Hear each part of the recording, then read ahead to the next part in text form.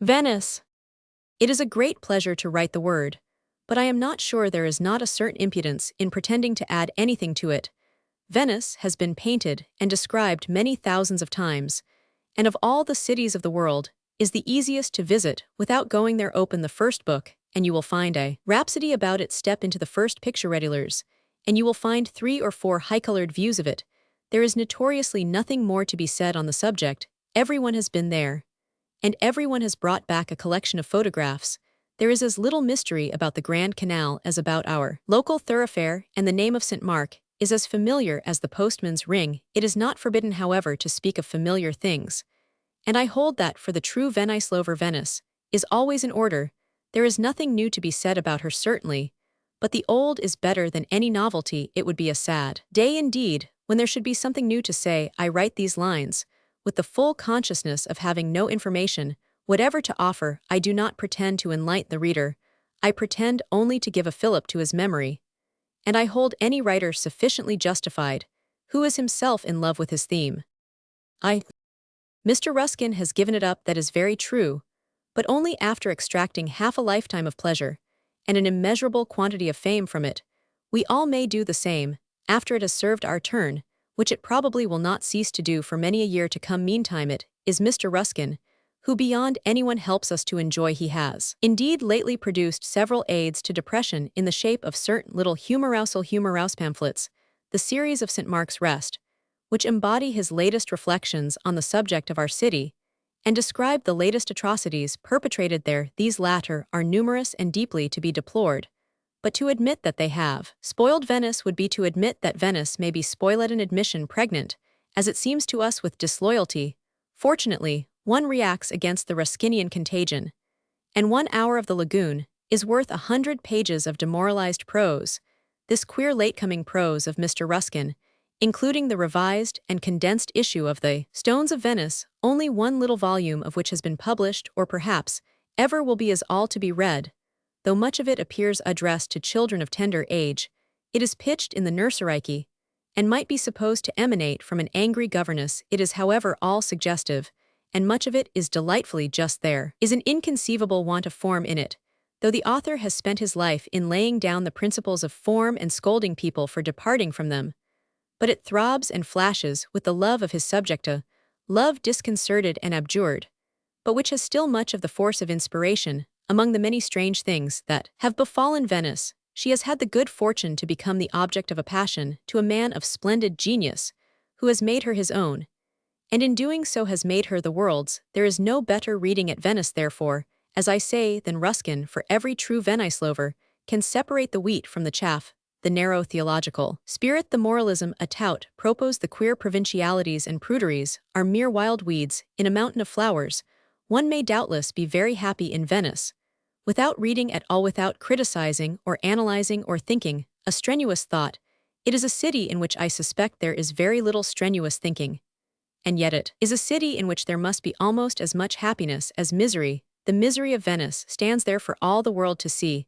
It is part of the spectacle. A thoroughgoing devotee of local color might consistently say it is part of the pleasure. The Venetian people have little to call their own, little more than the bare privilege of leading their lives in the most beautiful of towns.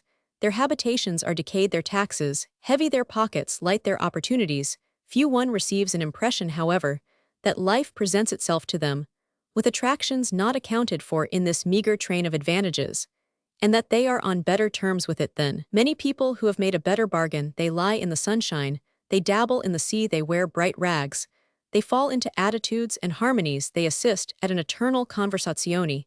It is not easy to say that one would have them other than they are, and it certainly would make an immense difference should they be better fed. The number of persons in Venice who evidently never have enough to eat is painfully large, but it would be more painful if we did not equally perceive that the rich Venetian temperament may bloom upon a dog's allowance. Nature has been kind to it, and sunshine and leisure and conversation and beautiful views form the greater part of its sustenance. It takes a great deal to make a successful American, but to make a happy Venetian takes only a handful of quick sensibility.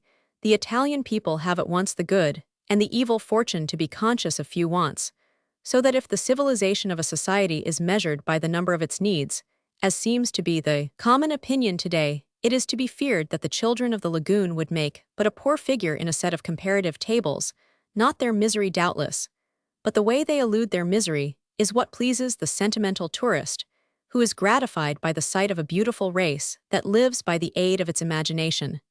The way to enjoy Venice is to follow the example of these people, and make the most of simple pleasures. Almost all the pleasures of the place are simple. This may be maintained even under the imputation of ingenious paradox. There is no simpler pleasure than looking at a fine Titian, unless it be looking at a fine Tintoret or strolling into St. Mark's. Abominable the way one falls into the habitant, resting one's light-wearied eyes upon the windowless gloom, or than floating in a gondola, or than hanging over a balcony, or than taking one's coffee at Florence. It is of such superficial pastimes that a Venetian day is composed, and the pleasure of the matter is in the emotions too, which they minister. These are fortunately of the finest. Otherwise Venice would be insufferably dull reading. Ruskin is good reading, the old records is perhaps better. But the best thing of all is simply staying on. The only way to care for Venice, as she deserves it, is to give her a chance to touch you offento, linger and remain and return. Roman 2. The danger is that you will not linger enough, a danger of which the author of these lines had known something. It is possible to dislike Venice, and to entertain the sentiment in a responsible and intelligent manner. There are travelers who think the place odious, and those who are not of this opinion often find themselves wishing that the others were only more numerous. The sentimental tourist's sole quarrel with his Venice is that he has too many competitors there. He likes to be alone, to be original, to have to himself at least the air of making discoveries. The Venice of today is a vast museum, where the little wicket that admits you is perpetually turning and creaking, and you march through the institution with a herd of fellow gazers. There is nothing left to discover or describe, and originality of attitude is completely impossible. This is often very annoying. You can only turn your back on your impertinent playfellow and curse his want of delicacy. But this is not the fault of Venice, it is the fault of the rest of the world. The fault of Venice is that though she is easy to admire, she is not so easy to live with as you count living in other places after you have stayed a week, and the bloom of novelty has rubbed off. You wonder if you can accommodate yourself to the peculiar conditions. Your old habits become impracticable, and you find yourself obliged to form new ones of an undesirable and unprofitable character. You are tired of your gondola, or you think you are, and you have seen all the principal pictures, and heard the names of the palaces announced a dozen times by your gondolier, who brings them out almost as impressively as if he were an English butler, bawling titles into a drawing-room. You have walked several hundred times round the piazza, and bought several bushels of photographs. You have visited the antiquity mongers, whose horrible signboards dishonor some of the grandest vistas in the Grand Canal. You have tried the opera, and found it very bad. You have bathed at the Lido, and found the water flat. You have begun to have a shipboard feeling, to regard the piazza as an enormous saloon, and the Riva degli Schiavoni as a promenade deck. You are obstructed and encaged. Your desire for space is unsatisfied. You miss your usual exercise. You try to take a walk, and you fail, and meantime, as I say, you have come to regard your gondola as a sort of magnified baby's cradle. You have no desire to be rocked to sleep, though you are sufficiently kept awake by the irritation produced, as you gaze across the shallow lagoon, by the attitude of the perpetual gondolier. With his turned-out toes, his protruded chin, his absurdly unscientific stroke. The canals have a horrible smell, and the everlasting piazza, where you have looked repeatedly at every article in every shop window, and found them all rubbish, where the young Venetians who sell bead bracelets and panoramas are perpetually thrusting their wares at you, where the same tightly buttoned officers are forever sucking the same black weeds at the same empty tables in front of the same cafes. The piazza, as I say, has resolved itself into a magnificent Tredroman 1099. This is the state of mind of those shallow inquirers, who find Venice all very well for a week. And if in such a state of mind you take your departure, you act with fatal rashness. The loss is your own. Moreover, it is not with all deference to your personal attractions that of your companions who remain behind. For, though there are some disagreeable things in Venice, there is nothing so disagreeable as the visitors. The conditions are peculiar, but your intolerance of them evaporates before it has had time to become a prejudice. When you have called for the bill to go pay it and remain, and you will find on the morrow that you are deeply attached to Venice, it is by living there from day to day that you feel the fullness of her charm, that you invite her exquisite influence to sink into your spirit. The creature varies like a nervous woman, whom you know only when you know all the aspects of her beauty. She has high spirits or low. She is pale, or red-gray, or pink-cold, or warm-fresh, or wan. According to the weather, or the hour, she is always interesting and almost always sad, but she has 1,000 occasional graces, and is always liable to happy accidents. You become extraordinarily fond of these things, you count upon them, they make part of your life. Tenderly fond you become. There is something indefinable in those depths of personal acquaintance that gradually establish themselves. The place seems to personify itself, to become human and sentient, and conscious of your affection. You desire to embrace it, to caress it, to possess it. And finally a soft sense of possession grows up, and your visit becomes a perpetual love affair. It is very true that if you go as the author of these lines on a certain occasion, when about the middle of March, a certain amount of disappointment is possible. He had paid no visit for several years. And in the interval, the beautiful and helpless city had suffered an increase of injury. The barbarians are in full possession, and you tremble for what they may do. You are reminded from the moment of your arrival that Venice scarcely exists any more as a city at all, that she exists only as a battered peep-show. And bizarre, there was a horde of savage Germans encamped in the piazza, and they filled the ducal palace, and the Academy with their uproar. The English and Americans came a little later. They came in good time with a great many French, who were discreet enough to make very long repasts at the Caf Quadri, during which they were out of the way. The months of April and May of the year 1881 were not, as a general thing, a favorable season for visiting the ducal palace, and the Academy, the valet de place, had marked them for his own and held triumphant possession of them. He celebrates his triumphs in a terrible brassy voice, which resounds all over the place, and has whatever language he be speaking the accent of some other idiom during all the spring months in Venice. These gentry abound in the great resorts, and they lead their helpless captives through churches and galleries in dense, irresponsible groups. They infest the piazza, they pursue you along the riva, they hang about the bridges and the doors of the cafes.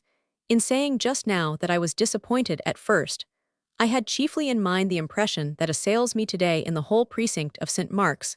The condition of this ancient sanctuary is surely a great scandal. The peddlers and commissioners ply their trade often, a very unclean one. At the very door of the temple they follow you across the threshold into the sacred dusk, and pull your sleeve and hiss into your ear, scuffling with each other. For customers, there is a great deal of dishonor about St. Mark's altogether. And if Venice, as I say, has become a great bazaar, this exquisite edifice is now the biggest booth. Roman 3. It is treated as a booth in all ways, and if it had not somehow a great spirit of solemnity within it, the traveler would soon have little warrant for regarding it as a religious affair. The restoration of the outer walls, which has lately been so much attacked and defended, is certainly a great shock of the necessity of the work. Only an expert is, I suppose, in a position to judge, but there is no doubt that if a necessity it be, it is one that is deeply to be regretted. To no more distressing necessity have people of taste lately had to resign themselves. Wherever the hand of the restorer has been laid, all semblance of beauty has vanished, which is a sad fact, considering that the external loveliness of St. Mark's has been for ages less impressive only than that of the still comparatively uninjured interior. I know not what is the measure of necessity in such a case, and it appears indeed to be a very delicate question today. At any rate, that admirable harmony of faded mosaic and marble, which to the eye of the traveler, emerging from the narrow streets that lead to the piazza, filled all the further end of it with a sort of dazzling silver presence. Today, this lovely vision is in a way to be completely reformed, and indeed well-nigh abolished the old softness and mellowness of colored work of the quiet centuries, and of the breath of the salt seas, giving way to large crude patches of new material, which have the effect of a monstrous malady, rather than of a restoration to health. They look like blotches of red and white paint, and dishonorable smears of chalk on the cheeks of a noble matron. The face toward the Piazzetta is in especial the newest looking thing conceivable, as new as a new pair of boots, or as the morning's paper. We do not profess, however, to undertake a scientific quarrel with these changes. We admit that our complaint is a purely sentimental one. The march of industry in United Italy must doubtless be looked at as a whole, and one must endeavor to believe that it is through innumerable lapses of taste that this deeply interesting country is groping her way to her place among the nations.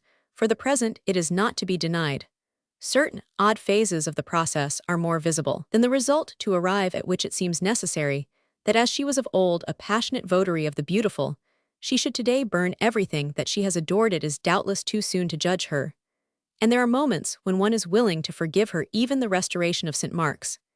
Inside as well there has been a considerable attempt to make the place more tidy, but the general effect as yet has not seriously suffered. What I chiefly remember is the straightening out of that dark and rugged old pavement, those deep undulations of primitive mosaic, in which the fond spectator was thought to perceive an intended resemblance to the waves of the ocean. Whether intended or not, the analogy was an image the more in a treasure house of images. But from a considerable portion of the church, it has now disappeared throughout the greater part.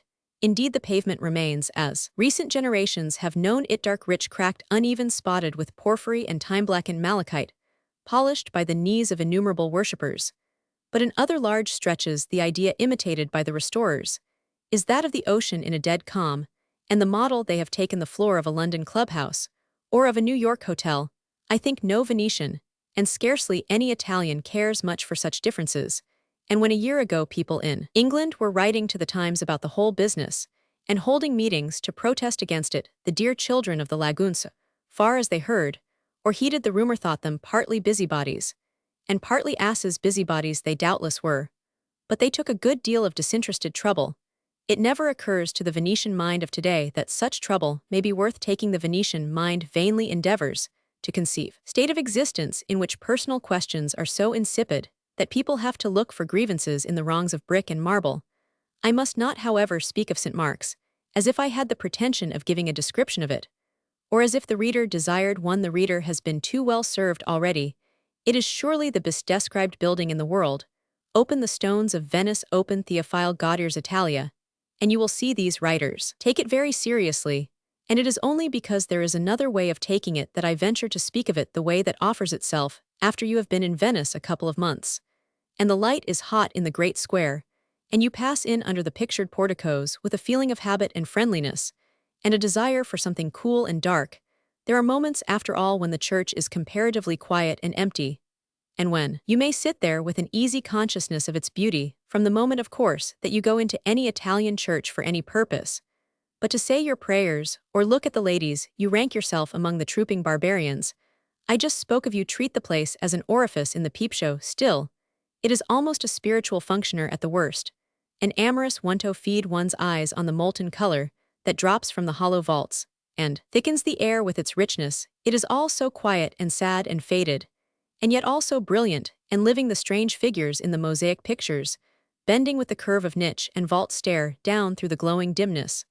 The burnished gold that stands behind them catches the light on its little uneven cubes. St. Mark's owes nothing of its character to the beauty of proportion or perspective. There is nothing grandly balanced or fair-arcing. There are no long lines nor triumphs of the perpendicular. The church arches indeed, but arches like a dusky cavern, beauty of surface, of tone, of detail, of things near enough to touch and kneel upon and lean against it. Is from this the effect proceeds in this sort of beauty. The place is incredibly rich, and you may go there every day and find afresh some lurking pictorial nook.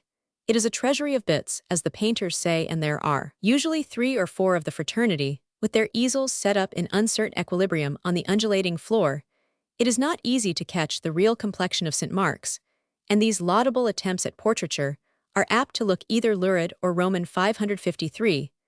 But if you cannot paint the old loose-looking marble slabs, the great panels of basalt, and jasper, the crucifixes, of which the lonely anguish looks deeper in the vertical light, the tabernacles, whose open doors disclose a dark Byzantine image, spotted with dull crooked gems, if you cannot paint these things, you can at least grow fond of them.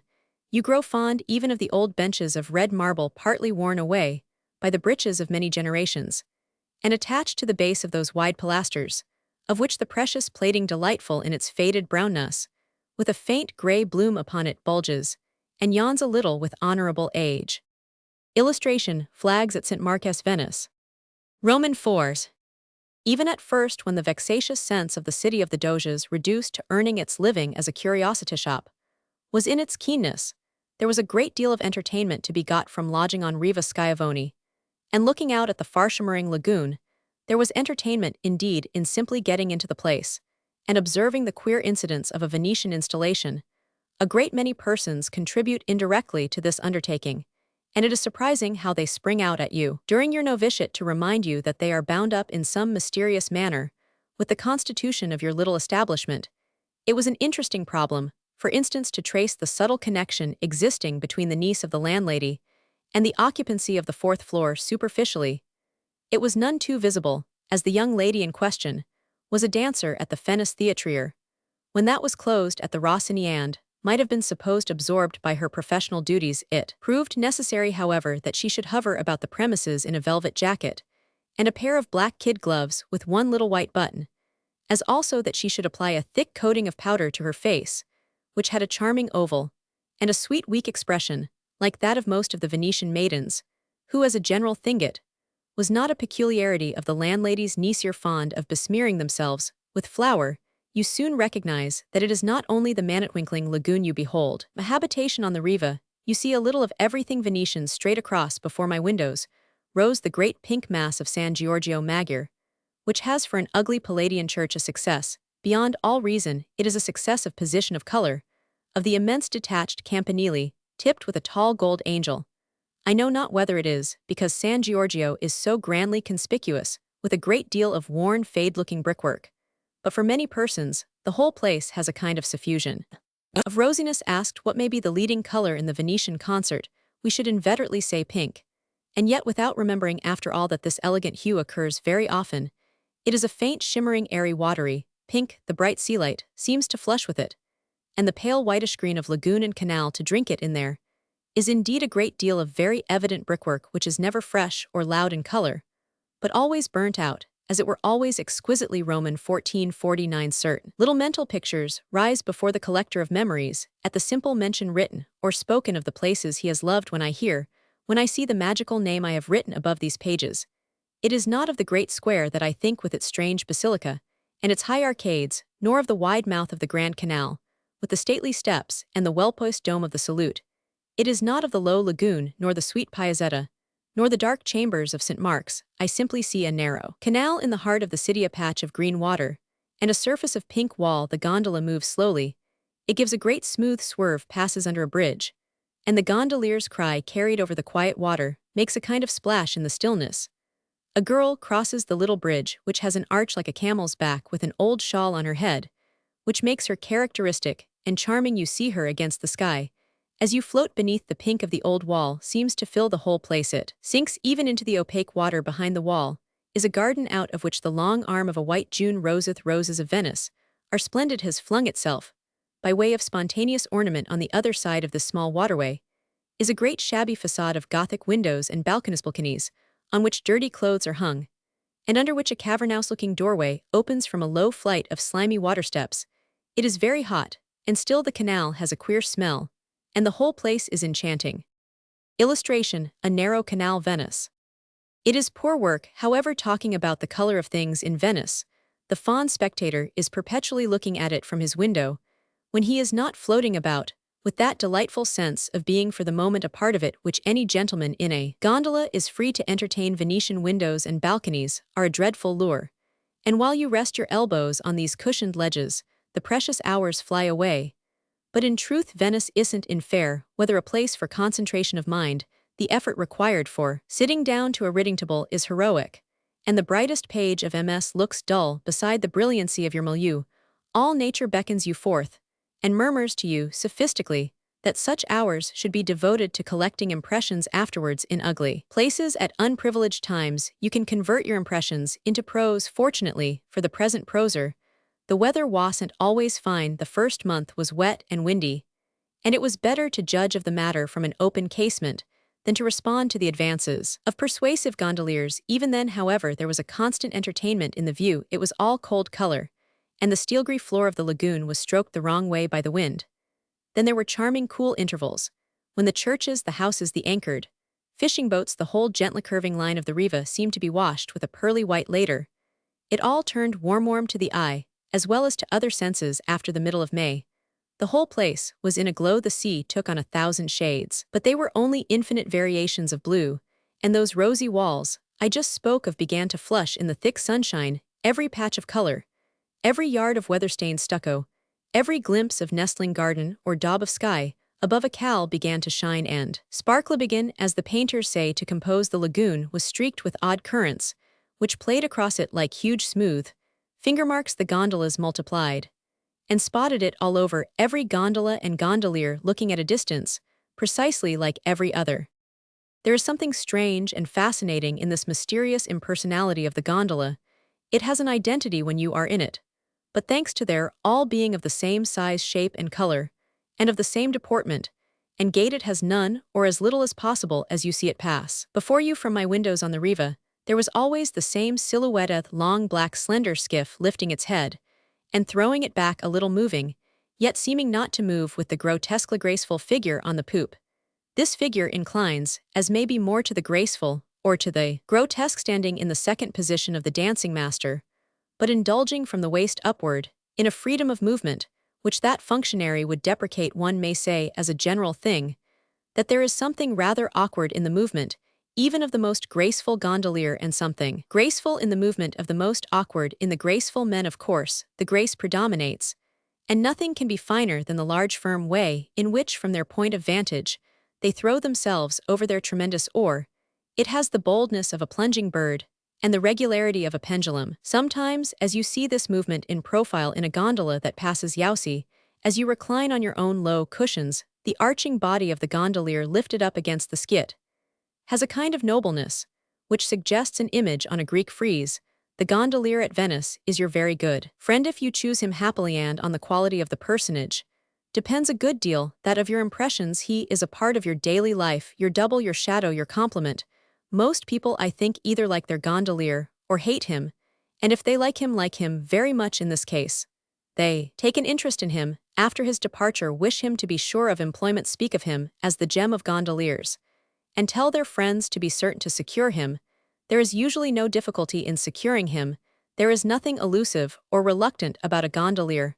Nothing would induce me not to believe them for the most part excellent fellows, and the sentimental tourist must always have a kindness for them more than the rest of the population. Of course, they are the children of Venice. They are associated with its idiosyncrasy, with its essence, with its silence, with its melancholy.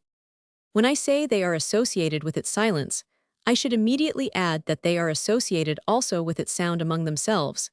They are an extraordinarily talkative company. They chatter at the tragedy, where they always have some sharp point under discussion. They bawl across the canals, they bespeak your commands. As you approach, they defy each other from afar. If you happen to have a traghetto under your window, you are well aware that they are a vocal race. I should go even further than I went just now, and say that the voice of the gondolier is in fact for audibility the dominant, or rather the only note of Venice. There is scarcely another heard sound, and that indeed is part of the interest of the place. There is no noise there save distinctly human noise, no rumbling, no vague uproar, nor rattle of wheels and hoofs. It is all articulate and vocal and personal. One may say indeed that Venice is emphatically the city of conversation. People talk all over the place, because there is nothing to interfere with its being caught by the ear among the populace. It is a general family party. The still water carries the voice, and good Venetians exchange confidences at a distance of half a mile. It saves a world of trouble, and they don't like trouble there. Delightful garrulous language helps them to make Venetian life a long conversazione. This language, with its soft elisions, its odd transpositions, its kindly contempt for consonants, and other disagreeables, has in it something peculiarly human and accommodating. If your gondolier had no other merit, he would have the merit that he speaks Venetian. This may rank as a merit, even some people perhaps would say, especially when you don't understand what he says, but he adds to it other graces which make him an agreeable feature in your life. The price he sets on his services is touchingly small, and he has a happy art of being obsequious without being, or at least without seeming abject for occasional liberalities. He evinces an almost lyrical gratitude. In short, he has delightfully good manners, a merit which he shares for the most part with the Venetians at large. One grows very fond of these people, and the reason of one's fondness is the frankness and sweetness of their address. That of the Italian family at large has much to recommend it, but in the Venetian manner there is something peculiarly ingratiating. One feels that the race is old, that it has a long and rich civilization in its blood, and that if it hasn't been blessed by fortune, it has at least been polished by time. It hasn't a genius for stiff morality, and indeed makes few pretensions in that direction. It scruples but scantly to represent the false as the true, and has been accused of cultivating the occasion to grasp and to overreach, and of steering a crooked coursonat to your and my advantage amid the sanctities of property. It has been accused further of loving, if not too well, at least too often, of being in fine as little austere, As possible, I am not sure it is very brave nor struck with its being very industrious, but it has an unfailing sense of the amenities of life. The poorest Venetian is a natural man of the world. He is better company than persons of his class are apt to be among the nations of industry, and verduer people are also sometimes perceived to lie and steal, and otherwise misconduct themselves. He has a great desire to please and to be pleased. V. In that matter, at least, the cold-blooded stranger begins at last to imitate him, begins to lead a life that shall be before all things easy, unless, indeed, he allow himself, like Mr. Ruskin, to be put out of humor by Titian, and Tiepolo. The hours he spends among the pictures are his best hours in Venice. And I am ashamed to have written so much of common things, when I might have been making festoons of the names of the masters. Only when we have covered our page with such festoons, what more is left to say when one has said Carpaccio and Bellini, the Tintoret, and the Veronese one has struck a note that must be left to resound at, well, everything has been said about the mighty painters, and it is of little importance that a pilgrim the more has found them to his taste, went this morning to the Academy, was very much pleased with Titian's assumption. That honest phrase has doubtless been written in many a traveller's diary, and was not indiscreet on the part of its author, but it appeals little to the general reader, and we must moreover notoriously not expose our deepest feelings. Since I have mentioned Titian's assumption, I must say that there are some people who have been less pleased with it than the observer. We have just imagined it is one of the possible disappointments of Venice, and you may, if you like, take advantage of your privilege of not caring for it. It imparts a look of great richness to the side of the beautiful room of the Academy on which it hangs, but the same room contains 2 or 3 works less known to fame, which are equally capable of inspiring a passion. The Annunciation struck me as coarse and superficial. That note was once made in a simple-minded tourist's book. At Venice, strange to say, Titian is altogether a disappointment. The city of his adoption is far from containing the best of him. Madrid, Paris, London, Florence, Dresden, Munich, these are the homes of his greatness. There are other painters who have but a single home, and the greatest of these is the Tintoret. Close beside him sit Carpaccio and Bellini, who make with him the dazzling Venetian trio. The Veronese may be seen and measured in other places. He is most splendid in Venice, but he shines in Paris, and in Dresden you may walk out of the noonday dusk of Trafalgar Square in November, and in one of the chambers of the National Gallery see the family of Darius rustling and pleading and weeping at the feet of Alexander. Alexander is a beautiful young Venetian in crimson pantaloons, and the picture sends a glow into the cold London twilight. You may sit before it for an hour and dream you are floating to the Watergate of the Ducal Palace. Certain old beggar, who has one of the handsomest heads in the world, has sat to 100 painters for doges, and for personages more sacred has a prescriptive right to pretend to pull your gondola to the steps, and to hold out a greasy immemorial cap. But you must go to Venice in very fact to see the other masters who form part of your life, while you are there, who illuminate your view of the universe. It is difficult to express one's relation to them.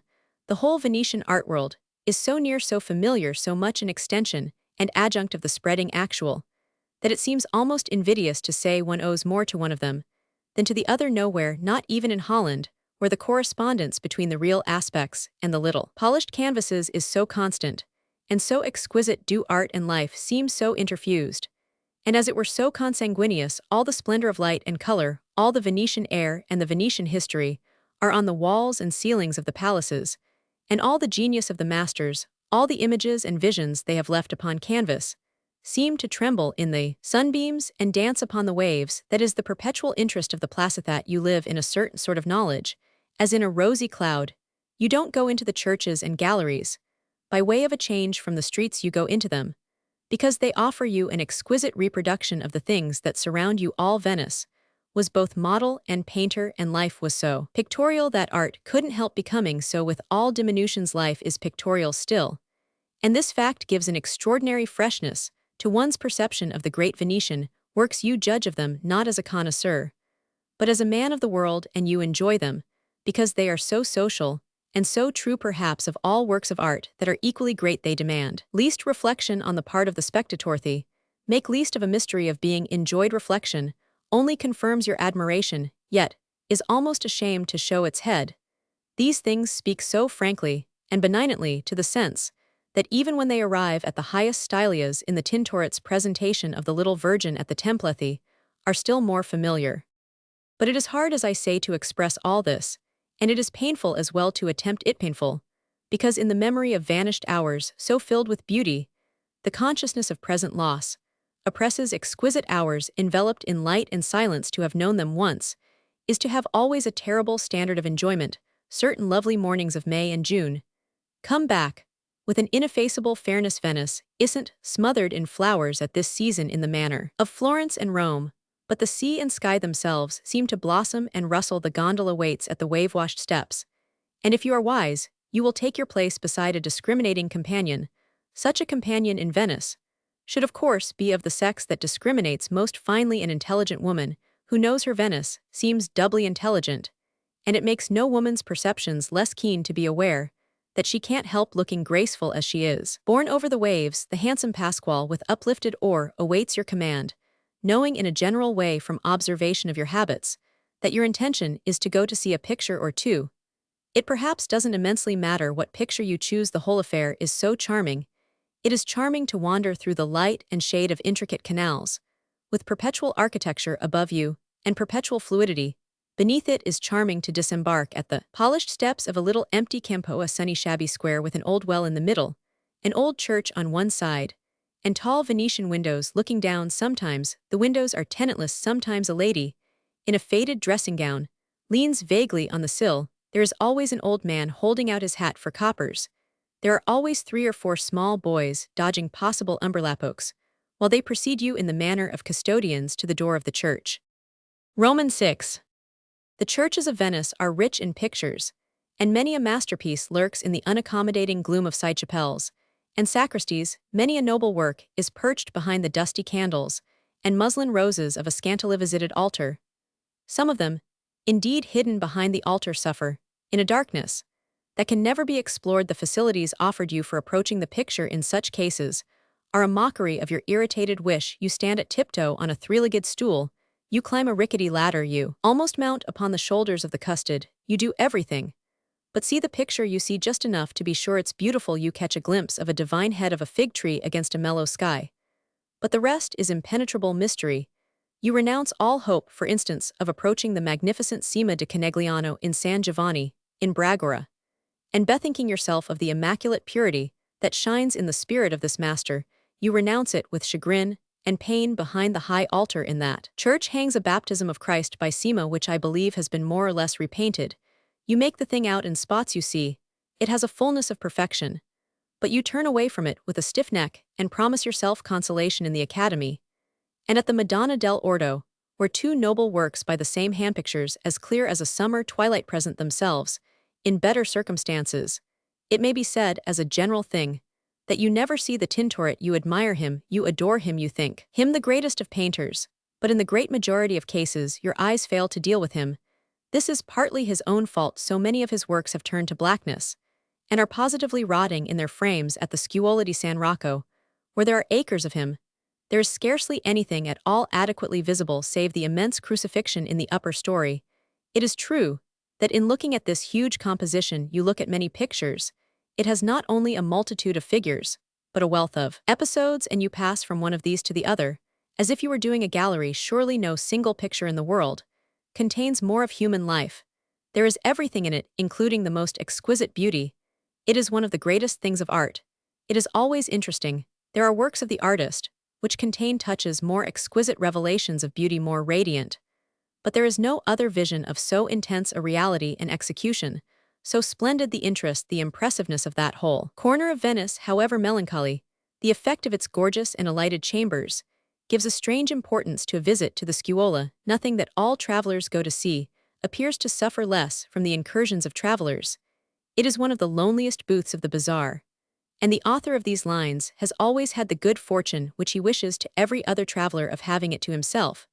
I think most visitors find the place rather alarming and wicked-looking. They walk about a while among the fitful figures that gleam here and there out of the great tapestry, as it were, with which the painter has hung all the walls, and then, depressed and bewildered by the portentous solemnity of these objects, by strange glimpses of unnatural scenes, by the echo of their lonely footsteps on the vast stone floors, they take a hasty departure, finding themselves again, with a sense of release from danger, a sense that the genius loci was a sort of mad whitewasher, who worked with a bad mixture in the bright, the campo among the beggars, the orange vendors, and the passing gondolas. Solemn, indeed, is the place, solemn, and strangely suggestive for the simple reason that we shall scarcely find four walls elsewhere that enclose within a like area an equal quantity of genius. The air is thick with it, and dense, and difficult to breathe, for it was genius that was not happy inasmuch as it lacked the art to fix itself forever. It is not immortality that we breathe at the Scuola di San Rocco, but conscious, reluctant mortality. Fortunately, however, we can turn to the ducal palace where everything is so brilliant and splendid that the poor dusky Tintoret is lifted in spite of himself into the concert. This deeply original building is of course the loveliest thing in Venice, and a morning stroll, there is a wonderful illumination. Cunningly select your hour half. The enjoyment of Venice is a question of dodging and enter at about 1 o'clock, when the tourists have flocked off to lunch, and the echoes of the charming chambers have gone to sleep among the sunbeams. There is no brighter place in Venice, which I mean that on the whole there is none half so bright. The reflected sunshine plays up through the great windows from the glittering lagoon and shimmers and twinkles over gilded walls and ceilings. All the history of Venice, all its splendid stately past glows around you in a strong sea light. Everyone here is magnificent, but the great Veronese is the most magnificent of all. He swims before you in a silver cloud. He thrones in an eternal morning. The deep blue sky burns behind him, streaked across with milky bars. The white colonnades sustain the richest canopies, under which the first gentlemen and ladies in the world both render homage and receive it. Their glorious garments rustle in the air of the sea, and their sunlighted faces are the very complexion of Venice, the mixture of pride and piety, of politics and religion, of art and patriotism, gives a splendid dignity to every scene. Never was a painter more nobly joyous, never did an artist take a greater delight in life, seeing it all as a kind of breezy festival, and feeling it through the medium of perpetual success. He revels in the gold-framed ovals of the ceilings, multiplies himself there, with the fluttering movement of an embroidered banner that tosses itself into the blue. He was the happiest of painters and produced the happiest picture in the world. The Rape of Europa surely deserves this title. It is impossible to look at it without aching with envy. Nowhere else in art is such a temperament revealed. Never did inclination and opportunity combine to express such enjoyment. The mixture of flowers and gems and brocade, of blooming flesh and shining sea, and waving groves of youth, health, movement, desire. This is the brightest vision that ever descended upon the soul of a painter. Happy the artist who could entertain such a vision, happy the artist who could paint it, as the masterpiece I here recall is painted. The Tintoret's visions were not so bright as that, but he had several that were radiant enough. In the room that contains the work just cited are several smaller canvases, by the greatly more complex genius of the Scuola di San Rocco, which are almost simple in their loveliness, almost happy. In their simplicity, they have kept their brightness through the centuries, and they shine with their neighbors in those golden rooms. There is a piece of painting in one of them, which is one of the sweetest things in Venice, and which reminds one afresh of those wild flowers of execution that bloom so profusely and so unheeded in the dark corners of all of the Tintoret's work. Palace Chasing Away Mars is, I believe, the name that is given to the picture, and it represents in fact a young woman of noble appearance administering a gentle push to a fine young man in armor, as if to tell him to keep his distance. It is of the gentleness of this push that I speak, the charming way in which she puts out her arm with a single bracelet on it, and rests her young hand, its rosy fingers parted on his dark breastplate. She bends her enchanting head with the effort ahead, which has all the strange fairness that the Tintoret always sees in women, and the soft, living, flesh-like glow of all these members, over which the brush has scarcely paused in its course, is as pretty an example of genius as all Venice can show. But why speak of the Tintoret when I can say nothing of the great paradise which unfolds its somewhat smoky splendor and the wonder of its multitudinous circles in one of the other chambers? If it were not one of the first pictures in the world, it would be about the biggest, and we must confess that the spectator gets from it at first chiefly an impression of quantity. Then he sees that this quantity is really wealth, that the dim confusion of faces is a magnificent composition, and that some of the details of this composition are extremely beautiful. It is impossible, however, in a retrospect of Venice to specify one's happiest hours, though as one looks backward certain ineffaceable moments start here and there into vividness. How is it possible to forget one's visits to the sacristy of the Frari, however frequent they may have been, and the great work of John Bellini, which forms the treasure of that apartment. Roman 7. Nothing in Venice is more perfect than this, and we know of no work of art more complete. The picture is in 3 compartments. The Virgin sits in the central division, with her child. 2 venerable saints, standing close together, occupy each of the others. It is impossible to imagine anything more finished or more ripe. It is one of those things that sum up the genius of a painter, the experience of a life, the teaching of a school. It seems painted with molten gems which have only been clarified by time, and is as solemn as it is gorgeous, and as simple as it is deep. Giovanni Bellini is more or less everywhere in Venice, and wherever he is almost certain to be first I mean in his own line paints little else than the Madonna and the saints. He has not Carpaccio's care for human life at large, nor the Tintorets, nor the of the Veronese. Some of his greater pictures, however, where several figures are clustered together, have a richness of sanctity that is almost profane. There is one of them on the dark side of the room at the Academy that contains Titian's Assumption, which, if we could only see its position, is an inconceivable scandal, would evidently be one of the mightiest of so-called sacred pictures. So too is the Madonna of San Zaccaria, hung in a cold, dim, dreary place, ever so much too high, but so mild and serene, and so grandly disposed, and accompanied that the proper attitude for even the most critical amateur as he looks at it strikes one as the bended knee. There is another noble John Bellini, one of the very few in which there is no Virgin, at San Giovanni Crisostomo a St. Jerome, in a red dress sitting aloft upon the rocks, and with a landscape of extraordinary purity behind him. The absence of the peculiarly erect Madonna makes it an interesting surprise among the works of the painter, and gives it a somewhat less strenuous air, but it has brilliant beauty, and the St. Jerome is a delightful old personage. The same church contains another great picture, for which the haunter of these places must find a shrine apart in his memory. One of the most interesting things he will have seen, if not the most brilliant. Nothing appeals more to him than 3 figures of Venetian ladies, which occupy the foreground of a smallish canvas of Sebastian del Piombo, placed above the high altar of San Giovanni Crisostomo. Sebastian was a Venetian by birth, but few of his productions are to be seen in his native place. Few, indeed, are to be seen anywhere. The picture represents the patron saint of the church, accompanied by other saints, and by the worldly votaries. I have mentioned these ladies stand together on the left, holding in their hands little white caskets. 2 of them are in profile, but the foremost turns her face to the spectator. This face and figure are almost unique among the beautiful things of Venice, and they leave the susceptible observer with the impression of having made, or rather having missed, a strange, a dangerous, but a most valuable acquaintance. The lady, who is superbly handsome, is the typical Venetian of the 16th century, and she remains for the mind the perfect flower of that society. Never was there a greater air of breeding, a deeper expression of tranquil superiority. She walks a goddess as if she trod without sinking the waves of the Adriatic. It is impossible to conceive a more perfect expression of the aristocratic spirit, either in its pride or in its benignity. This magnificent creature is so strong and secure that she is gentle, and so quiet that in comparison, all minor assumptions of calmness suggest only a vulgar alarm. But for all this, there are depths of possible disorder in her light-colored eye. I had meant, however, to say nothing about her, for it's not right to speak of Sebastian when one hasn't found room for Carpaccio. These visions come to one, and one can neither hold them nor brush them aside. Memories of Carpaccio, the magnificent, the delightful. It's not for want of such visitations, but only for want of space, that I haven't said of him what I would. There is little enough need of it for Carpaccio's sake, his fame being brighter, taude thanks to the generous lamp Mr. Ruskin has held up to it than it has ever been.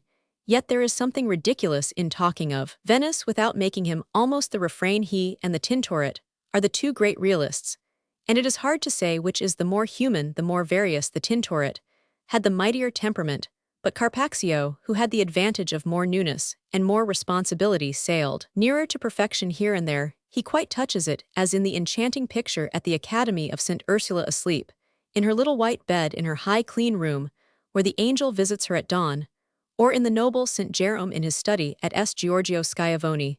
This latter work is a pearl of sentiment, and I may add, without being fantastic, a ruby of color. It unites the most masterly finish with a kind of universal largeness of feeling, and he who has it well in his memory will never hear the name of Carpaccio without a throb of almost personal affection. Such, indeed, is the feeling that descends upon you in that wonderful little chapel of St. George of the Slaves, where this most personal and sociable of artists has expressed all the sweetness of his imagination. The place is small and incommodious, the pictures are out of sight, and alighted the custodian is rapacious, the visitors are mutually intolerable, but the shabby little chapel is a palace of art. Mr. Ruskin has written a pamphlet about it, which is a real aid to enjoyment, though I can't but think the generous artist with his keen senses and his just feeling would have suffered to hear his eulogist declare that one of his other productions in the Museo Civico of Palazzo Corre, a delightful portrait of two Venetian ladies with pet animalses, the finest picture in the world, it has no need of that to be thought admirable, and what more can a painter desire? Roman 8. May in Venice is better than April, but June is best of all. Then the days are hot, but not too hot, and the nights are more beautiful than the days. Then Venice is rosier than ever in the morning, and more golden than ever as the day descends. She seems to expand and evaporate, to multiply all her reflections and iridescences. Then the life of her people and the strangeness of her constitution become a perpetual comedy, or at least a perpetual drama. Then the gondola is your sole habitation, and you spend days between sea and sky. You go to the Lido, though the Lido has been spoiled. When I first saw it in 1869, it was a very natural place, and there was but a rough lane across the little island from the landing place to the beach. There was a bathing place in those days, and a restaurant which was very bad, but where in the warm evenings your dinner didn't much matter as you sat letting it cool on the wooden terrace that stretched out into the sea. Today the Lido is a part of United Italy and has been made the victim of villainous improvements. A little Cockney village has sprung up on its rural bosom, and a third-rate boulevard leads from Santa Elisabetta to the Adriatic. There are bitumen walks and gas lamps, lodging houses, shops, and a teatro diurno. The bath and establishment is bigger than before, and the restaurant as well, but it is a compensation, perhaps, that the cuisine is no better such as it is. However, you want scorn occasionally to partake of it on the breezy platform under which bathers dart and splash, and which looks out to where the fishing boats with sails of orange and crimson wander along the darkening horizon. The beach at the Lido is still lonely and beautiful, and you can easily walk away from the Cockney village. The return to Venice in the sunset is classical and indispensable, and those who at that glowing hour have floated toward the towers that rise out of the lagoon will not easily part with the impression. But you indulge in larger excursions. You go to Burano and Torcello, to Malamocco and Chioggia. Torcello, like the Lido, has been improved. The deeply interesting little cathedral of the 8th century, which stood there on the edge of the sea, as touching in its ruin with its grassy threshold and its primitive mosaics as the bleached bones of a human skeleton washed ashore by the tide, has now been restored and made cheerful, and the charm of the place, its strange and suggestive desolation, has well-nigh departed.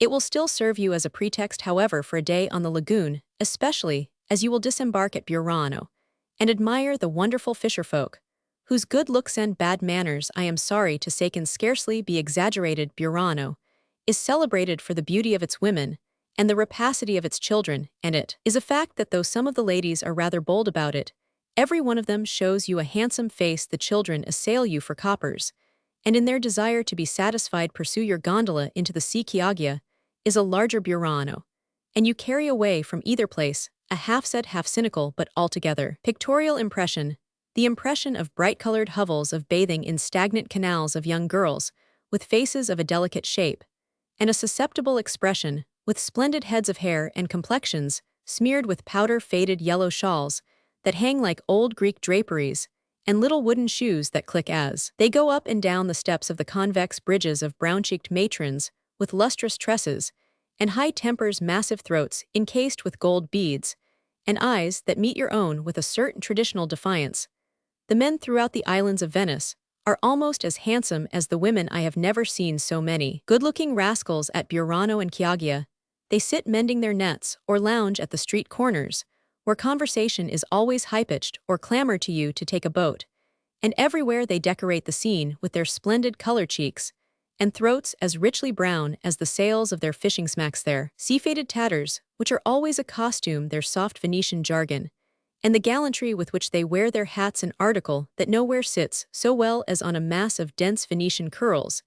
If you are happy, you will find yourself, after a June day in Venice, about 10 o'clock, on a balcony that overhangs the Grand Canal, with your elbows on the broad ledge, a cigarette in your teeth, And a little good company beside you. The gondolas pass beneath the watery surface, gleams here and there from their lamps, some of which are colored lanterns that move mysteriously in the darkness.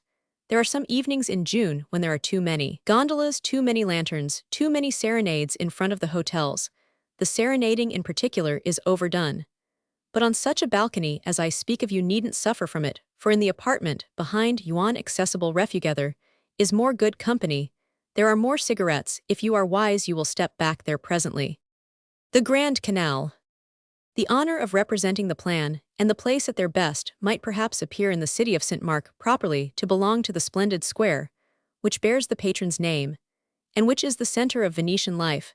So far this is pretty well all the way indeed, as Venetian life is a matter of strolling and chaffering, of gossiping and gaping, of circulating without a purpose, and of staring too often with a foolish one through the shop windows of dealers whose hospitality makes their doorsteps dramatic at the very vulgarest rubbish in all the modern market. If the Grand Canal, however, is not quite technically a street, the perverted piazza is perhaps even less normal, and I hasten to add that I am glad not to find myself studying my subject under the international arcades, or yet I will go the length of saying in the solemn presence of the church, for indeed in that case I foresee I should become still more confoundingly conscious of the stumbling block that inevitably, even with his first few words, crops up in the path of the lover of Venice, who rashly addresses himself to expression. Venetian life is a mere literary convention, though it be an indispensable figure. The words have played an effective part in the literature of sensibility. They constituted 30 years ago the title of Mr. Howell's delightful volume of impressions. But in using them today, one owes some frank amends to one's own lucidity. Let me carefully premise, therefore, that so often as they shall again drop from my pen, so often shall I beg to be regarded as systematically superficial. Venetian life in the large old sense has long since come to an end, and the essential present character of the most melancholy of cities resides simply in its being the most beautiful of tombs. Nowhere else has the past been laid to rest with such tenderness, such a sadness of resignation and remembrance. Nowhere else is the present so alien, so discontinuous, so like a crowd in a cemetery. Without garlands for the graves, it has no flowers in its hands. But as a compensation, perhaps, and the thing is doubtless more to the point, it has money and little read books. The everlasting shuffle of these irresponsible visitors in the piazza is contemporary Venetian life. Everything else is only a reverberation of that. The vast mausoleum has a turnstile at the door, and a functionary in a shabby uniform lets you in as per tariff to see how dead it is. From this constatation, this cold curiosity, proceed all the industry, the prosperity, the vitality of the place. The shopkeepers and gondoliers, the beggars, and the models depend upon it for a living. They are the custodians and the ushers of the great museum. They are even themselves to a certain extent the objects of exhibition. It is in the wide vestibule of the square that the polyglot pilgrims gather most densely. Piazza San Marco is the lobby of the opera. In the intervals of the performance, the present fortune of Venice, the lamentable difference, is most easily measured there, and that is why in the effort to resist our pessimism, we must turn away both from the purchasers and from the vendors of ricordi. The ricordi that we prefer are gathered best where the gondola glides best of all on the noble waterway that begins in its glory at the Salute and ends in its abasement at the railway station. It is, however, the cockneyfied Piazzetta, forgive me, shade of St. Theodorha's, not a brand new café begun to glare there electrically this very year, that introduces us most directly to the great picture by which the Grand Canal works its first spell, and to which 1,000 artists, not always with a talent apiece, have paid their tribute. We pass into the Piazzetta to look down the great throat, as it were, of Venice, and the vision must console us for turning our back on St. Mark's. We have been treated to it again and again, of course, even if we have never stirred from home. But that is only a reason the more for catching at any freshness that may be left in the world of photography. It is in Venice above all that we hear the small buzz of this vulgarizing voice of the familiar. Yet perhaps it is in Venice too that the picturesque fact has best mastered the pious secret of how to wait for us. Even the classic Salute waits like some great lady on the threshold of her saloon.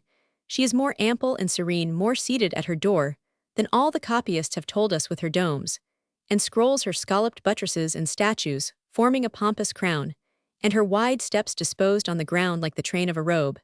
This fine air of the woman of the world is carried out by the well-bred assurance with which she looks in the direction of her old-fashioned Byzantine neighbor, and the juxtaposition of two churches so distinguished, and so different each splendid in its sort, is a sufficient mark of the scale and range of Venice. However, we ourselves are looking away from St. Mark's. We must blind our eyes to that dazzle without it. Indeed there are brightnesses and fascinations, enough we see them in abundance even while we look away from the shady steps of the Salute. These steps are cool in the morning, yet I don't know that I can justify my excessive fondness for them any better than I can explain 100 of the other vague infatuations with which Venice sophisticates the spirit under such an influence. Fortunately, one need not explain it. Keeps account of nothing but perceptions and affections. It is from the Salute steps perhaps of a summer morning that this view of the open mouth of the city is most brilliantly amusing. The whole thing composes, as if composition were the chief end of human institutions. The charming architectural promontory of the Dogana stretches out the most graceful of arms, balancing in its hand the gilded globe on which revolves the delightful satirical figure of a little weathercock of a woman. This fortune, this navigation, or whatever she is, Calage, surely needs no name. Catches the wind in the bit of drapery of which she has divested her rotary bronze loveliness. On the other side of the canal twinkles and glitters the long row of the happy palaces, which are mainly expensive hotels. There is a little of everything everywhere in the bright Venetian air, but to these houses belongs especially the appearance of sitting across the water at the receipt of custom, of watching, in their hypocritical loveliness, for the stranger and the victim. I call them happy, because even their sordid uses and their vulgar signs melt somehow with their vague Sistine pinks and drabs into that strange gaiety of light and color which is made up of the reflection of superannuated things. The atmosphere plays over them like a laugh. They are of the essence of the sad old joke. They are almost as charming from other places as they are from their own balconies, and share fully in that universal privilege of Venetian objects, which consists of being both the picture and the point of view. This double character, which is particularly strong in the Grand Canal, adds a difficulty to any control of one's notes. The Grand Canal may be practically, as in impression, the cushioned balcony of a high and well-loved palace, memory of irresistible evenings of the sociable elbow, of endless lingering and looking, or it may evoke the restlessness of a fresh curiosity of methodical inquiry. In a gondola piled with references, there are no references I ought to mention in the present remarks, which sacrifice to accident, not to completeness. A rhapsody of Venice is always in order, but I think the catalogues are finished. I should not attempt to write here the names of all the palaces, even if the number of those I find myself able to remember in the immense array were less insignificant. There are many I delight in that I don't know, or at least don't keep apart. Then there are the bad reasons for preference that are better than the good, and all the sweet bribery of association and recollection. These things, as one stands on the Salute steps, are so many delicate fingers to pick straight out of the row. A dear little featureless house, which with its pale green shutters looks straight across at the great door, and through the very keyhole as it were of the church, and which I needn't call by a name, a pleasant American name that every one in Venice these many years has had on grateful lips. It is the very friendliest house in all the wide world, and it has, as it deserves to have, the most beautiful position. It is a real Porto di Mare, as the gondoliers say, a port within a port. It sees everything that comes and goes, and takes it all in with practiced eyes. Not a tint or a hint of the immense iridescence is lost upon it, and there are days of exquisite color on which it may fancy itself the heart of the wonderful prism. We wave to it from the Salute steps, which we must decidedly leave if we wish to get on a grateful hand across the water and turn into the big white church of Longhanon. Empty shaft, beneath a perfunctory dome where an American family and a German party, huddled in a corner upon a pair of benches, are gazing with a conscientiousness worthy of a better cause at nothing in particular. For there is nothing particular in this cold and conventional temple to gaze at save the great Tintoretto of the sacristy, to which we quickly pay our respects, and which we are glad to have for 10 minutes to ourselves. The picture, though full of beauty, is not the finest of the masters, but it serves again, as well as another, to transport. There is no other word those of his lovers for whom in faraway days, when Venice was an early rapture, this strange and mystifying painter was almost the supreme revelation. The plastic arts may have less to say to us than in the hungry years of youth, and the celebrated picture in general be more of a blank, but more than the others any fine Tintoret still carries us back, calling up not only the rich particular vision, but the freshness of the old wonder. Many things come and go, but this great artist remains for us in Venice, a part of the company of the mind. The others are there in their obvious glory, but he is the only one for whom the imagination, in our expressive modern phrase, sits up the marriage in Cana at the salute, has all his characteristic and fascinating unexpectedness sacrifice of the figure of our Lord, who is reduced to the mere final point of a clever perspective and the free joyous presentation of all the other elements of the feast. Why, in spite of this queer one-sidedness, does the picture give us no impression of a lack of what the critics call reverence, for no other reason that I can think of than because it happens to be the work of its author, in whose very mistakes there is a singular wisdom? Mr. Ruskin has spoken with sufficient eloquence of the serious loveliness of the row of heads of the women on the right who talk to each other as they sit at the foreshortened banquet. There could be no better example of the roving independence of the painter's vision, a real spirit of adventure for which his subject was always a cluster of accidents, not an obvious order, but a sort of peopled and agitated chapter of life, in which the figures are submissive pictorial notes. These notes are all there in their beauty and heterogeneity, and if the abundance is of a kind to make the principle of selection seem in comparison timid, yet the sense of composition in the spectator, if it happen to exist, reaches out to the painter, in peculiar sympathy dull, must be the spirit of the worker tormented in any field of art with that particular question, who is not moved to recognize in the eternal problem the high fellowship of Tintoretta. If the long reach from this point to the deplorable iron bridge, which discharges the pedestrian at the Academier, more comprehensively, to the painted and gilded Gothic of the noble Palazzo Foscari, too much of a curve to be seen at any one point as a whole, it represents the better. The arched neck, as it were, of the undulating serpent, of which the Canalazzo has the likeness. We pass a dozen historic houses, we note in our passage 100 component bits with the baffled sketcher's sense, and with what would doubtless be save for our intensely Venetian fatalism, the baffled sketcher's temperate is the early palaces, of course, and also, to be fair, some of the late, if we could take them one by one, that give the canal the best of its grand air.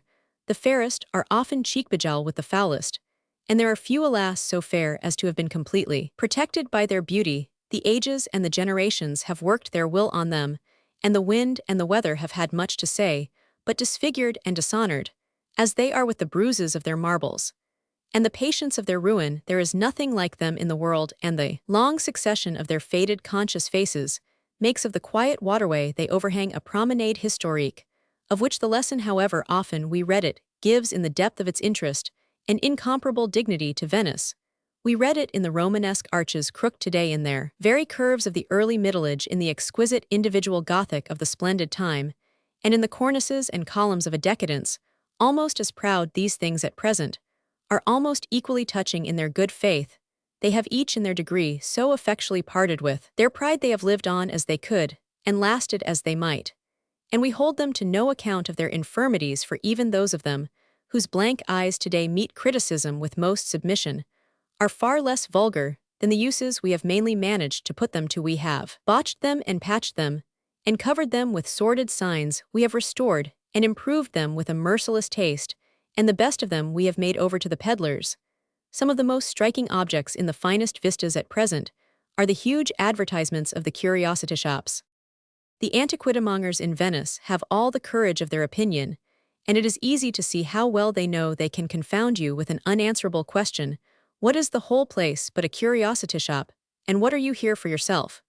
But to pick up odds and ends, we pick them up for you, say these honest Jews whose prices are marked in dollars, and who shall blame us if the flowers, being pretty well plucked, we add an artificial rose or two to the composition of the bouquet. They take care, in a word, that there be plenty of relics, and their establishments are huge and active. They administer the antidote to pedantry, and you can complain of them only if you never cross their thresholds. If you take this step, you are lost, for you have parted with the correctness of your attitude. Venice becomes, frankly, from such a moment, the big, depressing, dazzling joke, in which, after all our sense of her contradictions sinks to risk the grimace of an overstrained philosophy. It's rather a comfort, for the curiosity shops are amusing. You have bad moments, indeed, as you stand in their halls of humbug, and in the intervals of haggling here through the high, Windows the soft splash of the sea on the old water steps for you. Think with anger of the noble homes that are laid waste in such scenes of the delicate lives that must have been that might still be led there. You reconstruct the admirable house, according to your own needs, leaning on a back balcony. You drop your eyes into one of the little green gardens with which, for the most part, such establishments are exasperatingly blessed and end, by feeling it a shame that you yourself are not in possession. I take for granted, of course, that as you go and come you are in imagination, perpetually lodging yourself, and setting up your gods. For if this innocent pastime, this borrowing of the mind, be not your favorite sport, there is a flaw in the appeal that Venice makes to you. There may be happy cases in which your envy is tempered, or perhaps, I should rather say intensified by real participation. If you have had the good fortune to enjoy the hospitality of an old Venetian home, and to lead your life a little in the painted chambers that still echo with one of the historic names, you have entered by the shortest step into the inner spirit of the place. If it did savor of treachery to private kindness, I should like to speak frankly of one of these delightful, even though alienated, structures, to refer to it as a splendid example of the old palatial type. But I can only do so in passing with 100 precautions, and lifting the curtain at the edge drop a commemorative word on the success with which in this particularly happy instance the cosmopolite habit, the modern sympathy, the intelligent flexible attitude, the latest fruit of time adjust themselves to the great gilded relinquished shell, and try to fill it out a Venetian palace that has not too grossly suffered, and that is not overwhelming by its mass, makes almost any life graceful that may be led in it with cultivated and generous contemporary ways. It reveals a pre-established harmony. As you live in it day after day, its beauty and its interest sink more deeply into your spirit. It has its moods, and its hours, and its mystic voices, and its shifting expressions. If in the absence of its masters you have happened to have it to yourself for 24 hours, you will never forget the charm of its haunted stillness late on the summer afternoon. For instance, when the call of playing children comes in behind from the campo, nor the way the old ghosts seem to pass on tiptoe on the marble floors. It gives you practically the essence of the matter that we are considering, for beneath the high balconies Venice comes and goes, and the particular stretch you command contains all the characteristics. Everything has its turn, from the heavy barges of merchandise pushed by long poles, and the patient shoulder, to the floating pavilions of the great serenades, and you may study at your leisure the admirable Venetian arts of managing a boat and organizing a spectacle of the beautiful free stroke, with which the gondola, especially when there are 2 oars, is impelled. You never in the Venetian scene grow weary. It is always in the picture, and the large, profiled action that lets the standing rowers throw themselves forward to a constant recovery has the double value of being at the fagend of greatness, the only energetic note. The people from the hotels are always afloat, and at the hotel pace, the solitary gondolier, like the solitary horseman of the old-fashioned novel, is, I confess, a somewhat melancholy figure perched on his poop, without a mate. He reenacts perpetually in high relief, with his toes turned out, the comedy of his odd and charming movement. He always has a little the look of an absent-minded nursery-maid, pushing her small charges in a perambulator. But why should I risk too free a comparison, where this picturesque and amiable class are concerned? I delight in their sunburnt complexions, and their childish dialect. I know them only by their merits, and I am grossly prejudiced in their favor. They are interesting and touching and alike in their virtues, and their defects. Human nature is simplified, as with a big effective brush. Affecting above all is their dependence on the stranger, the whimsical stranger who swims out of their ken, yet whom Providence sometimes restores the best of them at any rate, are in their line great artists on the swarming feast days. On the strange feast night of the Redemptor their steering is a miracle of ease. The master hands, the celebrities and winners of prize, you may see them on the private gondolas in spotless white with brilliant sashes and ribbons, and often with handsome persons take the right of way with a pardonable insolence. They penetrate the crush of boats with an authority of their own. The crush of boats, the universal sociable bumping and squeezing, is great when on the summer nights the ladies shriek with alarm. The city pays the fiddlers, and the illuminated barges scattering music and song lead a long train down the canal. The barges used to be rowed in rhythmic strokes, but now are towed by the steamer. The colored lamps, the vocalists before the hotels, are not to my sense the greatest seduction of Venice, but it would be an uncandid sketch of the Canalazzo that shouldn't touch them with indulgence. Taking one nuisance with another, they are probably the prettiest in the world, and if they have in general more magic for the new arrival, Then for the old Venice lover, they in any case at their best keep up the immemorial tradition the Venetians have had from the beginning of time, the pride of their processions and spectacles. And it's a wonder how, with empty pockets, they still make a clever show the carnival is dead. But these are the scraps of its inheritance. Vauxhall on the Water is of course more Vauxhall than ever, with the good fortune of homemade music, and of a mirror that reduplicates and multiplies the feast of the Redeemer. Great popular feast of the Eurus, a wonderful Venetian Vauxhall. All Venice on this occasion takes to the boats for the night, and loads them with lamps and provisions wedged together. In a mass it sups and sings. Every boat is a floating arbor, a private cave concert of all Christian commemorations. It is the most ingenuously and harmlessly pagan. Toward morning, the passengers repair to the Lido, where as the sun rises they plunge still sociably into the sea. The night of the Redemptor has been described, but it would be interesting to have an account from the domestic point of view of its usual morrow. It is mainly an affair of the Giudecca, however, which is bridged over from the Zatter to the great church. The pontoons are laid together during the day. It is all done with extraordinary celerity, and Artan the bridge is prolonged across the Canalazzo to Santa Maria Zobnigo, which is my only warrant for glancing at the occasion. We glance at it from our palace windows, lengthening our necks a little. As we look up toward the salute, we see all Venice on the July afternoon so serried as to move slowly pour across the temporary footway. It is a flock of very good children, and the bridged canal is their toy. All Venice on such occasions is gentle and friendly. Not even all Venice pushes anyone into the water. But from the same high windows we catch, without any stretching of the neck, a still more indispensable note in the picture: a famous pretender eating the bread of bitterness. This repast is served in the open air on a neat little terrace by attendants in livery, and there is no indiscretion in our seeing that the pretender dines. Ever since the table d'hote in Candide Venice has been the refuge of monarchs in want of thronesh. Would NT know herself, without her roys, en exil the exile is agreeable and soothing. The gondola lets them down gently. Its movement is an anodyne, its silence a filter, and little by little, it rocks all ambitions to sleep. The prescript has plenty of leisure to write his proclamations, and even his memoirs, and I believe he has organs in which they are published, but the only noise he makes in the world is the harmless splash of his oars. He comes and goes along the Canalazzo, and he might be much worse employed. He is but one of the interesting objects it presents, however, and I am by no means sure that he is the most striking. He has a rival, if not in the Iron Bridge, which alas is within our range at leasto.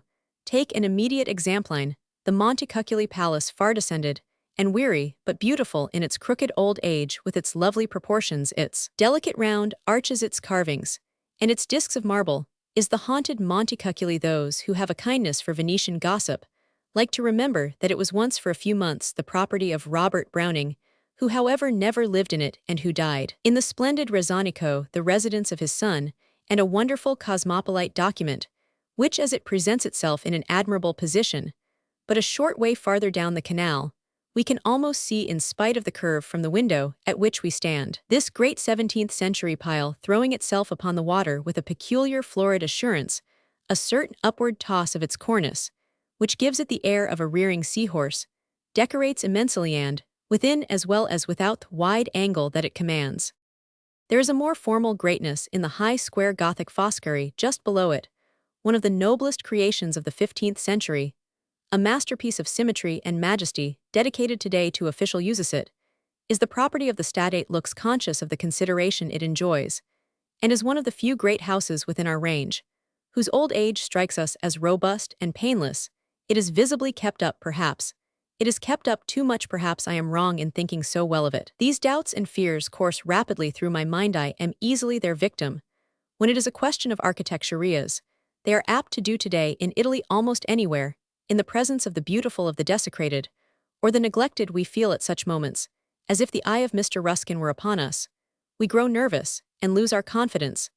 This makes me inevitably, in talking of Venice, seek a pusillanimous safety in the trivial and the obvious. I am on firm ground in rejoicing in the little garden directly opposite our window. It is another proof that they really show us everything, and, in feeling that the gardens of Venice would deserve a page to themselves, they are infinitely more numerous than the arriving stranger can suppose. They nestle with a charm all their own in the complications of most backviews.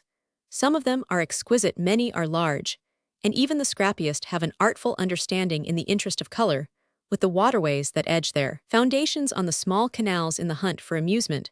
They are the prettiest surprises of all the tangle of plants and flowers crowds over the battered walls. The greenness makes an arrangement with the rosy sordid brick of all the reflected and liquefied things in Venice. And the number of these is countless. I think the lapping water loves them most. They are numerous on the Canalazzo, but wherever they occur they give a brush to the picture. And in particular, it is easy to guess give a sweetness to the house. Then the elements are completeth trio of air and water, and of things that grow Venice without them would be too much a matter of the tides, and the stones, even the little trellises of the tragedie, count charmingly as reminders amid so much artifice of the woodland nature of man.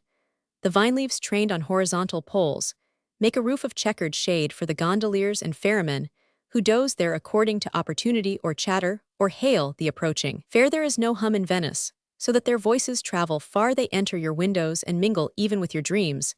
I beg the reader to believe that if I had time to go into everything, I would go into the tragedie, which have their manners and their morals, and which used to have their piety. This piety was always a Madonna, the protectress of the Passagia, quaint figure of the Virgin, with the red spark of a lamp at her feet.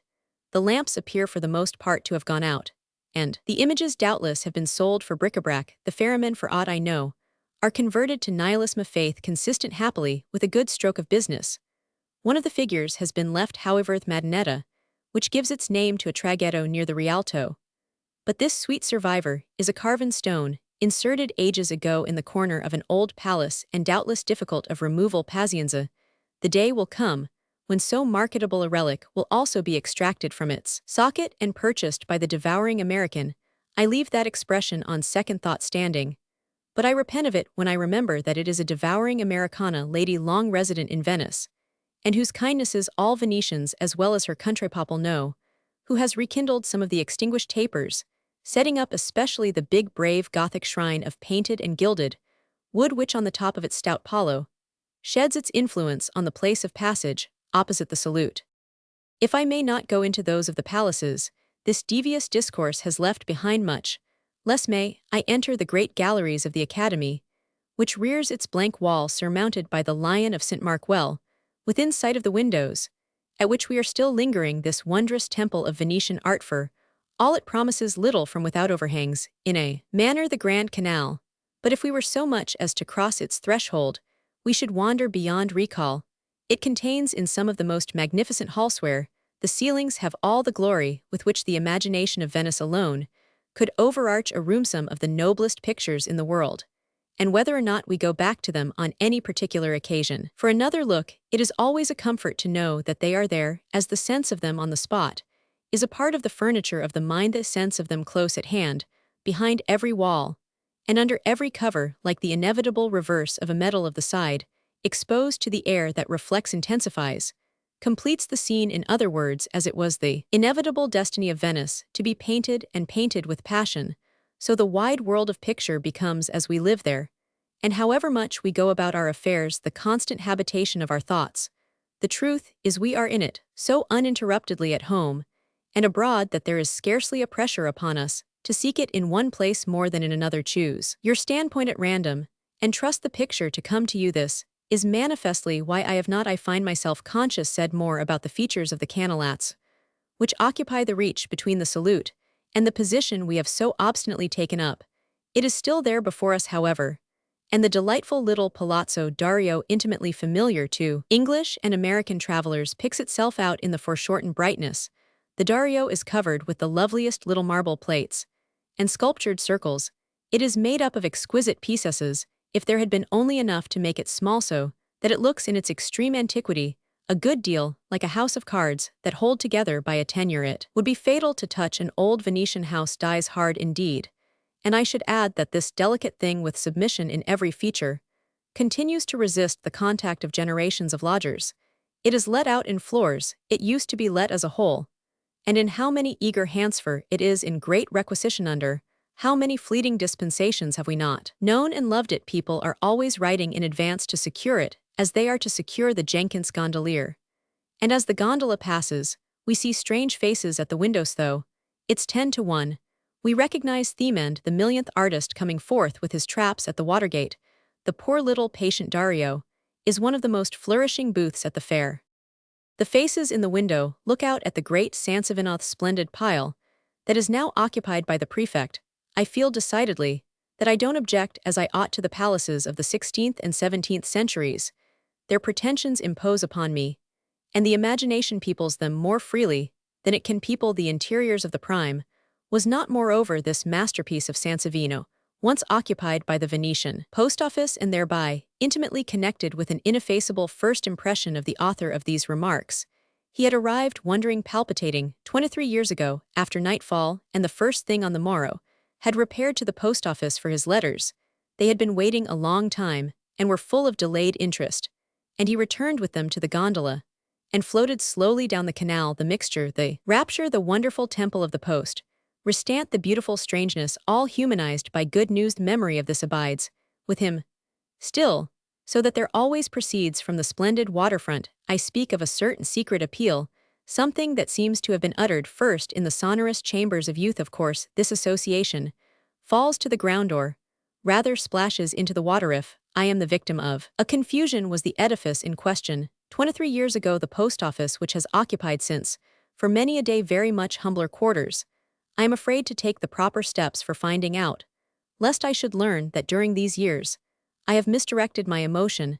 A better reason for the sentiment, at any rate, is that such a great house has surely in the high beauty of its tiers a refinement of its own. They make one think of colosseums and aqueducts and bridges, and they constitute doubtless in Venice the most pardonable specimen of the imitative. I have even a timid kindness for the huge Pesaro far down the canal, whose main reproach, more even than the coarseness of its forms, is its swaggering size, its want of consideration for the general picture, which the early examples so reverently respect. The Pesaro is as far out of the frame as a modern hotel, and the Cornaro close to it oversteps almost equally the modesty of art. One more thing they and their kindred do, I must add, for which unfortunately we can patronize them, lest they make even the most elaborate material civilization of the present day seem woefully shrunken and bourgeois, for they simply allude to the biggest palais scant be lived in, as they were intended to be. The modern tenant may take in all the magazines, but he bends not the bow of Achilles. He occupies the place, but he doesn't fill it, and he has guests from the neighboring inns with ulsters and Baedekers. We are far at the Pesaro, by the way, from our attaching window, and we take advantage of it to go in rather a melancholy mood to the end. The long straight vista from the Foscari to the Rialto, the great middle stretch of the canal, contains, as the phrase is, 100 objects of interest, but it contains most the bright oddity of its general deluge air. In all these centuries, it has never got over its resemblance to a flooded city, for some reason or other.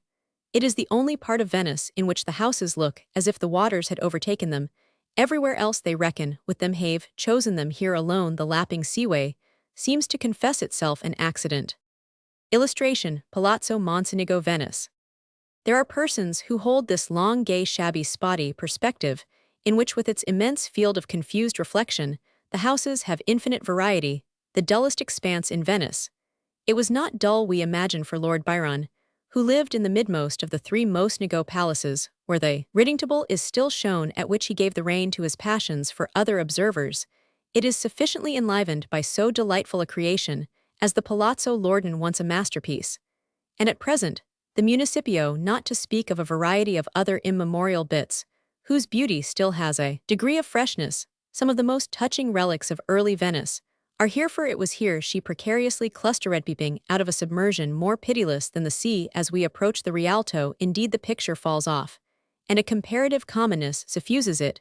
There is a wide paved walk on either side of the canal, on which the waterman, and who in Venice is not a waterman, is prone to seek repose. I speak of the summer days. It is the summer Venice that is the visible Venice. The big tarry barges are drawn up at the fondamenta, and the bare-legged boatmen in faded blue cotton lie asleep on the hot stones. If there were no color anywhere else, there would be enough in their tanned personalities.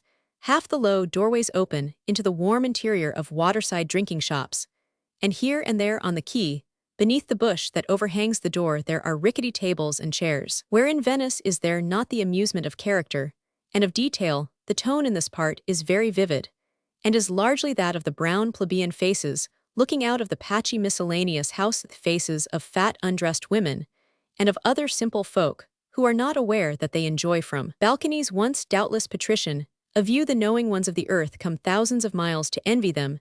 The effect is enhanced by the tattered clothes, hung to dry in the windows, by the sun-faded rags that flutter from the polished balustrades. These are ivory-smooth with time, and the whole scene profits by the general law that renders decadence and ruin in Venice more brilliant than any prosperity decay, is in this extraordinary place golden in tint, and misery couleur de rose. The gondolas of the correct people are unmitigated sable, but the poor market boats from the islands are kaleidoscopic. The Bridge of the Rialto is a name to conjure with, but honestly speaking, it is scarcely the gem of the composition. There are of course two ways of taking it: from the water, or from the upper passage, where its small shops and booths abound in Venetian character, but it mainly counts as a feature of the canal when seen from the gondola, or even from the awful vaporetto. The great curve of its single arch is much to be commended, especially when coming from the direction of the railway station. You see it frame with its sharp compass line, the perfect picture the reach of the canal on the other side.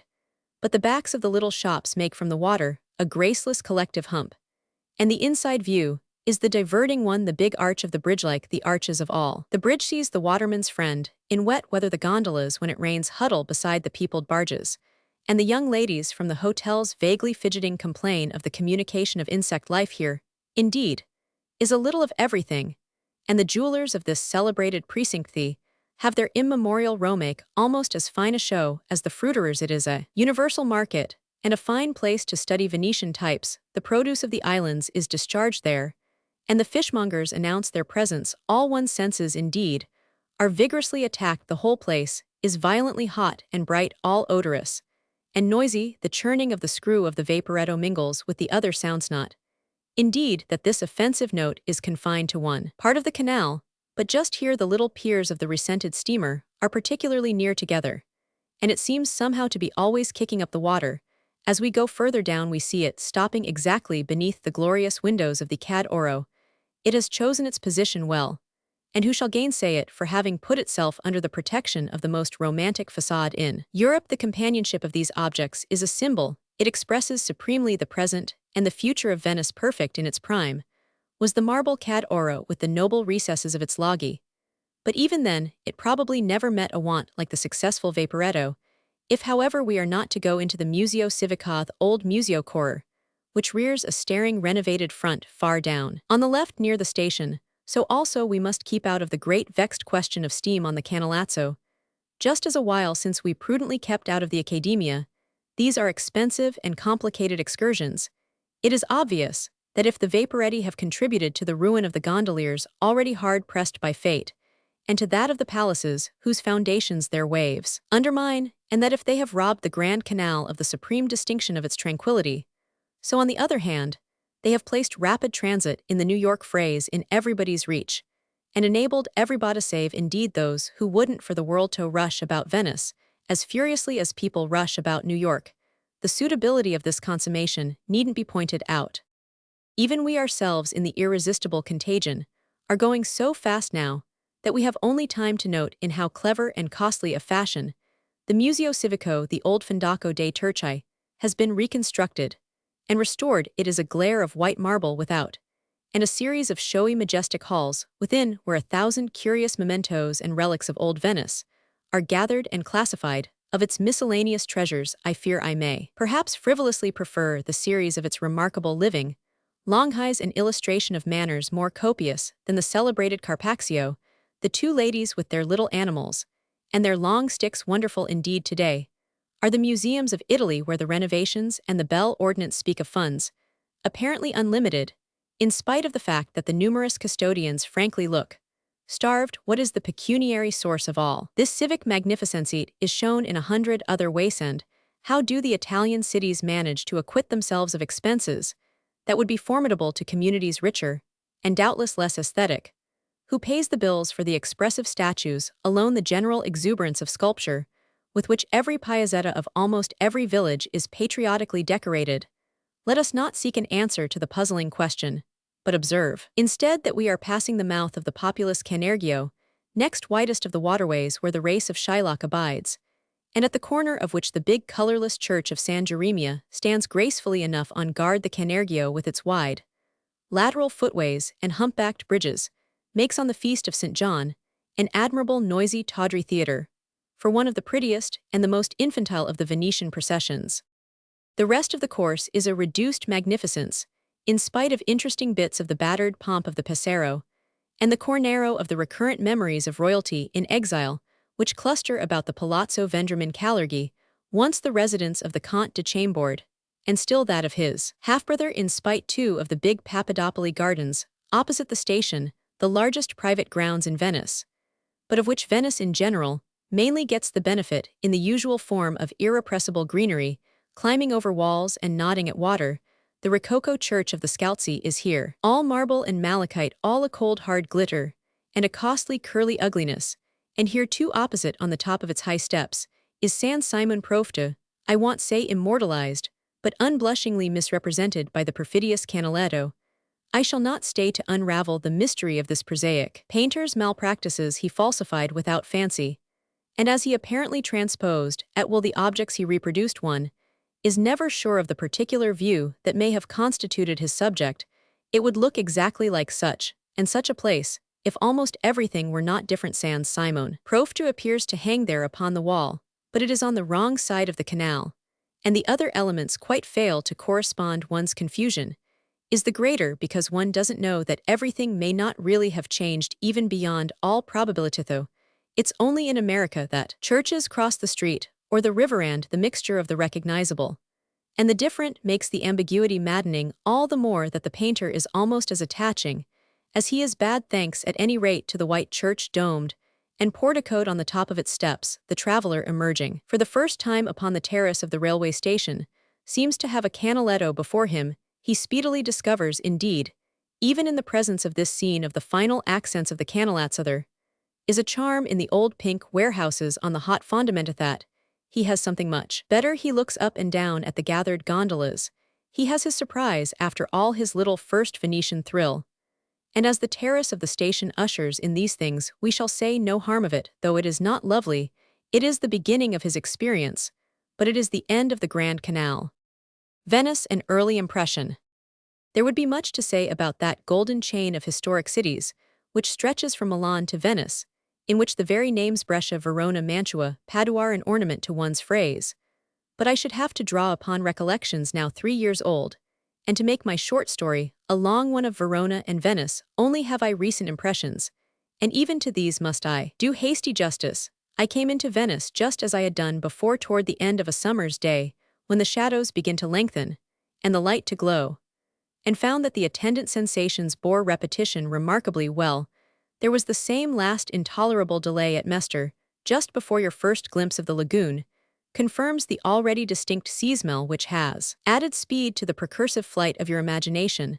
Then the liquid level, edged afar off by its band of undiscriminated domes and spires, soon distinguished, and proclaimed however as excited and contentious heads multiply at the windows of the train.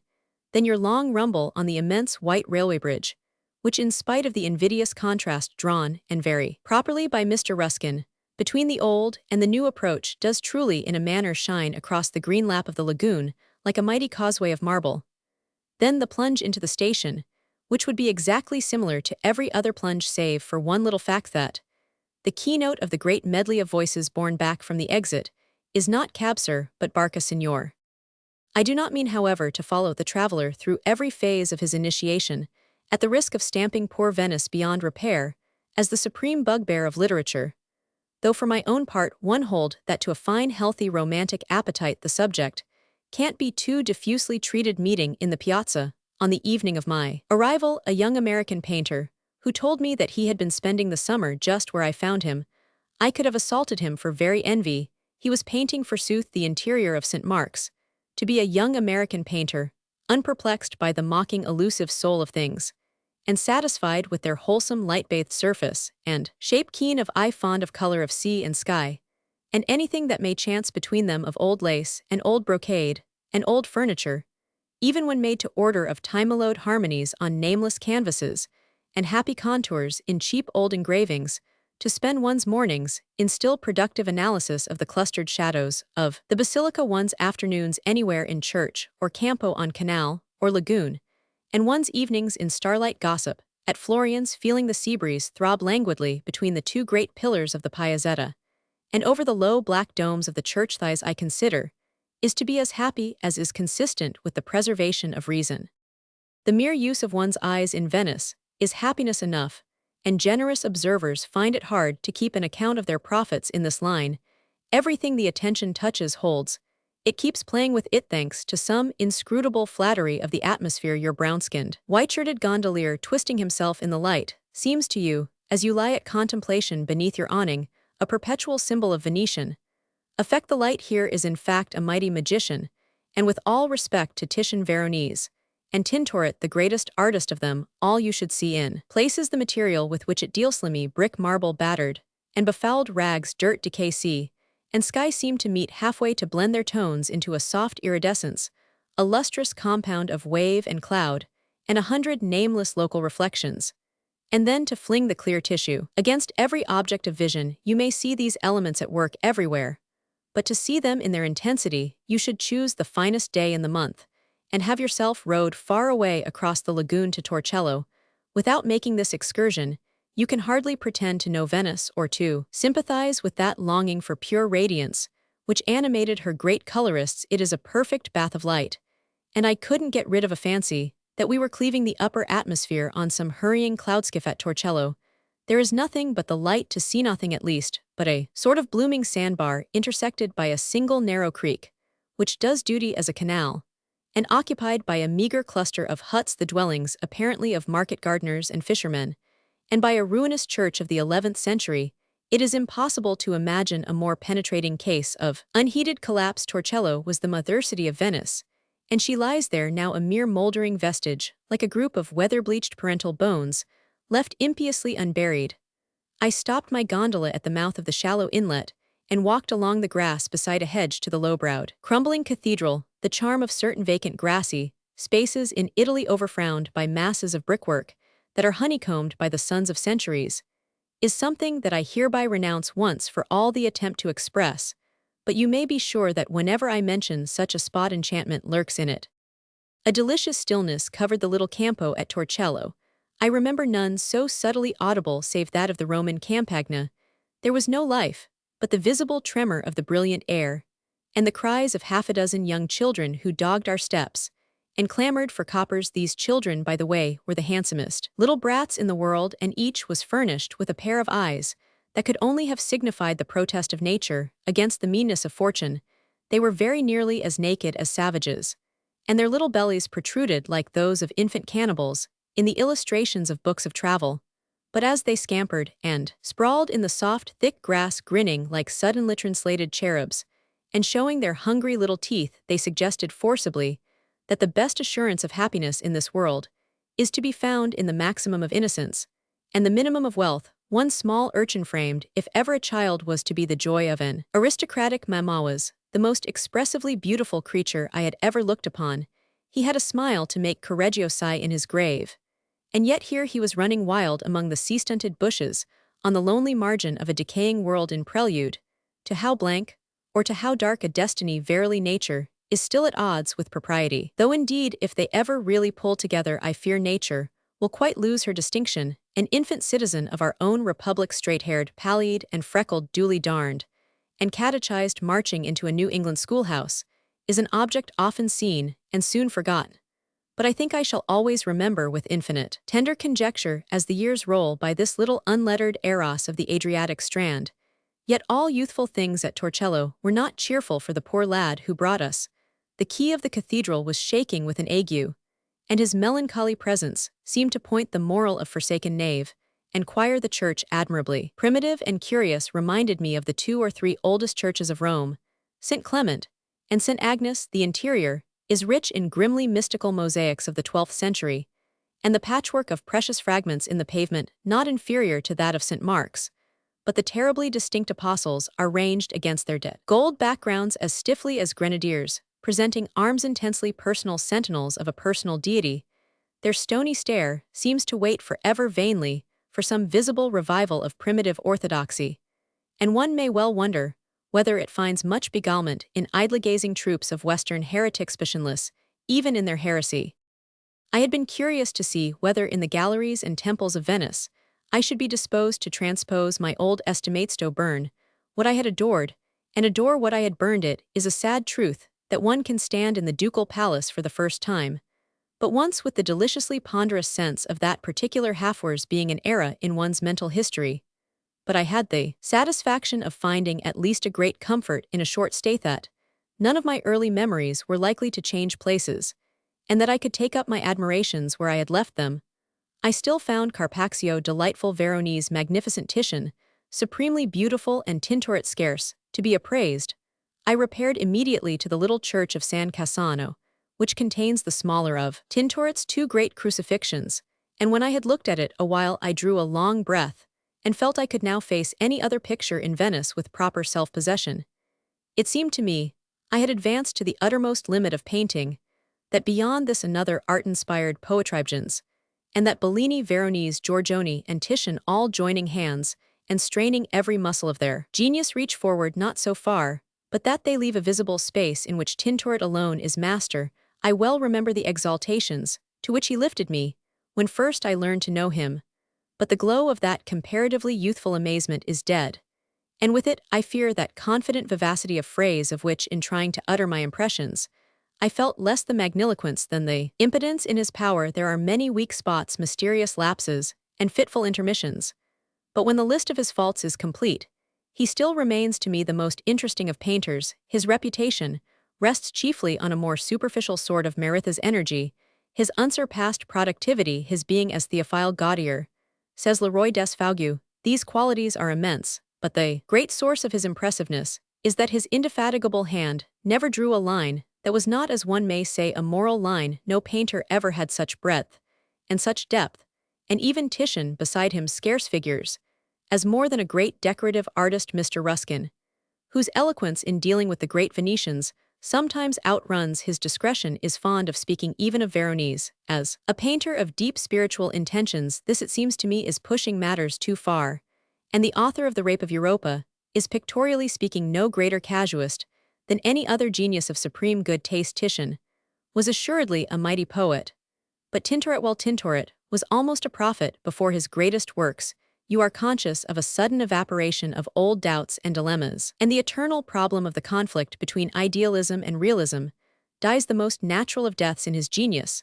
The problem is practically solved, the alternatives are so harmoniously interfused that I defy the keenest critic to say where one begins and the other ends. The homeliest prose melts into the most ethereal poetry literal, and the imaginative fairly confound their identity.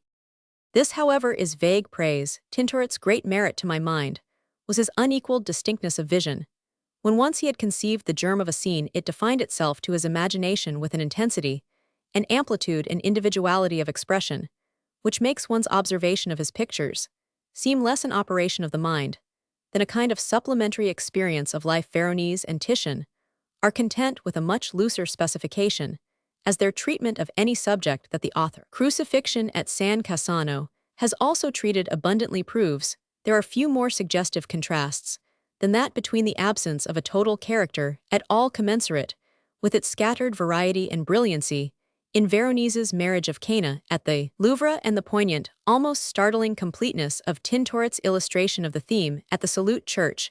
To compare his presentation of the Virgin at the Madonna del Orto with Titian's at the Academy, or his Annunciation with Titian's close at hand, is to measure the essential difference between observation and imagination.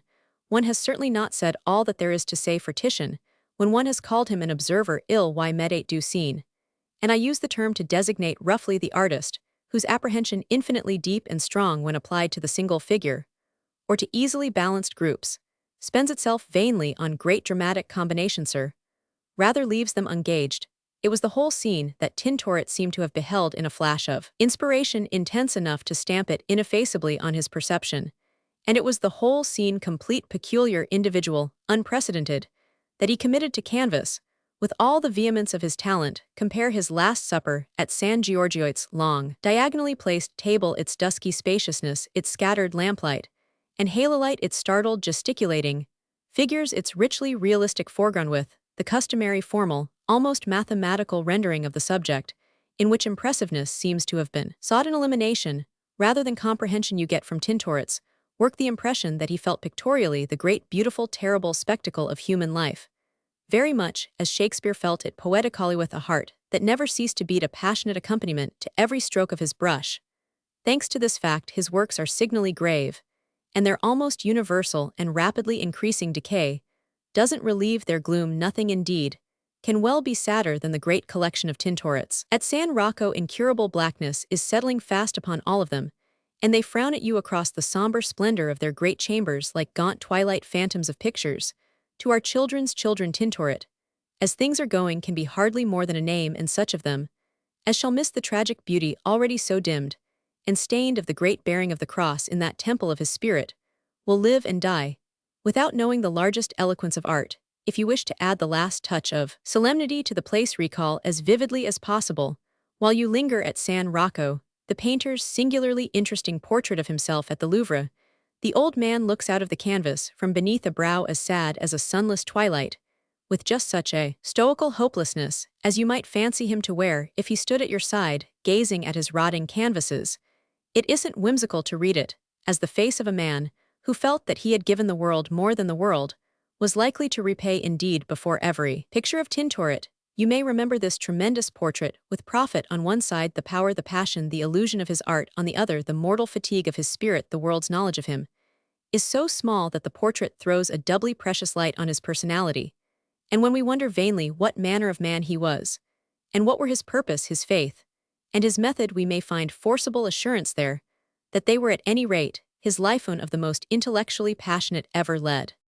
Verona, which was my last Italian stopping place, is in any conditions a delightfully interesting city, but the kindness of my own memory of it is deepened by a subsequent 10 days' experience of Germany. I rose one morning at Verona and went to bed at night at Botzen. The statement needs no comment, and the two places, though but 50 miles apart, are as painfully dissimilar as their names. I had prepared myself for your delectation with a copious tirade on German manners, German scenery, German art, and the German Stagen, the lights and shadows of Innsbruck, Munich, Nuremberg, and Heidelberg. But just as I was about to put pen to paper, I glanced into a little volume on these very topics lately published by that famous novelist and moralist Roman 1000 Ernest Fado, the fruit of a summer's observation at Hamburg. This work produced a reaction, and if I chose to follow Roman 1000 Fado's own example, when he wishes to qualify his approbation, I might call his treatise by any vile name known to the speech of man, but I content myself with pronouncing it superficial. I then reflect that my own opportunities for seeing and judging were extremely limited, and I suppress my tirade lest some more enlightened critic should come and hang me with the same rope. Its sum and substance was to have been that superficially Germany is ugly, that Munich is a nightmare, Heidelberg a disappointment in spite of its charming castle, and even Nuremberg not a joy forever, but comparisons are odious. And if Munich is ugly, Verona is beautiful enough. You may laugh at my logic, but will probably assent to my meaning. I carried away from Verona a precious mental picture, upon which I cast an introspective glance whenever between Botzen and Strasbourg the oppression of external circumstance became painful. It was a lovely August afternoon in the Roman Arena ruin, in which repair and restoration have been so watchfully and plausibly practiced that it seems all of one harmonious antiquity. The vast stony oval rose high against the sky, in a single clear continuous line, broken here and there only by strolling and reclining loungers. The massive tiers inclined in solid monotony to the central circle, in which a small open-air theatre was in active operation. A small quarter of the great slope of masonry facing the stage was roped off into an auditorium, in which the narrow level space between the footlights and the lowest step figured as the pit. Footlights are a figure of speech, for the performance was going on in the broad glow of the afternoon, with a delightful, and apparently by no means misplaced confidence in the good will of the spectators. What the piece was that was deemed so superbly able to shift for itself, I know not, very possibly the same drama that I remember seeing advertised during my former visit to Verona, nothing less than La Tremenda Giustizia di Dio. If titles are worth anything, this product of the melodramatist's art might surely stand upon its own legs. Along the tiers, above the little group of regular spectators, was gathered a free list of unauthorized observers, who, although beyond earshot, must have been enabled by the generous breadth of Italian gesture to follow the tangled thread of the piece. It was all deliciously Italian mixture of old life and new. The mountebank's booth, it was hardly more grafted on the antique circus, the dominant presence of a mighty architecture, the loungers and idlers beneath the kindly sky, and upon the sun-warmed stones, I never felt more keenly the difference between the background to life in very old and very new civilizations. There are other things in Verona to make it a liberal education, to be born there, though that it is one for the contemporary Veronese.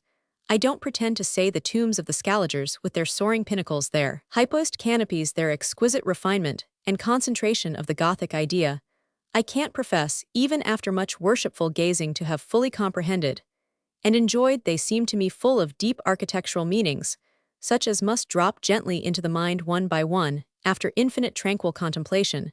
But even to the hurried and preoccupied traveler, the solemn little chapelyard in the city's heart, in which they stand girdled by their great swaying curtain of linked and twisted iron, is one of the most impressive spots in Italy. Nowhere else is such a wealth of artistic achievement crowded into so narrow a space. Nowhere else are the daily comings and goings of men blessed by the presence of manlier art. Verona is rich furthermore in beautiful churches, several with beautiful names: San Fermo, Santa Anastasia, San Zenon. This last is a structure of high antiquity, and of the most impressive loveliness. The nave terminates in a double choir that is a subchoir or crypt into which you descend, and where you wander. Primitive columns whose variously grotesque capitals rise hardly higher than your head, and an upper choral plane reached by broad stairways of the bravest effect. I shall never forget the impression of majestic chastity that I received from the great nave of the building on my former visit. I then decided to my satisfaction that every church is, from the devotional point of view, a solecism that has not something of a similar absolute felicity of proportion, for strictly formal beauty seems best to express our conception of spiritual beauty. The nobly serious character of San Zenon is deepened by its single picturea masterpiece of the most serious of painters, the severe and exquisite Mantegna. Illustration: the Amphitheater, Verona. 2 old houses and 3 young women. There are times and places that come back yet again, but that when the brooding tourist puts out his hand to them, meet it a little slowly, or even seem to recede a step, as if in slight fear of some liberty he may take. Surely they should know by this time that he is capable of taking none. He has his own way, makes it all right. It now becomes just a part of the charming solicitation that it presents precisely a problem, that of giving the particular thing as much as possible, without at the same time giving it, as we say, away. There are considerations, proprieties, a necessary indirectness, must use in short a little art, no necessity, however, more than this makes him warm to his work. And thus it is that after all he hangs his 3 pictures. The evening that was to give me the first of them was by no means the first occasion of my asking myself if that inveterate style of which we talk so much be absolutely conditioned in dear old Venice, and elsewhere in decrepitude.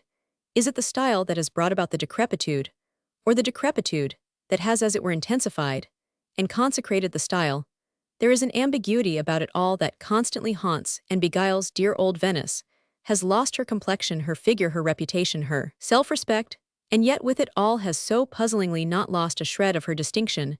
Perhaps, indeed, the case is simpler than it seems, for the poetry of misfortune is familiar to us all, whereas in spite of a stroke here and there of some happy justice that charms, we scarce find ourselves anywhere arrested by the poetry of a run of luck, the misfortune of Venice being accordingly at every point what we most touch, feel, and see. We end by assuming it to be of the essence of her dignity, a consequence we become aware, by the way, sufficiently discouraging to the general application or pretension of style, and all the more that to make the final felicity deep the original greatness must have been something tremendous. If it be the ruins that are noble, we have known plenty that were not, and moreover, there are degrees and varieties. Certain monuments, solid survivals, hold up their heads and decline to ask for a grain of your pity. Well, one knows, of course, when to keep one's pity to oneself. Yet one clings, even in the face of the colder stare, to one's prized Venetian privilege of making the sense of doom and decay a part of every impression. Cheerful work, it may be said, of course, and it is doubtless only in Venice that you gain more by such a trick than you lose. What was most beautiful is gone. What was next most beautiful is, thank goodness, going. That, I think, is the monstrous description of the better part of your thought. Is it really your fault if the place makes you want so desperately to read history into everything? You do that wherever you turn, and wherever you look, and you do it, I should say, most of all at night. It comes to you there with longer knowledge, and with all deference to what flushes and shimmers, that the night is the real time. It perhaps even wouldn't take much to make you award the palm to the Knights of Winter. This is certainly true for the form of progression that is most characteristic for every question of departure and arrival by gondola, the little closed cabin of this perfect vehicle, the movement, the darkness, and the plash, the indistinguishable swerves, and twists, all the things you don't see, and all the things you do feel, each dim recognition and obscure arrest, is a possible throb of your sense of being floated to your doom, even when the truth is simply and sociably that you are going out to tea nowhere else. Is anything as innocent so mysterious, nor anything as mysterious so pleasantly deterrent to protest. These are the moments when you are most daringly Venetian, most content to leave cheap trippers and other aliens the high light of the mid-lagoon, and the pursuit of pink and gold, the splendid day, is good enough for them. What is best for you is to stop at last, as you are now stopping among clustered poly and softly shifting poops and prows, at a great flight of water steps that play their admirable part in the general effect of a great entrance.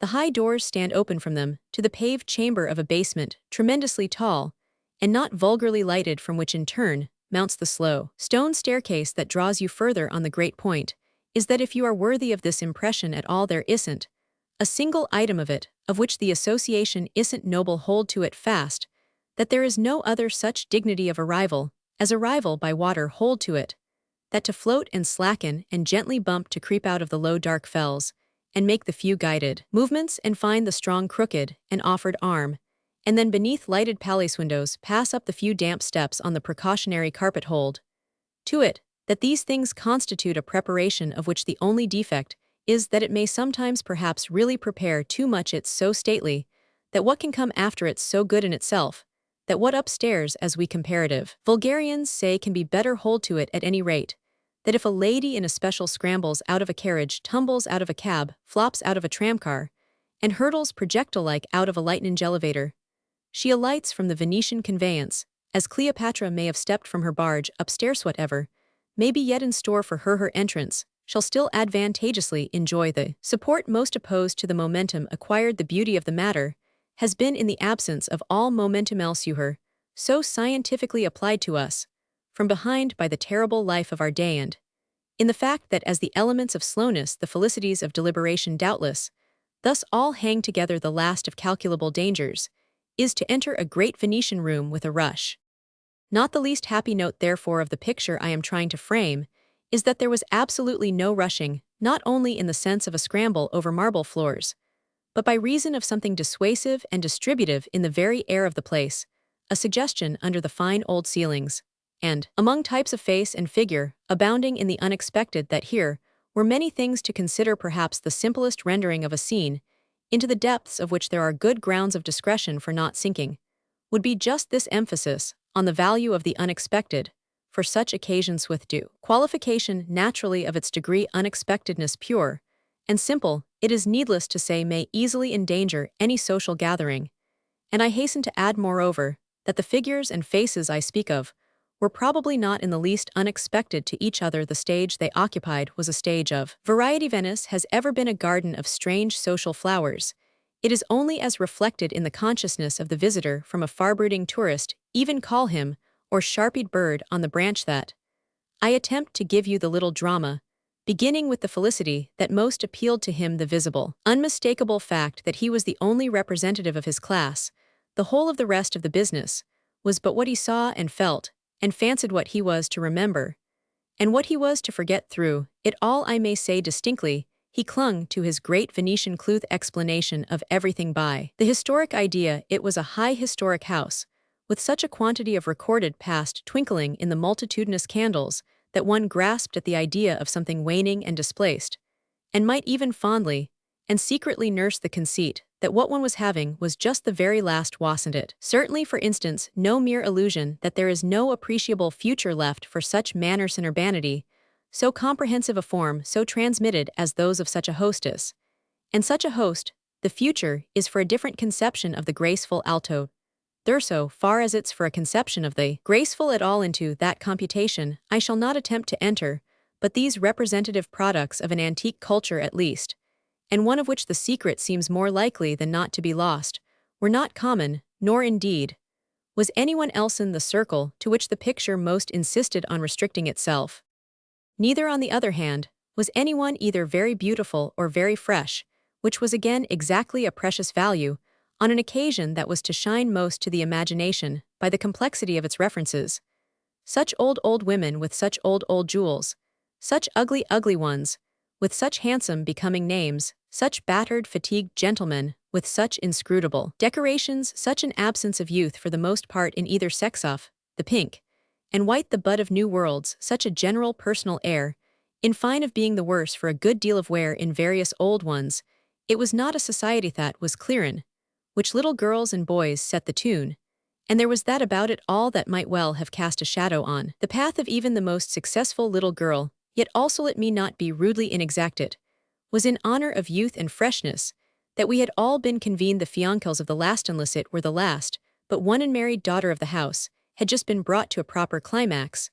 The contract had been signed, the betrothal rounded off. Not sure that the civil marriage hadn't that day taken place. The occasion then had in fact the most charming of heroines, and the most ingenuous of heroes, a young man, the latter all happily suffused, with a fair Austrian blush.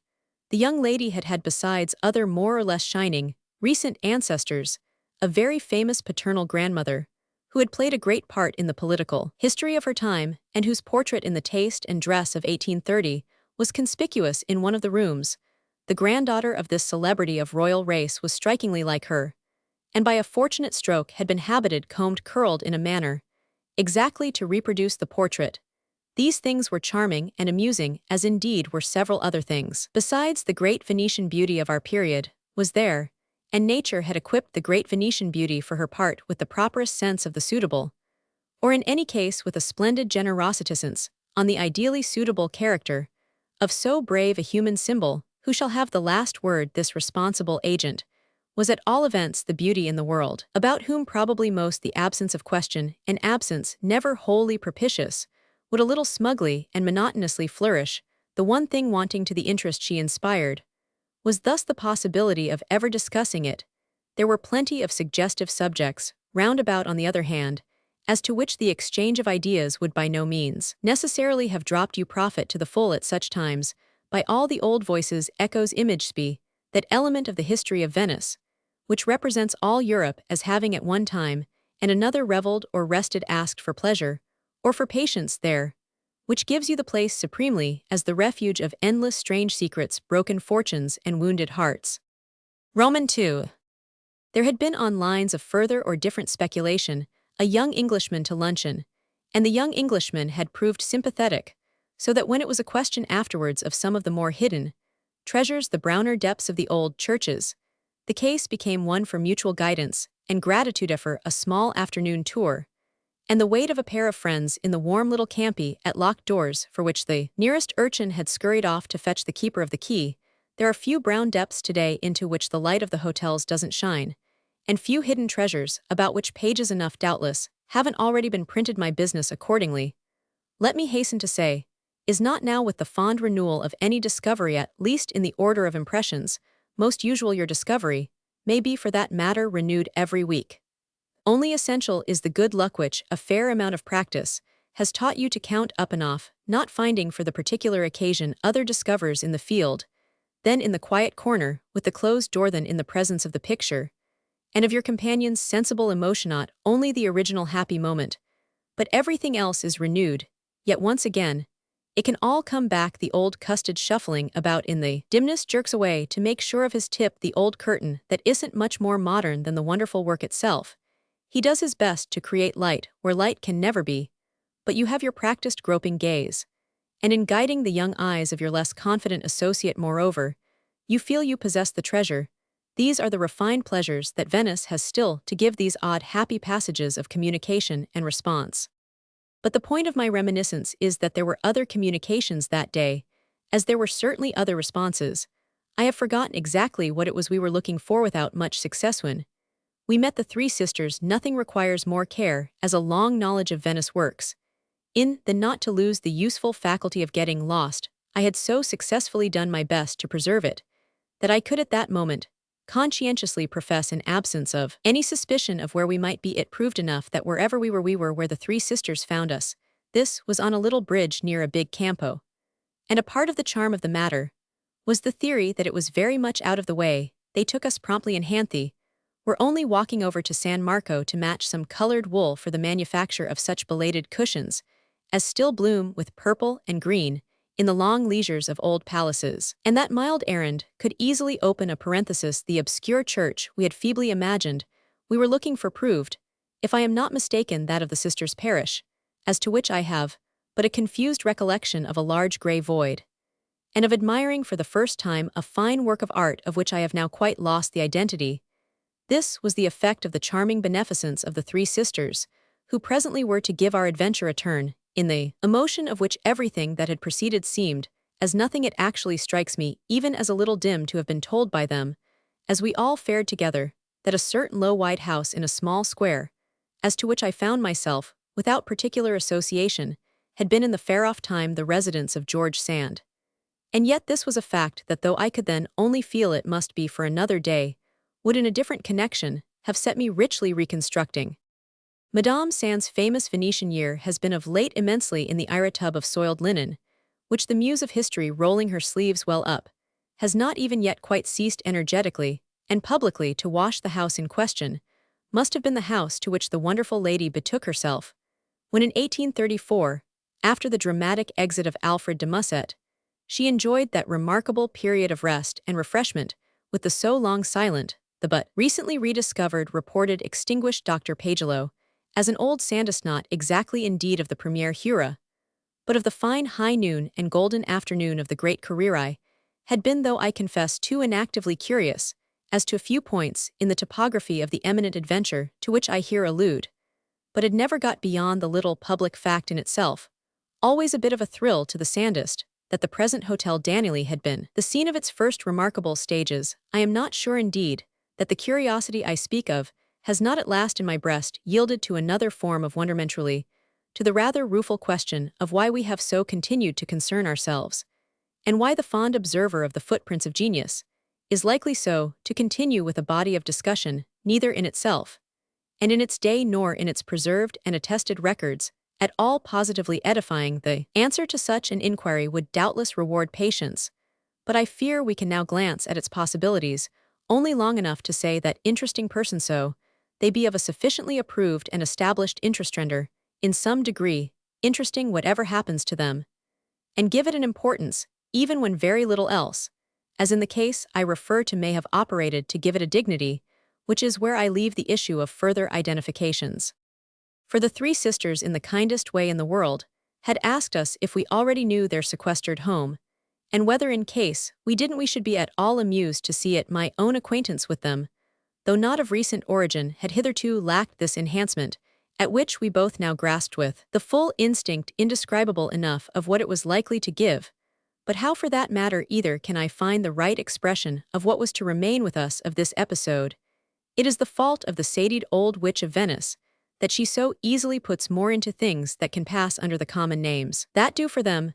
Elsewhere too much for a rough sketch was to be seen and felt in the home of the three sisters, and in the delightful and slightly pathetic deviation of their doing us, so simply and freely, the honors of it. What was most immediately marked was their resigned cosmopolite state, the effacement of old conventional lines by foreign contact and example, by the action too of causes full of a special interest, but not to be emphasized. Perhaps granted, indeed, they be named at all without a certain sadness of sympathy.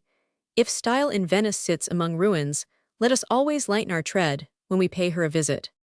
Our steps were, in fact, I am happy to think, almost soft enough for a death chamber, as we stood in the big vague sala of the three sisters, spectators of their simplified state, and their beautiful blighted rooms, the memories, the portraits, the shrunken relics of 9 doges. If I wanted a first chapter, it was here made to my hand. The painter of life and manners, as he glanced about, could only sighs. He so frequently has Tuver the vision of so much more truth than he can use. What on earth is the need to invent in the midst of tragedy and comedy that never cease? Why, with the subject itself, all round so inimitable, condemn the picture to the silliness of trying not to be aware of it. The charming lonely girls carrying so simply their great name and fallen fortunes, the despoiled Decagita house, the unfailing Italian grace, the space so out of scale with actual needs, the absence of books, the presence of ennui, the sense of the length of the hours, and the shortness of everything else. All this was a matter not only for a second chapter and a third, but for a whole volume a denouement and a sequel. This time unmistakably, it was the last Wordsworth's stately shade of that which once was great, and it was almost as if our distinguished young friends had consented to pass away slowly in order to treat us to the vision ends, our only ends in truth for the painter of pictures when they are more or less conscious. And, prolonged, one of the sisters had been to London, whence she had brought back the impression of having seen at the British Museum a room exclusively filled with books and documents devoted to the commemoration of her family. She must also then have encountered at the National Gallery the exquisite specimen of an early Venetian master in which one of her ancestors, then head of the state, kneels, with so sweet a dignity before the Virgin and Child.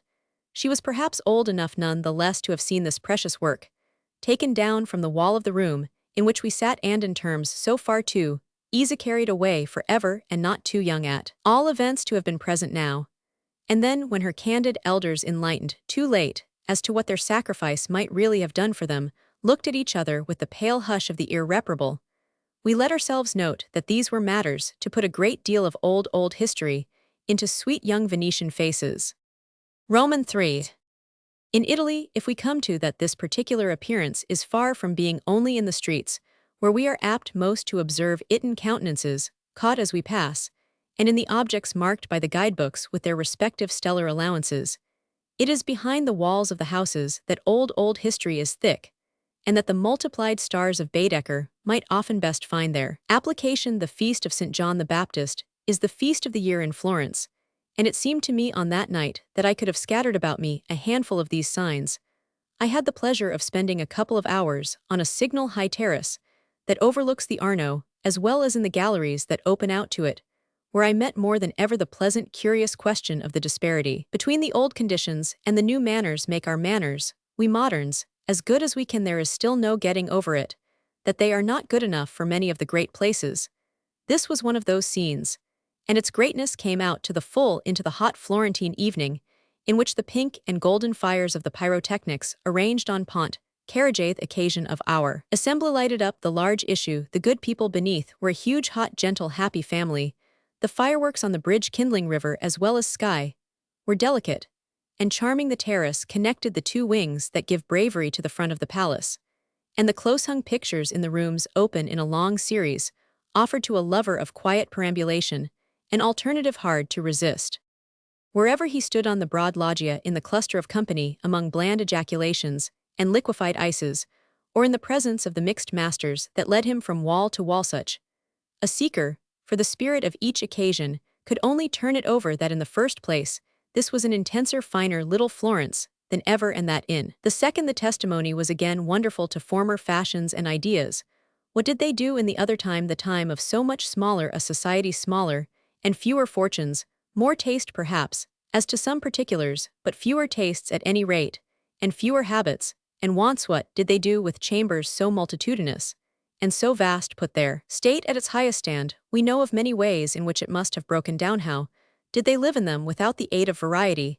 How did they, in minor communities, in which everyone knew everyone, and everyone's impression and effect had been long, as we say, discounted, find representation and emulation sufficiently amusing? Much of the charm of thinking of it, however, is doubtless that we are not able to say. This leaves us with the conviction that does them most honor. The old generations built and arranged greatly for the simple reason that they liked it, and they could bore them Silvesto, say nothing of each other when it came to that, better in noble conditions than in mean ones.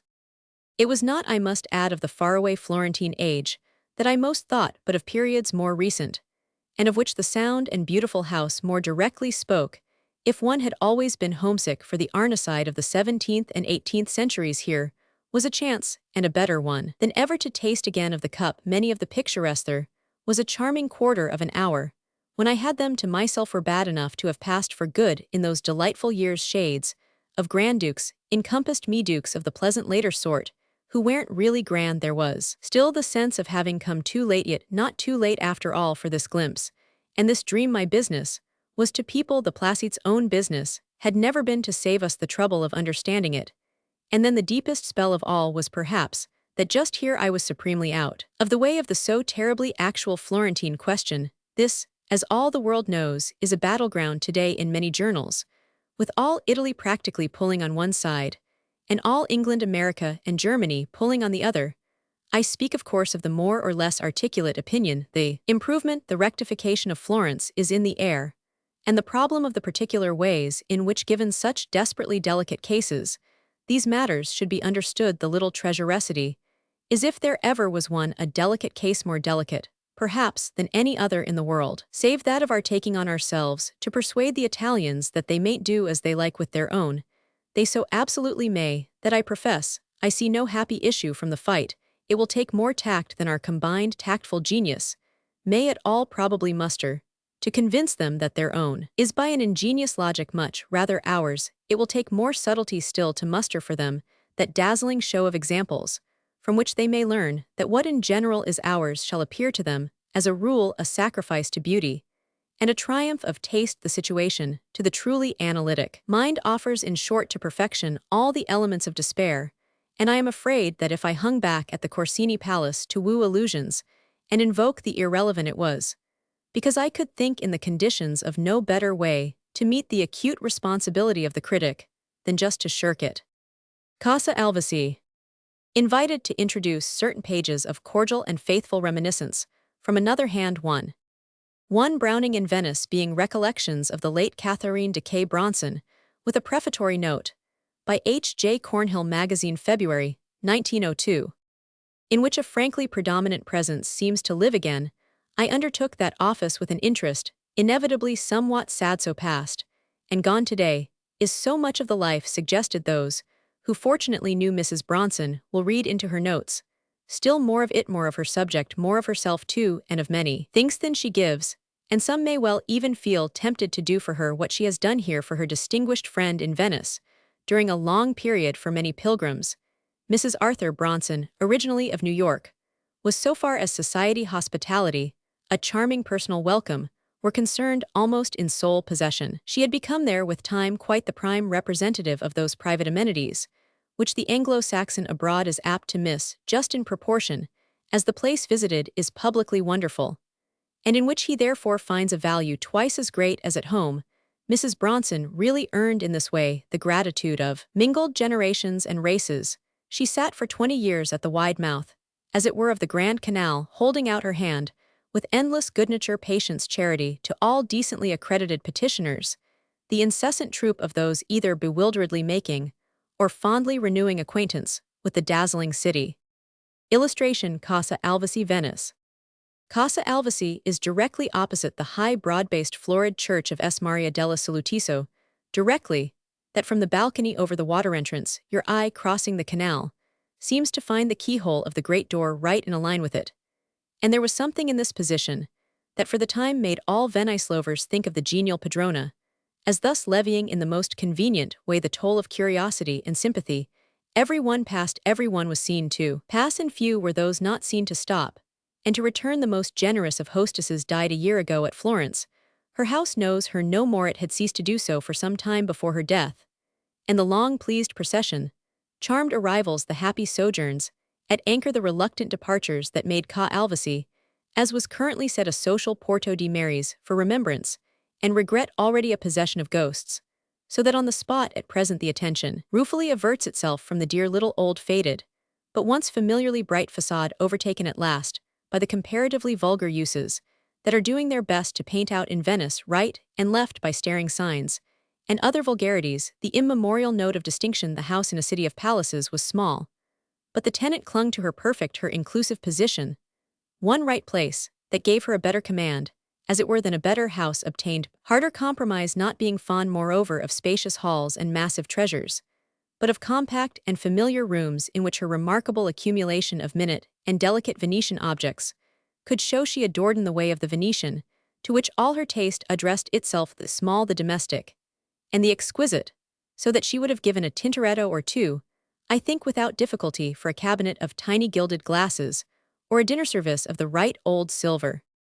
The general receptacle of these multiplied treasures played at any rate through the years the part of a friendly private box at the constant operatic show, a box at the best point of the best tier, with the cushioned ledge of its front raking the whole scene, and with its withdrawing rooms behind for more detached conversation, for easy one, Not indeed slightly difficult polyglot talk artful by bite artful. Cigarettes too straight from the hand of the hostess, who could do all that belonged to a hostess place people in relation, and keep them so take up and put down the topic cause delicate tobacco, and little gilded glasses, to circulate without ever leaving her sofa cushions, or intermitting her good nature.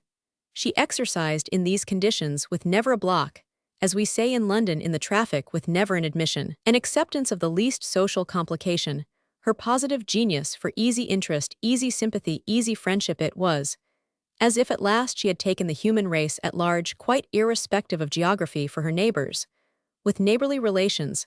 As a matter of course, these things on her part had at all events the greater appearance of ease from their having found to their purpose, and as if the very air of Venice produced thema cluster of forms so light and immediate, so pre-established by picturesque custom, the old bright tradition, the wonderful Venetian legend had appealed to her from the first closing round her house, and her well-plashed water steps, where the waiting gondolas were thick quite, as if actually the ghost of the defunct Carnival, since I have spoken of ghosts, still played some haunting part.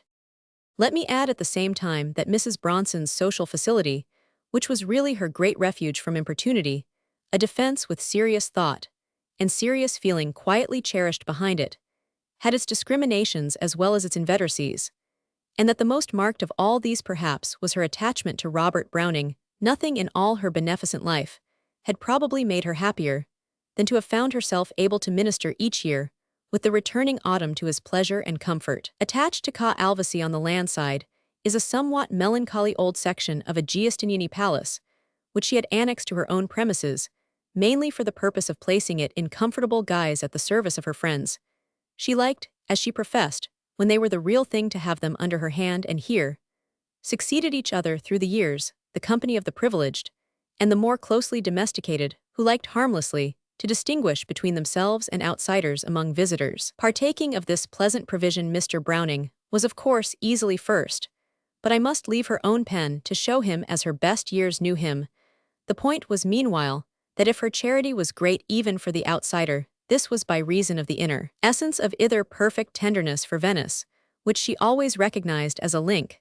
That was the true principle of fusion, the key to communication. She communicated in proportion, little or much measuring it, as she felt people more responsive or less so, and she expressed herself, or in other words her full affection for the place, only to those who had most of the same sentiment. The rich and interesting form in which she found it in Browning may well be imagined together with the quite independent quantity of the genial at large that she also found, but I am not sure that his favor was not primarily based on his paid tribute of such things as two in a gondola and a toccata of Galoppi. He had more ineffaceably than anyone recorded his initiation from of. She was thus all round supremely faithful, yet it was perhaps after all with the very small folk, those to the manner born, that she made the easiest terms. She loved, she had, from the first, enthusiastically adopted the engaging Venetian people, whose virtues she found touching, and their infirmities, but such as appeal mainly to the sense of humor and the love of anecdote, and she befriended and admired, she studied and spoiled them.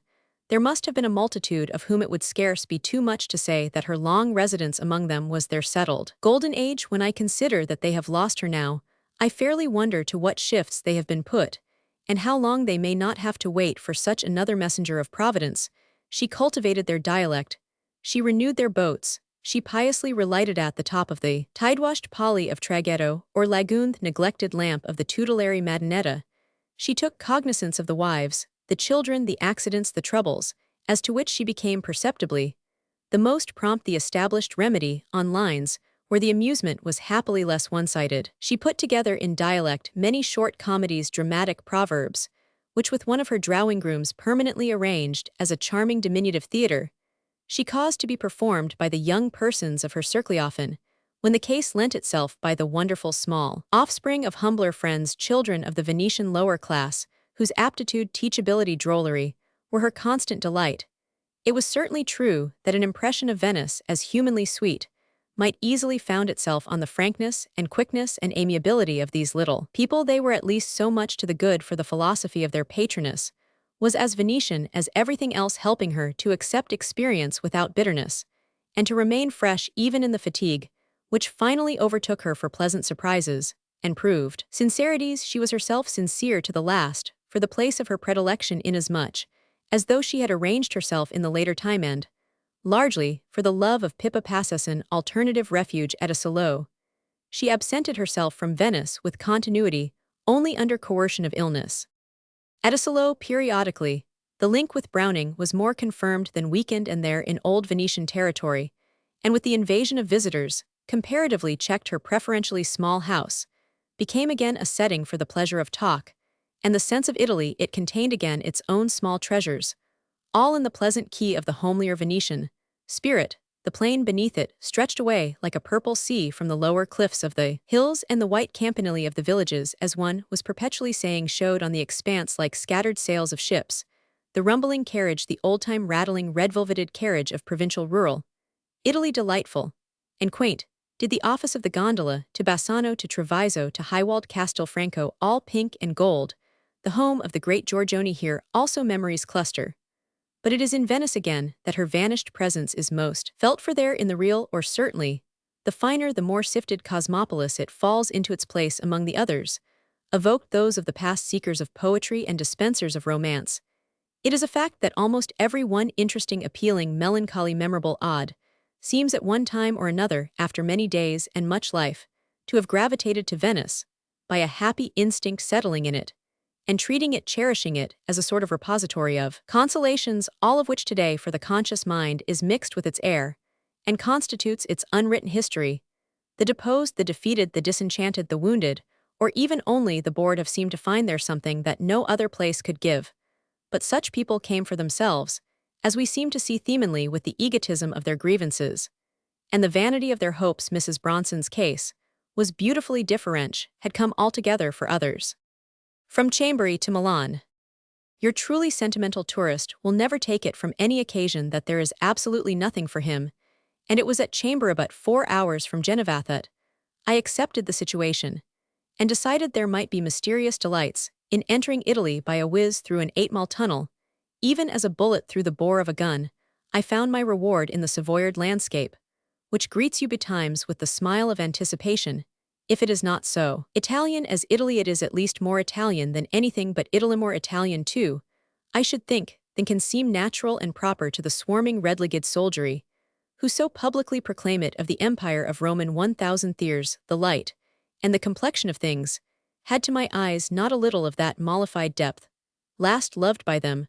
Rather further on, it was simply perhaps that the weather was hot, and the mountains drowsing in that iridescent haze that I have seen nearer home than at Chambéry, but the vegetation assuredly had an all but transalpine twist and curl, and the classic wayside tangle of corn and vines left nothing to be desired in the line of careless grace. Chambéry, as a town, however, constitutes no foretaste of the monumental cities. There is shabbiness, and shabbiness, the fond critic of such things will tell you, and that of the ancient capital of Savoy lacks style. I found a better pastime, however, than strolling through the dark, dull streets, in quest of effects that were not forthcoming. The first urchin you meet will show you the way to Les Charmettes, and the mason Jean Jacques a very pleasant way it becomes, as soon as it leaves the town, a winding, climbing by-road bordered with such a tall and sturdy hedge, as to give it the air of an English lane. You can fancy an English lane introducing you to the haunts of a Madame de Warens. The house that formerly sheltered this lady's singular menage stands on a hillside above the road, which a rapid path connects with the little grass-grown terrace before it.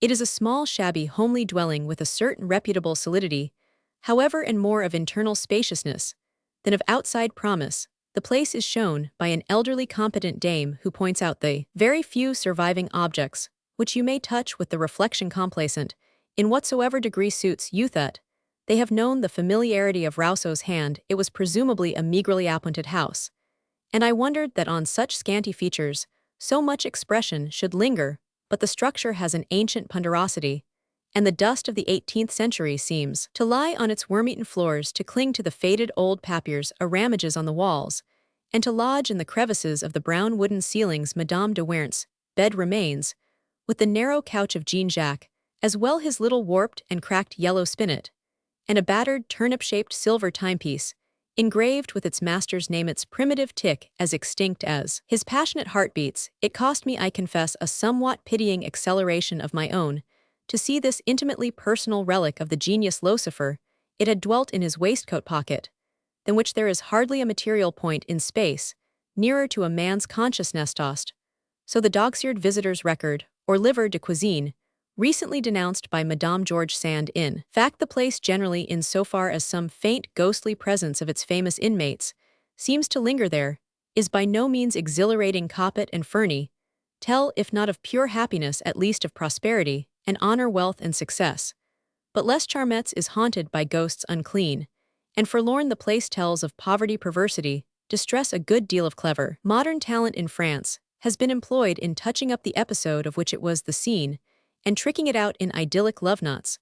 But as I stood on the charming terrace, I have mentioned it, a little jewel of a terrace with grassy flags, and a mossy parapet, and an admirable view of great swelling violet hill stood there, reminded how much sweeter nature is than man. The story looked rather wan and unlovely beneath these literary decorations, and I could pay it no livelier homage than is implied in perfect pity. Hero and heroine have become too much creatures of history to take up attitudes as part of any poetry, but not to moralize too sternly for a tourist between trains.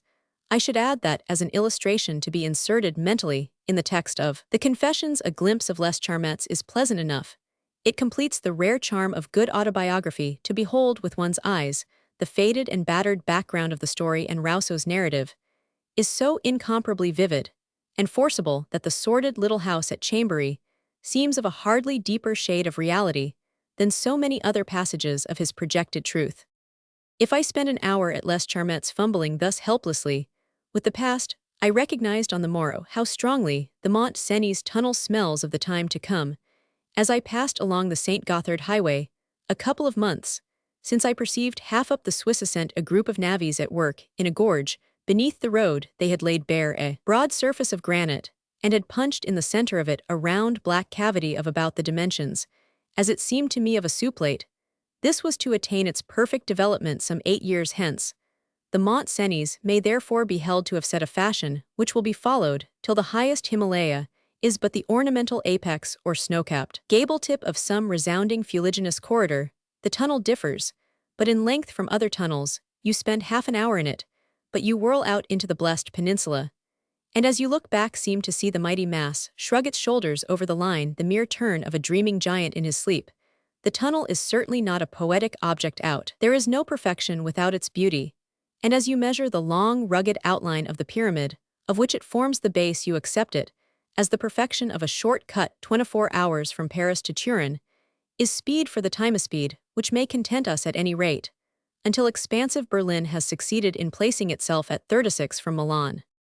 To enter Turin, then, of a lovely August afternoon, was to find a city of arcades of pink and yellow stucco, of innumerable cafes of blue-legged officers, of ladies draped in the North Italian mantilla, an old friend of Italy coming back to her finds, an easy waking for dormant memories. Every object is a reminder, and every reminder a thrill. Half an hour after my arrival, as I stood at my window which overhung the great square, I found the scene within and without a rough epitome of every pleasure and every impression I had formerly gathered from Italy. The balcony and the Venetian blind, the cool floor of speckled concrete, the lavish delusions of frescoed wall and ceiling, the broad divan framed for the noonday siesta, the massive medieval casello in mid-piazza with its shabby rear and its pompous Palladian front, the brick campaniles beyond, the milder yellower light, the range of color, the suggestion of sound later beneath the arcades.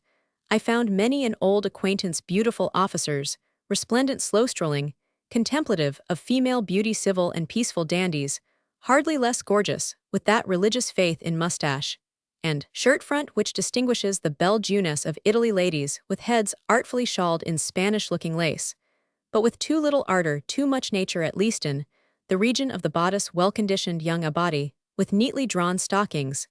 These indeed are not objects of first-rate interest, and with such Turin is rather meagerly furnished. It has no architecture, no churches, no monuments, no romantic street scenery. It has the great votive temple of the Superga, which stands on a high hilltop above the city, gazing across at Monte Rosa, and lifting its own fine dome against the sky with no contemptible art. But when you have seen the Superga from the quay beside the Po, a skein of a few yellow threads in August, despite its frequent habit of rising high and running wild, and said to yourself that an architecture position is half the battle, you have nothing left to visit. But the Museum of Pictures, the Turin Gallery, which is large and well arranged, is the fortunate owner of 3 or 4 masterpieces, a couple of magnificent Van Dycks, and a couple of Paul Veroneses, the latter a Queen of Sheba, and a feast of the House of Levi, usual splendid combination of brocades grandies and marble colonnades, dividing those skies to turquoise malade, to which Theophile Gautier is fond of alluding. The Veroneses are fine. But with Venice in prospect, the traveler feels at liberty to keep his best attention in reserve. If, however, he has the proper relish for Van Dyck, let him linger long and fondly here, for that admiration will never be more potently stirred than by the adorable group of the 3 little Royal Highness's sons. And the daughter of Charles Roman I, all the purity of childhood is here, and all its soft solidity of structure, rounded tenderly beneath the spangled satin, and contrasted charmingly with the pompous rigidity clad, respectively in crimson, white, and blue. These small scions stand up in their ruffs and fardingales, in dimpled serenity, squaring their infantine stomachers at the spectator with an innocence, a dignity, a delightful grotesqueness, which make the picture a thing of close truth as well as of fine decorum. You might kiss their hands, but you certainly would think twice before pinching their cheeks, provocative as they are of this tribute of admiration, and would altogether lack presumption to lift them off the ground, or the higher level or dais, on which they stand so sturdily planted by right of birth. There is something inimitable in the paternal gallantry with which the painter has touched off the young lady. She was a princess, yet she was a baby, and he has contrived, we let ourselves fancy, to interweave an intimation that she was a creature whom in her teens the lucklessly smitten Evan, as he was prematurely, must vainly sigh. For though the work is a masterpiece of execution, its merits under this head may be emulated at a distance. The lovely modulations of color in the 3 contrasted and harmonized little satin petticoats, the solidity of the little heads, in spite of all their prettiness, the happy unexaggerated squareness and maturity of pose, are severally points to study, to imitate, and to reproduce with profit. But the taste of such a consummate thing is its great secret as well as its great merita taste, which seems one of the lost instincts of mankind. Go and enjoy this supreme expression of Van Dyck's fine sense, and admit that never was a politer production. Milan speaks to us of a burden of felt life of which Turin is innocent, but in its general aspect still lingers a northern reserve, which makes the place, rather perhaps the last of the prose capitals, than the first of the poetic. The long Austrian occupation perhaps did something to Germanize its physiognomy, though indeed this is an indifferent explanation when one remembers how well, temperamentally speaking, Italy held her own in Venetia. Milan, at any rate, if not bristling with the aesthetic impulse, opens to us, frankly enough, the thick volume of her past. Of that volume, the cathedral is the fairest and fullest Pagea structure, not supremely interesting, not logical, not even to some minds commandingly beautiful, but grandly curious and superbly rich. I hope, for my own part, never to grow too particular to admire it.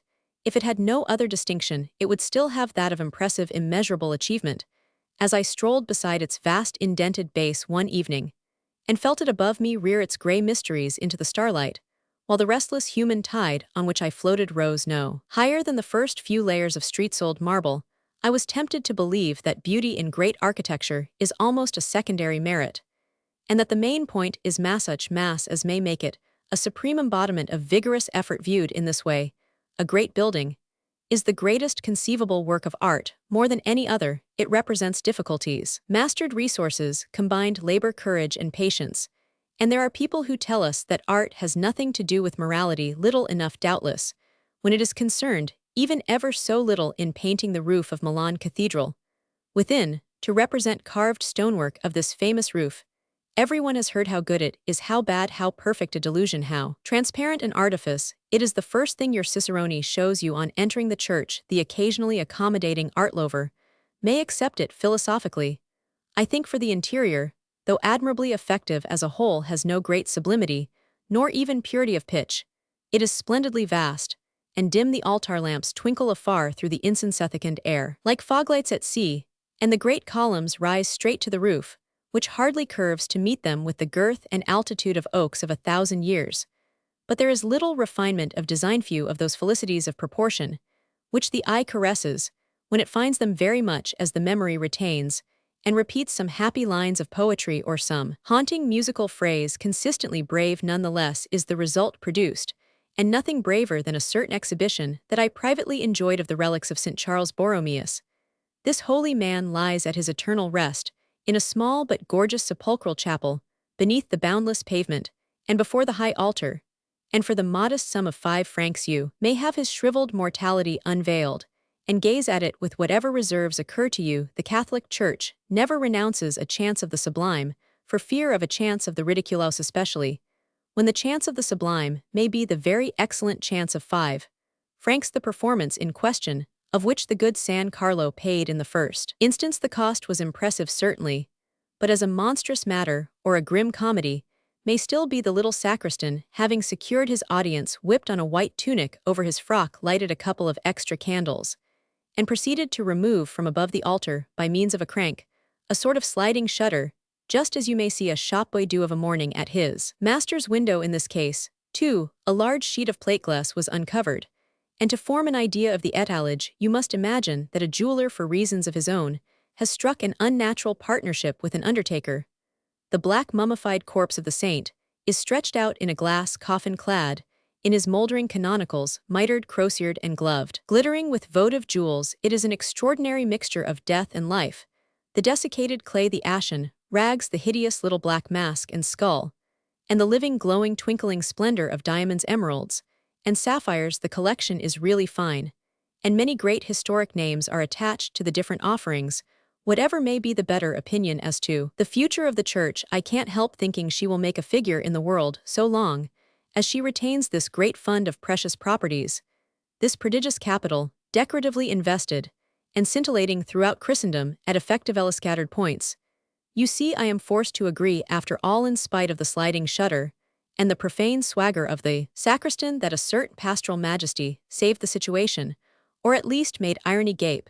Yet it was from a natural desire to breathe a sweeter air that I immediately afterwards undertook the interminable climb to the roof of the cathedral.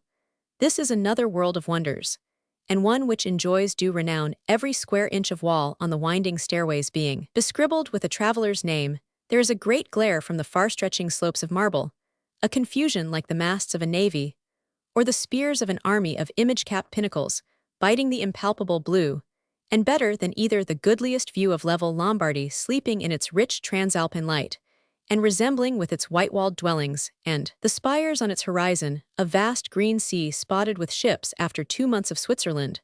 The Lombard plain is a rich rest to the eye, and the yellow liquid free-flowing light is, if on favored Italy, the vessels of heaven were more widely opened, had for mine a charm, which made me think of a great opaque mountain, as a blasphemous invasion of the atmospheric spaces. Illustration: the Simplon Gate, Milan. I have mentioned the cathedral first, but the prime treasure of Milan at the present hour is the beautiful tragical Leonardo. The cathedral is good for another 1,000 years. But we ask whether our children will find in the most majestic and most luckless of frescoes much more than the shadow of a shadow its fame has been for a century or two, that, as one may say of an illustrious invalid whom people visit to see how he lasts with leave-taking sighs and almost deathbed or tiptoe precautions, the picture needs not another scar or stain now to be the saddest work of art in the world, and battered, defaced, ruined as it is, it remains one of the greatest. We may really compare its anguish of decay to the slow, conscious ebb of life in a human organism. The production of the prodigy was a breath from the infinite, and the painter's conception not immeasurably less complex than the scheme, say, of his own mortal constitution. There has been much talk lately of the irony of fate, but I suspect fate was never more ironical than when she led the most scientific, the most calculating of all painters to spend 15 long years in building his goodly house upon the sand. And yet, after all, may not the playing of that trick represent but a deeper wisdom, since if the thing enjoyed the immortal health and bloom of a first-rate Titian, we should have lost one of the most pertinent lessons in the history of art.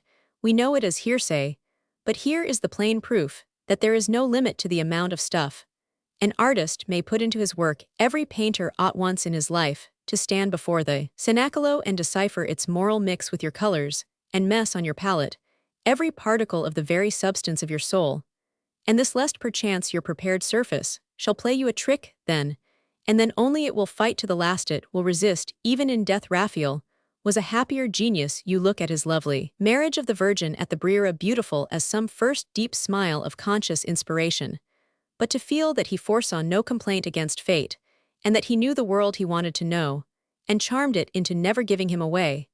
But I have left no space to speak of the Brera, nor of that paradise of bookworms, with an eye for their background if such creatures exist Ambrosian library, nor of that mighty basilica of St. Ambrose, with its spacious atrium, and its crudely solemn mosaics in which it is surely your own fault if you don't forget Dr. Strauss and Roman 1000 Renan, and worship as grimly as a Christian of the 9th century.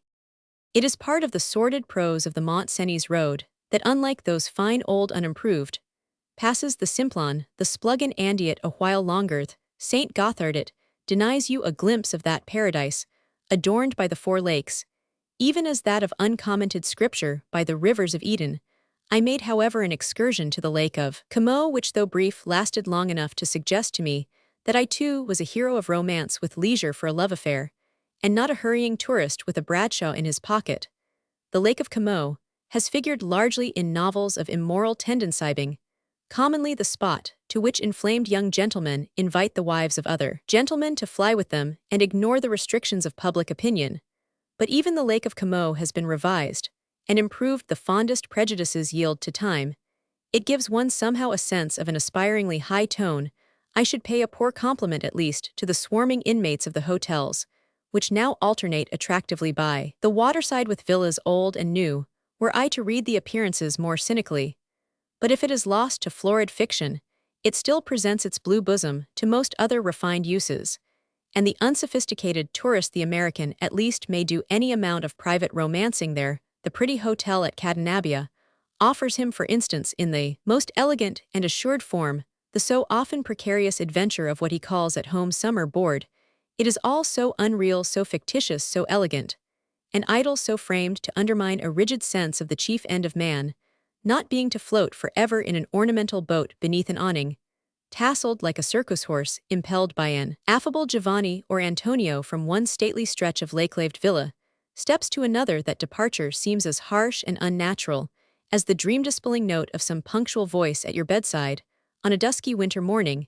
Yet I wondered for my own part, where I had seen it all before, at the pink-walled villas gleaming through their shrubberies of orange and oleander, the mountains shimmering in the hazy light, like so many breasts of doves, the constant presence of the melodious Italian voice, where indeed, but at the opera, when the manager has been more than usually regardless of expense, here in the foreground was the palace of the nefarious baritone, with its banqueting hall opening as freely on the stage as a railway buffet on the platform, beyond the delightful back scene, with its operatic gamut of coloring in the middle, the scarlet-sashed barcuali grouped like a chorus hat in hand, awaiting the conductor's signal. It was better even than being in a novellas, being this fairly wallowing in a libretto. The old Saint Gothard, Leaves from a Notebook. Bern, September 1873. In Bern again, some 11 weeks after having left it in July. I have never been in Switzerland so late, and I came hither innocently supposing the last Cook's tourist to have paid out his last coupon and departed. But I was lucky. It seems to discover an empty cot in an attic and a very tight place at a table d'hôte. People are all flocking out of Switzerland, as in July they were flocking in, and the main channels of egress are terribly choked. I have been here several days watching them come and go. It is like the march past of an army. It gives one, for an occasional change from darker thoughts, a lively impression of the numbers of people now living, and above all now moving at extreme ease in the world. Here is little Switzerland, disgorging its tens of thousands of honest folk, chiefly English, and rarely, to judge by their faces, and talk children of light in any eminent degree, for whom snowpeaks and glaciers and passes, and lakes and chalets and sunsets, and a café complete including honey, as the coupon says, have become prime necessities for 6 weeks every year. It's not so long ago that lords and nabobs monopolized these pleasures, but nowadays in a month's tour in Switzerland is no more a jeu de prince than a Sunday excursion to watch this huge Anglo-Saxon wave ebbing through Bern suggests, no doubt most fallaciously, that the common lot of mankind isn't, after all, so very hard, and that the masses have reached a high standard of comfort. The view of the Oberlin chain, as you see it from the garden of the hotel, really butters one's bread most handsomely, and here are I don't know how many hundred Cook's tourists a day looking at it through the smoke of their pipes. Is it really the masses, however, that I see every day at the table d'hôte? They have rather too few HS to the dozen. But their good nature is great. Some people complain that they vulgarize Switzerland, but, as far as I am concerned, I freely give it up to them and offer them a personal welcome, and take a peculiar satisfaction in seeing them here. Switzerland is a show country. I am more and more struck with the bearings of that truth, and its use in the world is to reassure persons of a benevolent imagination when they begin to wish for the drudging millions. A greater supply of elevating amusement here is amusement for 1,000 years. And as elevating certainly, as mountains 3 miles high, can make it. I expect to live to see the summit of Monte Rosa heated by steam tubes, and adorned with a hotel setting 3 tables d'hôte a day. Illustration: the clock tower. I have been walking about the arcades, which used to bestow a grateful shade in July, but which seem rather dusky and chilly in these shortening autumn days. I am struck with the way the English always speak of them with a shudder, as gloomy, as dirty, as evil-smelling, as suffocating, as freezing as anything and everything, but admirably picturesque. I take us Americans for the only people who in traveling judge things on the first impulse when we do judge them at all. Note from the standpoint of simple comfort, most of us strolling forth into these bustling basements are, I imagine, too much amused, too much diverted from the sense of an alienable right to public ease, to be conscious of heat, or cold, of thick air, or even of the universal smell of strong charcuterie. If the visible romantic were banished from the face of the earth, I am sure the idea of it would still survive in some typical American heart. Lucerne. September. Bern, I find, has been filling with tourists at the expense of Lucerne, which I have been having almost to myself. There are 6 people at the table d'hôte. The excellent dinner denotes on the part of the chef the easy leisure in which true artists love to work. The waiters have nothing to do but lounge about the hall and chink in their pockets the fees of the past season. The day has been lovely in itself, and pervaded to my sense by the gentle glow of a natural satisfaction at my finding myself again on the threshold of Italy. I am lodged en prince in a room with a balcony hanging over the lake, a balcony on which I spent a long time this morning at dawn, thanking the mountaintops from the depths of a landscape lover's heart for their promise of superbly fair, whether there were a great many mountaintops to thank for the crags and peaks and pinnacles tumbled away through the morning mist in an endless confusion of grandeur. I have been all day in better humor with Lucerne than ever before. A forecast reflection of Italian moods. If Switzerland, as I wrote the other day, is so furiously a showplace, Lucerne is certainly one of the biggest booths at the fair. The little quay under the trees, squeezed in between the decks of the steamboats and the doors of the hotels, is a terrible medley of Saxon dialects, a jumble of pilgrims, in all the phases of devotion, equipped with book and staff, alpenstock and Baedeker. There are so many hotels and trinket shops, so many omnibuses and steamers, so many St. Gothard vetturini, so many ragged urchins poking photographs, minerals, and Lucernese English at you that you feel as if lake and mountains themselves, in all their loveliness, were but a part of the enterprise of landlords and peddlers, and half expect to see the Righai and Pilatus and the fine weather figure as items on your hotel bill between the bougie and the siphon. Nature herself assists you to this conceit. There is something so operatic and suggestive of footlights and scene-shifters in the view on which Lucerne looks out. You are one of 5,000, 50,000 accommodated spectators. You have taken your season ticket, and there is a responsible impresario somewhere behind the scenes. There is such a luxury of beauty in the prospect, such a redundancy of composition and effect, so many more peaks and pinnacles than are needed to make one heart happy or regale the vision of one quiet observer, that you finally accept the little Babel on the quay and the looming masses in the clouds as equal parts of a perfect system, and feel as if the mountains had been waiting so many ages for the hotels to come and balance the colossal group, that they show a right after all to have them big and numerous. The scene-shifters have been at work all day long composing and discomposing the beautiful background of the prospect, massing the clouds and scattering the light, effacing and reviving, making play with their wonderful machinery of mist and haze. The mountains rise one behind the other in an enchanting gradation of distances and of melting blues and grays. You think each successive tone the loveliest and haziest possible till you see another loom dimly behind it.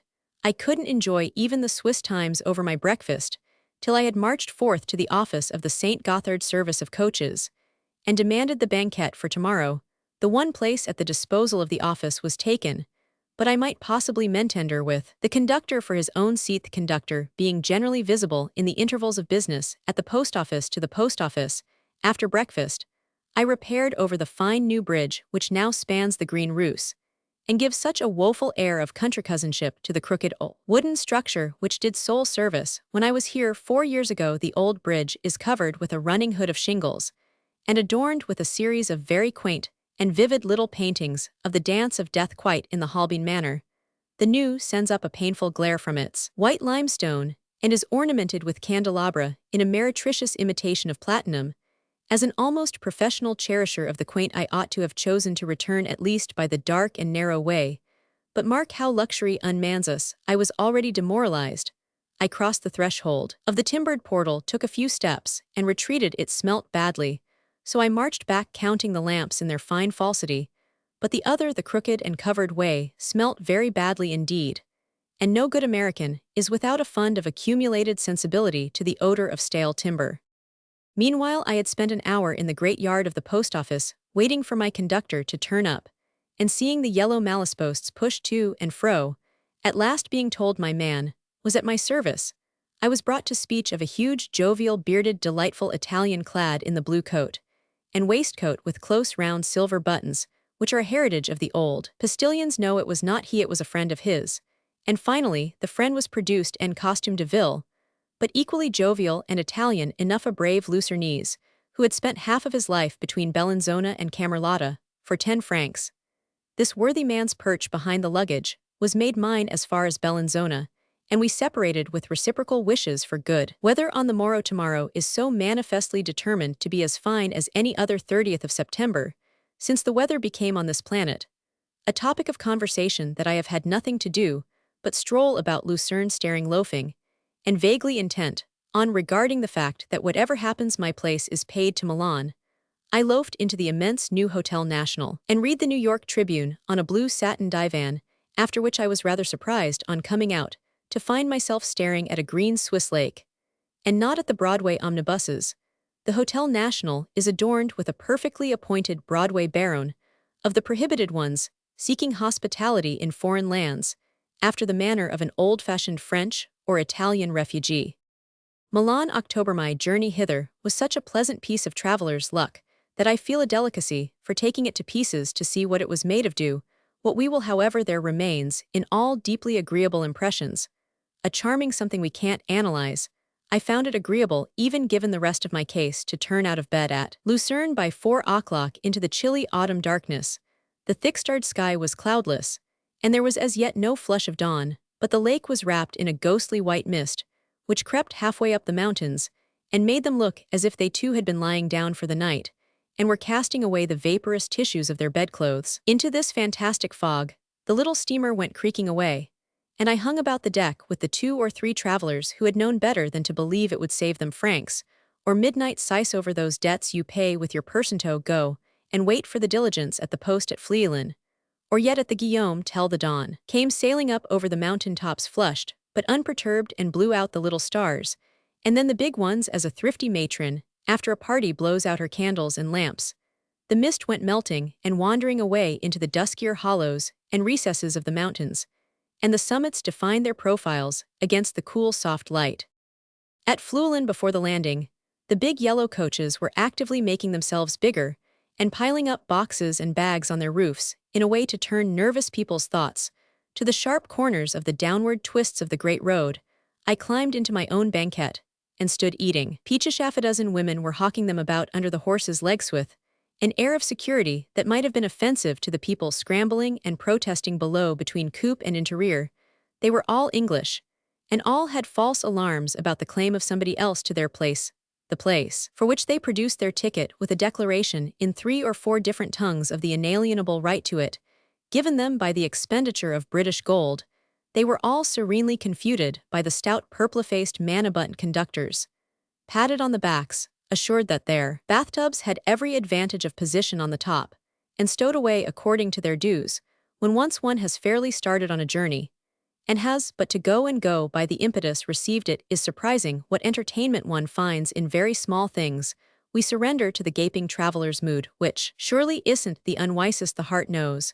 I don't envy people at any rate who have outlived or outworn the simple sweetness of feeling settled to go somewhere with bag and umbrella, if we are settled on the top of a coach, and the somewhere contains an element of the new and strange the case is at its best in this matter, wise people are content to become children again. We don't turn about on our knees to look out of the omnibus window, but we indulge in very much the same rounded contemplation of accessible objects. Responsibility is left at home, or at the worst packed away in the valise, relegated to quite another part of the diligence with the clean shirts, and the ridding case I sucked in the gladness of gaping for this occasion, with the somewhat acrid juice of my indifferent peaches. It made me think them very good. This was the first of a series of kindly services it rendered me. It made me agree next, as we started, that the gentleman at the booking office at Lucerne had but played a harmless joke when he told me the regular seat in the banquette was taken. No one appeared to claim it, so the conductor and I reversed positions, and I found him quite as conversable as the usual Anglo-Saxon. He was trolling snatches of melody, and showing his great yellow teeth in a jovial grin, all the way to Belençon on this, in face of the somber fact that the St. Gothard tunnel is scraping away into the mountain all the while under his nose, and numbering the days of the Manabut brotherhood. But he hopes for long services' sake to be taken into the employ of the railway. He at least is no cherisher of quaintness, and has no romantic perversity. I found the railway coming on, however, in a manner very shocking to mine. About an hour short of Andermatt, they have pierced a huge black cavity in the mountain, around which has grown up a swarming, digging, hammering, smoke-compelling colony. There are great barracks with tall chimneys down in the gorge that bristled the other day, but with natural graces, and a wonderful increase of wineshops in the little village of Goschenen. Above, along the breast of the mountain, beside the road, come wandering several miles of very handsome iron pipes of a stupendous girth, a conduit for the water power with which some of the machinery is worked. It lies at its mighty length among the rocks like an immense black serpent, and serves as a mere detail to give one the measure of the central enterprise. When at the end of our long day's journey well down in warm Italy, we came upon the other aperture of the tunnel, I could but uncap with a grim reverence. Truly nature is great, but she seems to me to stand in very much the shoes of my poor friend, the conductor. She is being superseded at her strongest points successively, and nothing remains but for her to take humble service with her master. If she can hear herself think amid that din of blasting and hammering, she must be reckoning up the years to elapse before the cleverest of Ober-Ingenieurs decides that mountains are mere obstructive matter, and has the Jungfrau melted down, and the residuum carried away in balloons, and dumped upon another planet. The Devil's Bridge, with the same failing apparently as the good Homer was decidedly nodding, the volume of water in the torrent was shrunken, and I missed the thunderous uproar and far-leaping spray that have kept up a miniature tempest in the neighborhood on my other passages. It suddenly occurs to me that the fault is not in the good Homer's inspiration, but simply in the big black pipes. Above mentioned, they dip into the rushing stream higher up presumably, and pervert its fine frenzy to their prosaic uses. There could hardly be a more vivid reminder of the standing quarrel between use and beauty, and of the hard time poor beauty is having. I looked wistfully, as we rattled into dreary Andermatt, at the great white zigzags of the Oberalp road, which climbed away to the left. Even on one's way to Italy one may spare a throb of desire for the beautiful vision of the castled Grisons, dear to me, the memory of my day's drive last summer through that long blue avenue of mountains, to queer little mouldering Ilants visited before supper in the ghostly dusk. At Andermatt, a sign over a little black doorway, flanked by two dunghills, seemed to me tolerably comical. Minarock's quadrupeds, oiseaux aux youths tableaux antiques. We bundled in to dinner, and the American gentleman in the banquette made the acquaintance of the Irish lady in the coupe, who talked of the weather as foin, and wore a Persian scarf twisted about her head. At the other end of the table sat an Englishman out of the interior, who bore an extraordinary resemblance to the portraits of Edward Vis and Mary's Reigns, he walking a convincing Holbein. The impression was of value to a cherisher of quaintness, and he must have wondered not knowing me for such a character. I stared at him. It wasn't him I was staring at, but some handsome Seymour or Dudley or Digby with a ruff and a round cap and plume. From Andermatt, through its high, cold, sunny valley, we passed into rugged little Hospenthal, and then up the last stages of the ascent. From here, the road was all new to me among the summits of the various alpine passes. There is little to choose. You wind and double slowly into keener cold and deeper stillness. You put on your overcoat and turn up the collar. You count the nestling snowpatches, and then you cease to count them. You pause as you trudge before the lumbering coach, and listen to the last third cowbell tinkling away below you in kindlier herbage. The sky was tremendously blue, and the little stunted bushes on the snow-streaked slopes were all dyed with autumnal purples and crimsons. It was a great display of color, purple and crimson too, though not so fine were the faces thrust out at us from the greasy little double casements of a barrack.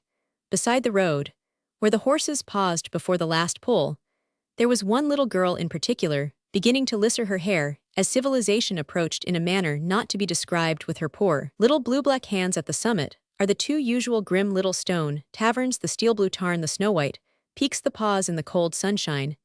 Then we begin to rattle down with 2 horses in 5 minutes.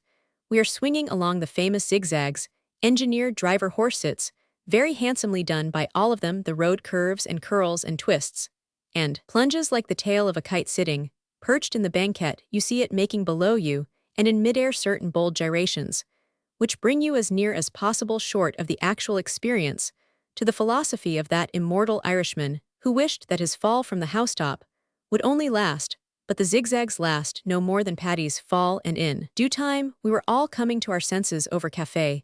Oh, late in the little inn at Fado, after Fado, the valley plunging deeper began to take thick afternoon shadows from the hills, and at Airolo we were fairly in the twilight, but the pink and yellow houses shimmered through the gentle gloom, and Italy began in broken syllables to whisper that she was at hand for the rest of the way to Bellinzona. Her voice was muffled in the gray of evening, and I was half vexed to lose the charming sight of the changing vegetation, but only half vexed, for the moon was climbing all the while nearer the edge of the crags that overshadowed us, and a thin magical light came trickling down into the winding murmuring gorges. It was a most enchanting business. The chestnut trees loomed up with double their daylight stature. The vines began to swing their low festoons like nets to trip up the fairies. At last, the ruined towers of Bellinzona stood gleaming in the moonshine, and we rattled into the great post-yard. It was 11 o'clock, and I had risen at 4 moonshine apart. I wasn't sorry. All that was very well, but the drive next day from Bellinzona to Como is, to my mind, what gives its supreme beauty to this great pass. One can't describe the beauty of the Italian lakes, nor would one try, if one could. The floweriest rhetoric can recall it only as a picture on a fireboard recalls a clod, but it lay spread before me for a whole perfect day in the long gleam of the Major, from whose head the diligence swerves away and begins to climb the bosky hills that divide it from Lugano, in the shimmering melting azure of the southern slopes and masses in the luxurious tangle of nature, and the familiar amenity of man in the lawn-like inclinations, where the great grouped chestnuts make so cool a shadow in so warm a light, in the rusty vineyards, the littered cornfields, and the tawdry wayside shrines. But most of all, it's the deep yellow light that enchants you and tells you where you are. See it come filtering down through a vine-covered trellis on the red handkerchief with which a ragged contadina has bound her hair. And all the magic of Italy to the eye makes an aureole about the poor girl's head. Look at a brown-breasted reaper eating his chunk of black bread under a spreading chestnut. Nowhere is shadow so charming, nowhere is color so charged, nowhere has accident such grace. The whole drive to Lugano was one long loveliness, and the town itself is admirably Italian. There was a great unlading of the coach, during which I wandered under certain brown old arcades, and bought for 6 sous from a young woman in a gold necklace a hatful of peaches and figs. When I came back, I found the young man holding open the door of the second diligence, which had lately come up, and beckoning to me with a despairing smile. The young man, I must note, was the most amiable of Ticcinese. Though he wore no buttons, he was attached to the diligence in some amateurish capacity, and had an eye to the mailbags and other valuables in the boot. I grumbled at Bern over the want of soft curves in the Swiss temperament, but the children of the tangled Tessin are cast in the Italian mold. My friend had as many quips and cranks as a Neapolitan. We walked together for an hour under the chestnuts, while the coach was plodding up from Bellinzona, and he never stopped singing, till we reached a little winehouse where he got his mouth full of bread and cheese. I looked into his open door à la stern, and saw the young woman sitting rigid and grim, staring over his head, and with a great pile of bread and butter in her lap. He had only informed her most politely that she was to be transferred to another diligence, and must do him the favor to descend, but she evidently knew of but one way for a respectable young insulary of her sex to receive the politeness of a foreign adventurer guilty of an eye betraying latent pleasantry. Heaven only knew what he was saying, I told her, and she gathered up her parcels and emerged. A part of the day's great pleasure perhaps was my grave sense of being an instrument in the hands of the powers, toward the safe consignment of this young woman and her boxes. When once you have really bent to the helpless, you are caught there is no such steel trap, and it holds you fast. My rather grim Abigail was a neophyte in foreign travel, though doubtless cunning enough at her trade, which I inferred to be that of making up those prodigious chignons, worn mainly by English ladies. Her mistress had gone on a mule over the mountains to Cadenabia, and she herself was coming up. With the wardrobe, 2 big boxes, and a bathtub, I had played my part under the powers at Bellinzona, and had interposed between the poor girl's frightened English and the dreadful Ticcinese French of the functionaries. In the postyard, at the custom house on the Italian frontier, I was of peculiar service. There was a kind of fateful fascination in it. The wardrobe was voluminous. I exchanged a paternal glance with my charge, as the douanier plunged his brown fists into it. Who was the lady at Cadenabia? What was she to me or I to her? She wouldn't know when she rustled down to dinner next day that it was I who had guided the frail skiff of her public basis of vanity to port so unseen, but not unfelt. Do we cross each other's orbits? The skiff, however, may have foundered that evening in sight of land. I disengaged the young woman from among her fellow travelers and placed her boxes on a handcart in the picturesque streets of Como, within a stone's throw of that lovely striped and toned cathedral, which has the facade of cameo medallions. I could only make the facchino swear to take her to the steamboat. He too was a jovial dog, but I hope he was polite with precautions. Italy revisited.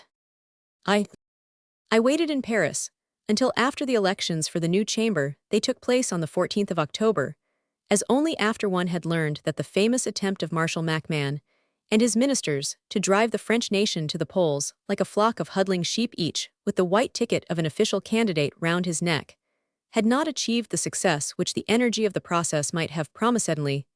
Then it was possible to draw a long breath and deprive the Republican Party of such support as might have been conveyed in one's sympathetic presence. Seriously speaking, too, the weather had been enchanting. There were Italian fancies to be gathered, without leaving the banks of the Seine day after day. The air was filled with golden light, and even those chalkish vistas of the Parisian beau quartier assumed the iridescent tints of autumn. Autumn weather in Europe is often such a very sorry affair that a fair-minded American will have it on his conscience to call attention to a rainless and radiant October. The echoes of the electoral strife kept me company for a while after starting upon that abbreviated journey to Turin, which, as you leave Paris at night, in a train unprovided with encouragements to slumber, is a singular mixture of the odious and the charming. The charming, indeed, I think prevails, for the dark half of the journey is the least interesting. The morning light ushers you into the romantic gorges of the Jura, and after a big bowl of café au lait at Cula's, you may compose yourself comfortably for the climax of your spectacle. The day before leaving Paris, I met a French friend who had just returned from a visit to a Tuscan countryside where he had been watching the vintage. Italy, he said, is more lovely than words can tell, and France, steeped in this electoral turmoil, seems no better than a bear garden. The part of the bear garden through which you travel as you approach the Mont Cenis seemed to me that day very beautiful. The autumn coloring, thanks to the absence of rain, had been vivid and crisp, and the vines that swung their low garlands between the mulberries round about Chambéry looked like long festoons of coral and amber. The frontier station of Modane, on the further side of the Mont Cenis tunnel, is a very ill-regulated place, but even the most irritable of tourists meeting it on his way southward will be disposed to consider it good-naturedly. There is far too much bustling and scrambling, and the facilities afforded you for the obligatory process of ripping open your luggage before the officers of the Italian custom house are much scantier than should be.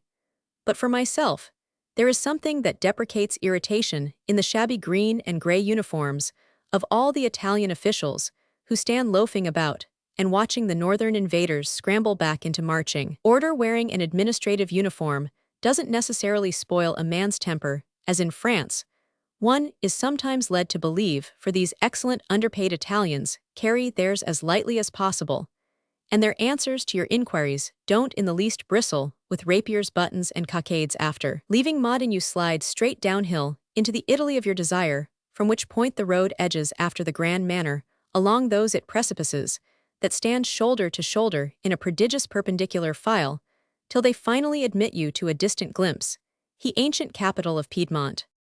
Turin is no city of a name to conjure with, and I pay an extravagant tribute to subjective emotion in speaking of it, As ancient if the place is less bravely peninsular than Florence and Rome at least, it is more in the scenic tradition than New York, Paris. And while I paced the great arcades and looked at the fourth-rate shop windows, I didn't scruple to cultivate a shameless optimism. Relatively speaking, Turin touches a chord, but there is after all no reason in a large collection of shabalistic houses, disposed in a rigidly rectangular manner, for passing a day of deep still gaiety. The only reason I am afraid is the old superstition of italithet property in the very look of the written word, the evocation of a myriad images that makes any lover of the arts take Italian satisfactions on easier terms than any others. The written word stands for something that eternally tricks us. We juggle to our credulity, even with such inferior apparatus as is offered to our hand at Turin. I roamed all the morning under the tall porticos, thinking it sufficient joy to take note of the soft, warm air of that local color of things that is at once so broken and so harmonious, and of the comings and goings, the physiognomy and manners of the excellent Turinese. I had opened the old book again. The old charm was in the style. I was in a more delightful world.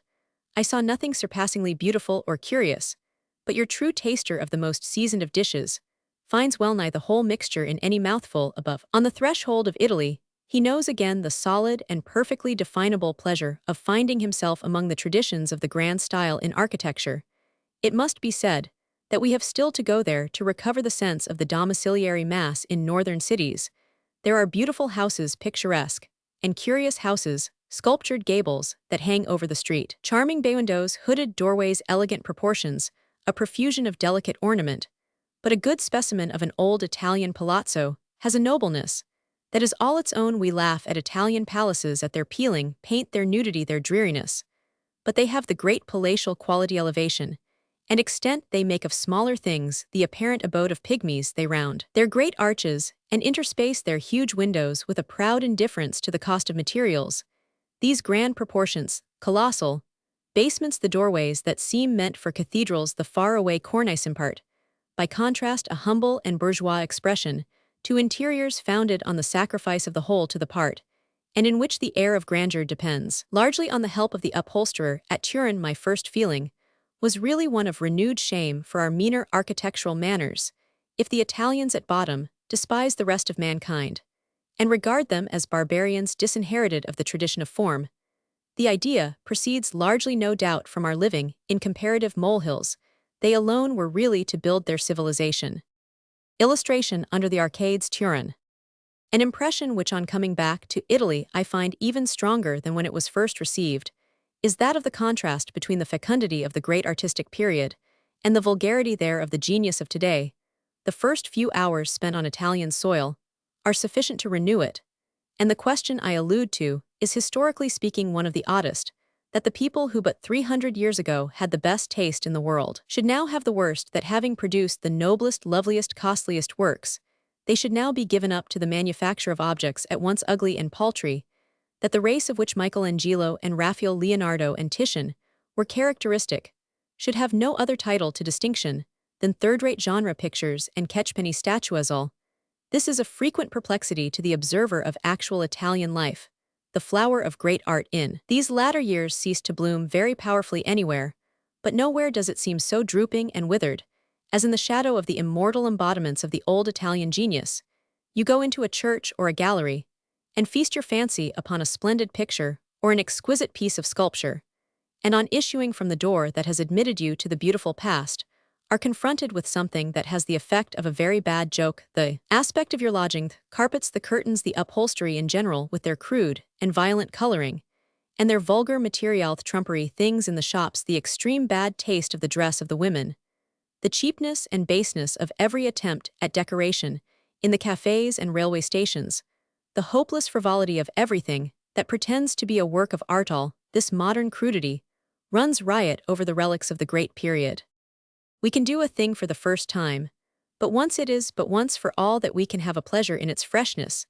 This is a law not on the whole, I think, to be regretted, for we sometimes learn to know things better by not enjoying them too much. It is certain, however, at the same time, that a visitor who has worked off the immediate ferment for this inexhaustibly interesting country has by no means entirely drained the cup.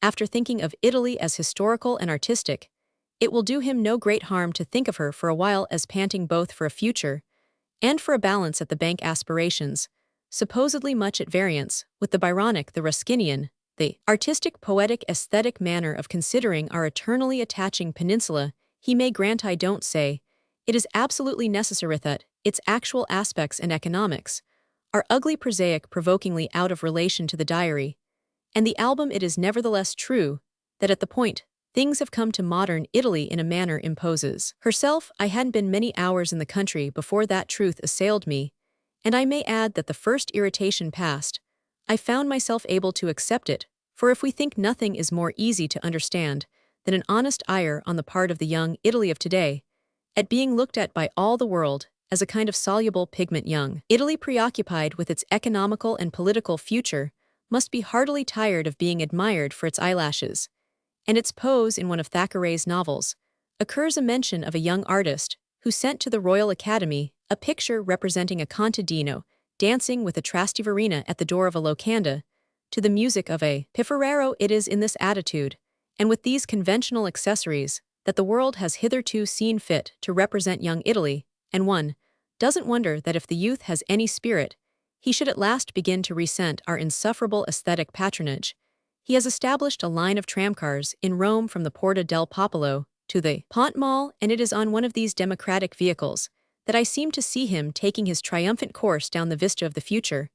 I won't pretend to rejoice with him any more than I really do. I won't pretend, as the sentimental tourists say about it, all as if it were the setting of an intaglio, or the border of a Roman scarf, to like it or not as we may. It is evidently destined to be. I see a new Italy in the future, which in many important respects will equal if not surpass the most enterprising sections of our native land. Perhaps, by that time, Chicago and San Francisco will have acquired a pose, and their sons and daughters will dance at the doors of locand. However this may be, the accomplished schism between the old order and the new is the promptest moral of a fresh visit to this ever-suggestive part of the world. The old has become more and more a museum preserved and perpetuated in the midst of the new, but without any further relation to it must be admitted, indeed, that such a relation is considerable than that of the stock on his shelves to the shopkeeper, or of the siren of the South to the showman who stands before his booth more than once. As we move about nowadays in the Italian cities, there seems to pass before our eyes a vision of the coming years. It represents to our satisfaction an Italy united and prosperous, but altogether scientific and commercial. The Italy indeed that we sentimentalize and romance about was an ardently mercantile country, though I suppose it loved not its ledgers less, but its frescoes and altarpieces more scattered through this paradise, regained of Tradetha's country of 1,000 ports. We see a large number of beautiful buildings, in which an endless series of dusky pictures are darkening, dampening, fading, failing through the years. By the doors of the beautiful buildings are little turnstiles, at which there sit a great many uniformed men, to whom the visitor pays a tenpenny fee. Inside, in the vaulted and frescoed chambers, the art of Italy lies buried, as in 1,000 mausoleums. It is well taken care of, it is constantly copied.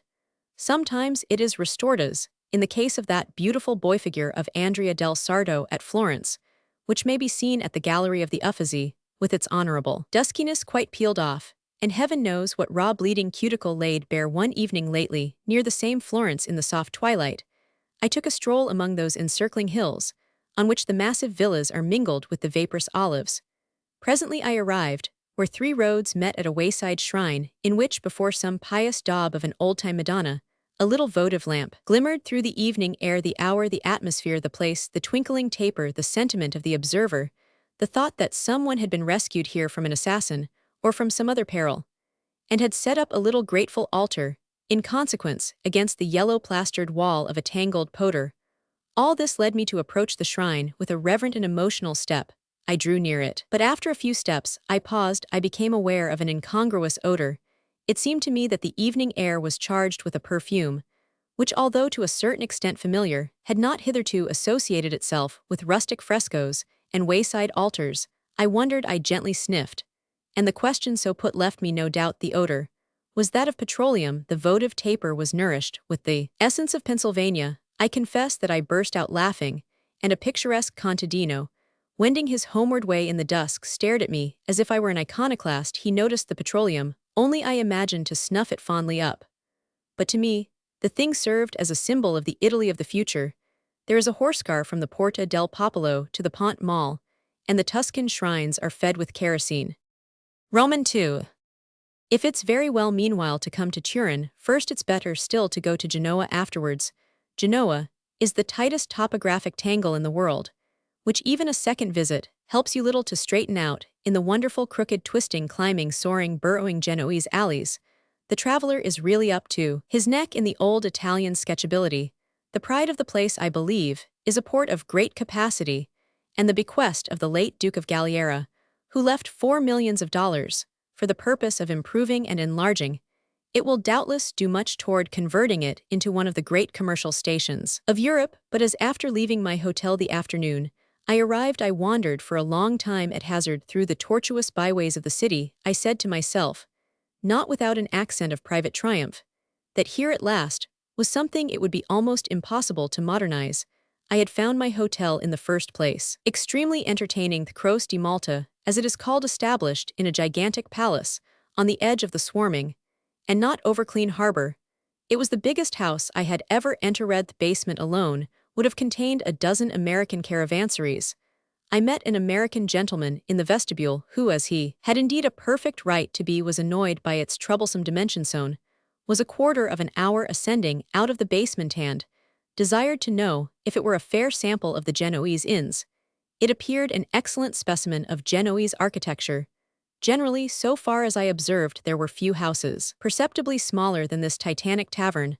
I lunched in a dusky ballroom, whose ceiling was vaulted, frescoed, and gilded with the fatal facility of a couple of centuries ago, and which looked out upon another ancient housefront equally huge and equally battered, separated from it only by a little wedge of dusky spaceon.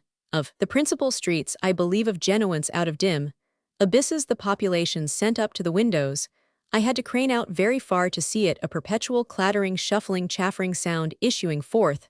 Presently into this crevice of a street, I found myself up to my neck in that element of the rich and strangeous to visible and reproducible effect.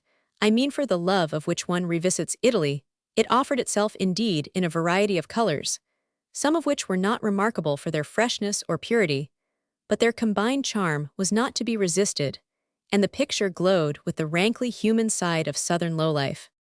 Genoa, as I have hinted, is the crookedest and most incoherent of cities, tossed about on the sides and crests of a dozen hills. It is seamed with gullies and ravines that bristle with those innumerable palaces, for which we have heard from our earliest years that the place is celebrated. These great structures, with their mottled and faded complexions, lift their big ornamental cornices to a tremendous height in the air, where in a certain indescribably forlorn and desolate fashion, overtopping each other, they seem to reflect the twinkle and glitter of the warm Mediterranean. Down about the basements, in the close crepuscular alleys, the people are forever moving to and fro or standing in their cavernous doorways, and their dusky crowded shops calling, chattering, laughing, lamenting, living their lives in the conversational Italian fashion. I had for a long time had no such vision of possible social pressure. I hadn't for a long time seen people elbowing each other so closely or swarming so thickly out of populous hives.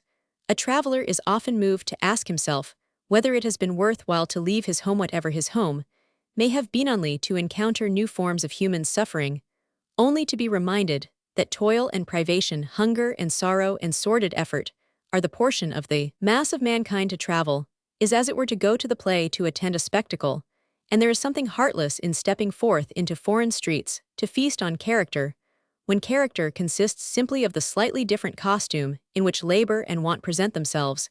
These reflections were forced upon me as I strolled as through a twilight patched with color and charged with stale smells. But after a time, they ceased to bear me company. The reason of this, I think, is because, at least to foreign eyes, sum of Italian misery is on the whole less than the sum of the Italian knowledge of life. That people should thank you with a smile of striking sweetness for the gift of tuppence is a proof certainly of extreme and constant destitution.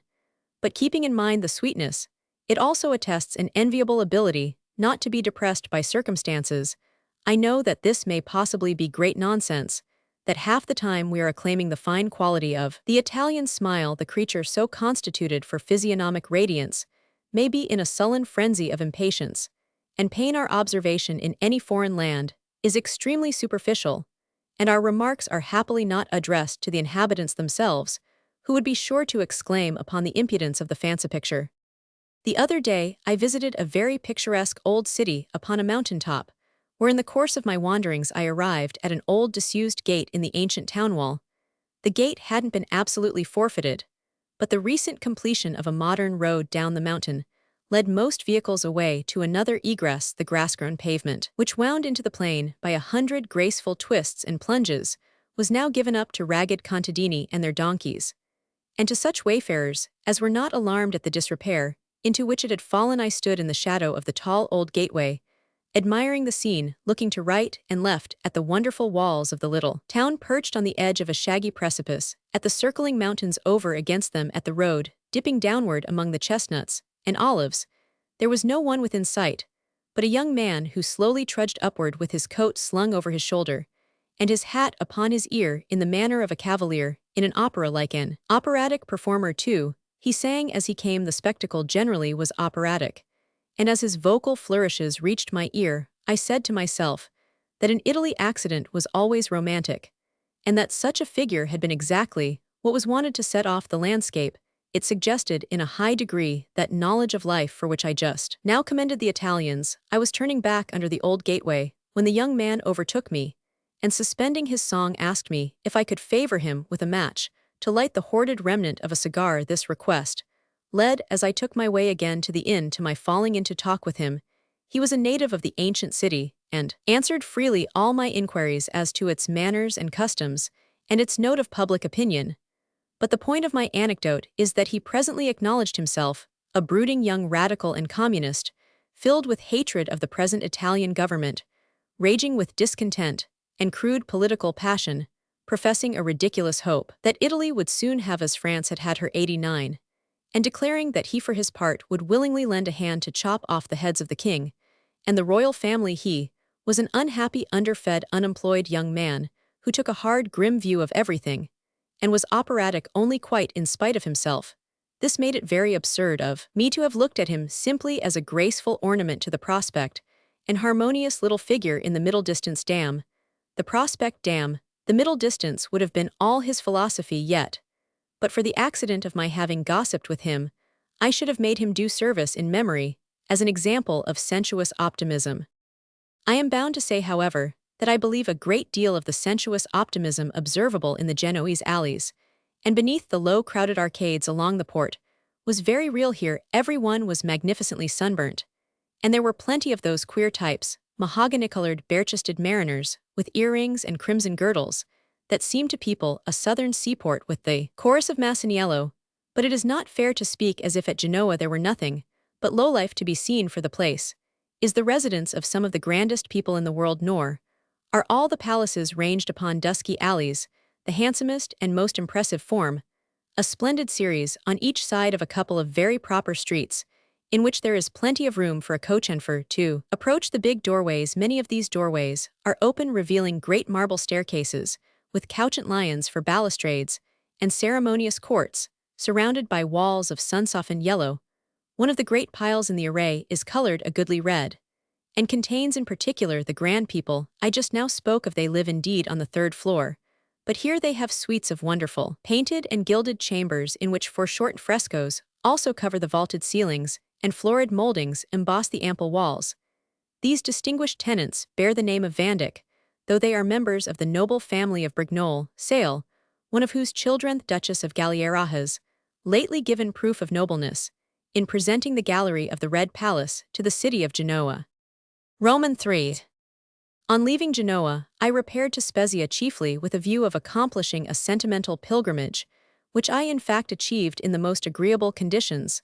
The Gulf of Spezia is now the headquarters of the Italian fleet, and there were several big iron-plated frigates riding at anchor in front of the town. The streets were filled with lads in blue flannel, who were receiving instruction at a schoolship in the harbor, and in the evening there was a brilliant mooned little breakwater, which stretched out into the Mediterranean, offered a scene of recreation to innumerable such persons. But this fact is from the point of view of the cherisher of quaintness of little account, for since it has become prosperous, Spezia has grown ugly.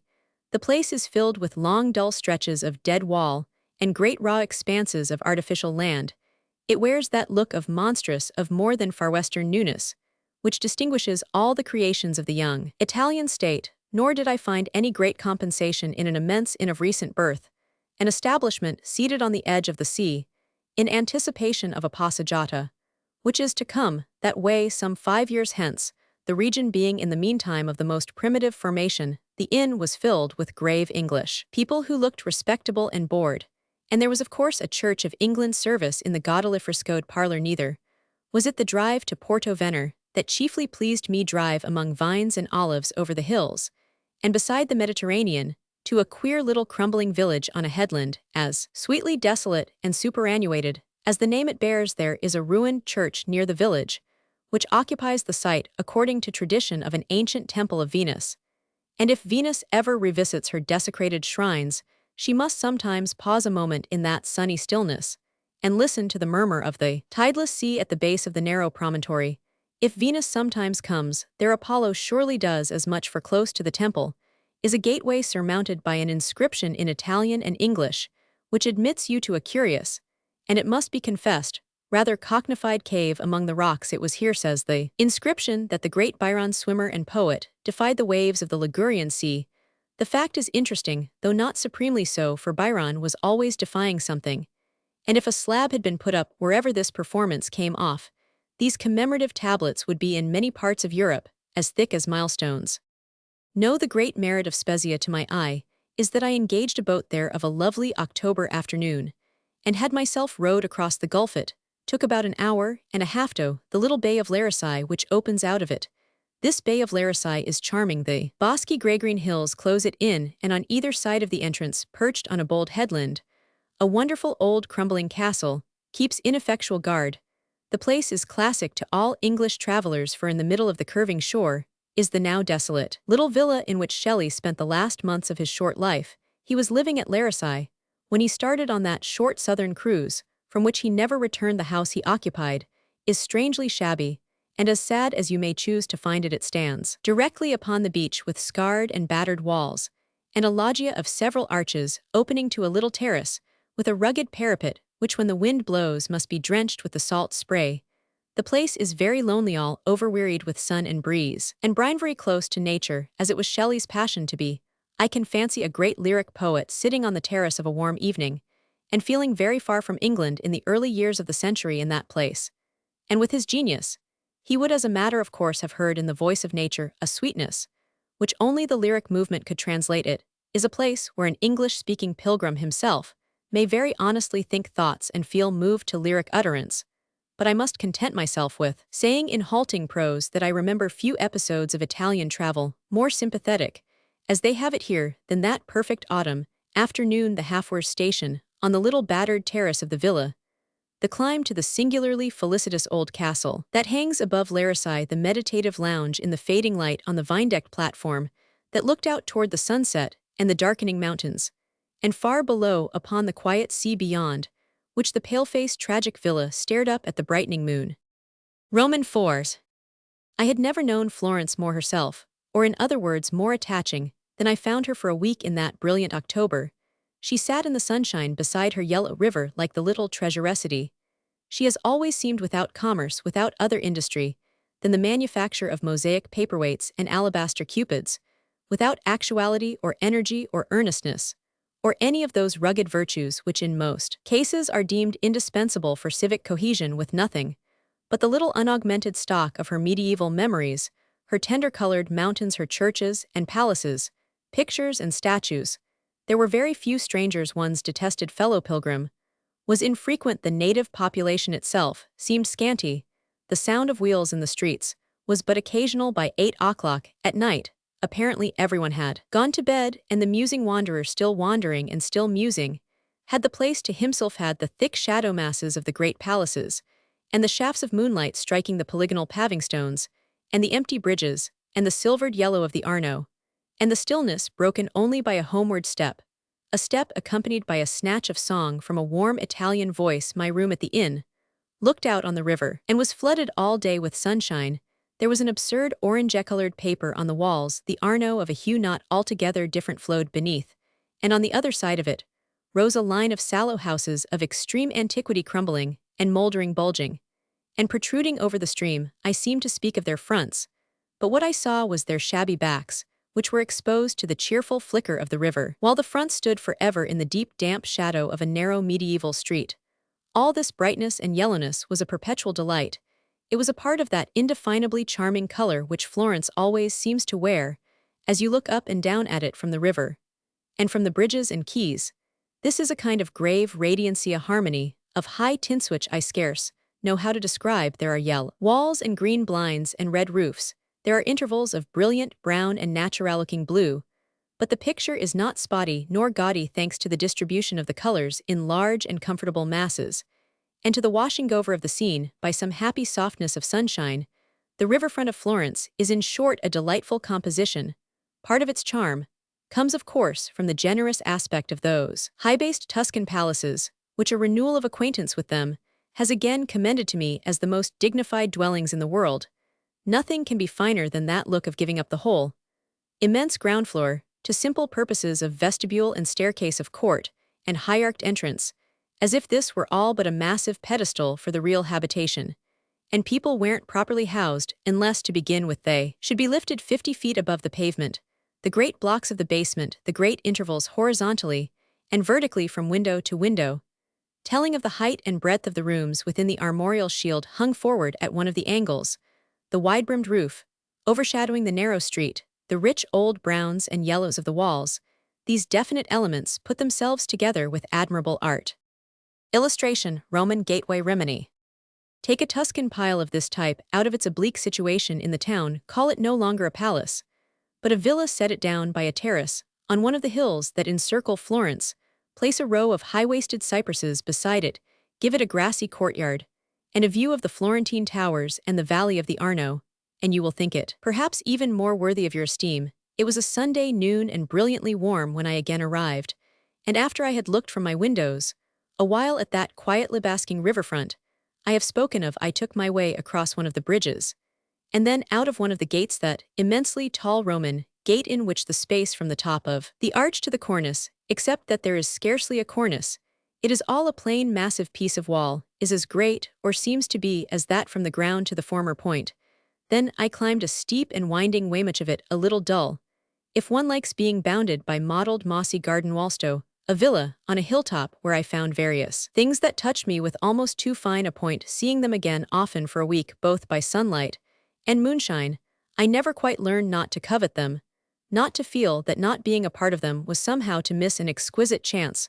What a tranquil, contented life it seemed, with romantic beauty as a part of its daily texture. The sunny terrace with its tangled podder beneath it, the bright gray olives against the bright blue sky, the long serene horizontal lines of other villas, flanked by their upward cypresses, disposed upon the neighboring hills, the richest little city in the world, in a softly scooped hollow at one's feet.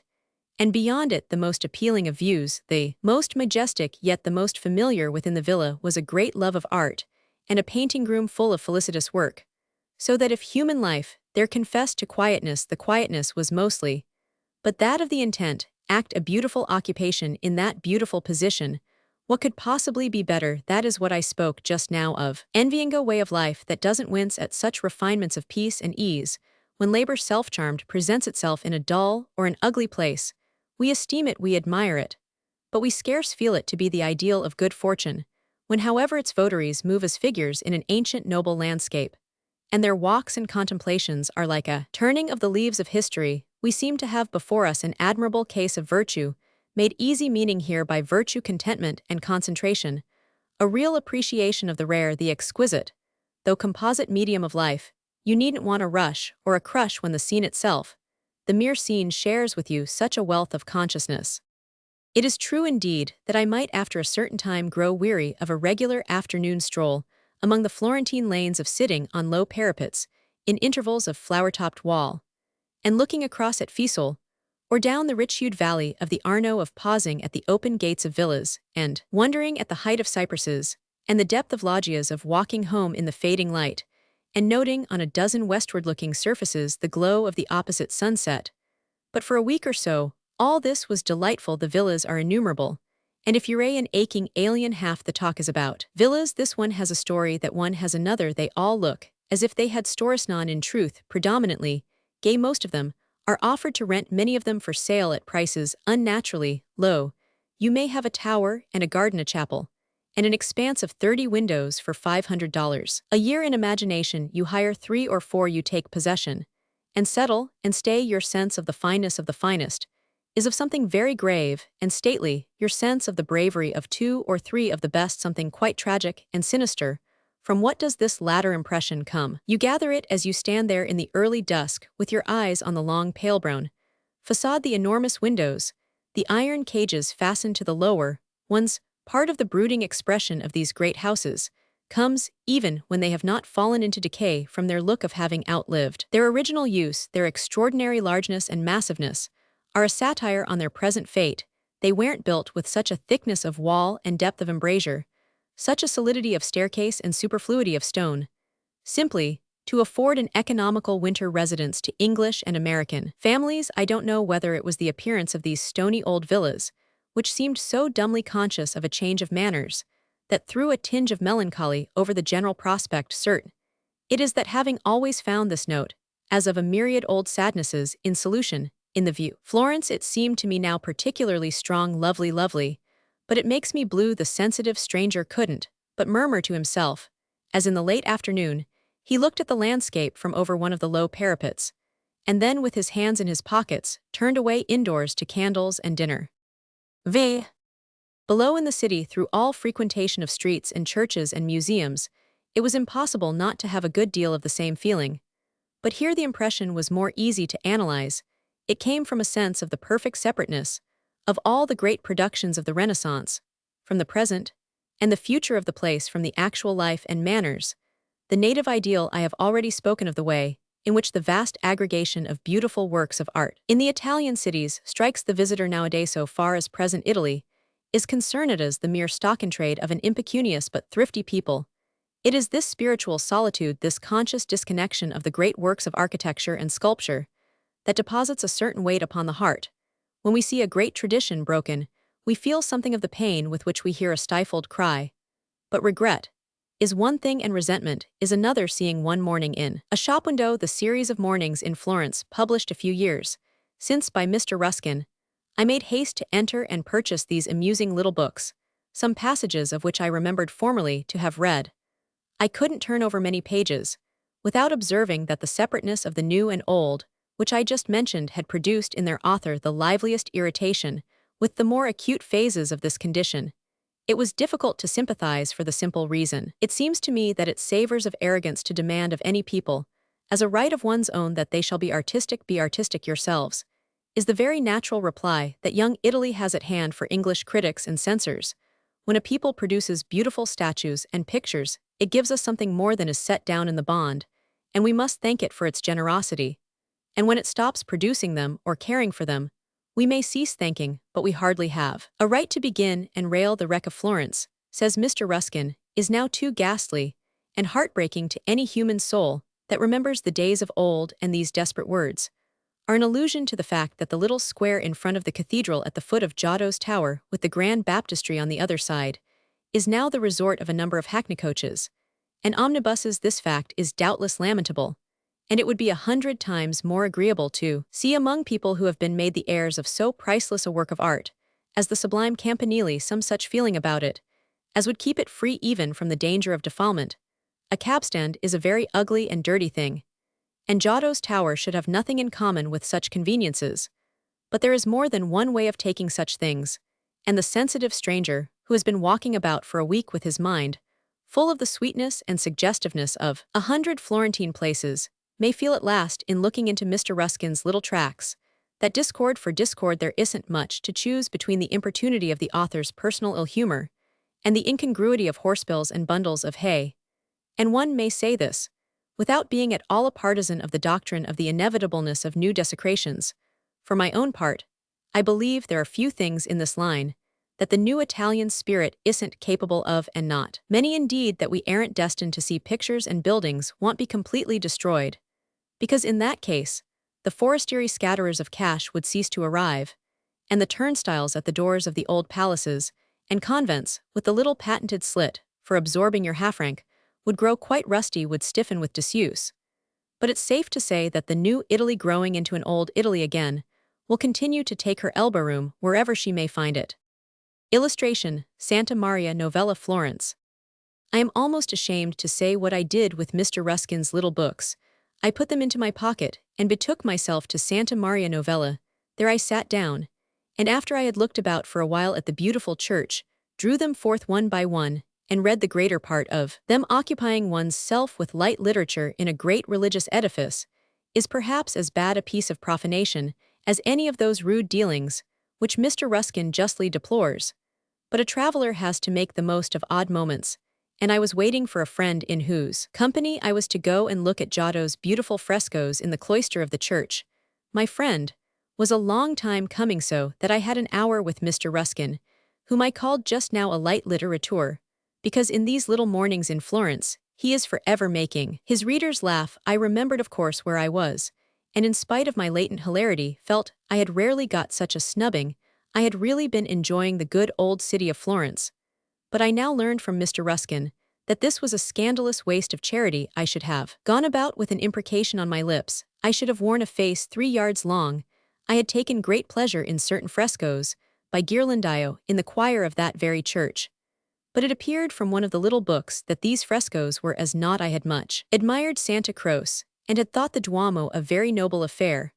But I had now the most positive assurance I knew nothing about them. After a while, if it was only ill humor that was needed for doing honor to the city of the Medici, I felt that I had risen to a proper level. Only now it was Mr. Ruskin himself. I had lost patience with not the stupid Brunelleschi, not the vulgar Ghirlandaio. Indeed, I lost patience altogether, and asked myself by what right this informal votary of form pretended to run riot through a poor charmed flaneur's quiet contemplations, his attachment to the noblest of pleasures, his enjoyment of the loveliest of cities. The little book seemed invidious and insane, and it was only when I remembered that I had been under no obligation to buy them that I checked myself in repenting of having done so. Then at last my friend arrived, and we passed together out of the church, and through the first cloister beside it into a smaller enclosure, where we stood a while to look at the tomb of the Marchesa Strozzi Ridolfi, upon which the great Giotto has painted 4 superb little pictures.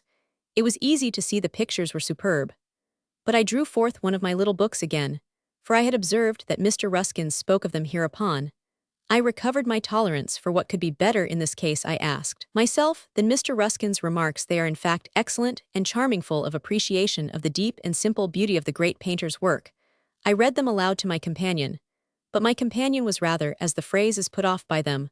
One of the frescoes it is a picture of the birth of the Virgin, contains a figure coming through a door of ornament. I quote, there is only the entirely simple outline of the vase, which the servant carries, of color 2 or 3 masses of sober red and pure white with brown and gray. That is all. Mr. Ruskin continues, and if you are pleased with this you can see Florence, but if not, by all means amuse yourself there. If you find it amusing as long as you like, you can never see it. You can never see it. This seemed to my friend insufferable, and I had to shuffle away the book again, so that we might look at the fresco with the unruffled geniality it deserves. We agreed afterwards, when in a more convenient place, I read aloud a good many more passages from the precious tracts, that there are a great many ways of seeing Florence, as there are of seeing most beautiful and interesting things, and that it is very dry and pedantic to say that the happy vision depends upon our squaring our toes with a certain particular chalk mark. We see Florence wherever and whenever we enjoy it, and for enjoying it, we find a great many more pretexts than Mr. Ruskin seems inclined to allow my friend, and I convinced ourselves also, however, that the little books were an excellent purchase on account of the great charm and felicity of much of their incidental criticism, to say nothing, as I hinted just now, of their being extremely amusing. Nothing, in fact, is more comical than the familiar asperity of the author's style, and the pedagogic fashion in which he pushes and pulls his unhappy pupils about, jerking their heads toward this, rapping their knuckles for that, sending them to stand in corners, and giving them scripture texts to copy. But it is neither the felicities nor the aberrations of detail in Mr. Ruskin's writings that are the main affair for most readers. It is the general tone that, as I have said, puts them off, or draws them on. For many persons, he will never bear the test of being read in this rich old Italy, where art, so long as it really lived at all, was spontaneous, joyous, irresponsible, if the reader is in daily contact with those beautiful Florentine works, which do still in a way force themselves into notice through the vulgarity and cruelty of modern profanation, it will seem to him that this commentator's comment is pitched in the strangest falsetto key. One may read 100 pages of this sort of thing, said my friend, without ever dreaming that he is talking about art. You can say nothing worse about him than that which is perfectly true. Art is the one corner of human life in which we may take our ease to justify our presence there. The only thing demanded of us is that we shall have felt the representational impulse in other connections. Impulses are conditioned and embarrassed. We are allowed to have only so many as are consistent with those of our neighbors, with their convenience and well-being, with their convictions and prejudices, their rules and regulations. Art means an escape from all this. Wherever her shining standard floats, the need for apology and compromise is over. There it is enough simply that we please or are pleased. There the tree is judged only by its fruits. If these are sweet, the tree is justified, and not less so the consumer. One may read a great many pages of Mr. Ruskin without getting a hint of this delightful truth, a hint of the not unimportant fact that art after all is made for us, and not we for art. This idea that the value of a work is in the amount of illusion it yields is conspicuous by its absence. And as for Mr. Ruskin's worlds being a place-size world of artware, we may take life easily. Woe to the luckless mortal who enters it with any such disposition. Instead of a garden of delight, he finds a sort of assize court in perpetual session. Instead of a place in which human responsibilities are lightened and suspended, he finds a region governed by a kind of draconic legislation. His responsibilities indeed are tenfold increased. The gulf between truth and error is for ever yawning at his feet. The pains and penalties of the same error are advertised in apocalyptic terminology upon 1,000 signposts, and the rash intruder soon begins to look back with infinite longing to the lost paradise of the artless. There can be no greater want of tact in dealing with those things with which men attempt to ornament life than to be perpetually talking about error. A truce to all rigidities is the law of the place. The only thing absolute there is that some force and some charm have worked. The grim old bearer of the scales excuses herself. She feels this not to be her province. Differences here are not iniquity and righteousness. They are simply variations of temperament, kinds of curiosity. We are not under theological government. Romans 6. It was very charming in the bright warm days to wander from one corner of Florence to another, paying one's respects again to remembered masterpieces. It was pleasant also to find that memory had played no tricks, and that the rarest things of an earlier year were as rare as ever. To enumerate these felicities would take a great deal of space, for I never had been more struck with the mere quantity of brilliant Florentine work, even giving up the Duomo and Santa Croce to Mr. Ruskin, as very ill-arranged edifices. The list of the Florentine treasures is almost inexhaustible. Those long outer galleries of the Uffizi had never beguiled me more. Sometimes there were not more than 2 or 3 figures standing there, Baedeker in hand, to break the charming perspective. One side of this upstairs portico, it will be remembered, is entirely composed of glass, a continuity of old-fashioned windows, draped with white curtains of rather primitive fashion, which hang there till they acquire a perceptible tone. The light passing through them is softly filtered and diffused. It rests mildly upon the old marble schiefly antique Roman busts which stand in the narrow intervals of the casements. It is projected upon the numerous pictures that cover the opposite wall, and that are not by any means, as a general thing, the gems of the great collection. It imparts a faded brightness to the old ornamental arabesques upon the painted wooden ceiling, and it makes a great soft shining upon the marble floor, in which, as you look up and down, you see the strolling tourists and the motionless copyists almost reflected. I don't know why I should find all this very pleasant, but in fact I have seldom gone into the Uffizi without walking the length of this third-story cloister between the for the most part third-rate canvases and panels, and the faded cotton curtains. Why is it that in Italy we see a charm in things in regard to which in other countries we always take vulgarity for granted? If in the city of New York a great museum of the arts were to be provided by way of decoration with a species of veranda, enclosed on one side by a series of small-paned windows, draped in dirty linen, and furnished on the other with an array of pictorial feebleness, the place being surmounted by a thinly painted wooden roof strongly suggestive of summer heat, of winter cold, of frequent leakage, those amateurs who had had the advantage of foreign travel would be at small pains to conceal their contempt, contemptible or respectable to the judicial mind. This quaint old loggia of the Uffizi admitted me into 20 chambers where I found as great a number of ancient favorites. I don't know that I had a warmer greeting for any old friend than for Andrea del Sarto, that most touching of painters, who is not one of the first. But it was on the other side of the Arno that I found him in force in those dusky drawing rooms of the Pitti Palace, to which you take your way, along the tortuous tunnel that wanders through the houses of Florence, and is supported by the little goldsmiths' booths on the Ponte Vecchio. In the rich, insufficient light of these beautiful rooms, where to look at the pictures you sit in damask chairs, and rest your elbows on tables of malachite, the elegant Andrea becomes deeply effective. Before long, he has drawn you close, but the great pleasure, after all, was to revisit the earlier masters in those specimens of them, chiefly, that bloom so unfadingly on the big plain walls of the Academy. Fra Angelico, and Filippo Lippi Botticelli, and Lorenzo di Credi, are the clearest, the sweetest, and best of all painters. As I sat for an hour in their company in the cold great hall of the institution I have mentioned, there are shabby rafters above, and an immense expanse of brick tiles below, and many bad pictures, as well as good. It seemed to me more than ever that, if one really had to choose, one couldn't do better than choose here. You may rest at your ease at the Academy in this big first room at the upper end, especially on the left, because, more than many other places, it savors of old Florence, more for instance in reality than the Bargello, though the Bargello makes great pretensions, beautiful and masterful, though the Bargello is, it smells too strongly of restoration, and much of old Italy as still lurks in its furbished and renovated chambers. It speaks even more distinctly of the ill-mannered young kingdom that hosses unavoidably, as you please lifted down 100 delicate works of sculpture from the convent walls, where their pious authors placed them. If the early Tuscan painters are exquisite, I can think of no praise pure enough for the sculptors of the same period, Donatello, and Luca della Robbia, Matteo Civitale, and Mina de Fiesole, who, as I refreshed my memory of them, seemed to me to leave absolutely nothing to be desired in the way of straightness of inspiration and grace of invention. The Bargello is full of early Tuscan sculpture, most of the pieces of which have come from suppressed religious houses, and even if the visitor be an ardent liberal, he is uncomfortably conscious of the rather brutal process by which it has been collected. One can hardly envy young Italy the number of odious things she has had to do. The railway journey from Florence to Rome has been altered both for the better and for the worse. For the better, in that it has been shortened by a couple of hours; for the worse, inasmuch as when about half the distance has been traversed, the train deflects to the west, and leaves the beautiful old cities of Assisi, Perugia, Terni, Narni, unvisited of old.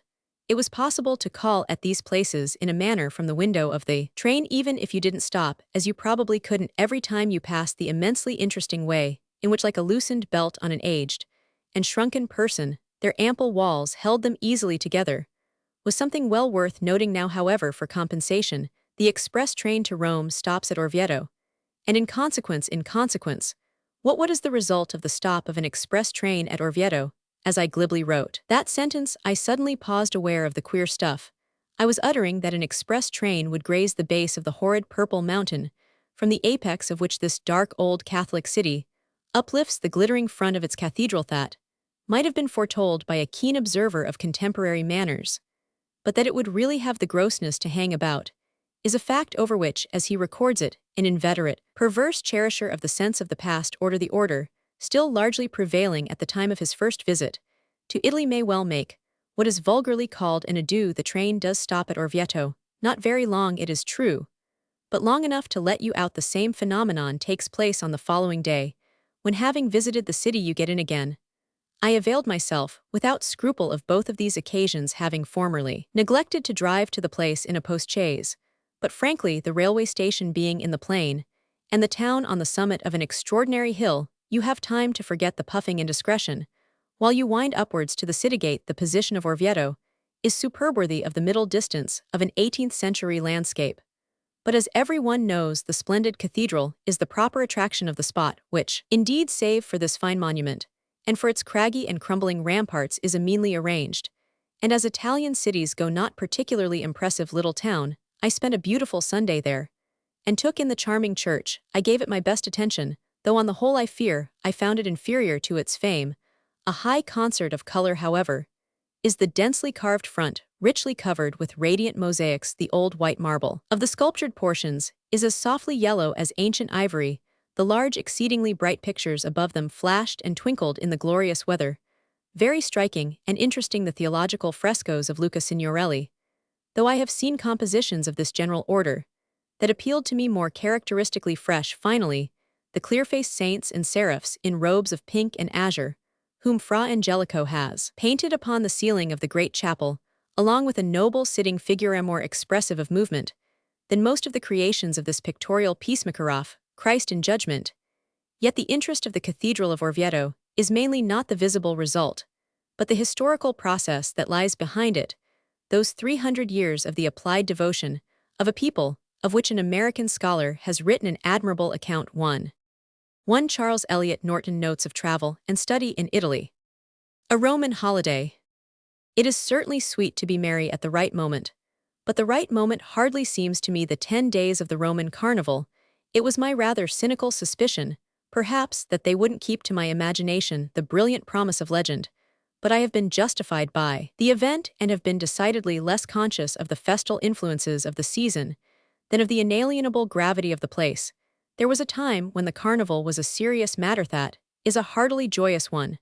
But thanks to the 7-league boots, the Kingdom of Italy has lately donned for the march of progress in quite other directions. The fashion of public revelry has fallen woefully out of step. The state of mind and manners under which the carnival was kept in generous good faith, I doubt if an American can exactly conceive. He can only say to himself that for a month in the year there must have been things considerably of humiliation it was comfortable to forget. But now that Italy is made, the carnival is unmade, and we are not especially tempted to envy the attitude of a population who have lost their relish for play and not yet acquired to any striking extent an enthusiasm for work. The spectacle on the Corso has seemed to me on the whole an illustration of that great breach with the past of which Catholic Christendom felt the somewhat muffled shock in September 1870. A traveler acquainted with the fully papal Rome coming back any time during the past winter must have immediately noticed that something momentous had happened, something hostile to the elements of picture and color and style. My first warning was that 10 minutes after my arrival, I found myself face to face with a newspaper stand. The impossibility in the other days of having anything in the journalistic line but the Osservatore Romano and the Voce della Verità used to seem to me much connected with the extraordinary leisure of thought and stillness of mind, to which the place admitted you. But now the slender piping of the voice of truth is stifled by the raucous note of eventide vendors of the Capitale the Libertà, and the fanfula and Rome reading unexpurgated news is another Rome indeed. For every subscriber to the Libertà there may well be an antique masker and reveler. Less as striking a sign of the new regime is the extraordinary increase of population. The Corso was always a well-filled street, but now it's a perpetual crush. I never cease to wonder where the newcomers are lodged, and how such spotless flowers of fashion as the gentlemen who stare at the carriages can bloom in the atmosphere of those camere mobiliate, of which I have had glimpses. This, however, is their own question, and bravely enough they meet it. They proclaimed somehow to the first freshness of my wonder as I say that by force of numbers Rome had been secularized. An Italian dandy is a figure visually to reckon with, but these goodly throngs of them scarce offered compensation for the absent monsignori treading the streets in their purple stockings, and followed by the solemn servants who returned on their behalf the bows of the meaner sort for the morning gear of the cardinal's coaches that formerly glittered with scarlet and swung with the weight of the footmen clinging behind for the certainty that you'll not by the best of travelers luck meet the Pope sitting deep in the shadow of his great chariot with uplifted fingers like some inaccessible idol in his shrine. You may meet the king indeed, who is as imposingly ugly as some idols, though not so inaccessible. The other day, as I passed the Quirinal, he drove up in a low carriage with a single attendant, and a group of men and women who had been waiting near the gate rushed at him with a number of folded papers. The carriage slackened pace, and he pocketed their offerings with a businesslike air-hat of a good-natured man, accepting handbills at a street corner. Here was a monarch at his palace gate receiving petitions from his subjects being adjured to right their wrongs. The scene ought to have thrilled me, but somehow it had no more intensity than a woodcut in an illustrated newspaper. Homely, I should call it at most. Admirably so, certainly, for there were lately few sovereigns standing, I believe, with whom their people enjoyed these filial hand-to-hand relations. The king this year, however, has had as little to do with the carnival as the Pope, and the innkeepers and Americans have marked it for their own. It was advertised to begin at 2:30 of a certain Saturday, and punctually at the stroke of the hour from my room across a wide court, I heard a sudden multiplication of sounds and confusion of tongues in the course. I was writing to a friend, for whom I cared more than for any mere romp, but as the minutes elapsed and the hubbub deepened, curiosity got the better of affection, and I remembered that I was really within eyeshot of an affair the fame of which had ministered to the daydreams of my infancy. I used to have a scrapbook with a colored print of the starting of the bedizened wild horses, and the use of a library, rich in keepsakes and annuals, with a frontispiece commonly of a masked lady, in a balcony, the heroine of a delightful tale. Further on, agitated by these tender memories, I descended into the street. But I confess I looked in vain for a masked lady, who might serve as a frontispiece, in vain for any object whatever that might adorn a tale. Masked and muffled ladies there were in abundance, but their masks were of ugly wire, perfectly resembling the little covers placed upon strong cheese in German hotels, and their drapery was a shabby waterproof, with the hood pulled over their chignons. They were armed with great tin scoops or funnels, with which they solemnly shoveled lime and flour out of bushel baskets, and down on the heads of the people in the street. They were packed into balconies all the way along the straight vista of the Corso, in which their calcareous shower maintained a dense, gritty, unpalatable fog. The crowd was compact in the street, and the Americans in it were tossing back confetti out of great satchels hung round their necks. It was quite the Ure, another sort of repartee, and less seasoned than I had hoped, with the airy mockery tradition hangs about this festival. The scene was striking in a word, but somehow not as I had dreamed of its being. I stood regardful, I suppose, but with a peculiarly tempting blankness of visage, for in a moment I received half a bushel of flour on my too philosophic head. Decidedly, it was an ignoble form of humor. I shook my ears like an emergent diver, and had a sudden vision of how still and sunny and solemn, how peculiarly and undisturbedly themselves, how secure from any intrusion less sympathetic than one's own certain outlying parts of Rome, must just then be. The carnival had received its death blow in my imagination, and it has been ever since but a thin and dusky ghost of pleasure that has flitted at intervals in and out of my consciousness. I turned my back accordingly on the Corso, and wandered away to the grass-grown quarters, delightfully free, even from the possibility of a fellow-countryman. And so, having set myself an example, I have been keeping carnival by strolling perversely along the silent circumference of Rome. I have doubtless lost a great deal. The Princess Margaret has occupied a balcony opposite the open space, which leads into Via Condotti, and I believe, like the discreet princess, she has dealt in no missiles, but bonbons, bouquets, and white doves. I would have waited half an hour any day to see the Princess Margaret hold a dove on her forefinger, but I never chanced to notice any preparation for that effect. And yet, do what you will, you can't really elude the carnival. As the days elapse, it filters down into the manners of the common people, and before the week is over, the very beggars at the church doors seem to have gone to the expense of a domino. When you meet these specimens of dingy drollery, capering about in dusky backstreets at all hours of the day and night, meet them flitting out of black doorways between the greasy groups that cluster about Roman thresholds, you feel that a love of pranks, the more vivid the better, must from far back have been implanted in the Roman temperament with a strong hand.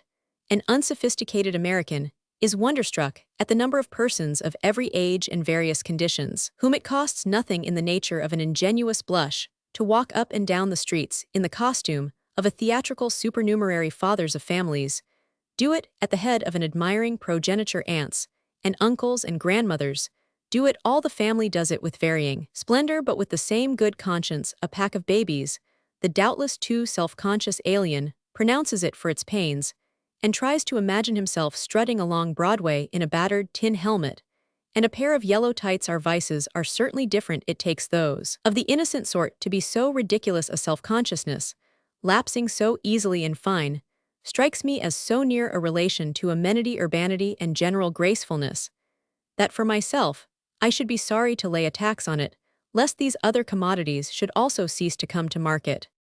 I was rewarded, when I had turned away with my ears full of flour, by a glimpse of an intenser life than the dingy foolery of the course. I walked down by the back streets, to the steps mounting to the Capitol, that long inclined plane, rather broken at every 2 paces, which is the unfailing disappointment, I believe, of tourists primed for retrospective raptures.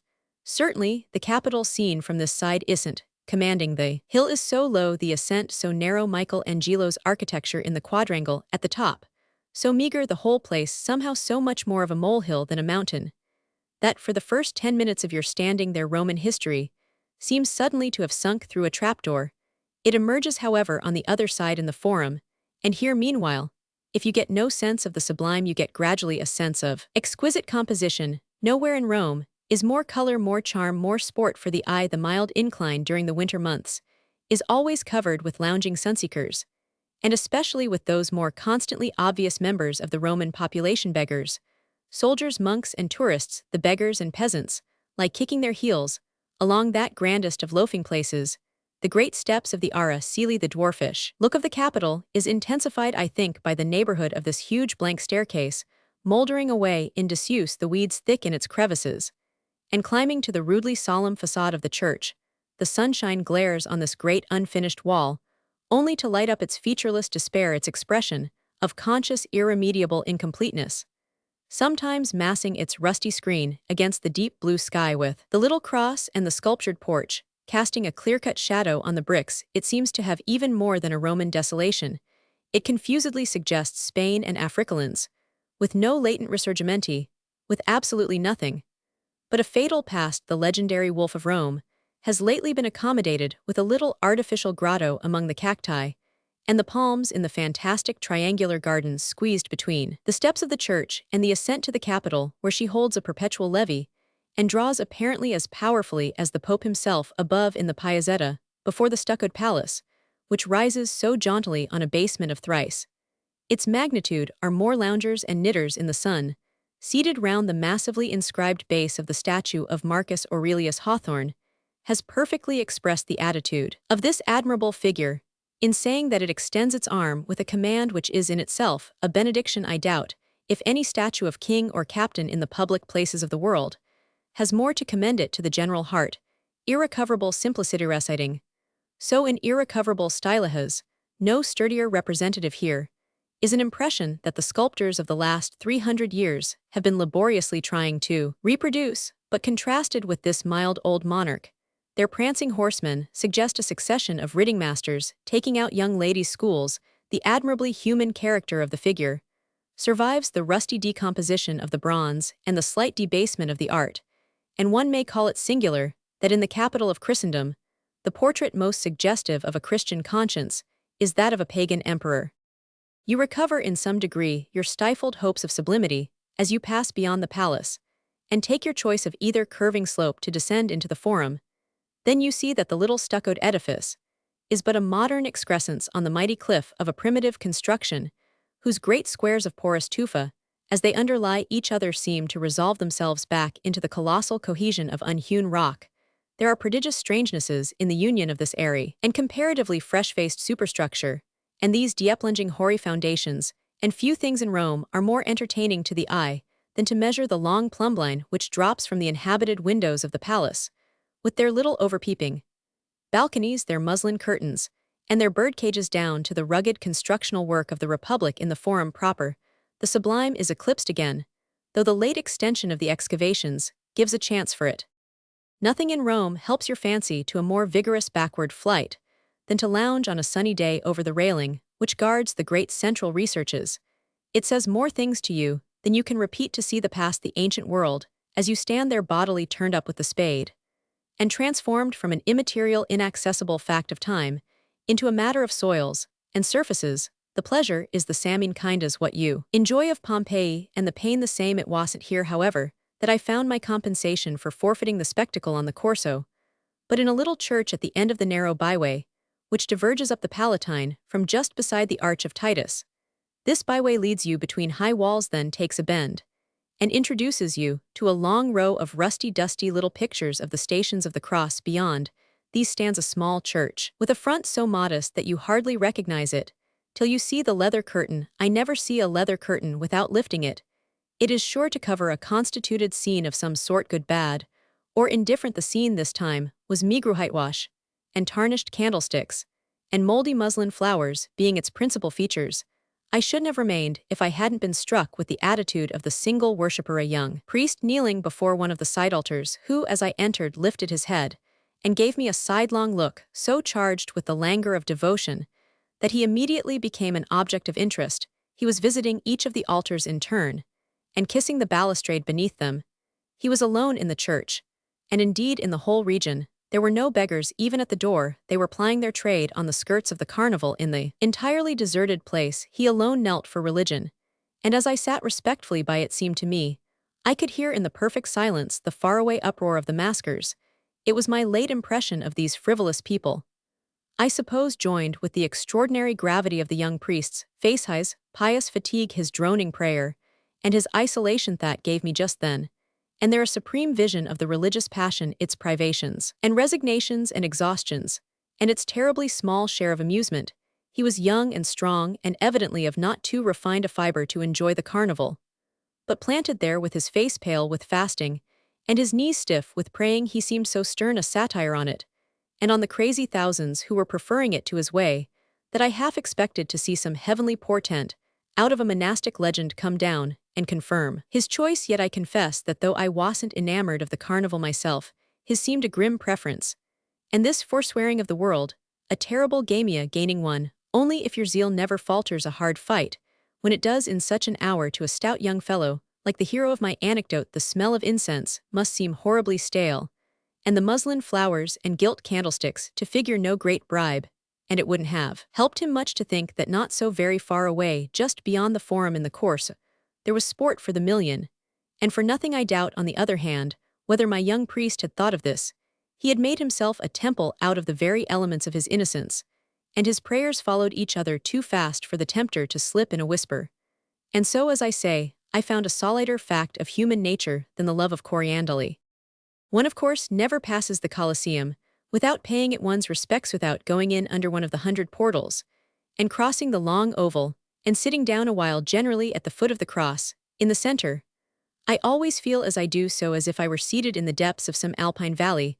The upper portions of the side toward the Esquiline look as remote and lonely as an alpine ridge, and you raise your eyes to their rugged skyline, drinking in the sun, and silvered by the blue air, with much the same feeling with which you would take in a gray cliff, on which an eagle might lodge. This roughly mountainous quality of the great ruin is its chief interest. Beauty of detail has pretty well vanished, especially since the high-growing wildflowers have been plucked away by the new government, whose functionaries surely at certain points of their task must have felt as if they shared the dreadful trade of those who gather samphire.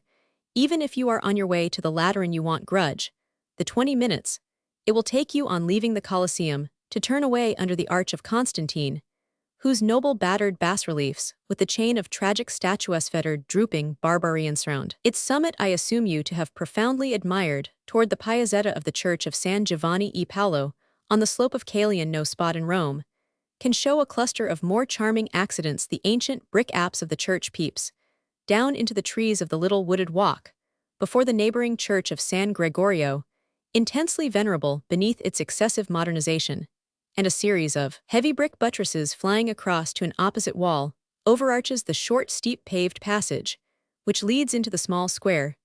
This is flanked on one side by the long medieval portico of the Church of the Two Saints, sustained by 8 time-blackened columns of granite and marble. On another rise the great scarce-windowed walls of a Passionist convent, and on the third the portals of a grand villa, whose tall porter with his cockade and silver-topped staff, standing sublime behind his grating, seems a kind of mundane St. Peter, I suppose, to the beggars who sit at the church door or lie in the sun along the farther slope, which leads to the gate of the convent.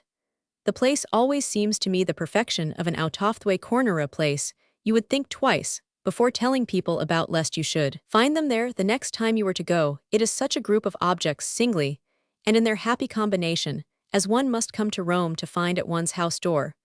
But what makes it peculiarly a picture is the beautiful dark red campanile of the church, which stands embedded in the mass of the convent. It begins, as so many things in Rome begin, with a stout foundation of antique travertine, and rises high in delicately quaint medieval brickwork, little tiers and apertures, sustained on miniature columns, and adorned with small cracked slabs of green and yellow marble, inserted almost at random, when there are 3 or 4 brown-breasted contadini sleeping in the sun before the convent doors, and a departing monk leading his shadow down over them. I think you will not find anything in Rome more sketchable. If you stop, however, to observe everything worthy of your watercolors, you will never reach St. John Lateran. My business was much less with the interior of that vast and empty, that cold, clean temple, which I have never found peculiarly interesting, than with certain charming features of its surrounding precinct, crooked old court beside it, which admits you to the baptistry, and to a delightful rear view of the queer architectural odds and ends that may in Rome compose a florid ecclesiastical facade. There are more of these, a stranger jumble of chance detail of lurking recesses, and wanton projections and inexplicable windows, than I have memory or phrase, for but the gem of the collection is the oddly perched peaked turret with its yellow travertine welded upon the rusty brickwork, which was not meant to be suspected, and the brickwork retreating beneath and leaving it the odd position of a tower under which you may see the sky as to the great front of the church, overlooking the Porta San Giovanni. You are not admitted behind the scenes. The term is quite in keeping, for the architecture has a vastly theatrical air. It is extremely imposing. That of St. Peter's alone is more so, and when from far off on the Campagna you see the colossal images of the mitred saints along the top standing distinct against the sky, you forget their coarse construction, and their inflated draperies. The view from the great space, which stretches from the church steps to the city wall, is the very prince of views. Just beside you, beyond the great alcove of mosaic, is the Scala Santa, the marble staircase, which says the legend Christ descended under the weight of Pilates' judgment, and which all Christians must forever ascend on their knees. Before you is the city gate, which opens upon the Via Appia Nuova, the long gaunt file of arches of the Claudian aqueduct, their jagged ridge, stretching away like the vertebral column of some monstrous mouldering skeleton, and upon the blooming brown and purple flats and dells of the Campagna, and the glowing blue of the Alban Mountains spotted with their white Highnessling towns, while to your left is the great grassy space, lined with dwarfish mulberry trees, which stretches across to the damp little sister basilica of Santa Croce in Jerusalem. During a former visit to Rome, I lost my heart to this idle tract, one utterly overbuilt and gone, and wasted much time in sitting on the steps of the church and watching certain white-clad friars, who were sure to be passing there for the delight of my eyes. There are fewer friars now, and there are a great many of the king's recruits, who inhabit the ex-conventual barracks adjoining Santa Croce, and are led forward to practice their goose-step on the sunny turf here too. The poor old cardinals, who are no longer to be seen on the Pincio, descend from their mourning coaches, and relax their venerable knees. These members alone still testify to the traditional splendor of the princes of the church, for as they advance, the lifted black petticoat reveals a flash of scarlet stockings, and makes you groan at the victory of civilization over color. Illustration: the facade of St. John Lateran, Rome. If St. John Lateran disappoints you, internally you have an easy compensation in pacing the long lane, which connects it with Santa Maria Maggiore, and entering the singularly perfect nave of that most delightful of churches. The first day of my stay in Rome under the old dispensation, I spent in wandering at random through the city with accident for my valet de place. It served me to perfection and introduced me to the best things, among others, to an immediate happy relation with Santa Maria Maggiore. First impressions, memorable impressions, are generally irrecoverable. They often leave one the wiser, but they rarely return in the same form. I remember of my coming uninformed and unprepared into the place of worship and of curiosity that I have named, only that I sat for half an hour on the edge of the base of one of the marble columns of the beautiful nave, and enjoyed a perfect revel off what shall I call idast intelligence, fancy, perceptive emotion. The place proved so endlessly suggestive that perception became a throbbing confusion of images, and I departed with a sense of knowing a good deal that is not set down in Murray. I have seated myself more than once again at the base of the same column, but you live your life only once. The parts as well as the whole. The obvious charm of the church is the elegant grandeur of the nave's perfect shapeliness, and its rich simplicity, its long double row of white marble columns, and its high flat roof, embossed with intricate gildings and moldings. It opens into a choir of an extraordinary splendor of effect, which I recommend you to look out for of a fine afternoon. At such a time the glowing western light entering the high windows of the tribune kindles the scattered masses of color into somber brightness, scintillates on the great solemn mosaic of the vault, touches the porphyry columns of the superb baldacchino with ruby lights, and buries its shining shafts in the deepened shadows that hang about frescoes and sculptures, and moldings the deeper charm, even than in such things, however, is the social or historic note, or tone or atmosphere of the church. I fumble, you see for my right expression, the sense it gives you in common with most of the Roman churches, and more than any of them of having been prayed in for several centuries, by an endlessly curious and complex society. It takes no great attention to let it come to you that the authority of Italian Catholicism has lapsed not a little in these days, not less also perhaps than to feel that as they stand these deserted temples were the fruit of a society leavened through and through by ecclesiastical manners, and that they formed for ages the constant background of the human drama. They are, as one may say, the churchiest churches in Europe, fullest of gathered memories of the experience of their office. There's not a figure one has read of in old world annals that isn't to be imagined on proper occasion kneeling before the lamp-decked confession beneath the altar of Santa Maria Maggiore. One sees, after all, however, even among the most palpable realities, very much what the play of one's imagination projects there. And I present my remarks simply as a reminder that one's constant excursions into these places are not the least interesting episodes of one's walks in Rome. I had meant to give a simple illustration of the church habit, so to speak, but I have given it at such a length as leaves scant space to touch on the innumerable topics brushed by the pen that begins to take Roman notes. It is by the aimless flânery, which leaves you free to follow capriciously every hint of entertainment, that you get to know Rome. The greater part of the life about you goes on in the streets, and for an observer fresh from a country in which town scenery is at the least monotonous, incident and character and picture seem to abound, I become conscious with compunction. Let me hasten to add that I have launched myself thus on the subject of Roman churches and Roman walks, without so much as a preliminary allusion to St. Peter's. One is apt to proceed thither on rainy days with intentions of exercise to put the case only at that end, to carry these out body and mind, taken as a walk, not less than as a church. St. Peter's of course reigns alone, even for the profane constitutional. It serves where the boulevards where Piccadilly and Broadway fall short, and if it didn't offer to our use the grandest area in the world, it would still offer the most diverting. Few great works of art last longer to the curiosity, to the perpetually transcended attention. You think you have taken the whole thing in, but it expands, it rises sublime again, and leaves your measure itself poor. You never let the ponderous leather curtain bang down behind your weak lift of a scant edge of whose padded vastness resembles the liberty taken in folding back the parchment corner of some mighty folio page without feeling all former visits to have been but missed attempts at apprehension, and the actual to achieve your first real possession.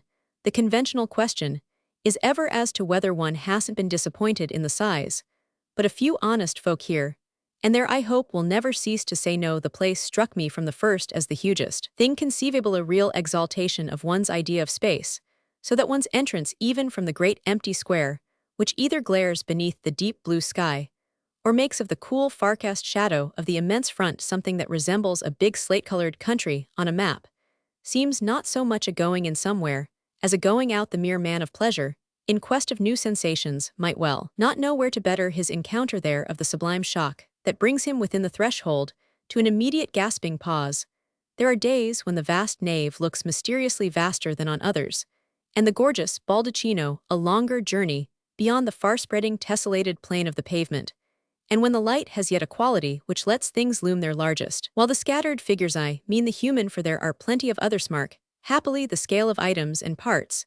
Then you have only to stroll and gaze to watch the glorious altar canopy lift its bronze architecture, its colossal embroidered contortions like a temple within a temple, and feel yourself at the bottom of the abysmal shaft of the dome dwindle to a crawling dot. Much of the constituted beauty resides in the fact that it is all general beauty, that you are appealed to by no specific details, or that these, at least practically never importunate, are as taken for granted, as the lieutenants and captains are taken for granted in a great standing army, among whom indeed individual aspects may figure here the rather shifting range of decorative dignity, in which details when observed often prove poor, though never not massive and substantially precious, and sometimes prove ridiculous. The sculptures, with the sole exception of Michael Angelo's ineffable Pieta, which lurks obscurely in a side chapel, is, indeed to my sense, the rarest artistic combination of the greatest things the hand of man has produced, either bad or indifferent, and the universal incrustation of marble, though sumptuous enough, has a less brilliant effect than much later. Work of the same sort that, for instance, of St. Paul's, without the walls, the supreme beauty is the splendidly sustained simplicity of the whole. The thing represents a prodigious imagination, extraordinarily strained, yet strained at its happiest pitch. Without breaking its happiest pitch, I say, because this is the only creation of its strenuous author, in presence of which you are in presence of serenity, you may invoke the idea of ease at St. Peter's without a sense of sacrilege, which you can hardly do if you are at all spiritually nervous in Westminster Abbey or Notre Dame. The vast enclosed clearness has much to do with the idea. There are no shadows to speak of, no marked effects of shade, only effects of light, innumerable points, at which this element seems to mass itself in airy density, and scatter itself in enchanting gradations and cadences. It performs the office of gloom, or of mystery in Gothic churches, hangs like a rolling mist along the gilded vault of the nave, melts into bright interfusion, the mosaic scintillations of the dome clings, and clusters and lingers, animates the whole huge, and otherwise empty shell. A good Catholic, I suppose, is the same Catholic anywhere before the grandest as well as the humblest altars. But to a visitor not formally enrolled, St. Peter's speaks less of aspiration than of full and convenient assurance. The soul infinitely expands there, if one will, but all on its quite human level. It marvels at the reach of our dreams, and the immensity of our resources. To be so impressed and put in our place, we say, is to be sufficiently saved. We can't be more than the heaven itself. And what specifically celestial beauty such a show, or such a substitute, may lack, it makes up for in certainty and tangibility. And yet if one's hours on the scene are not actually spent in praying, the spirit seeks it again. As for the finer comfort, for the blessing exactly of its example, its protection, and its exclusion, when you are weary of the swarming democracy of your fellow tourists, of the unremunerative aspects of human nature, on Corso and Pincio, of the oppressively frequent combination of coronets on carriage panels, and stupid faces, in carriages of addled brains and lacquered boots, of ruin and dirt and decay, of priests and beggars and takers of advantage of the myriad tokens of a halting civilization, the image of the great temple depresses the balance of your doubts, seems to rise above even the highest tide of vulgarity, and make you still believe in the heroic will. And the heroic act, it's a relief, in other words, to feel that there's nothing but a cab fare between your pessimism and one of the greatest of human achievements. Illustration: the colonnade of St. Peter, Rome. This might serve as a Lenten peroration to these remarks of mine, which have strayed so woefully from their jovial text, save that I ought fairly to confess that my last impression of the carnival was altogether carnivalesque. The merry-making of Shrove Tuesday had life and felicity. The dead letter of tradition broke out into nature and grace. I pocketed my skepticism and spent a long afternoon on the course. Almost everyone was a masker, but you had no need to conform. The pelting rain of confetti effectually disguised you. I can't say I found it all very exhilarating, but here and there I noticed a brighter episodia, capering clown, inflamed with contagious jollity, some finer humorist, forming a circle every 30 yards to crow at his indefatigable sallies. One clever performer so especially pleased me that I should have been glad to catch a glimpse of the natural man. You imagine for him that he was taking a prodigious intellectual holiday, and that his gaiety was in inverse ratio to his daily mood, dressed as a needy scholar in an ancient evening coat, and with a rusty black hat and gloves fantastically patched. He carried a little volume carefully under his arm. His humors were in excellent taste, his whole manner the perfection of genteel comedy. The crowd seemed to relish him vastly, and he at once commanded a gleefully attentive audience. Many of his sallies I lost, those I caught were excellent. His trick was often to begin by taking someone urbanely and caressingly by the chin, and complimenting him on the intelligenza della sua physiognomia.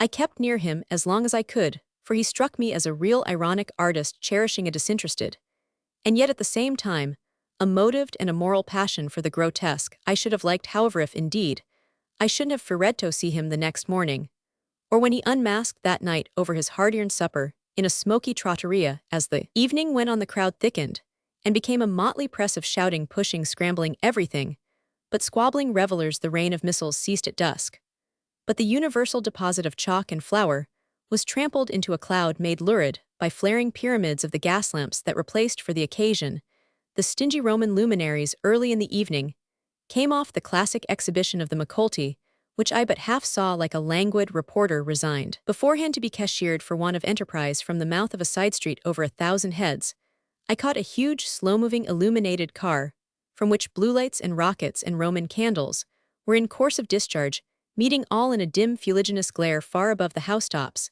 It was like a glimpse of some public orgy in ancient Babylon.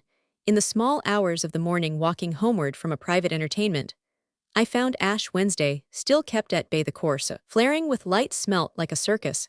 Everyone was taking friendly liberties with everyone else, and using up the dregs of his festive energy in convulsive hootings and gymnastics here, and there certain indefatigable spirits clad all in red after the manner of devils, and leaping furiously about with torches were supposed to affright you, but they shared the universal geniality, and bequeathed me no midnight fears, as a pretext for keeping Lent the Carnival day pretty as I read in that profanely radical sheet. The capitale of this too I have been having glimpses going lately into Santa Francesca Romana, the picturesque church near the Temple of Peace. I found a feast for the dim crimsontin light, through curtained windows, a great festoon of tapers round the altar, a bulging girdle of lamps before the sunken shrine beneath, and a dozen white-robed Dominicans, scattered in the happiest composition on the pavement. It was better than the Macolti. Roman rides. I shall always remember the first I took out of the Porta del Popolo, to where the Pont Mall, whose single arch sustains a weight of historic tradition, compels the sallow Tiber to flow between its four great-mannered ecclesiastical statues over the crest of the hill, and along the old posting road to Florence. It was mild midwinter, the season, peculiarly of color on the Roman Campagna, and the light was full of that mellow purple glow, that tempered intensity which haunts the aftervisions of those who have known Rome like the memory of some supremely irresponsible pleasure. An hour away, I pulled up, and at the edge of a meadow gazed away for some time into remoter distances. Then, and there it seemed to me, I measured the deep delight of knowing the Campagna, but I saw more things in it than I can easily tell. The country rolled away around me into slopes and dells of long-drawn grace, checkered with purple and blue and blooming brown. The lights and shadows were at play on the Sabine mountains, an alternation of tones, so exquisite as to be conveyed only by some fantastic comparison to sapphire and amber in the foreground.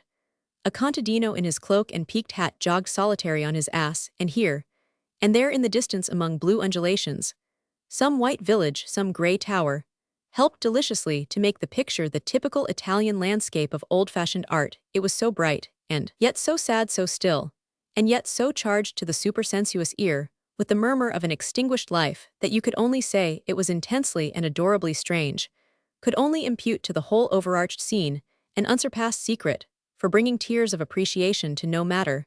How ignorant, archaeologically ignorantized. To ride once in these conditions is of course to ride again, and to allot to the Campagna a generous share of the time one spends in Rome.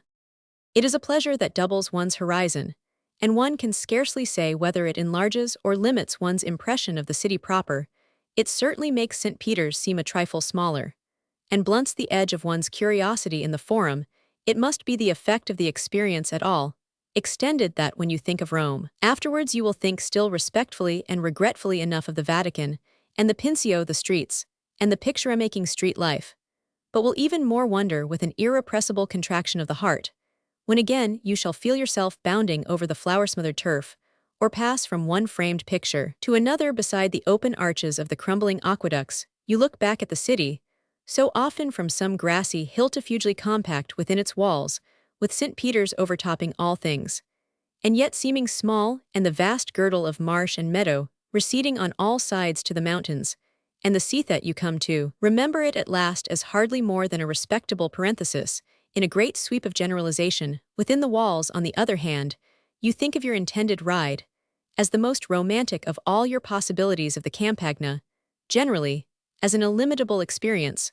One's rides certainly give Rome an inordinate scope for the reflective ebb, which I suppose I mean, after all, the aesthetic and the esoteric life. To dwell in a city, which, much as you grumble at it, is after all very fairly a modern city, with crowds and shops and theaters, and cafes and balls and receptions and dinner parties, and all the modern confusion of social pleasures, and pains to have at your door the good and evil of it all, and yet to be able in half an hour to gallop away, and leave it 100 miles, 100 years behind, and to look at the tufted broom glowing on a lonely tower top in the still blue air, and the pale pink asphodels trembling none the less for the stillness, and the shaggy-legged shepherds leaning on their sticks in motionless brotherhood with the heaps of ruin, and the scrambling goats, and staggering little kids treading out wild desert smells from the top of hollow-sounding mounds, and then to come back through one of the great gates, and a couple of hours later find yourself in the world, dressed, introduced, entertained, inquiring, talking about Middlemark to a young English lady, or listening to Neapolitan songs from a gentleman in a very low-cut shirtall. This is to lead in a manner a double life, and to gather from the hurrying hours more impressions than a mind of modest capacity quite knows how to dispose of. I touched lately upon this theme with a friend who I fancied would understand me, and who immediately assured me that he had just spent a day that this mingled diversity of sensation, made to the days one spends elsewhere. What an uncommonly good novel may be to the daily paper, there was an air of idleness about it, if you will, he said, and it was certainly pleasant enough to have been wrong, perhaps being, after all, unused to long stretches of dissipation. This was why I had a half-feeling that I was reading an odd chapter in the history of a person, very much more of a hero's de Roman than myself. Then he proceeded to relate how he had taken a long ride with a lady whom he extremely admired. We turned off from the Tor di Quinto road to that castellated farmhouse. You know, offense, a Ghibelline fortress whither Claude Lorraine used to come to paint pictures, of which the surrounding landscape is still so artistically, so compositionally suggestive. We went into the inner court, a cloister, almost with the carven capitals of its loggia columns, and looked at a handsome child, swinging shyly against the half-open door of a room, whose impenetrable shadow behind her made her, as it were, a sketch in bituminous watercolors. We talked with the farmer, a handsome, pale, fever-tainted fellow with a well-todo air that didn't in the least deter his affability from a turn compatible with the acceptance of small coin. And then we galloped away and away over the meadows, which stretch with hardly a break to Veii. The day was strangely delicious, with a cool gray sky, and just a touch of moisture in the air stirred by our rapid motion. The Campagna, in the colorless even light, was more solemn and romantic than ever, and a ragged shepherd driving a meager straggling flock, whom we stopped to ask our way of, was a perfect type of pastoral weather-beaten misery. He was precisely the shepherd for the foreground of a scratchy etching. There were faint odors of spring in the air, and the grass here and there was streaked with great patches of daisies. But it was spring with a foreknowledge of autumn, a day to be enjoyed with a substrain of sadness, foreboding of regret, a day somehow to make one feel as if one had seen and felt a great deal, quite, as I say, like a hero's de Roman touching such characters. It was the illustrious Pelham, I think, who, on being asked if he rode, replied that he left those violent exercises to the ladies.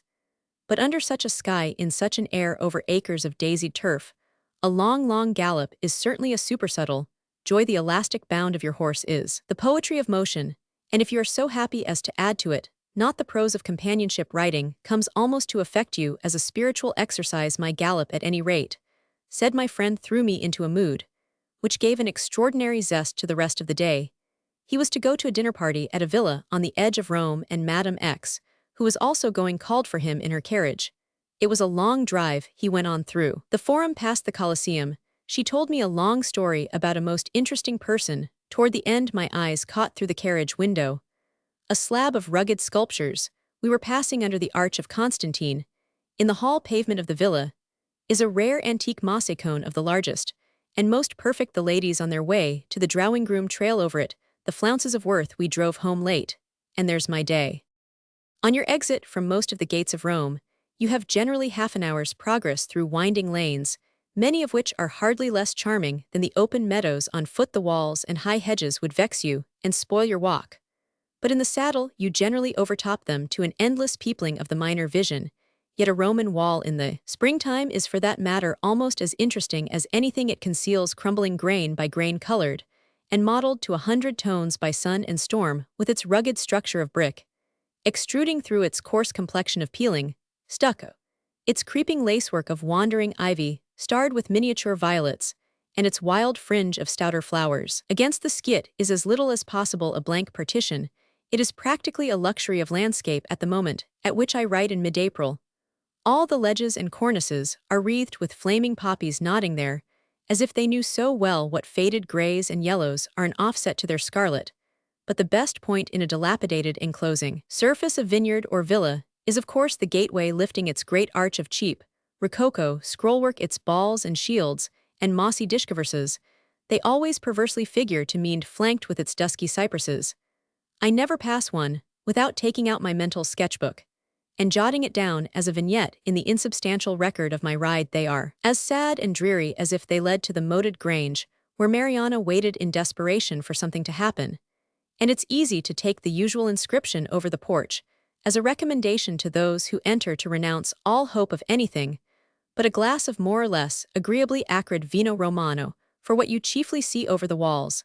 And at the end of the straight short avenue of rusty cypresses are the appurtenances of a vigna couple of acres of little upright sticks, blackening in the sun, and a vast sallow-faced scantily windowed mansion, whose expression denotes little of the life of the mind beyond what goes to the driving of a hard bargain over the tasted hogsheads. If Mariana is there, she certainly has no pile of old magazines to beguile her leisure. The life of the mind, if the term be in any application here not ridiculous, appears to any asker of curious questions, as he wanders about Rome, the very thinnest deposit of the past, within the Rococo gateway, which itself has a vaguely aesthetic self-consciousness. At the end of the cypress walk, you will probably see a mythological group in rusty marbly, a Cupid, and Psyche, a Venus, and Paris, an Apollo, and Daphne, relic of an age when a Roman proprietor thought it fine to patronize the arts. But I imagine you are safe in supposing it to constitute the only illusion savoring of culture that has been made on the premises for 3 or 4 generations. There is a franker cheerfulness, though, certainly, a proper amount of that forlornness, which lurks about every object to which the Campagna forms a background in the primitive little taverns, where on the homeward stretch in the waning light, you are often glad to rein up and demand a bottle of their best and their worst are indeed the same, though with a shifting price, and plain vino bianco or vino rosso, rarely both, is the sole article of refreshment in which they deal. There is a ragged bush over the door, and within, under a dusky vault, on crooked cobblestones sit half a dozen contadini in their indigo jackets and goatskin breeches, and with their elbows on the table, there is generally a rabble of infantile beggars at the door, pretty enough in their dusty rags, with their fine eyes and intense Italian smile, to make you forget your private vow of doing your individual best. To make these people whom you like so much unlearn their old vices. Was Porta Pia bombarded 3 years ago that Peppino should still grow up to whine for a copper? But the Italian shells had no direct message for Peppino's stomach, and you are going to a dinner party at a villa. So Peppino points an instant for the copper in the dust and grows up a Roman beggar. The whole little place represents the most primitive form of hostelry. But along any of the roads leading out of the city you may find establishments of a higher type, with Garibaldi superbly mounted and foreshortened, painted on the wall, or a lady in a low-neck dress opening a fictive lattice with irresistible hospitality, and a yard with the classic vine-wreathed arbor, casting thin shadows upon benches and tables, draped and cushioned with the white dust, from which the highways from the gates borrow most of their local color.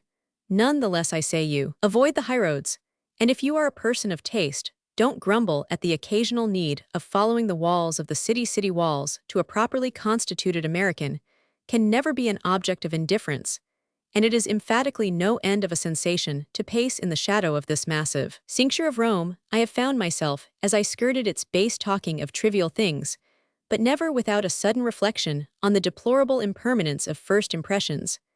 A 12-month ago the raw plank fences of a Boston suburb, inscribed with the virtues of healing drugs, bristled along my horizon. Now I glance with idle eyes at a compacted antiquity, in which a more learned sense may read portentous dates and signs Servius Aurelius Honorius. But even to idle eyes the prodigious, the continuous thing, bristles with eloquent passages in some places where the huge brickwork is black with time, and certain strange square towers look down at you, with still blue eyes, the Roman sky peering through lidless loopholes, and there is nothing but white dust in the road and solitude in the air. I might take myself for a wandering Tartar, touching on the confines of the celestial empire. The wall of China must have very much such a gaunt robustness. The color of the Roman ramparts is everywhere fine, and their rugged patchwork has been subdued by time, and whether into a mellow harmony that the brush only asks to catch up. On the northern side of the city, behind the Vatican, St. Peter's, and the Trastevere, I have seen them glowing in the late afternoon, with the tones of ancient bronze and rusty gold. Here at various points, they are embossed with the papal insignia, the tiara with its flying bands, and crossed keys to the high style, of which the grace that attaches to almost any lost cause, even if not quite the tender grace of a day that is dead considerably, adds a style with the dome of St. Peter's resting on their cornice, and the hugely clustered architecture of the Vatican rising from them. As from a terrace, they seem indeed the valid bulwark of an ecclesiastical city. Vain bulwark, alas, sighs the sentimental tourist fresh from the meager entertainment of this latter Holy Week. But he may find monumental consolation in this neighborhood, at a source where as I pass I never fail to apply for it, at half an hour's walk, beyond Porta San Pancrazio, beneath the wall of the Villa Doria, is a delightfully pompous ecclesiastical gateway of the 17th century erected by Paul V. to commemorate his restoration of the aqueducts, through which the stream bearing his name flows towards the fine florid portico, protecting its clear-sheeted-out gush on the crest of the Janiculum. It arches across the road in the most ornamental manner of the period, and one can hardly pause before it without seeming to assist at a 10 minutes revival of old Italy, without feeling as if one were in a cocked hat and sword, and were coming up to Rome in another mood than Luther's, with a letter of recommendation to the mistress of a cardinal. The Campagna differs greatly on the two sides of the Tiber, and it is hard to say which for the rider has the greater charm. The half-dozen rides you may take from Porta San Giovanni possess the perfection of traditional Roman interest, and lead you through a far-strewn wilderness of ruins, a scattered maze of tombs and towers, and nameless fragments of antique masonry. The landscape here has two great features. Close before you on one side is the long, gentle swell of the Alban Hills, deeply fantastically blue in most weathers, and marbled with the vague white masses of their scattered towns and villas. It would be difficult to draw the hard figure to a softer curve than that with which the heights sweep from Albano to the plain. This a perfect example of the classic beauty of line in the Italian landscape, that beauty which, when it fills the background of a picture, makes us look in the foreground for a broken column couched upon flowers, and a shepherd piping to dancing nymphs at your side. Constantly, you have the broken line of the Claudian aqueduct carrying its broad arches far away into the plain. The meadows along which it lies are not the smoothest in the world for a gallop, but there is no pleasure greater than to wander near it. It stands knee-deep in the flower-strewn grass, and its rugged piers are hung with ivy, as the columns of a church are draped for a festa. Every archway is a picture massively framed of the distance. Beyond off the snow-dipped Sabines and lonely Soracte, as the spring advances the whole Campagna smiles and waves with flowers, but I think they are nowhere more rank and lovely than in the shifting shadow of the aqueducts, where they muffle the feet of the columns and smother the half-dozen brooks which wander in and out like silver meshes between the legs of a file of giants. They make a niche for themselves too in every crevice and tremble on the vault of the empty conduits. The ivy hereabouts in the springtime is peculiarly brilliant and delicate, and though it cloaks and muffles these Roman fragments far less closely than the castles and abbeys of England, it hangs with the light elegance of all Italian vegetation. It is partly doubtless because their mighty outlines are still unsoftened that the aqueducts are so impressive. They seem the very source of the solitude in which they stand. They look like architectural specters, and loom through the light mists of their grassy desert as you recede along the line, with the same insubstantial vastness as if they rose out of Egyptian sands. It is a great neighborhood of ruins, many of which, it must be confessed, you have applauded in many an album. But station a peasant with sheepskin coat and bandaged legs in the shadow of a tomb or tower, best known to drawing-room art, and scatter a dozen goats on the mound above him, and the picture has a charm which has not yet been sketched away. The other quarter of the Campagna has wider fields and smoother turf, and perhaps a greater number of delightful rides. The earth is sounder, and there are fewer pitfalls and ditches. The land for the most part lies higher and catches more wind, and the grass is here and there for great stretches as smooth and level as a carpet. You have no Alban mountains before you, but you have in the distance the waving ridge of the nearer Apennines, and west of them, along the course of the Tiber, the long seaward level of deep-colored fields deepening as they recede to the blue and purple of the sea itself. Beyond them, of a very clear day, you may see the glitter of the Mediterranean. These are the occasions perhaps to remember most fondly, for they lead you to enchanting nooks, and the landscape has details of the highest refinement. Indeed, when my sense reverts to the lingering impressions of so blessed a time, it seems a fool's errand to have attempted to express them, and a waste of words, to do more than recommend the reader to go citywards at twilight of the end of March, making for Porta Cavallegari, and note what he sees at this hour. The Campagna is to the last point its melancholy self, and I remember roadside effects of a strange and intense suggestiveness. Certain mean mouldering villas, behind grass-grown courts have an indefinably sinister look. There was one in especial of which it was impossible not to argue that a despairing creature must have once committed suicide there, behind bolted door and barred window, and that no one has since had the pluck to go in and see why he never came out. Every wayside mark of manners of history, every stamp of the past in the country about Rome touches my sense to a thrill, and I may thus exaggerate the appeal of very common things. This is the more likely, because the appeal seems ever to rise out of heaven knows what depths of ancient trouble to delight in the aspects of sentient ruin. Might appear a heartless pastime, and the pleasure I confess shows the note of perversity. The somber and the hard are as common an influence from southern things as the soft, and the bright. I think sadness rarely fails to assault a northern observer when he misses what he takes. For comfort beauty is no compensation for the loss, only making it more poignant. Enough beauty of climate hangs over these Roman cottages and farmhouses, beauty of light, of atmosphere, and of vegetation. But their charm for the maycrowd of the stories in things is the way the golden air shows off their desolation. Man lives more with nature in Italy than in New or than in Old England. She does more work for him and gives him more holidays than in our short-summered climes, and his home is therefore much more bare of devices for helping him to do without her. Forget her and forgive her.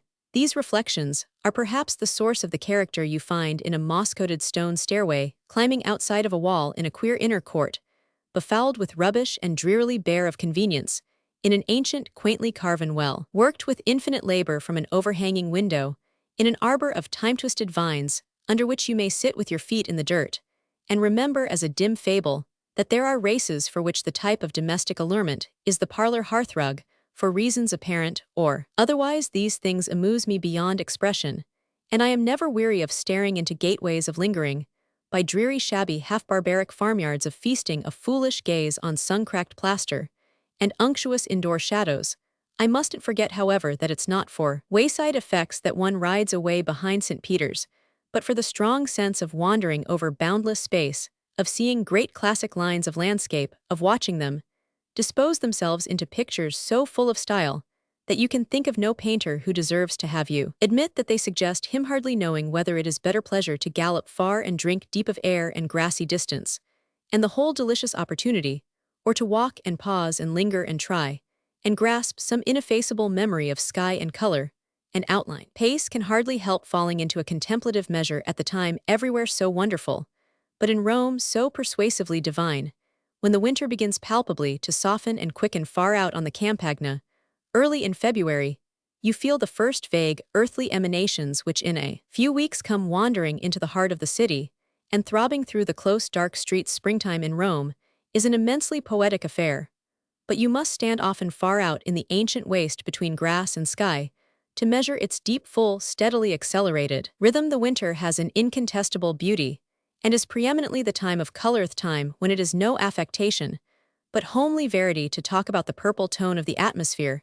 As February comes and goes, your purple is streaked with green, and the rich dark bloom of the distance begins to lose its intensity, but your loss is made up by other gains none more precious than that inestimable gain to the earth disembodied voice of the lark. It comes with the early flowers, the white narcissus, and the cyclamen, the half-buried violets, and the pale anemones, and makes the whole atmosphere ring like a vault of tinkling glass. You never see the source of the sound, and are utterly unable to localize his note, which seems to come from everywhere at once, to be some hundred-throated voice of the air. Sometimes you fancy you just catch him, a mere vague spot against the blue, an intenser throb in the universal pulsation of light. As the weeks go on, the flowers multiply, and the deep blues and purples of the hills, turning to azure and violet, creep higher toward the narrowing snowline of the Sabines. The temperature rises. The first hour of your ride you feel the heat, but you beguile it with brushing the hawthorn blossoms as you pass along the hedges, and catching at the wild rose and honeysuckle. And when you get into the meadows, there is stir enough in the air to lighten the dead weight of the sun. The Roman air, however, is not a tonic medicine, and it seldom suffers exercise to be all exhilarating. It has always seemed to me, indeed, part of the charm of the latter, that your keenest consciousness is haunted with a vague languor. Occasionally, when the sirocco blows, that sensation becomes strange and exquisite. Then, under the gray sky, before the dim distances, which the south wind mostly brings with it, you seem to ride forth into a world from which all hope has departed, and in which, in spite of the flowers that make your horse's footfalls, soundless nothing is left save some queer probability that your imagination is unable to measure, but from which it hardly shrinks this quality in the Roman element, may now and then relax you almost to ecstasy, but a season of sirocco would be an overdose of morbid pleasure. You may at any rate best feel the peculiar beauty of the Campagna on those mild days of winter, when the mere quality and temper of the sunshine suffice to move the landscape to joy, and you pause on the brown grass in the sunny stillness, and by listening long enough almost, fancy you hear the shrill of the midsummer cricket. It is detail and ornament that vary from month to month, from week to week even, and make your returns to the same places a constant feast of unexpectedness, but the great essential features of the prospect preserve throughout the year the same impressive serenity sorecti, be it January or May, rises from its blue horizon like an island from the sea, and with an elegance of contour which no mood of the year can deepen or diminish. You know it well, you have seen it often in the mellow backgrounds of Claude, and it has such an irresistibly classic academic air that while you look at it, you begin to take your saddle for a faded old armchair in a palace gallery. A month's rides in different directions will show you a dozen prime Claudes. After I had seen them all, I went piously to the Doria Gallery to refresh my memory of its two famous specimens, and to enjoy to the utmost their delightful air of reference to something that had become a part of my personal experience. Delightful, it certainly is to feel the common element in one's own sensibility and those of a genius whom that element has helped to do great things. Claude must have haunted the very places of one's personal preference, and adjusted their divine undulations to his splendid scheme of romance, his view of the poetry of life. He was familiar with aspects in which there wasn't a single uncompromising line. I saw a few days ago a small finished sketch from his hand, in the possession of an American artist, which was almost startling in its clear reflection of forms, unaltered by the 2 centuries that have dimmed and cracked the paint and canvas. This unbroken continuity of the impressions I have tried to indicate is an excellent example of the intellectual background of all enjoyment in Rome. It effectually prevents pleasure from becoming vulgar, for your sensation rarely begins and ends with itself. It reverberates, it recalls, commemorates, resuscitates something else. At least half the merit of everything you enjoy must be that it suits you absolutely, but the larger half here is generally that it has suited someone else, and that you can never flatter yourself you have discovered it. It has been addressed to some use a million miles out of your range, and has had great adventures before ever condescending to please you. It was in admission of this truth that my discriminating friend who showed me the Claudes found it impossible to designate a certain delightful region, which you enter at the end of an hour's riding from Porta Cavalleggeri, as anything but Arcadia. The exquisite correspondence of the term in this case altogether revived its faded bloom here. Veritably, the oaten pipe must have stirred the windless air, and the satyrs have laughed among the brookside reeds. 3 or 4 long grassy dells stretch away in a chain between low hills, over which delicate trees are so discreetly scattered that each one is a resting place for a shepherd. The elements of the scene are simple enough, but the composition has extraordinary refinement by one of those happy chances which keep observation in Italy always in her best humor. A shepherd had thrown himself down under one of the trees in the very attitude of Meliboeus. He had been washing his feet, I suppose, in the neighboring brook, and had found it pleasant afterwards to roll his short breeches well up on his thighs, lying thus in the shade on his elbow with his naked legs stretched out on the turf, and his soft peaked hat over his long hair crushed back like the veritable bonnet of Arcady. He was exactly the figure of the background of this happy valley, the poor fellow lying there in rustic weariness and ignorance, little fancied that he was a symbol of old-world meanings to new-world eyes. Such eyes may find as great a store of picturesque meanings in the corkwoods of Monte Mario, tenderly loved of all equestrians. These are less severely pastoral than our Arcadia, and you might more properly lodge there a damozel of Ariosto than a nymph of Theocritus. Among them is strewn a lovely wilderness of flowers and shrubs, and the whole place has such a charming woodland air that, casting about me the other day for a compliment, I declared that it reminded me of New Hampshire. My compliment had a double edge, and I had no sooner uttered it than I smiled. Sayeto perceive, in all the undiscriminated botany about me, the wealth of detail, the idle elegance and grace of Italy alone, the natural stamp of the land, which has the singular privilege of making one love her unsanctified beauty, all, but as well as those features of one's own country toward which nature's small allowance doubles, that of one's own affection for this effect of casting a spell. No rides have more value than those you take in Villa Doria or Villa Borghese, or don't take possibly if you prefer to reserve these particular regents. Latter in especial for your walking hours. People do ride however in both villas, which deserve honorable mention in this regard. Villa Doria, with its noble site, its splendid views, its great groups of stone pines so clustered, and yet so individual, its lawns and flowers and fountains, its altogether princely disposition, is a place where one may pace well mounted of a brilliant day, with an agreeable sense of its being rather a more elegant pastime to balance in one's stirrups than to trudge on even the smoothest gravel. But at Villa Borghese, the walkers have the best of it, for they are free of those adorable outlying corners and bosky byways, which the rumble of barouches never reaches in March. The place becomes a perfect epitome of the spring. You cease to care much for the melancholy greenness of the disfeatured statues, which has been your chief winter's intimation of verdure, and before you are quite conscious of the tender streaks and patches in the great, quaint grassy arena round which the propaganda students in their long skirts wander slowly like dusky seraphs, revolving the gossip of paradise. You spy the brave little violets, uncapping their azure brows beneath the high-stemmed pines. One's walks here would take us too far, and one's pauses detain us too long, when in the quiet parts under the wall one comes across a group of charming small schoolboys in full-dress suits and white cravats shouting over their play in clear Italian, while a grave young priest beneath a tree watches them over the top of his book. It sounds like nothing, but the force behind it, and the frame round it, the setting, the air, the chord struck, make it 100 wonderful things. Roman neighborhoods. I made a note after my first stroll at Albano to the effect that I had been talking of the picturesque all my life, but that now for a change I beheld it. I had been looking all winter across the Campagna at the free-flowing outline of the Alban Mount, with its half-dozen towns, shining on its purple side, even as vague sunspots in the shadow of a cloud, and thinking it simply an agreeable incident in the varied background of Rome.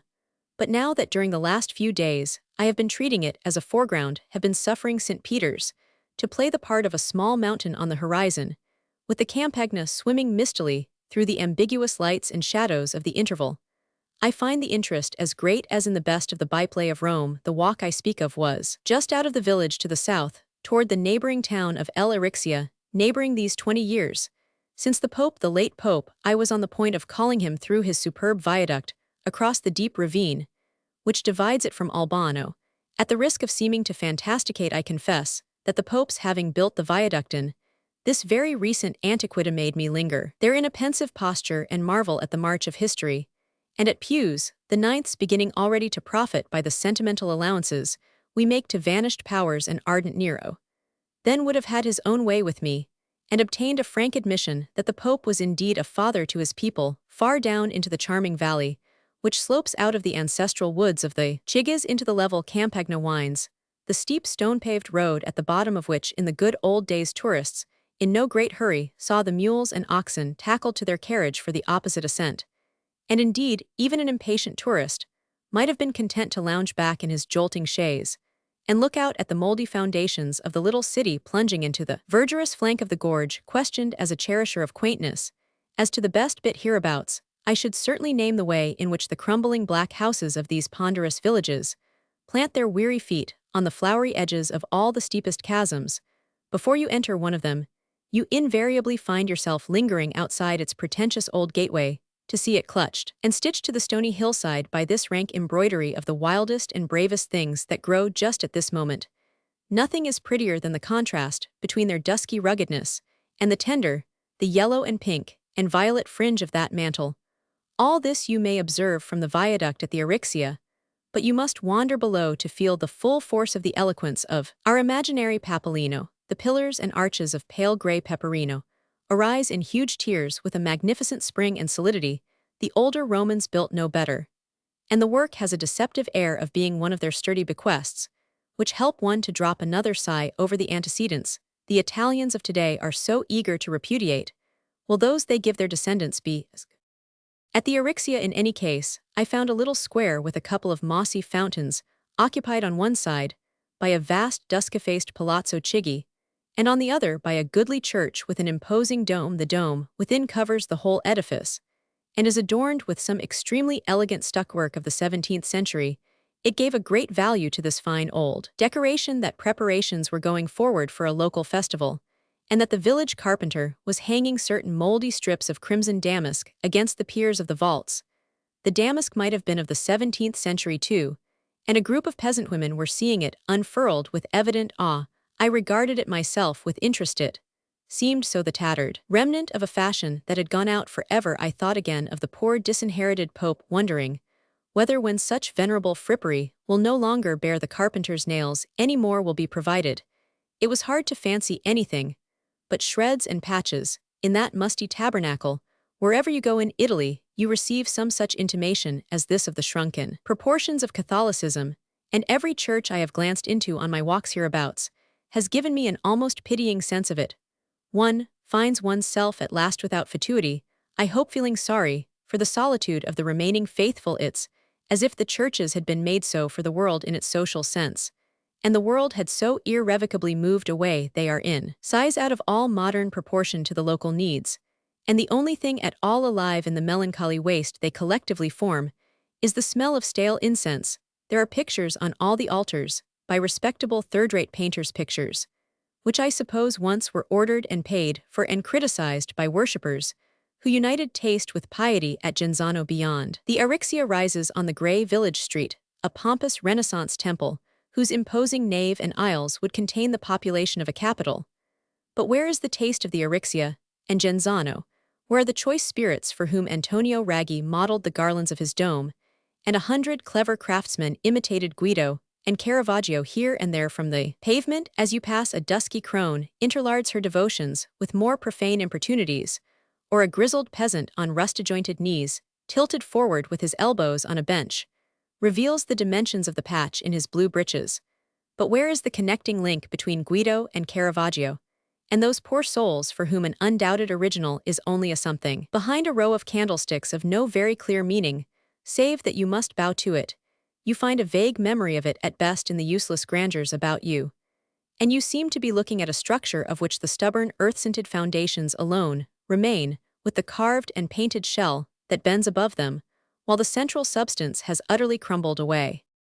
I shall seem to have adopted a more meditative pace than befits a brisk constitutional if I say that I also fell a-thinking before the shabby facade of the old Chigi Palace, but it seemed somehow in its grey forlornness to respond to the sadly superannuated expression of the opposite church, and indeed in any condition, what self-respecting cherisher of quaintness can forbear to do a little romancing in the shadow of a provincial palazzo? On the face of the matter, I know, there is often no very salient peg to hang a romance on. A sort of dusky blankness invests the establishment, which has often a rather imbecile old age, but 100 brooding secrets lurk in this inexpressive mask.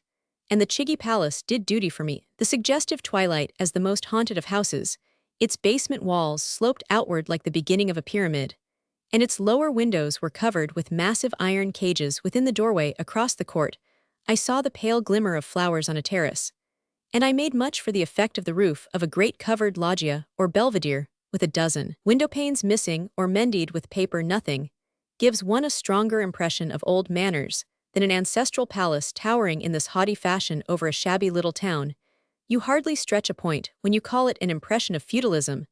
The scene may pass for feudal to American eyes, for which 100 windows on a facade mean nothing more exclusive than a hotel kept at the most invidious on the European plan. The moldy gray houses on the steep crooked street, with their black cavernous archways pervaded by bad smells, by the braying of asses, and by human intonations, hardly more musical. The haggard and tattered peasantry, staring at you, with hungry heavy eyes. The brutish-looking monks. There are still enough to point a moral. The soldiers, the mounted constables, the dirt, the dreariness, the misery, and the dark overgrown palace, frowning over it all from barred window and guarded gateway. What more than all this do we dimly descry in a mental image of the Dark Ages, for all his desire to keep the peace with the vivid image of things, if it be only vivid enough? The votary of this ideal may well occasionally turn over such values with the wonder of what one takes them as paying, for they pay sometimes for such sorry facts of life. At Genzano, out of the very midst of the village squalor, rises the Palazzo Cesarini, separated from its gardens by a dirty lane between peasant and prince. The contact is unbroken, and one would suppose Italian good nature sorely taxed by their mutual allowances, that the prince in especial must cultivate a firm impervious shell. There are no comfortable townsfolk about him to remind him of the blessings of a happy mediocrity of fortune. When he looks out of his window, he sees a battered old peasant against a sunny wall, sawing off his dinner from a hunch of black bread. I must confess, however, that futile as it amused me to find the little piazza of the Erixia, it appeared to threaten in no manner an exasperated rising. On the contrary. The afternoon being cool, many of the villagers were contentedly muffled in those ancient cloaks lined with green baize, which when tossed over the shoulder, and surmounted with a peaked hat form one of the few lingering remnants of costume in Italy. Others were tossing wooden balls light-heartedly enough on the grass. Outside the town, the egress on this side is under a great stone archway thrown out from the palace, and surmounted with the family arms. Nothing could better confirm your theory that the townsfolk are groaning serfs. The road leads away through the woods like many of the roads, hereabouts among trees less remarkable for their size than for their picturesque contortions and posturings. The woods at the moment at which I write are full of the raw green light of early spring, azure, vastly becoming to the various complexions of the wild flowers that cover the waysides. I have never seen these untended parterres in such lovely exuberance. The sturdiest pedestrian becomes a lingering idler if he allows them to catch his eye. The pale purple cyclamen with its hood thrown back stands up in masses as dense as tulips, and here and there in the duskier places great sheets of forget-me-not seem to exhale a faint blue mist. These are the commonest plants. There are dozens more I know no name for, a rich profusion, in especial of a beautiful five-petaled flower, whose white texture is penciled with hairstrokes. Certain fair copyists I know of would have to hold their breath to imitate an Italian oak, has neither the girth nor the height of its English brothers, but it contrives in proportion to be perhaps even more effective. It crooks its back, and twists its arms, and clinches its 100 fists with the queerest extravagance, and wrinkles its bark into strange rugosities from which its first scattered sprouts of yellow-green seem to break out like a morbid fungus. But the tree which has the greatest charm to northern eyes is the cold gray-green ilex, whose clear crepuscular shade drops against a Roman sun, a veil impenetrable, yet not oppressive. The ilex has even less color than the cypress, but it is much less funereal, and a landscape in which it is frequent may still be said to smile faintly, though by no means to laugh. It abounds in old Italian gardens, where the boughs are trimmed and interlocked into vaulted corridors, in which from point to point, as in the niches of some dimly frescoed hall, you see mildewed busts stare at you with a solemnity which the even gray light makes strangely intense. A humbler relative of the ilex, though it does better things than help broken-nosed emperors to look dignified, is the olive, which covers many of the neighboring hillsides with its little smoky puffs of foliage. A stroke of composition I never weary of is that long blue stretch of the Campagna which makes a high horizon, and rests on this vaporous base of olivetops. A reporter intent upon a simile might liken it to the ocean scene above the smoke of watchfires kindled on the strand. To do perfect justice to the woodwalk away from the Erixia, I ought to touch upon the birds that were singing vespers as I passed, but the reader would find my rhapsody as poor entertainment as the program of a concert he had been unable to attend. I have no more learning about bird music than would help me to guess that a dull dissyllabic refrain in the heart of the wood came from the cuckoo, and when at moments I heard a twitter of fuller tone with a more suggestive modulation, I could only hope it was the nightingale. I have listened for the nightingale more than once in places so charming that his song would have seemed but the articulate expression of their beauty, and have never heard much beyond a provoking snatch or two, a prelude that came to nothing. In spite of a natural grudge, however, I generously believe him a great artist, or at least a great genius, a creature who despises any prompting short of absolute inspiration. For the rich, the multitudinous melody around me seemed but the offering to my ear of the prodigal spirit of tradition. The wood was ringing with sound because it was twilight spring, and Italy it was also because of these good things, and various others besides, that I relished so keenly my visit to the Capuchin convent, upon which I emerged after half an hour in the wood. It stands above the town on the slope of the Alban Mount, and its wild garden climbs away behind it, and extends its melancholy influence. Before it is a small stiff avenue of trimmed live oaks, which conducts you to a grotesque little shrine beneath the staircase, ascending to the church. Just here, if you are apt to grow timorous at twilight, you may take a very pretty fright, for as you draw near you catch, behind the grating of the shrine, the startling semblance of a gaunt and livid monk. A sickly lamplight plays down upon his face, and he stares at you from cavernous eyes with a dreadful air of death. In life, horror of horrors, you murmur. Is this a Capuchin penance? You discover, of course, in a moment, that it is only a Capuchin joke, that the monk is a pious dummy and his spectral visage a matter of the paintbrush. You resent his intrusion on the surrounding loveliness. And as you proceed to demand entertainment at their convent, you pronounce the Capuchins very foolish fellows. This declaration, as I made it, was supported by the conduct of the simple brother, who opened the door of the cloister in obedience to my knock, and on learning my errand demurred about admitting me at so late an hour. If I would return on the morrow morning, he'd be most happy. He broke into a blank grin, when I assured him that this was the very hour of my desire, and that the garish morning light would do no justice to the view. These were mysteries beyond his ken, and it was only his good nature, of which he had plenty, and not his imagination, that was moved, so that when passing through the narrow cloister, and out upon the grassy terrace, I saw another cowled brother, standing with folded hands profiled against the sky in admirable harmony with the scene. I questioned his knowing the uses for which he is still most precious. This, however, was surely too much to ask of him, and it was cause enough for gratitude that though he was there before me, he was not a fellow tourist with an opera-glass slung over his shoulder. There was support to my idea of the convent in the expiring light, for the scene was in its way unsurpassable. Directly below the terrace lay the deep-set circle of the Alban lake, shining softly through the light mists of evening. This beautiful poolet is hardly more occupies the crater of a prehistoric volcano, a perfect cup, shaped and smelted by furnace fires, the rim of the cup, rising high and densely wooded round the placid stone-blue water, has a sort of natural artificiality. The sweep and contour of the long circle are admirable. Never was a lake so charmingly lodged. It is said to be of extraordinary depth, and though stone-blue water seems at first a very innocent substitute for boiling lava, it has a sinister look, which betrays its dangerous antecedents. The winds never reach it, and its surface is never ruffled, but its deep-bottomed placidity seems to cover guilty secrets, and you fancy it in communication with the capricious and treacherous forces of nature. Its very color is of a joyless beauty, a blue as cold and opaque as a solidified sheet of lava, streaked and wrinkled by a mysterious motion of its own. It affects the very type of a legendary pool, and I could easily have believed that I had only to sit long enough into the evening to see the ghosts of classic nymphs and naiads cleave its sullen flood and beckon me with irresistible arms.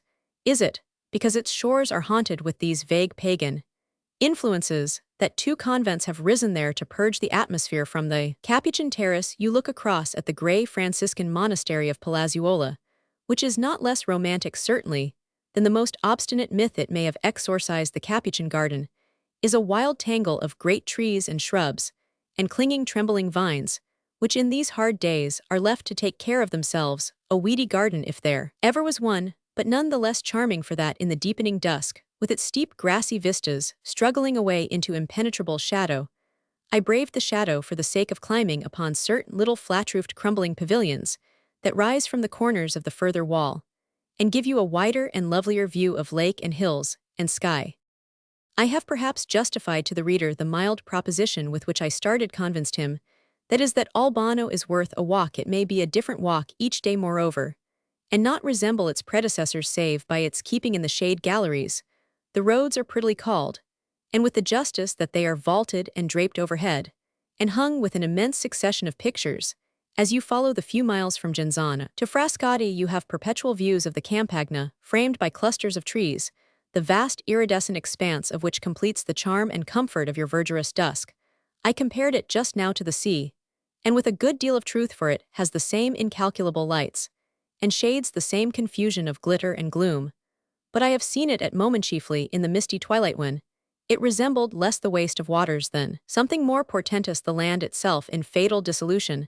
I could believe the fields to be dimly surging and tossing and melting away into quicksands, and that one's very last chance of an impression was taking place. A view, however, which has the merit of being really as interesting as it seems, is that of the Lake of Nemi, which the enterprising traveler hastens to compare with its sister sheet of Albano. Comparison in this case is particularly odious, for in order to prefer one lake to the other you have to discover faults where there are none. Nemi is a smaller circle, but lies in a deeper cup, and if with no gray Franciscan pile to guard its woody shores, at least in the same position, the little hyperched black town, to which it gives its name, and which looks across at Genzano on the opposite shore, as Palazzuola regards Castel Gandolfo the walk from the Arixia to Genzano is charming most of all when it reaches a certain grassy piazza, from which 3 public avenues stretch away under a double row of stunted and twisted elms.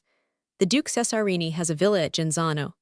I mentioned it just know whose gardens overhang the lake, but he has also a porter in a faded rakish-looking livery, who shakes his head at your proffered franc, unless you can reinforce it with a permit countersigned at Rome for this annoying complication of dignities. He is justly to be denounced, but I forgive him for the sake of that ancestor, who in the 17th century planted this shady walk. Never was a prettier approach to a town than by these low-roofed, light-checkered corridors. Their only defect is that they prepare you for a town of rather more rustic coquetry than Genzano exhibits. It has quite the usual allowance, the common cynicism of accepted decay, and looks dismally as if its best families had all fallen into penury together, and lost the means of keeping anything better than donkeys in their great dark vaulted basements, and mending their broken windowpanes with anything better than paper. It was on the occasion of this drear Genzano that I had a difference of opinion with a friend, who maintained that there was nothing in the same line so pretty in Europe as a pretty New England village. The proposition seemed to a cherisher of quaintness on the face of it inacceptable, but calmly considered, it has a measure of truth. I am not fond of chalk-white painted planks. Certainly, I vastly prefer the dusky tones of ancient stucco and peperino, but I succumb on occasion to the charms of a vine-shaded porch of tulips and dahlias, glowing in the shade of high-arcing elms of heavy-scented lilacs, bending over a white paling to brush your cheek. I prefer Siena to Lowell, said my friend, but I prefer Farmington to such a thing as this. In fact, an Italian village is simply a miniature Italian city, and its various parts imply a town of 50 times the size. At Genzano are neither dahlias nor lilacs and no odors, but foul ones. Flowers and other graces are all confined to the high-walled precincts of Duke Cesarini, to which you must obtain admission 20 miles away. The houses, on the other hand, would generally lodge a New England cottage porch and garden and high-arcing elms included in one of their cavernous basements. These vast gray dwellings are all of a fashion denoting more generous social needs than any they serve nowadays. They speak of better days, and of a fabulous time when Italy was either not shabby or could, at least, carry off her shabbiness. For what follies are they doing penance? Through what melancholy stages have their fortunes ebbed?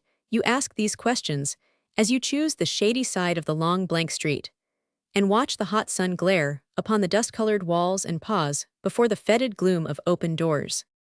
I should like to spare a word for moldy little Nemi, perched upon a cliff high above the lake at the opposite side. But after all, when I had climbed up into it, from the waterside, passing beneath a great arch, which I suppose once topped a gateway, and counted its 20 or 30 apparent inhabitants, peeping at me from black doorways, and looked at the old round tower at whose base the village clusters, and declared that it was all queer, desperately queer, I had said all that is worth saying about it. Nemi has a much better appreciation of its lovely position than Genzano, where your only view of the lake is from a dunghill behind one of the houses. At the foot of the round tower is an overhanging terrace, from which you may feast your eyes on the only freshness they find in these dusky human hives. The blooming seam, as one may call it, of strong wild flowers, which binds the crumbling walls to the face of the cliff of Rocca di Papa.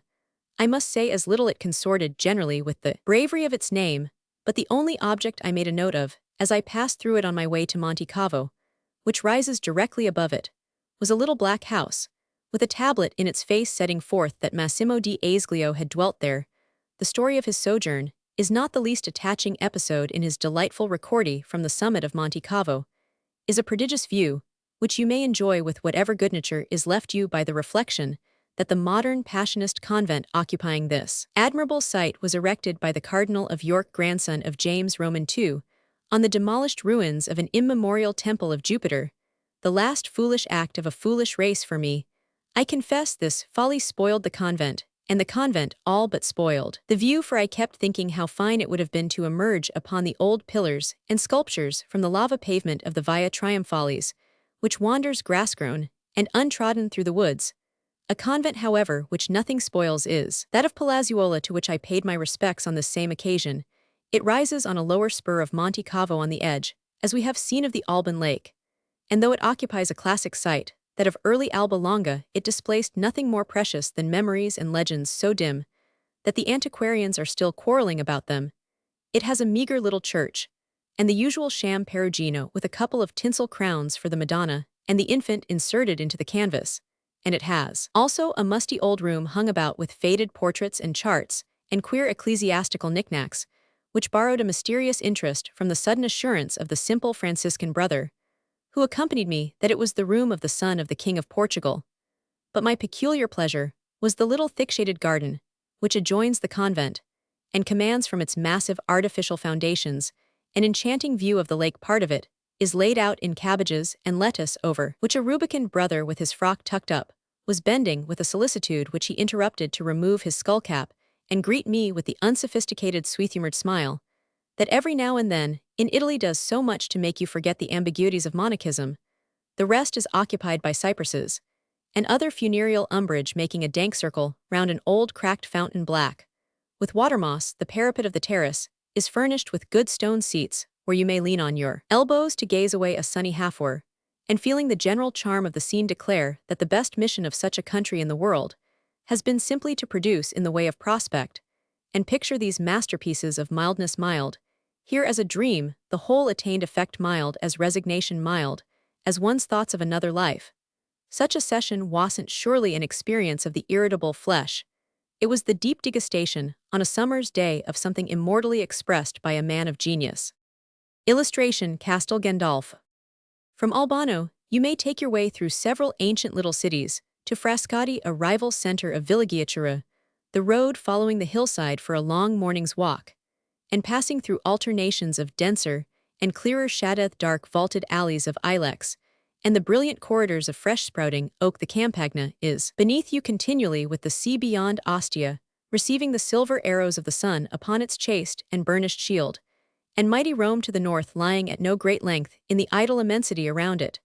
The highway passes below Castel Gandolfo, which stands perched on an eminence behind a couple of gateways, surmounted with the papal tiara and twisted cordon, and I have more than once chosen the roundabout road for the sake of passing beneath these pompous insignia. Castel Gandolfo is indeed an ecclesiastical village, and under the peculiar protection of the popes, whose huge summer palace rises in the midst of it like a rural Vatican. In speaking of the road to Frascati, I necessarily revert to my first impressions, gathered on the occasion of the Feast of the Annunziata, which falls on the 25th of March, and is celebrated by a peasant's fair, as Murray strongly recommends you to visit this spectacle, at which you are promised a brilliant exhibition of all the costumes of modern Latium.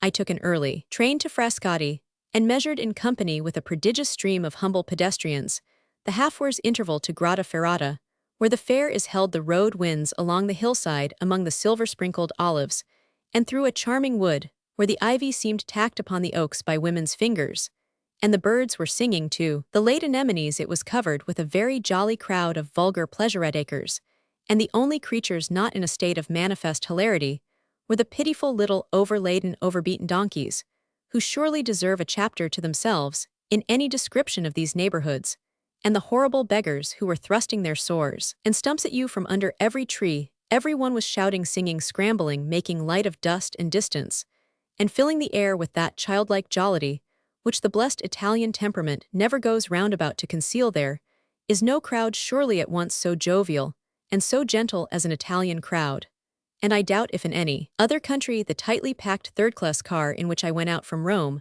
would have introduced me to so much smiling and so little swearing. Grotta Ferrata is a very dirty little village, with a number of raw new houses baking on the hot hillside, and nothing to charm the fond gazer but its situation and its old fortified abbey. After pushing about among the shabby little booths, and declining a number of fabulous bargains in tinware shoes and pork, I was glad to retire to a comparatively uninvaded corner of the abbey, and divert myself with the view.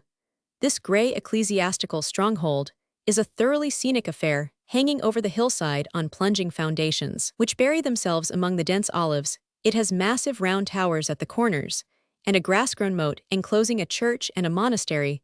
The forecourt within the abbatial gateway now serves as the public square of the village, and in fair time, of course, witnesses the best of the fun. The best of the fun was to be found in certain great vaults and cellars of the abbey, where wine was in free flow from gigantic hogsheads. At the exit of these trickling grottos, shady trellises of bamboo and gathered twigs had been improvised, and under them, a grand guzzling proceeded, all of which was so in the fine old style that I was roughly reminded of the wedding feast of Gamache. The banquet was far less substantial, of course, but it had a note as of immemorial manners that couldn't fail to suggest romantic analogies to a pilgrim from the land of no cooks. There was a feast of reason close at hand, however, and I was careful to visit the famous frescoes of Domenichino in the adjoining church. It sounds rather brutal, perhaps, to say that when I came back into the clamorous little piazza, the sight of the peasants swilling down their sour wine appealed to me more than the masterpieces Murray calls them, sauf the famous Bolognese. It amounts, after all, to saying that I prefer tenures to Domenichino, which I am willing to let pass for the truth. The scene under the rickety trellises was the more suggestive of tenures that there were no costumes to make it too Italian. Murray's attractive statement on this point was, like many of his statements, much truer 20 years ago than today. Costume is gone or fast going. I saw among the women not a single crimson bodice, and not a couple of classic headcloths, the poorer sort dressed in vulgar rags of no fashion and color, and the smarter ones in calico gowns and printed shawls of the vilest modern fabric had honored their dusky tresses, but with rich applications of grease. The men are still in jackets and breeches, and with their slouched and pointed hats and open-breasted shirts, and rattling leather leggings, may remind one sufficiently of the Italian peasant, as he figured in the woodcuts familiar to our infancy after coming out of the church. I found a delightful nook, a queer little terrace, before a more retired and tranquil drinking shop, where I called for a bottle of wine to help me to guess why I drew the line at Domenichino. This little terrace was a capricious excrescence at the end of the piazza itself, simply a greater terrace, and one reached it picturesquely by ascending a short inclined plane of grass-grown cobblestones, and passing across a little dusky kitchen, through whose narrow windows the light of the mighty landscape beyond touched up old earthen pots. The terrace was oblong, and so narrow that it held but a single small table placed lengthwise, yet nothing could be pleasanter than to place one's bottle on the polished parapet. Here you seemed, by the time you had emptied it, to be swinging forward into immensity, hanging poised above the Campagna, a beautiful gorge, with a twinkling stream wandered down the hill far below you, beyond which Marino and Castel Gandolfo peeped above the trees in front. You could count the towers of Rome and the tombs of the Appian Way. I don't know that I came to any very distinct conclusion about Domenichino, but it was perhaps because the view was perfection that he struck me as more than ever mediocrity. And yet I don't think it was one's bottle of wine either that made one, after all, maudlin about him. It was the sense of the foolishly usurped in his tenure of fame, of the derisive in his ever having been put forward to say so. Indeed, savors of flogging a dead horse. But it is surely an unkind stroke of fate for him that Murray assures 10,000 Britons every winter, in the most emphatic manner, that his Communion of St. Jerome is the second finest picture in the world. If this were so, one would certainly here in Rome, where such institutions are convenient, retire into the very nearest convent. With such a world one would have a standing quarrel. And yet this sport of destiny is an interesting case in default of being an interesting painter, and I would take a moderate walk in most moods to see one of his pictures. He is so supremely good an example of effort detached from inspiration, and school merit divorced from spontaneity, that one of his fine, frigid performances ought to hang in a conspicuous place in every academy of design. Few things of the sort contain more urgent lessons or point a more precious moral. And I would have the headmaster in the drawing school take each ingenuous pupil by the hand and lead him up to the triumph of David, or the chase of Diana, or the red-nosed Persian Sibyl, and make him some such little speech as the following: "This great picture, my son, was hung here to show you how you must never paint, to give you a perfect specimen of what, in its boundless generosity, the providence of nature created for our fuller knowledge. An artist whose development was a negation. The great thing in art is charm, and the great thing in charm is spontaneity. Domenichino, having talent, is here, and there an excellent model. He was devoted, conscientious, observant, industrious. But now that we've seen pretty well what can simply be learned do its best, these things help him little with us, because his imagination was cold. It loved nothing, it lost itself in nothing, its efforts never gave it the heartache it went about trying this and that, concocting cold pictures after cold receipts, dealing in the second hand, in the ready-made, and putting into its performances a little of everything. But itself, when you see so many things in a composition, you might suppose that among them all some charm might be born, yet there are really but the 100 mouths through which you may hear the unhappy thing murmur, 'I am dead.' It's by the simplest thing, it has that a picture livesby, its temper look, at all the great talents Domenichino as well as at Titian, but think less of dogma than of plain nature, and I can almost promise you that yours will remain true. This is very little to what the aesthetic sage I have imagined might say. And we are after all unwilling to let our last verdict be an unkind one on any great bequest of human effort. The faded frescoes in the chapel at Grotta Ferrata leave us a memory the more of man's effort to dream beautifully, and they thus mingle harmoniously enough with our multifold impressions of Italy, where dreams and realities have both kept such pace, and so strangely diverged. It was absurd that, was the truth to be critical at all among the appealing old Italianisms round me, and to treat the poor exploded Bolognese more harshly than when I walked back to Frascati, I treated the charming old waterworks of the Villa Aldobrandini.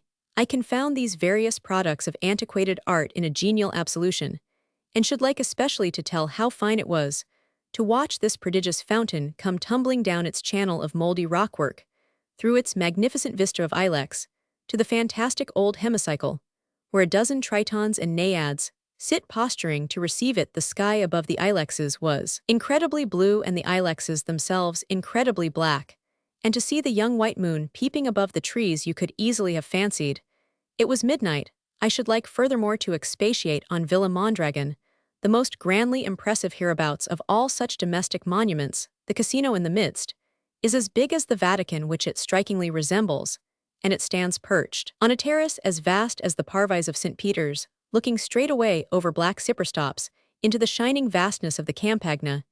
Everything somehow seemed immense and solemn. There was nothing small, but certain little nestling blue shadows on the Sabine mountains, to which the terrace seems to carry you wonderfully near. The place been for some time lost to private uses, since it figures fantastically in a novel of George Sandla Danieland, now in quite another way as a Jesuit college for boys. The afternoon was perfect, and as it waned it filled the dark alleys with a wonderful golden haze. Into this came leaping and shouting a herd of little collegians, with a couple of long-skirted Jesuits striding at their heels.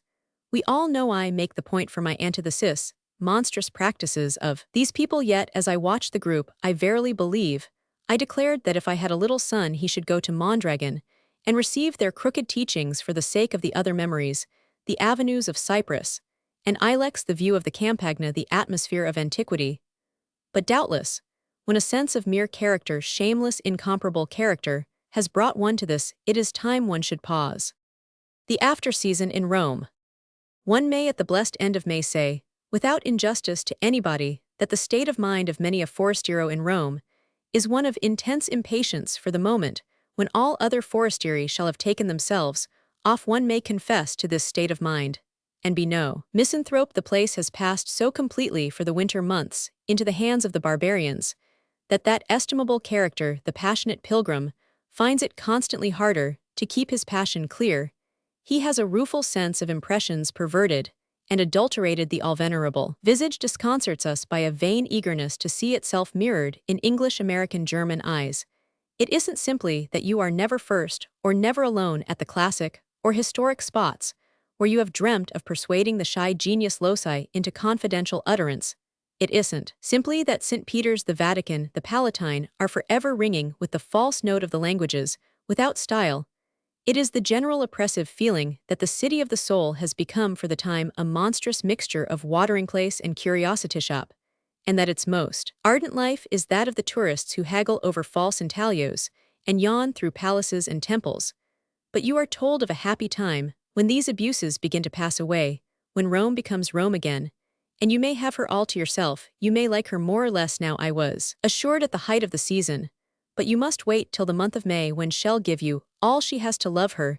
Then the foreigners, or the excess of them, are gone, the galleries and ruins are empty, and the place, said my informant, who was a happy Frenchman of the Académie de France, Renate at Elamim. Indeed, I was haunted all winter by an irresistible prevision of what Rome must be in declared spring. Certain charming places seemed to murmur, ah, this is nothing, come back at the right weeks, and see the sky above us almost black with its excess of blue, and the new grass already deep but still vivid, and the white roses tumble in odorous spray, and the warm radiant air distill gold for the smelting pot, that the genius loci then dips his brush into, before making play with it in his inimitable way for the general effect of complexion.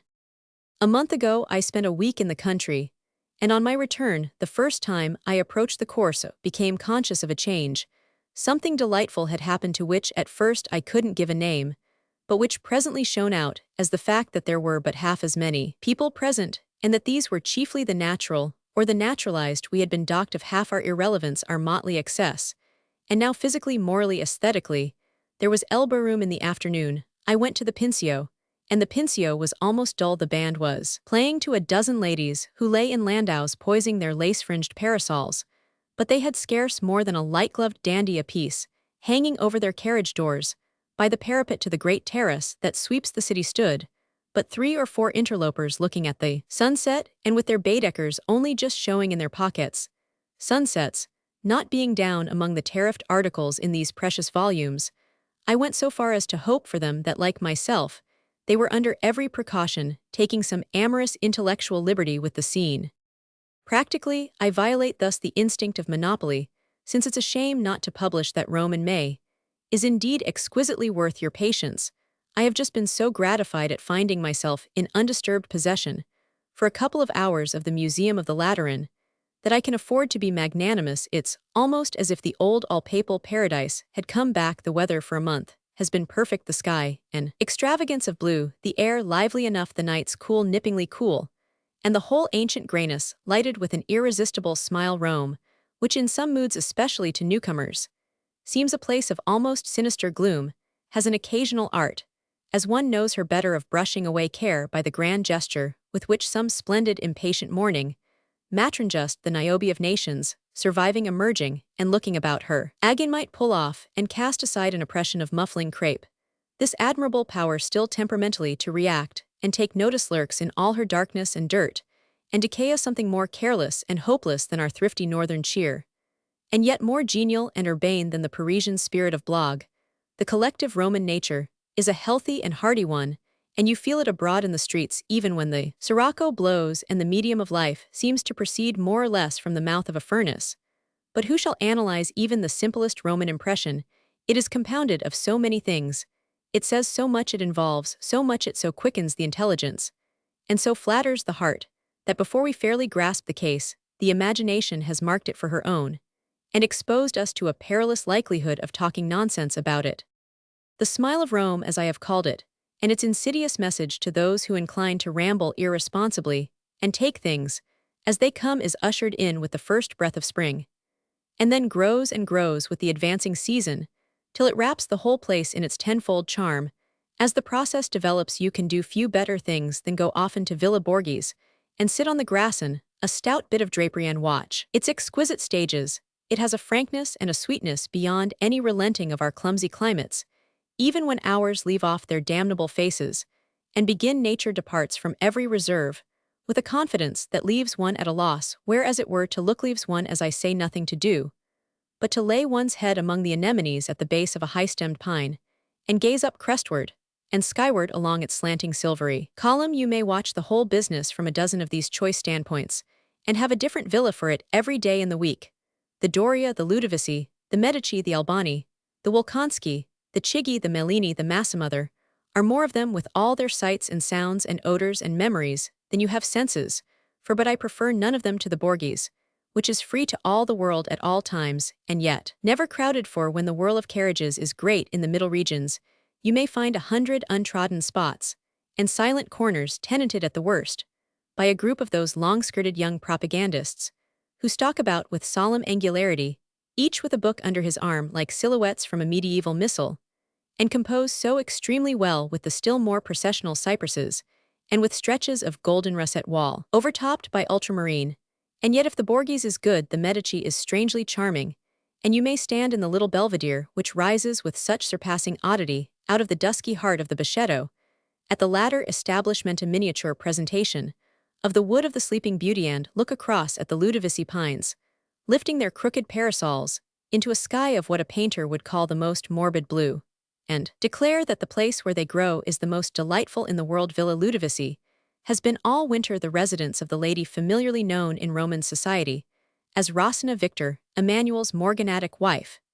The only familiarity, it would seem that she allows for the grounds were rigidly closed to the inconsolable regret of old Roman sojourners, just as the nightingales began to sing, however the quasi-august padrona departed, and the public with certain restrictions have been admitted to hear them. The place takes where it lies a princely ease, and there could be no better example of the expansive tendencies of ancient privilege than the fact that its whole vast extent is contained by the city walls.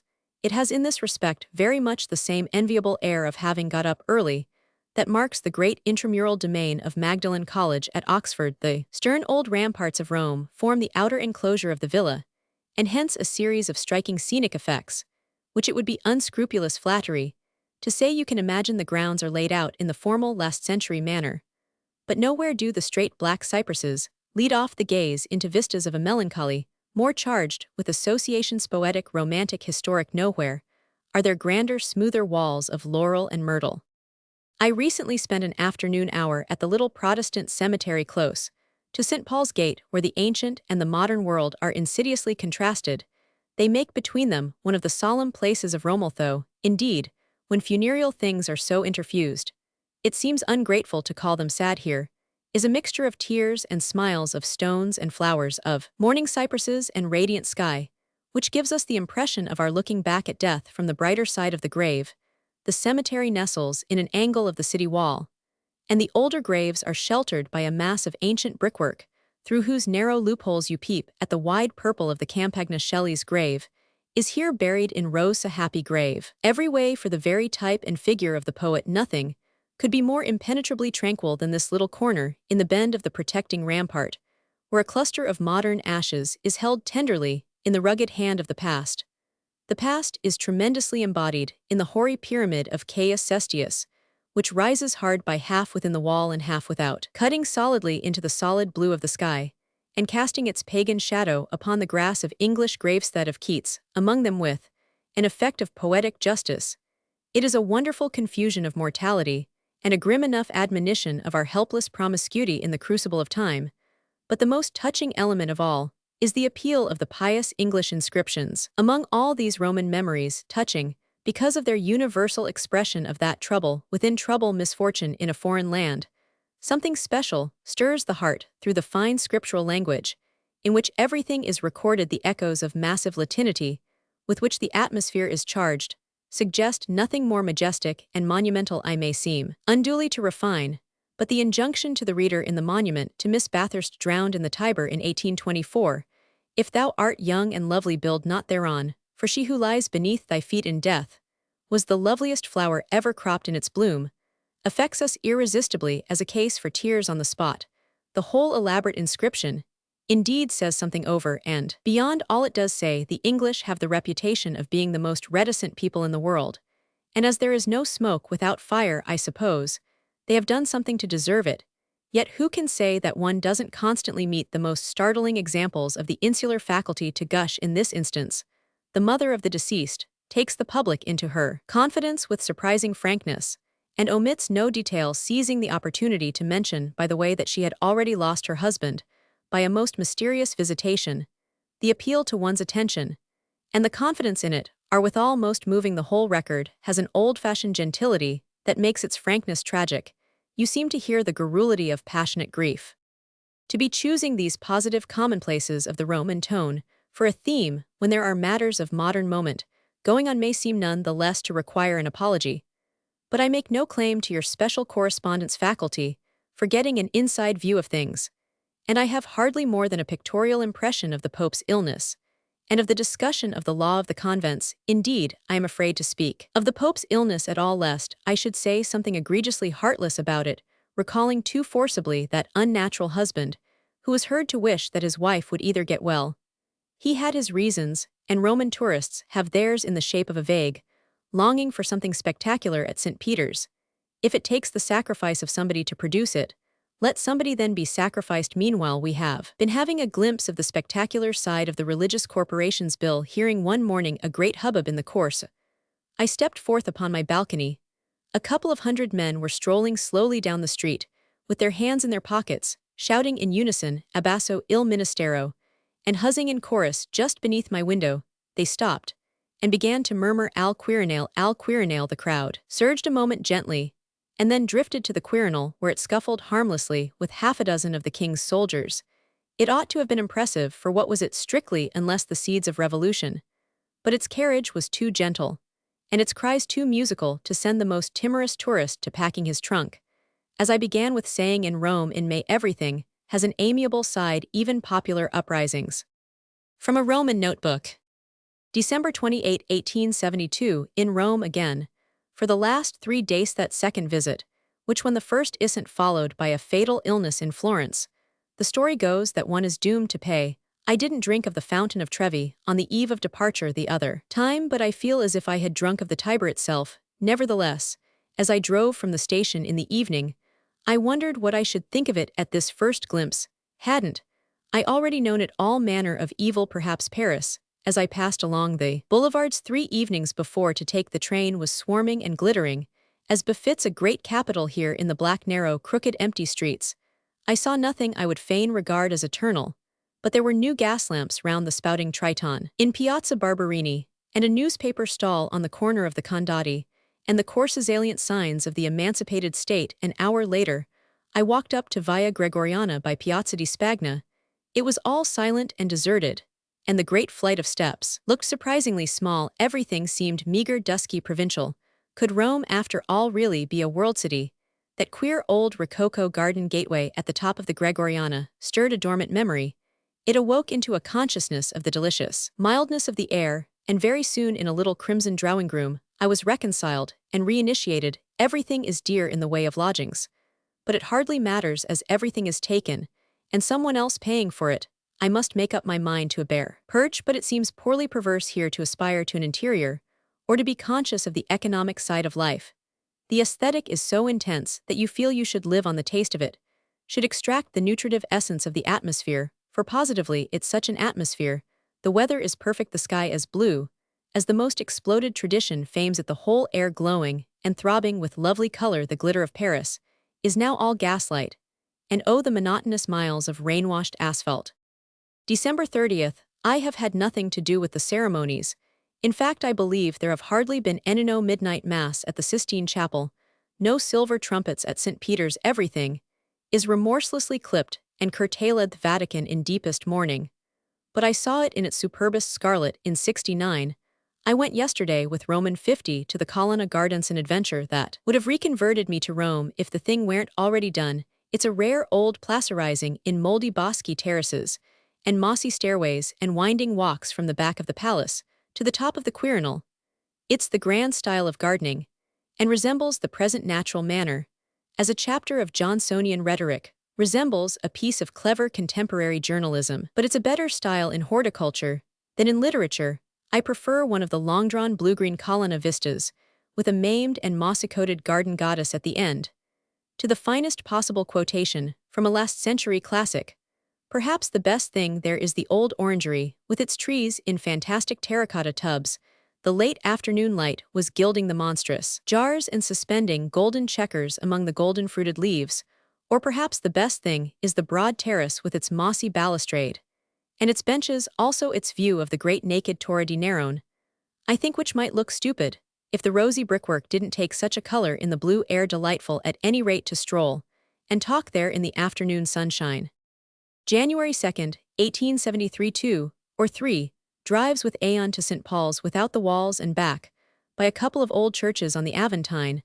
I was freshly struck with the rare distinction of the little Protestant cemetery at the gate, lying in the shadow of the black sepulchral pyramid, and the thick-growing black cypresses bathed in the clear Roman light. The place is heartbreaking for what it asks you in such a world as this to renounce, if it should make one in love with death. To lie there, that's only if death should be conscious. As the case stands, the weight of a tremendous past presses upon the flowery sod, and the sleeper's mortality feels the contact of all the mortality with which the brilliant air is tainted. The restored basilica is incredibly splendid. It seems a last pompous effort of formal Catholicism, and there are few more striking emblems of later Rometh Rome, foredoomed to see Victor Emmanuel in the Quirinal, the Rome of abortive councils and unheeded anathemas. It rises there gorgeous and useless on its miasmatic site, with an air of conscious bravado, a florid advertisement of the superabundance of faith within its magnificent and its magnificence has no shabby spots, a rare thing in Rome marble and mosaic alabaster, and malachite lapis and porphyry encrust it from pavement to cornice, and flash back their polished lights at each other with such a splendor of effect that you seem to stand at the heart of some immense prismatic crystal. One has to come to Italy to know marbles and love them.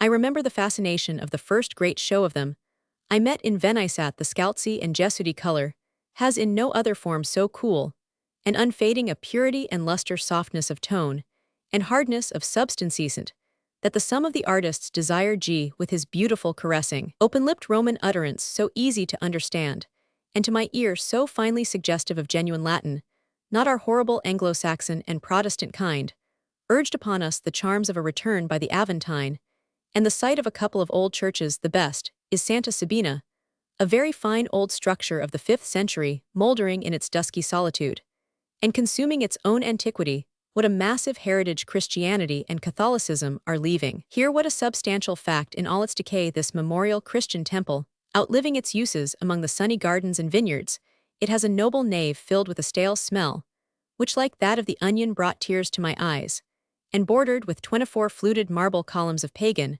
origin. The crudely primitive little mosaics along the entablature are extremely curious. A Dominican monk, still young, who showed us the church seemed creature generated from its musty shadows, odors. His physiognomy was wonderfully de l'emploi, and his voice most agreeable had the strangest jaded humility. His lugubrious salute and sanctimonious impersonal appropriation of my departing franc would have been a master touch on the stage. While we were still in the church, a bell rang that he had to go and answer, and as he came back and approached us along the nave, he made with his white gown and hood, and his cadaverous face against the dark church background, one of those pictures which, thank the muses, have not yet been reformed out of Italy.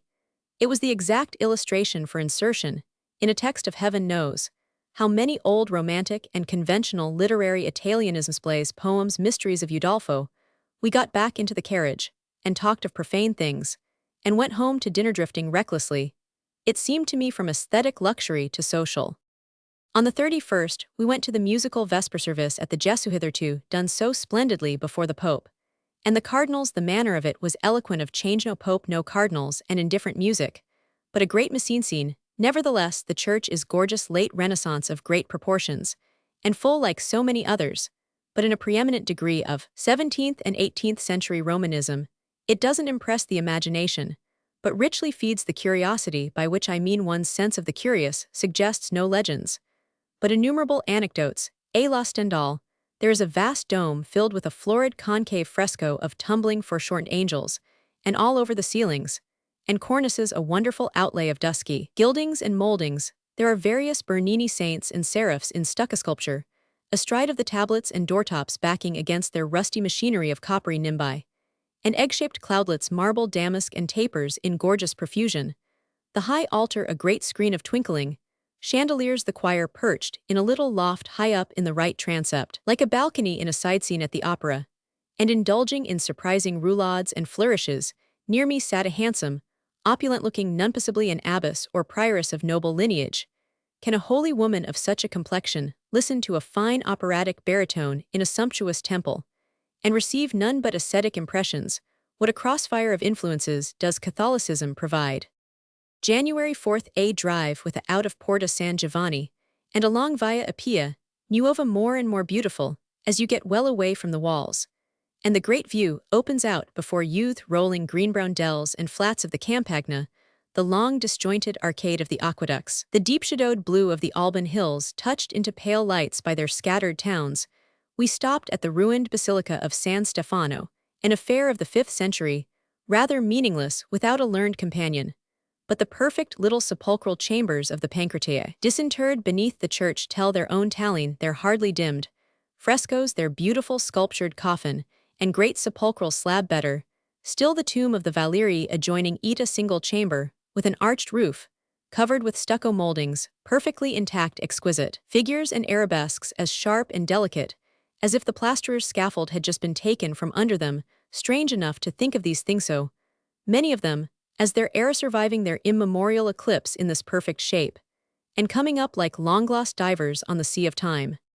January 16th, a delightful walk last Sunday with F to Monte Mario. We drove to Porta Angelica, the little gate hidden behind the right wing of Bernini's colonnade, and strolled thence up the winding road to the Villa Mellini, where one of the greasy peasants, huddled under the wall in the sun, admits you for half-franc into the finest old Alkswalk. In Italy, it is all vaulted grey-green shade with blue campagna stretches in the interstices. The day was perfect, the still sunshine, as we sat at the twisted base of the old trees seemed to have the drowsy hum of midsummer with that charm of Italian vegetation that comes to us as its confession of having scenically served to weariness at last. For some pastoral, these many centuries a classic, in a certain cheapness and thinness of substances compared with the English stoutness. Never left Atherstone reminds me of our own, and it is relatively dry enough and pale enough to explain the contempt of many unimaginative Britons, but it has an idle abundance and wantonness. Romantic shabbiness and dishevelment at the Villa Mellini is the famous lonely pine, which tells so in the landscape from other points bought off from the axe by I believe Sir George Beaumont, commemorated in a like connection in Wordsworth's great sonnet. He at least was not an unimaginative Briton. As you stand under it, its faraway shallow dome supported on a single column, almost white enough to be marble, seems to dwell in the dizziest depths of the blue, its pale grey-blue boughs, and its silvery stem, wonderful harmony with the ambient air. The Villa Mellini is full of the elder Italy of one's imagination. Italy of Boccaccio and Ariosto. There are 20 places where the Florentine storytellers might have sat round on the grass outside the villa walls. Beneath the overcrowding orange-boughs straggled old Italy as well, but not in Boccaccio's velvet. A row of ragged and livid contadini, some simply stupid in their squalor, but some downright brigands of romance, or of reality, with matted locks and terribly sullen eyes. A couple of days later, I walked for old acquaintance' sake over to San Onofrio on the Janiculum. The approach is one of the dirtiest adventures in Rome, and though the view is fine from the little terrace, the church and convent are of a meager and musty pattern, yet here almost like pearls in a dunghill hidden mementos of two of the most exquisite of Italian minds. Torquato Tasso spent the last months of his life here, and you may visit his room and various warped and faded relics. The most interesting is a cast of his face taken after death, looking like all such casts, almost more than mortally gallant and distinguished. But who should look all ideally so if not he? In a little shabby chilly corridor adjoining is a fresco of Leonardo, Virgin and Child with the Donatorio. It is very small, simple and faded, but it has all the artist's magic, that mocking elusive refinement and hint of a vague irreverency, which mark every stroke of Leonardo's brush. Is it the perfection of irony, or the perfection of tenderness? What does he mean? What does he affirm? What does he deny? Magic wouldn't be magic, nor the author of such things stand so absolutely alone if we were ready with an explanation. As I glanced from the picture to the poor stupid little red-faced brother at my side, I wondered if the thing might pass for an elegant epigram on monasticism. Certainly, at any rate, there is more intellect in it than under all the monkish tonsures it has seen coming and going these 300 years. January 21st. The last 3 or 4 days, I have regularly spent a couple of hours from noon baking myself in the sun of the Pincio, to get rid of a cold, the weather perfect, and the crowd, especially today, amazing, such a staring, lounging, dandified, amiable crowd who does the vulgar stay-at-home work of Rome. All the grandees and half the foreigners are there in their carriages, the bourgeoisie on foot staring at them, and the beggars lining all the approaches. The great difference between public places in America and Europe is in the number of unoccupied people of every age and condition, sitting about early and late on benches, and gazing at you from your hat to your boots. As you pass, Europe is certainly the continent of the practiced stare. The ladies on the Pincio have to run the gauntlet, but they seem to do so complacently enough. The European woman is brought up to the sense of having a definite part in the way of manners, or manner, to play in public, to lie back in a barouche alone, balancing a parasol, and seeming to ignore the extremely immediate gaze of 2 serried ranks of male creatures on each side of her path, save here and there to recognize one of them with an imperceptible nod, is one of her daily duties. The number of young men here who, like the Coenobites of old, lead the purely contemplative life is enormous. They muster in a special force on the Pincio, but the Corso all day is thronged with them. They are well-dressed, good-humored, good-looking, polite, but they seem never to do a harder stroke of work than to stroll from the Piazza Colonna to the Hotel de Rome, or vice versa. Some of them don't even stroll, but stand leaning by the hour against the doorways, sucking the knobs of their canes, feeling their back hair, and settling their shirt cuffs at my cafe in the morning several stroll in already at 9 o'clock in light in evening gloves, but they order nothing turn on their heels glance at the mirrors, and stroll out again. When it rains they herd under the portascotchers. And in the smaller cafes yesterday, Prince Humbert's little primogenito was on the Pincio in an open landau with his governess. He's a sturdy blonde little man, and the image of the king. They had stopped to listen to the music, and the crowd was planted about the carriage wheels staring and criticizing under the child's snub little nose. It appeared bold, cynical curiosity, without the slightest manifestation of loyalty, and it gave me a singular sense of the vulgarization of Rome under the new regime when the Pope drove abroad. It was a solemn spectacle, even if you neither kneeled nor uncovered you were irresistibly impressed, but the Pope never stopped to listen to opera tunes, and he had no little popelings under the charge of superior nursemaids, whom you might take liberties with the family at the Quirinal. Make something of a merit, I believe, of their modest and inexpensive way of life. The merit is great, yet representationally, what a change for the worse from an order which proclaimed stateliness. A part of its essence, the divinity that doth hedge a king, must be pretty well on the wane, but how many more fine old traditions will the extremely sentimental traveler miss in the Italians, over whom that little jostled prince in the landau will have come into his kinghood?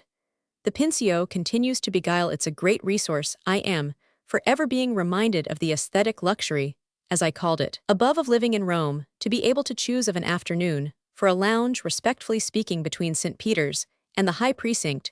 You approach by the gate, just beyond Villa Medici. Nothing else is a proof that if in Rome you may suffer from ennui, at least your ennui has a throbbing soul in it. It is something to say for the Pincio that you don't always choose St. Peter's. Sometimes I lose patience with its parade of eternal idleness. But at others, this very idleness is balm to one's conscience. Life on just these terms seems so easy, so monotonously sweet, that you feel it would be unwise, would be really unsafe to change. The Roman air is charged with an elixir, the Roman cup seasoned with some insidious drop, of which the action is fatally, yet none the less agreeably lowering. January 26th. With S to the Villa Medici, perhaps on the whole, the most enchanting place in Rome. The part of the garden called the Bichetto has an incredible impossible charm, an upper terrace, behind locked gates, covered with a little dusky forest of evergreen oaks, such a dim light as of a fabled haunted place, such a soft suffusion of tender gray-green tones, such a company of gnarled and twisted little miniature trunks dwarfs, playing with each other, at being giant sand, such a shower of golden sparkles drifting in from the vivid west. At the end of the wood is a steep circular mound up which the short trees scramble amine with a long mossy staircase, climbing up to a belvedere. This staircase, rising suddenly out of the leafy dusk, to you don't see where is delightfully fantastic. You expect to see an old woman in a crimson petticoat, and with a distaff come hobbling down and turn into a fairy, and offer you 3 wishes. I should name for my own first wish that one didn't have to be a Frenchman to come and live and dream and work at the Académie de France. Can there be for a while a happier destiny than that of a young artist conscious of talent and of no errand but to educate, polish, and perfect it, transplanted to these sacred shades? One has fancied Plato's Academy his gleaming, colonnades his blooming, gardens and Athenian sky, but was it as good as this one where Monsieur Hebert does the Platonic? The blessing in Rome is not that this or that or the other isolated object is so very unsurpassable, but that the general air so contributes to interest to impressions that are not as any other impressions anywhere in the world, and from this general air, the Villa Medici has distilled an essence of its own, walled it in, and made it delightfully private. The great facade on the gardens is like an enormous rococo clock face, all encrusted with images and arabesques, and tablets. What mornings and afternoons one might spend their brush in hand, unpreoccupied, untormented, pensioned satisfieder, persuading oneself that one would be doing something in consequence, or not caring if one shouldn't be. At a later date, middle of March, a ride with SW out of the Porta Pia to the meadows, beyond the Pont Nomentana close to the site of Phaon's villa, where Nero in hiding had himself stabbed. It all spoke as things here only speak, touching more chords than one can now really know or say, for these are predestined memories, and the stuff that regrets are made of the mild divine efflorescence of spring. The wonderful landscape, the talk suspended for another gallop. Returning, we dismounted at the gate of the Villa Medici, and walked through the twilight of the vaguely perfumed bird-haunted alleys to HS studio, hidden in the wood like a cottage in a fairy tale. I spent there a charming half-hour in the fading light looking at the pictures, while my companion discoursed of her errand. Studio is small and more like a little salon, the painting refined, imaginative, somewhat morbid, full of consummate Frenchability, a portrait idealized and etherealized, but a likeness of Mme de from last year's salon, in white satin, quantities of lace, a coronet, diamonds, and pearls, a striking combination of brilliant silvery tones, a femme, sauvage, a naked dusky girl in a wood with a wonderfully clever pair of shy passionate eyes. The author is different enough from any of the numerous American artists, they may be producers, but he's a product as well, a product of influences, of a sort of which we have as yet no general command. One of them is his charmed lapse of life, in that unprofessional-looking little studio with his enchanted wood on one side and the plunging wall of Rome on the other. January 30th, a drive the other day with a friend to Villa Madama on the side of Monte Mario. A place like a page out of one of Browning's richest evocations of this clime and civilization, wondrous in its haunting melancholy. It might have inspired half The Ring and the book at a stroke. What a grim commentary on history, such a sinuhat and irony of the past. The road up to it through the outer enclosure is almost impassable with mud and stones. At the end, on a terrace, rises the once elegant casino, with hardly a whole pane of glass in its facade, reduced to its sallow stucco and degraded ornaments. The front, away from Rome, has in the basement great loggia, now walled in from the weather, preceded by a grassy, belittered platform, with an immense sweeping view of the Campagna, the sad-looking, more than sad-looking, evil-looking Tiber, beneath, the color of gold.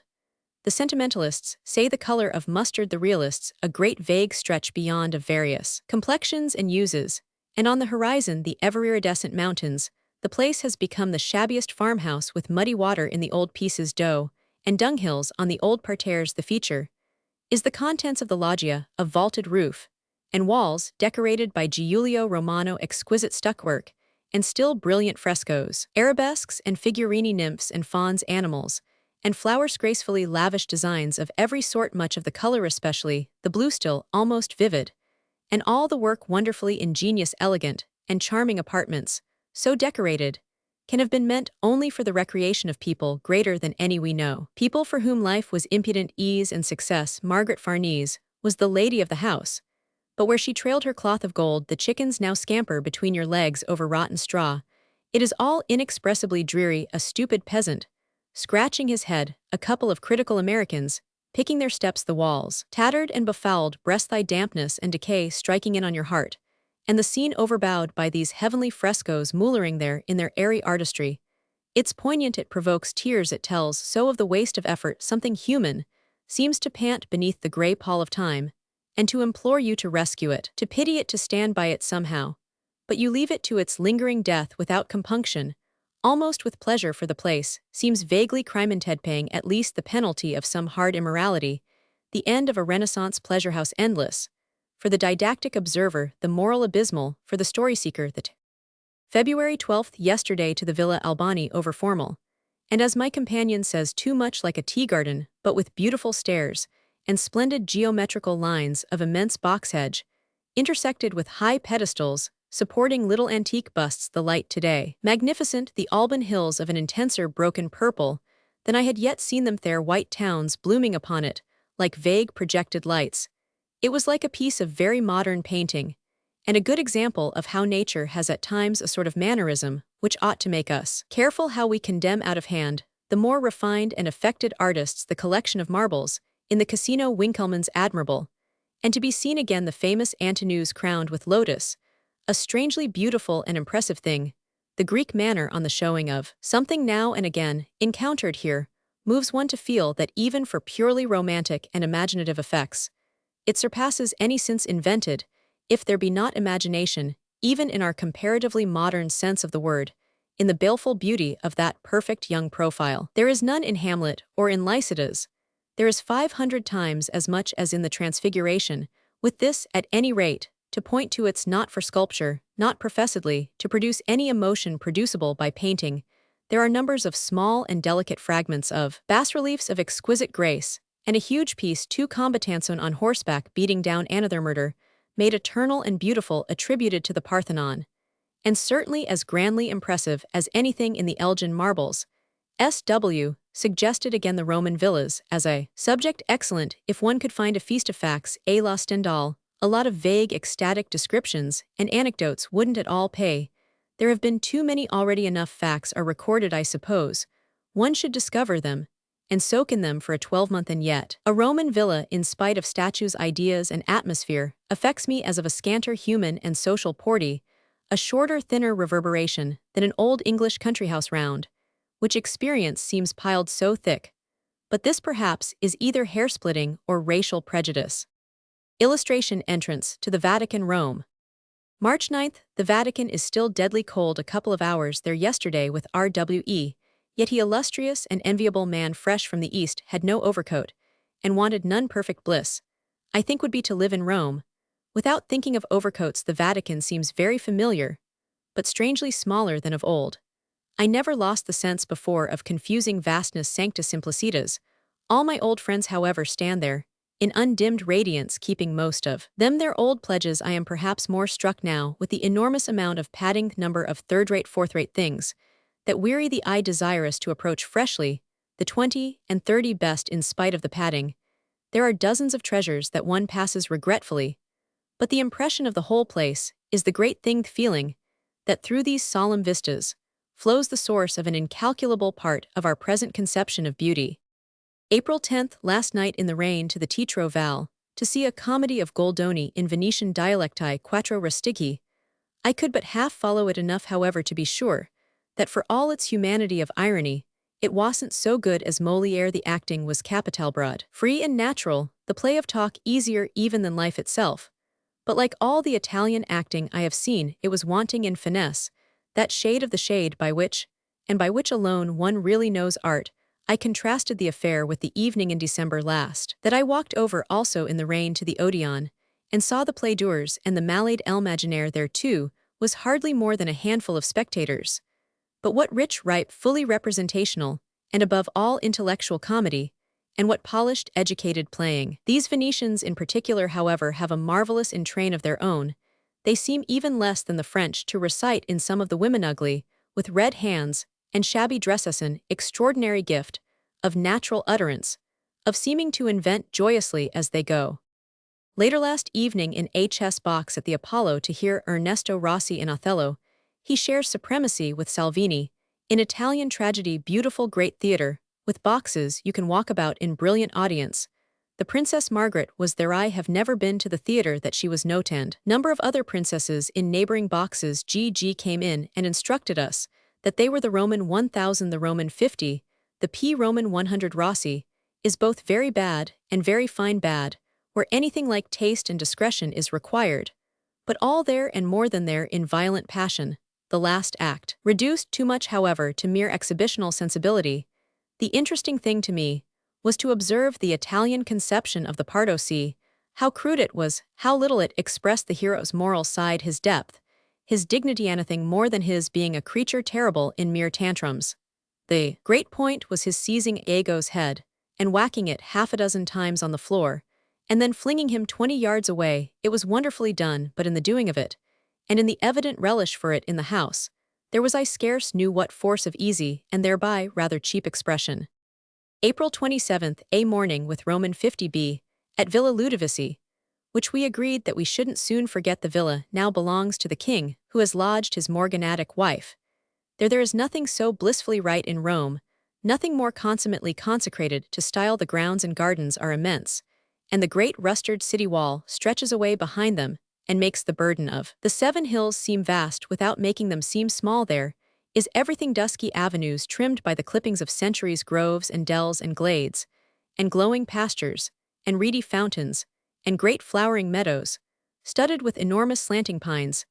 The day was delicious, the trees all one melody, the whole place a revelation of what Italy and hereditary pomp can do together. Nothing could be more in the grand manner than this garden view of the city ramparts, lifting their fantastic battlements above the trees and flowers.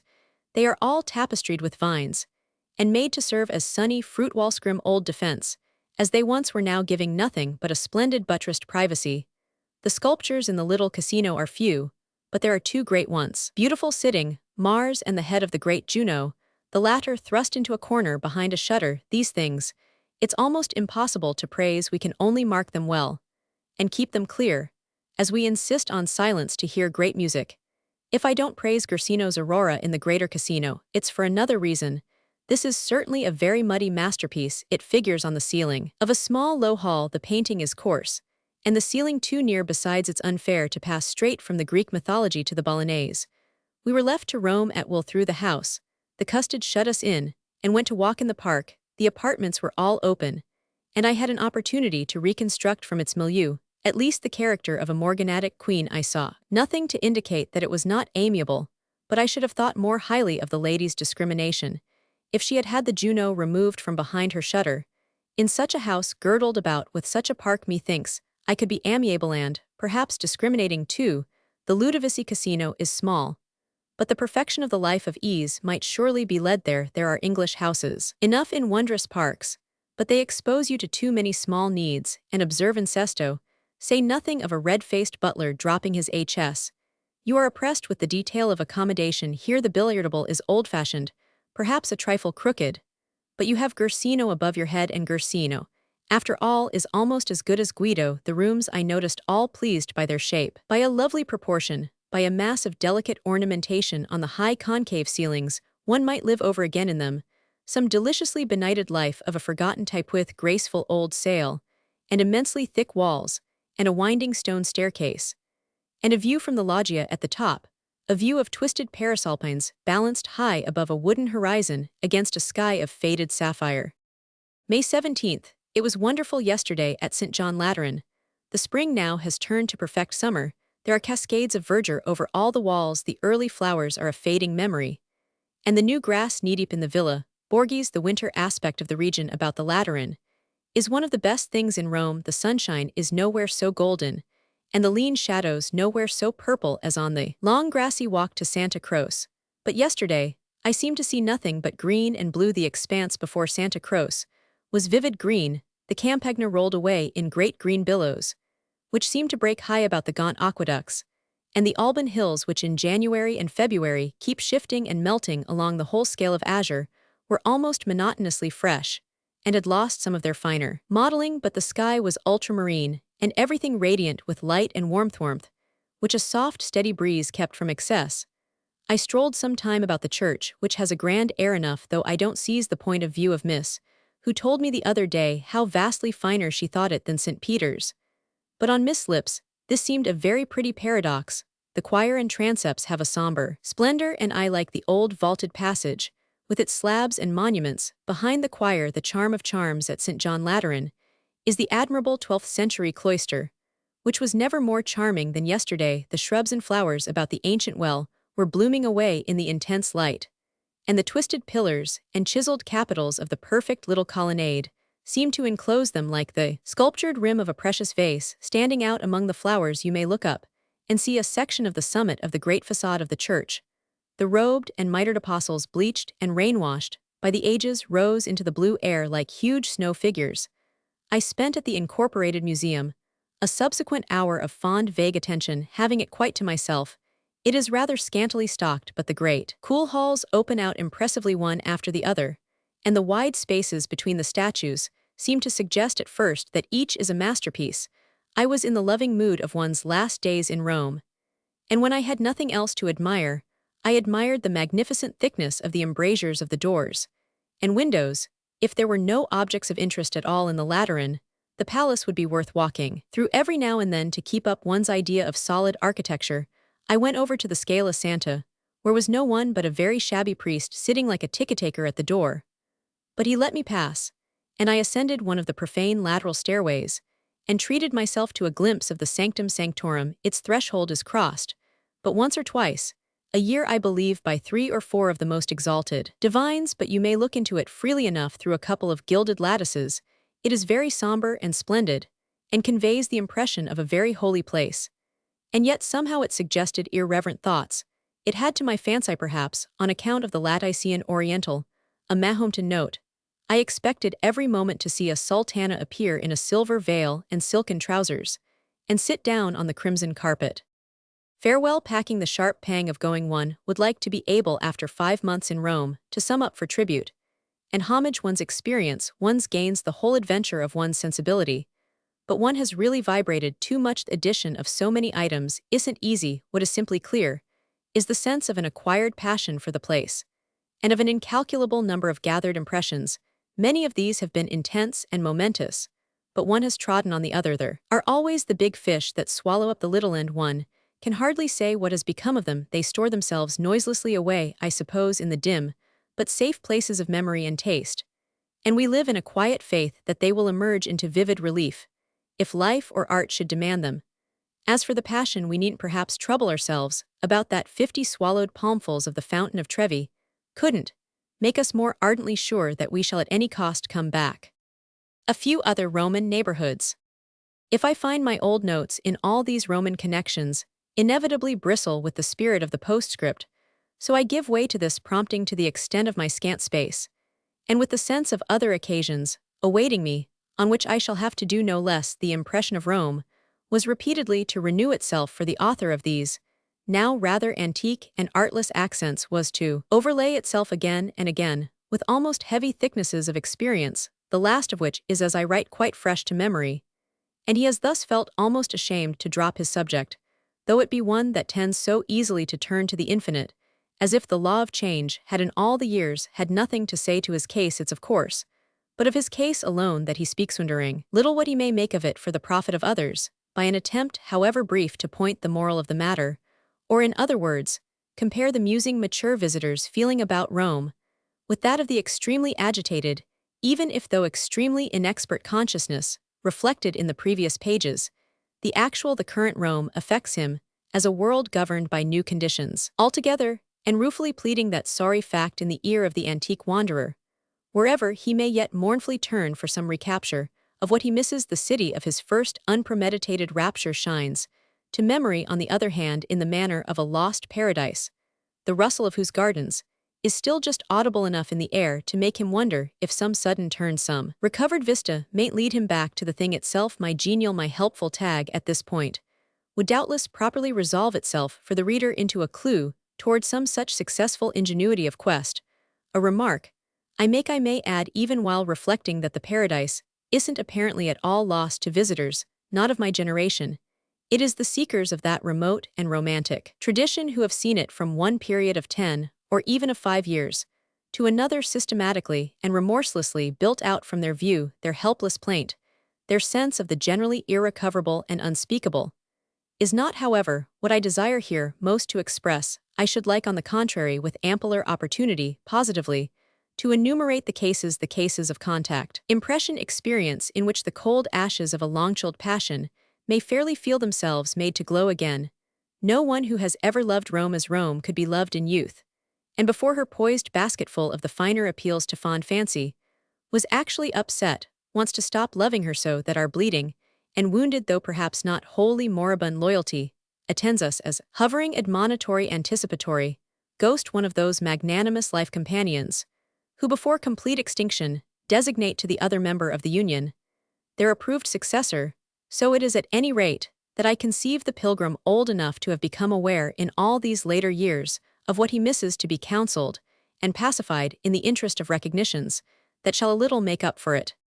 It was this wisdom I was putting into practice, no doubt, for instance, when I lately resigned myself to motoring of a splendid June day out to Subiaco, as a substitute for a resignation that had anciently taken, alas, but the form of my never getting there at all. Everything that day, moreover, seemed right, surely everything on certain other days that were like it through their large indebtedness at this, that, and the other point to the last new thing seemed so right that they come back to me now, after a moderate interval, in the full light of that unchallenged felicity. I couldn't at all gloriously recall, for instance, as I floated to Subiaco on vast brave wings, how on the occasion of my first visit to Rome 38 years before, I had devoted certain evenings of artless preparation in my room at the inn to the perusal of Alphonse Dantier's admirable Monasters Benedictines D.L. Taylor, taking piously for granted that I should get myself somehow conveyed to Monte Cassino, and to Subiaco, at least such an affront to the passion of curiosity,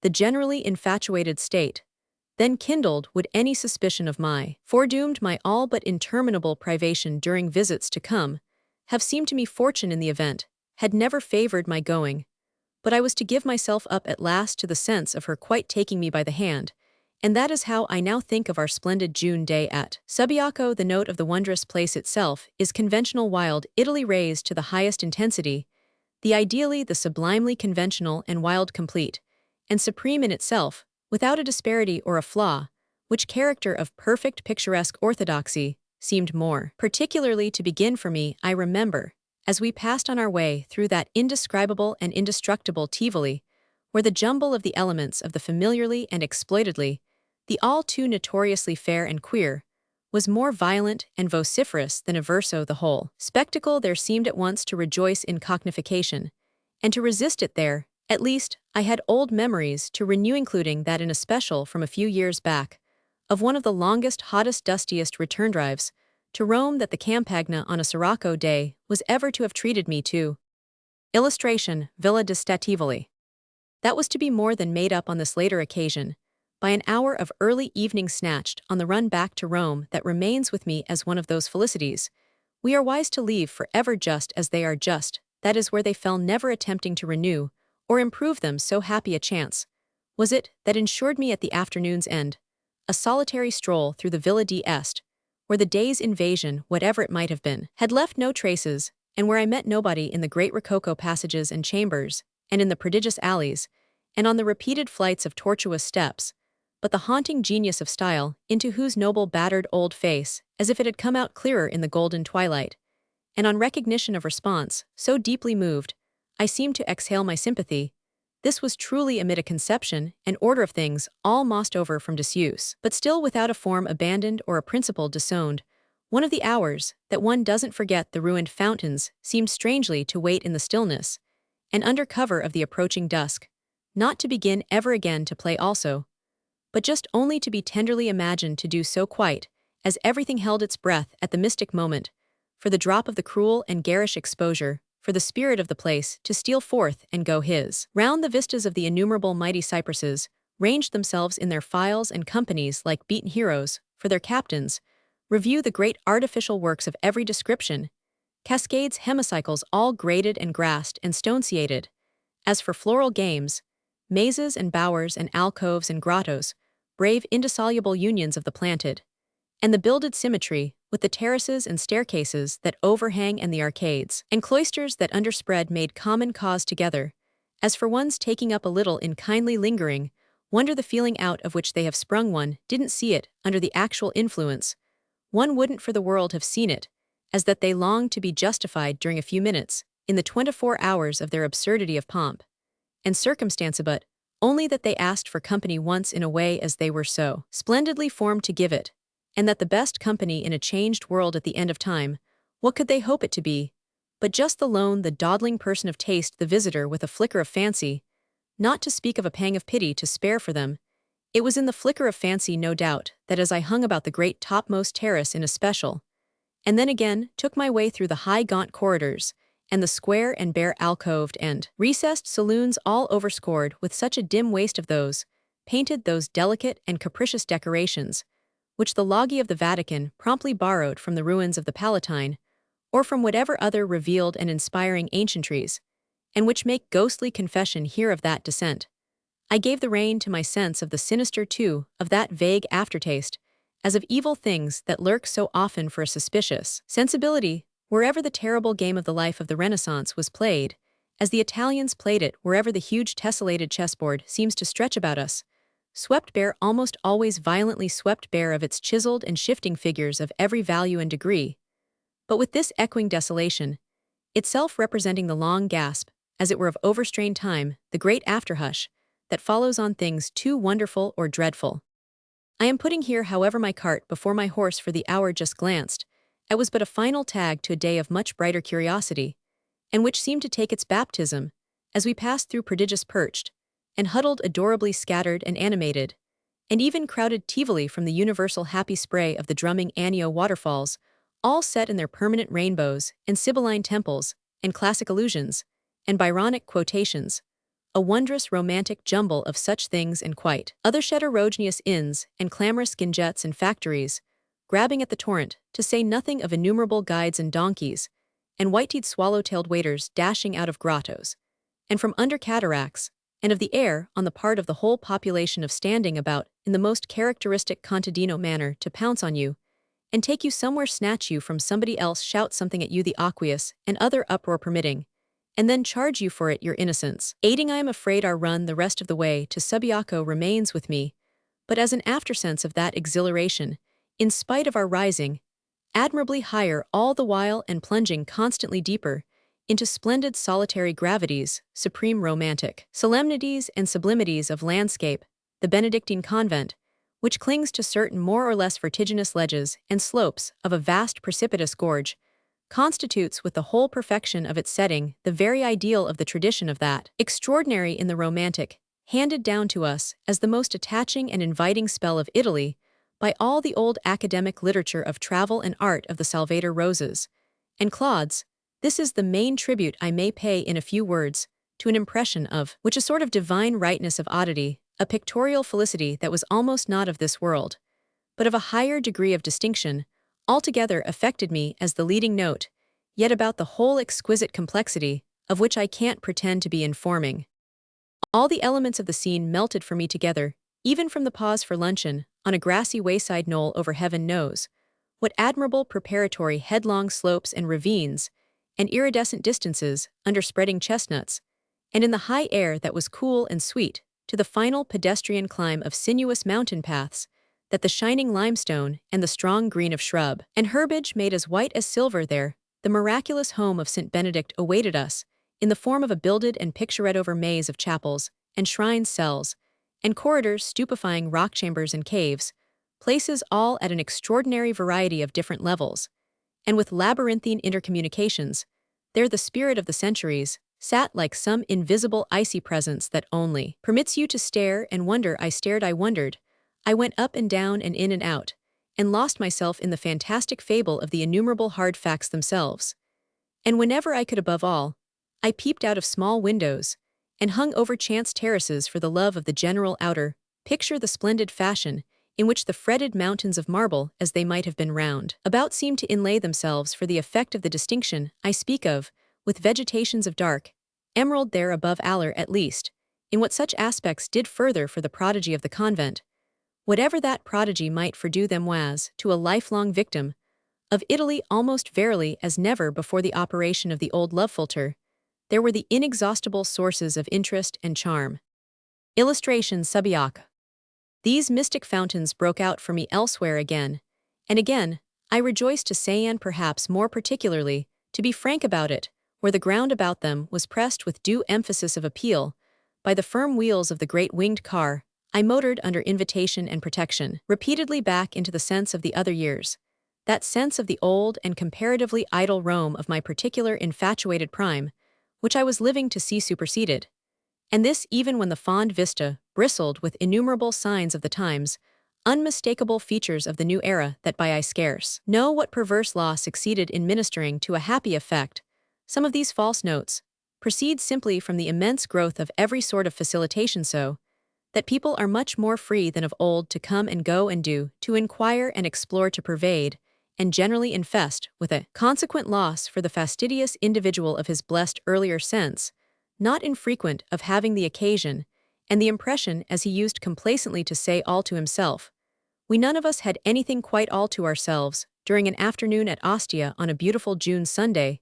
It was a different affair rather from the long, the comparatively slow and quite unpeopled drive that I was to remember having last taken early in the autumn 30 years before, and which occupied the day with the aid of a hamper from once supreme old Spillman, the provider for picnics to a vanished world, since I suspect the antique ideal of a picnic in the Campagna, the fondest conception of a happy day, has lost generally much of its glamour. Our idyllic afternoon, at any rate, left no chord of sensibility that could possibly have been in question untouched, not even that of tea on the shore at Fiumicino. After we had spent an hour among the ruins of Ostia, and seen our car ferried across the Tiber, almost saffron-colored here, and swirling towards its mouth on a boat that was little more than a big rustic raft, and that yet bravely resisted the prodigious weight, what shall I say in the way of the particular of the general felicity before me, for the sweetness of the hour, to which the incident just named with its strange and amusing juxtapositions of the patriarchally primitive, and the insolently supersubtle the earliest and the latest efforts of restless science were almost immediately to succeed. We had but skirted the old golden-brown walls of Castelfusano, where the massive Chigi Tower and the immemorial stone pines and the afternoon sky and the desolate sweetness and concentrated rarity of the picture all kept their appointment to fond memory with that especial form of Roman faith, the fine aesthetic conscience in things that is never broken. We had wound through tangled lanes and met handsome sallow countryfolk lounging at leisure, as became the Sunday, and ever so pleasantly and garishly clothed, if not quite consistently costumed, as just on purpose to feed our wanton optimism. And then we had addressed ourselves with a soft superficiality to the open, the exquisite little Ostian reliquary, an exhibition of stony vaguenesses half straightened out the ruins of the ancient port of Rome, the still recoverable identity of streets and habitations, and other forms of civil life, are a not inconsiderable handful, though making of the place at best a very small sister to Pompeii, but a soft superficiality is ever the refuge of my shy sense before any ghost of informed reconstitution, and I plead my surrender to it with the less shame that I believe I enjoy such scenes, even on such futile pretexts, as much as it can be appointed them, by the invidious spirit of history, to be enjoyed. It may be said, of course, that enjoyment, question-begging term at best, isn't, in these austere connections, designate but rather some principle of appreciation that can at least give a coherent account of itself on that basis. Thenas, I profess, but revel in the looseness of my apprehension, so wide it seemed to fling the gates of vision and divination I want pretend to dot, as it were too many of the is of my incompetence. I was competent only to have been abjectly interested. On reflection, moreover, I see that no impression of overmuch company invaded the picture, till the point was exactly reached for its contributing thoroughly to character and amusement, across at Fiumicino, which the age of the bicycle has made in a small way the handy Gravesend or Coney Island of Rome. The cafes and brewery were at high pressure, and the bustle all motley and friendly beside the melancholy river, where the waterside life itself had 20 quaint and vivid notes, and where a few upstanding objects, ancient or modern, looked eminent and interesting against the delicate Roman sky that dropped down and down to the far-spreading marshes of Malaria, besides which company is ever intensely gregarious, hanging heavily together and easily outwitted, so that we had but to proceed a scant distance further and meet the tideless Mediterranean, where it tumbled in a trifle breezily on the sands, to be all to ourselves with our tea basket, quite as in the good old-fashionedly, in truth, with the advantage that the contemporary tea basket is so much improved. I jumble my memories as a tribute to the whole idyll. I give the golden light in which they come back to me for what it is worth, I mean, as allowing that the possibilities of charm of the Witch of the Seven Hills, as we used to call her in magazines, haven't all been vulgarized away. It was precisely there on such an occasion, and in such a place, that this might seem signally to have happened, whereas, in fact, the mild suburban riot in which the so gay, but so light potations before the array of little houses of entertainment were what struck one as really making most for mildness, was brushed over with a fabled grace, was harmonious, felicitous, distinguished quite, after the fashion of some thoroughly trained chorus or phalanx of opera or ballet. Bicycles were stacked up by the hundred. The youth of Rome are ardent cyclists with a great taste for flashing about in more or less denuded or costumed athletic and romantic bands and guilds, and on our return cityward toward evening along the right bank of the river, the road swarmed with the patient wheels and bent backs of these budding cives Romani, quite to the effect of its finer interest. Such, at least I felt, could only be one's acceptance of almost any feature of a scene bathed in that extraordinarily august air that the waning Roman day is so insidiously capable of taking on when any other element of style happens at all to contribute, where'n't they present these other elements in the great classic lines, and folds the fine academic or historic attitudes of the darkening land itself, as it hung about the old highway, varying its vague accidents, but achieving always perfect composition. I shamelessly add that cocknified impression, at all events, to what I have called my jumble Rome, to which we all swept on together in the wondrous glowing medium, saved everything spreading afar her wide wing, and, applying after all but her supposed grand gift of the secret of salvation, we kept on and on into the great dim, rather sordidly papal streets that approach the quarter of St. Peter's, to the accompaniment, finally, of that markedly felt provocation of fond wonder, which had never failed to lie in wait for me under any question of a renewed glimpse of the huge unvisited rear of the basilica. There was no renewed glimpse just then in the gloaming, but the region I speak of had been for me, in fact, during the previous weeks less unvisited than ever before, so that I had come to count an occasional walk round and about it as quite of the essence of the convenient small change with which the heterogeneous city may still keep paying you these frequentations. In the company of a sculptor friend, had been incidental to our reaching a small artistic foundry of fine metal, and odd and interesting little establishment, placed, as who should say, in the case of such a mere leftover scrap of a large loose margin nowhere, it lurked so unsuspectedly, that is among the various queer things that Rome comprehensively refers to as behind St. Peter's. We had passed then on the occasion of our several pilgrimages, in beneath the great flying, or at least straddling buttresses to the left of the mighty facade, where you enter that great idle precinct of fine dense pavement and averted and sacrificed grandeur, the reverse of the monstrous metal of the front. Here the architectural monster rears its back and shoulders on an equal scale, and this whole unregarded world of colossal consistent symmetry and hidden high finish gives you the measure of the vast total treasure of items and features, the outward face of all sorts of inward majesties of utility and ornament. Here above all correspondingly reproduces itself the expanses of golden travertineth freshness of tone, the cleanness of surface in the sunny air being extraordinary climb and soar, and spread under the crushing weight of a scheme carried out in every ponderous particular. Never was such a show of wasted art of pomp for pomp's sake as where all the chapels bulge, and all the windows each one a separate constructional masterpiece tower above almost grass-grown vacancy, with the full and immediate effect of course of reading us a lesson on the value of lawful pride. The pride is the pride of indifference as to whether a greatness so founded be gaped at in all its features, or not, my friend, and I were alone to gape at them most often, while, for the unfailing impression of them, on our way to watch the casting of our figure, we extended our circuit of the place, to which I may add as another example of that tentative, that appealing twitch of the garment of Roman association, of which one kept renewing one's consciousness. The half-hour at the little foundry itself was all charming with its quite shabby and belittered and ramshackle recall of the old Roman art life of one's early dreams.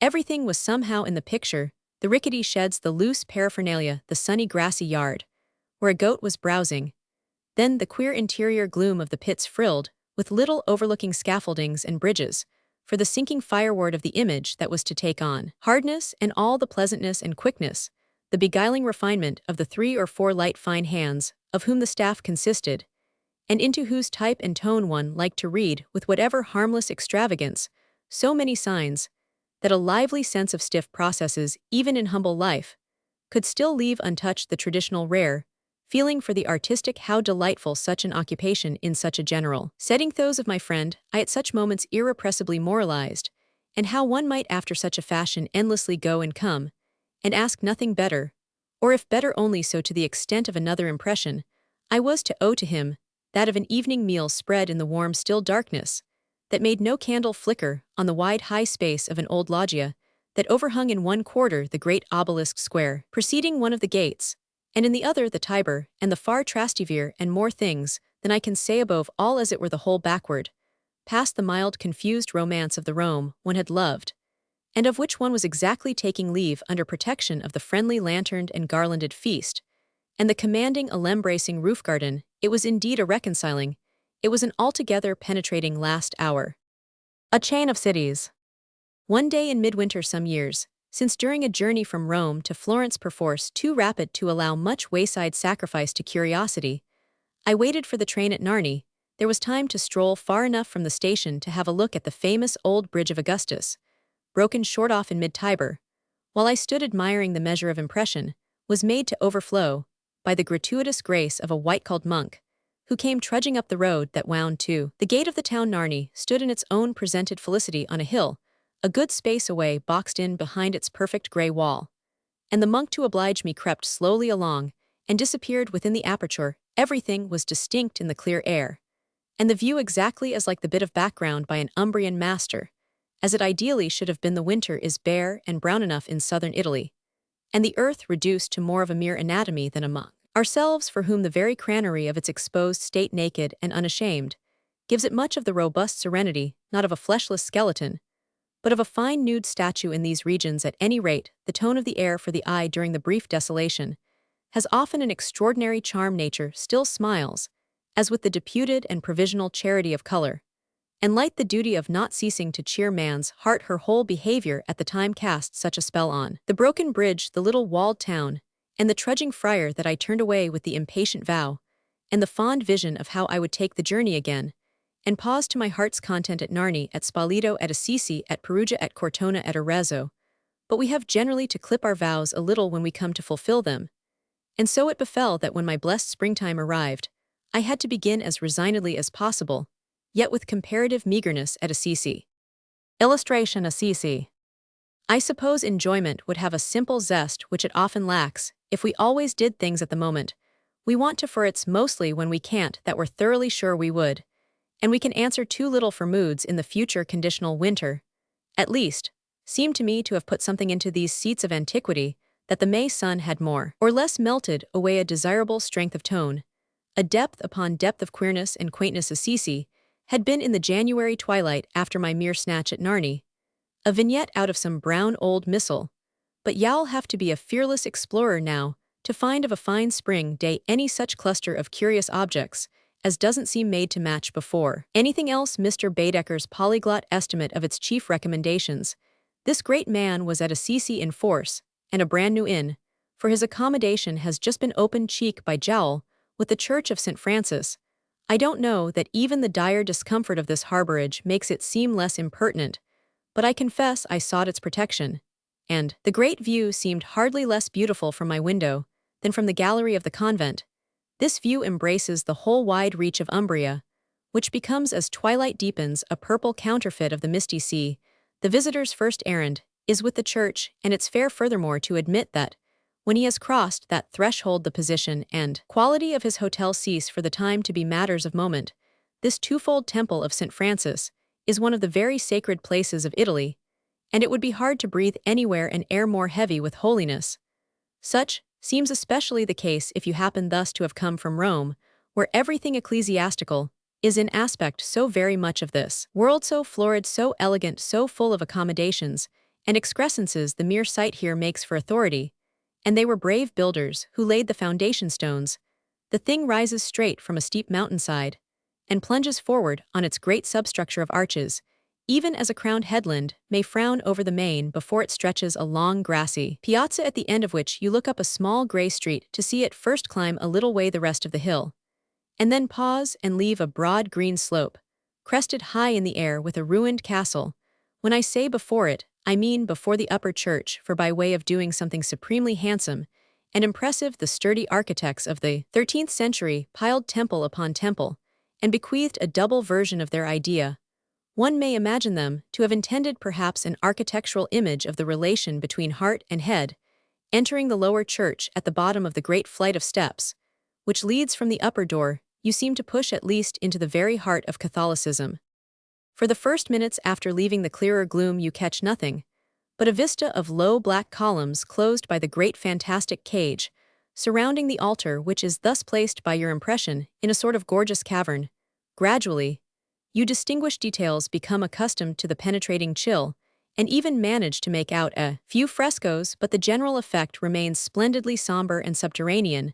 The vaulted roof is very low, and the pillars dwarfish though immense in girth, as befits pillars supporting substantially a cathedral. The tone of the place is a triumph of mystery, the richest harmony of lurking shadows and dusky corners, all relieved by scattered images and scintillations. There was little light, but what came through the windows of the choir, over which the red curtains had been dropped, and were beginning to glow with the downward sun. The choir was guarded by a screen behind which a dozen venerable voices droned vespers, but over the top of the screen came the heavy radiance and played among the ornaments of the high fence round the shrine, casting the shadow of the whole elaborate mass forward into the obscured nave. The darkness of vaults and side chapels is overwrought with vague frescoes, most of them by Giotto, and his school, out of which confused richness, the terribly distinct little faces characteristic of these artists stare at you with a solemn formalism. Some are faded and injured, and many so alighted and ill-placed that you can only glance at them with decent conjecture. The great group, however, for paintings, by Giotto on the ceiling above the altar may be examined, with some success, like everything of that grim and beautiful master they deserve. Examination, but with the effect ever of carrying one's appreciation in, as it were rather than of carrying it out, and out off and off as happens for us with those artists, who have been helped by the process of evolution to grow wings. This one going in for emphasis at any price stamps hard, as who should say on the very spot of his ideathanks, to which fact he has a concentration that has never been surpassed. He was, in other words, in proportion to his means, a genius supremely expressive. He makes the very shade of an intended meaning, or a represented attitude so unmistakable, that his figures affect us at moments, as creatures all too suddenly, too alarmingly, too menacingly met meager. Primitive, undeveloped he yet is immeasurably strong. He even suggests that if he had lived the due span of years later, Michelangelo might have found a rival, not that he is given however to complicated postures, or superhuman flights. The something strange that troubles and haunts us in his work springs rather from a kind of fierce familiarity. It is part of the wealth of the lower church that it contains an admirable primitive fresco by an artist of genius rarely encountered, Pietro Cavallini, pupil of Giotto. This represents the crucifixion, the three crosses rising into a sky, spotted with the winged heads of angels, while a dense crowd presses below. You will nowhere see anything more direfully lugubrious, or more approaching for direct force, though not of course for amplitude of style. Tintoretto's great renderings of the scene in Venice, the abject anguish of the crucified, and the straddling authority and brutality of the mounted guards in the foreground, are contrasted in a fashion worthy of a great dramatist. But the most poignant touch is the tragic grimaces of the little angelic heads that fall like hailstones through the dark air. It is genuine realistic weeping, the act of irrepressible crying, that the painter has depicted, and the effect is pitiful at the same time as grotesque. There are many more frescoes besides. All the chapels on one side are lined with them, but these are chiefly interesting in their general impressivenesses. They people the dim recesses with startling presences, with apparitions out of scale. Before leaving the place I lingered long near the door, for I was sure I shouldn't soon again enjoy such a feast of scenic composition. The opposite end glowed with subdued color. The middle portion was vague and thick, and brown with 2 or 3 scattered worshippers looming through the obscurity, while all the way down the polished pavement, its uneven slabs glittering dimly in the obstructed light, was of the very essence of expensive picture. It is certainly desirable, if one takes the lower church of St. Francis, to represent the human heart, that one should find a few bright places there. But if the general effect is of brightness terrorized and smothered, is the symbol less valid for the contracted, prejudiced, passionate heart? Let it stand. One thing at all events we can say, that we should rejoice to boast as capacious, symmetrical, and well-ordered a head as the upper sanctuary, thanks to these merits, in spite of a brave array of Giotesque work, which has the advantage of being easily seen.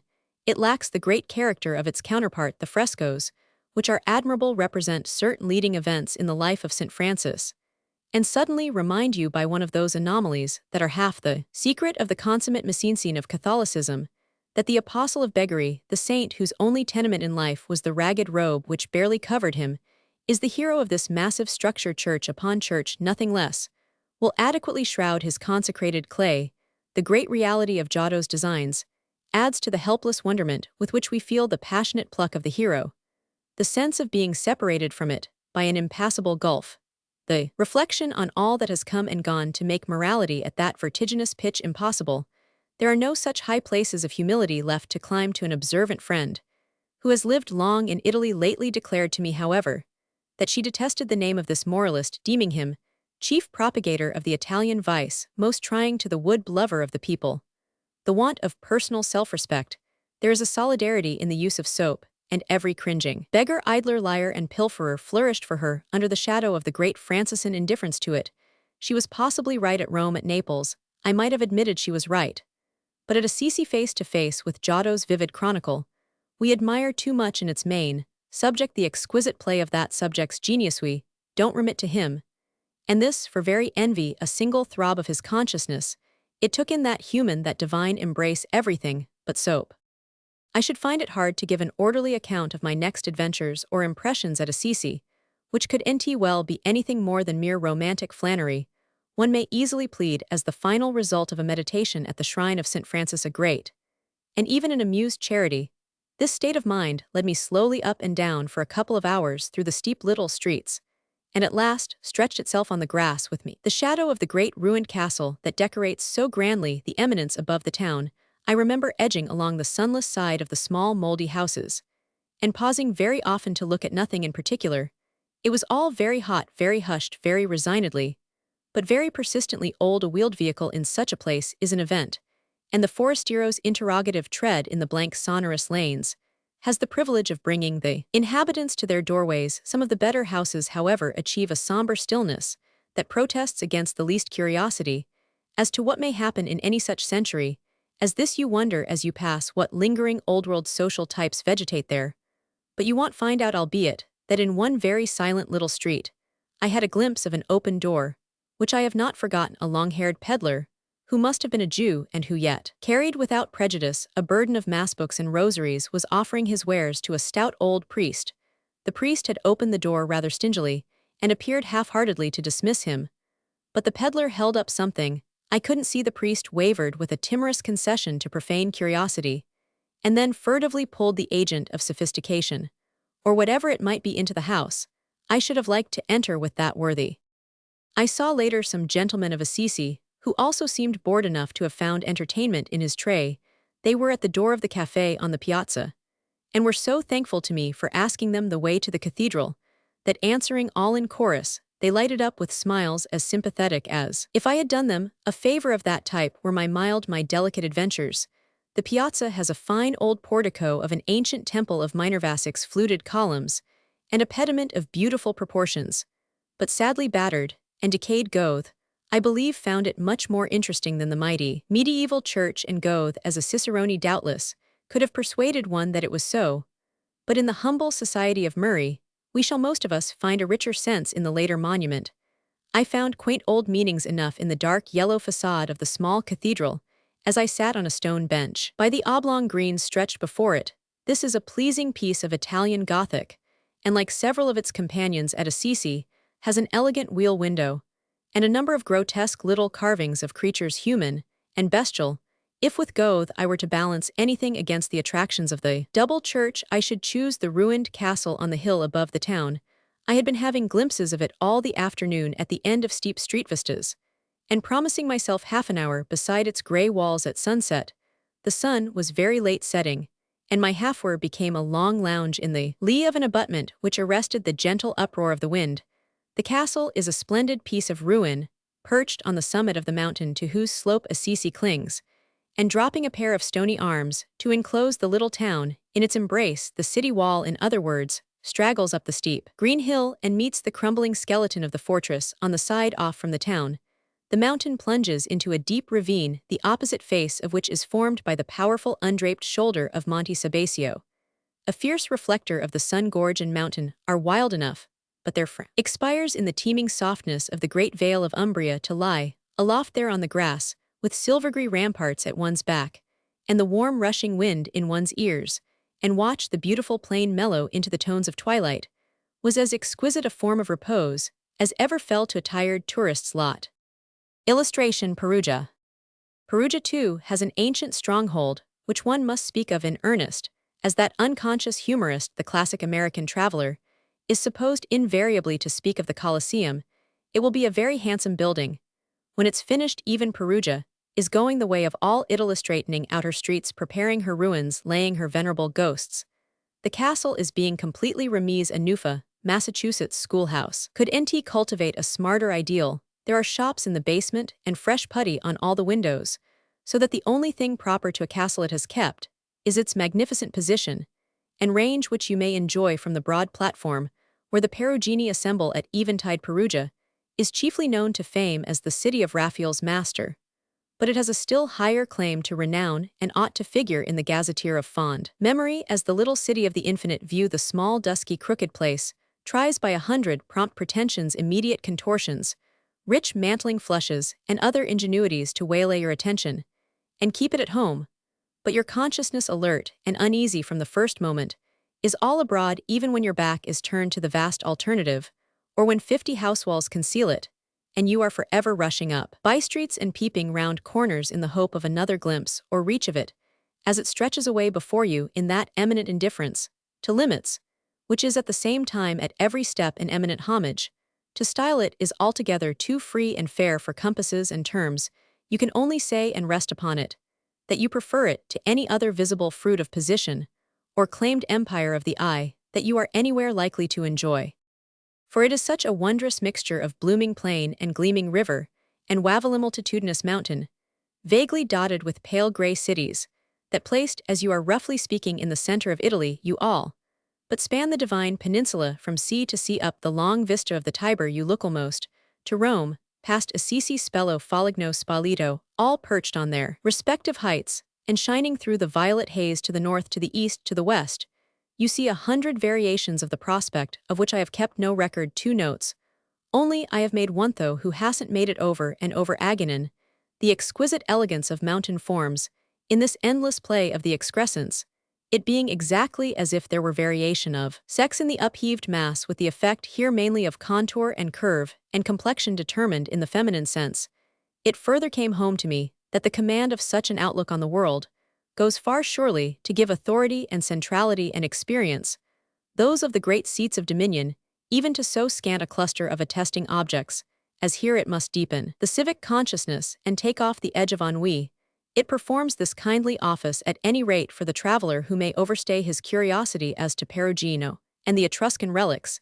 It continually solicits his wonder and praise. It reinforces the historic page. I spent a week in the place, and when it was gone I had had enough of Perugino, but had NT had enough of the view.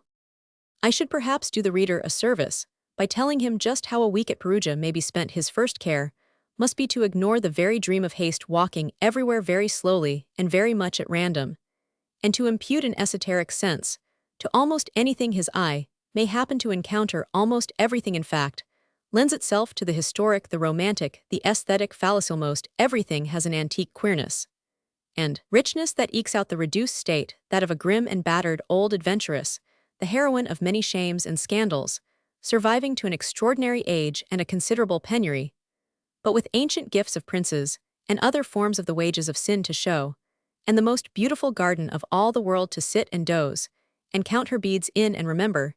He must hang a great deal about the huge Palazzo Pubblico, which indeed is very well worth any acquaintance you may scrape with it. It masses itself gloomily above the narrow street, to an immense elevation, and leads up the eye along a cliff-like surface of rugged wall, mottled with old scars, and new repairs to the loggia dizzily perched on its cornice. He must repeat his visit to the Etruscan gate, by whose immemorial composition he must indeed linger long to resolve it back into the elements originally. Attending it, he must uncap to the irrecoverable the inimitable style of the statue of Pope Julius Roman III, before the cathedral, remembering that Hawthorne fabled his Miriam in an air of romance, from which we are wellnigh as far today as from the building of Etruscan gates to have given rendezvous to Kenyon at its base. Its material is of vivid green bronze, and the mantle and tiara are covered with a delicate embroidery worthy of a silversmith. Then our leisurely friend must bestow on Perugino's frescoes in the Exchange, and on his pictures in the University, all the placid contemplation they deserve. He must go to the theatre every evening in an orchestracer at 22 soldi, and enjoy the curious didacticism of Amore senza stima, Severita e Debolza la Societa Equivoca, and other popular specimens of contemporaneous Italian comedy. Unless, indeed, the last-named be not the edifying title applied for peninsular use to Le Demi-Monde of the younger Dumas. I shall be very much surprised if at the end of a week of this varied entertainment he hasn't learnt how to live not exactly in, but with Perugia. His strolls will abound in small accidents and mercies of vision, but of which a dozen pencil strokes would be a better memento than this poor word-sketching from the hill on which the town is planted. Radiate a dozen ravines down whose sides the houses slide and scramble with an alarming indifference to the cohesion of their little rugged blocks of flinty red stone. You ramble really nowhither without emerging on some small court or terrace that throws your view across a gulf of tangled gardens or vineyards, and over to a cluster of serried black dwellings which have to hollow in their backs to keep their balance on the opposite ledge, on archways and street staircases, and dark alleys that bore through a density of massive basements, and curve and climb and plunge, as they go all to the truest medieval tune. You may feast your fill. These are the local, the architectural, the compositional commonplaces, Some of the little streets in out-of-the-way corners are so rugged and brown and silent that you may imagine them passages long since hewn by the pickaxe in a deserted stone quarry. The battered black houses of the color of buried things, buried, that is in accumulations of time closer packed even as such, are than spadefuls of earth resemble exposed sections of natural rock. None the less, so when beyond some narrow gap you catch the blue and silver of the sublime circle of landscape. Illustration, Etruscan Gateway, Perugia. But I ought nt to talk of moldy alleys, or yet of azure distances, as if they formed the main appeal to taste in this accomplished little city in the Sala del Cambio, where in ancient days the money-changers rattled their embossed coin and figured up their profits.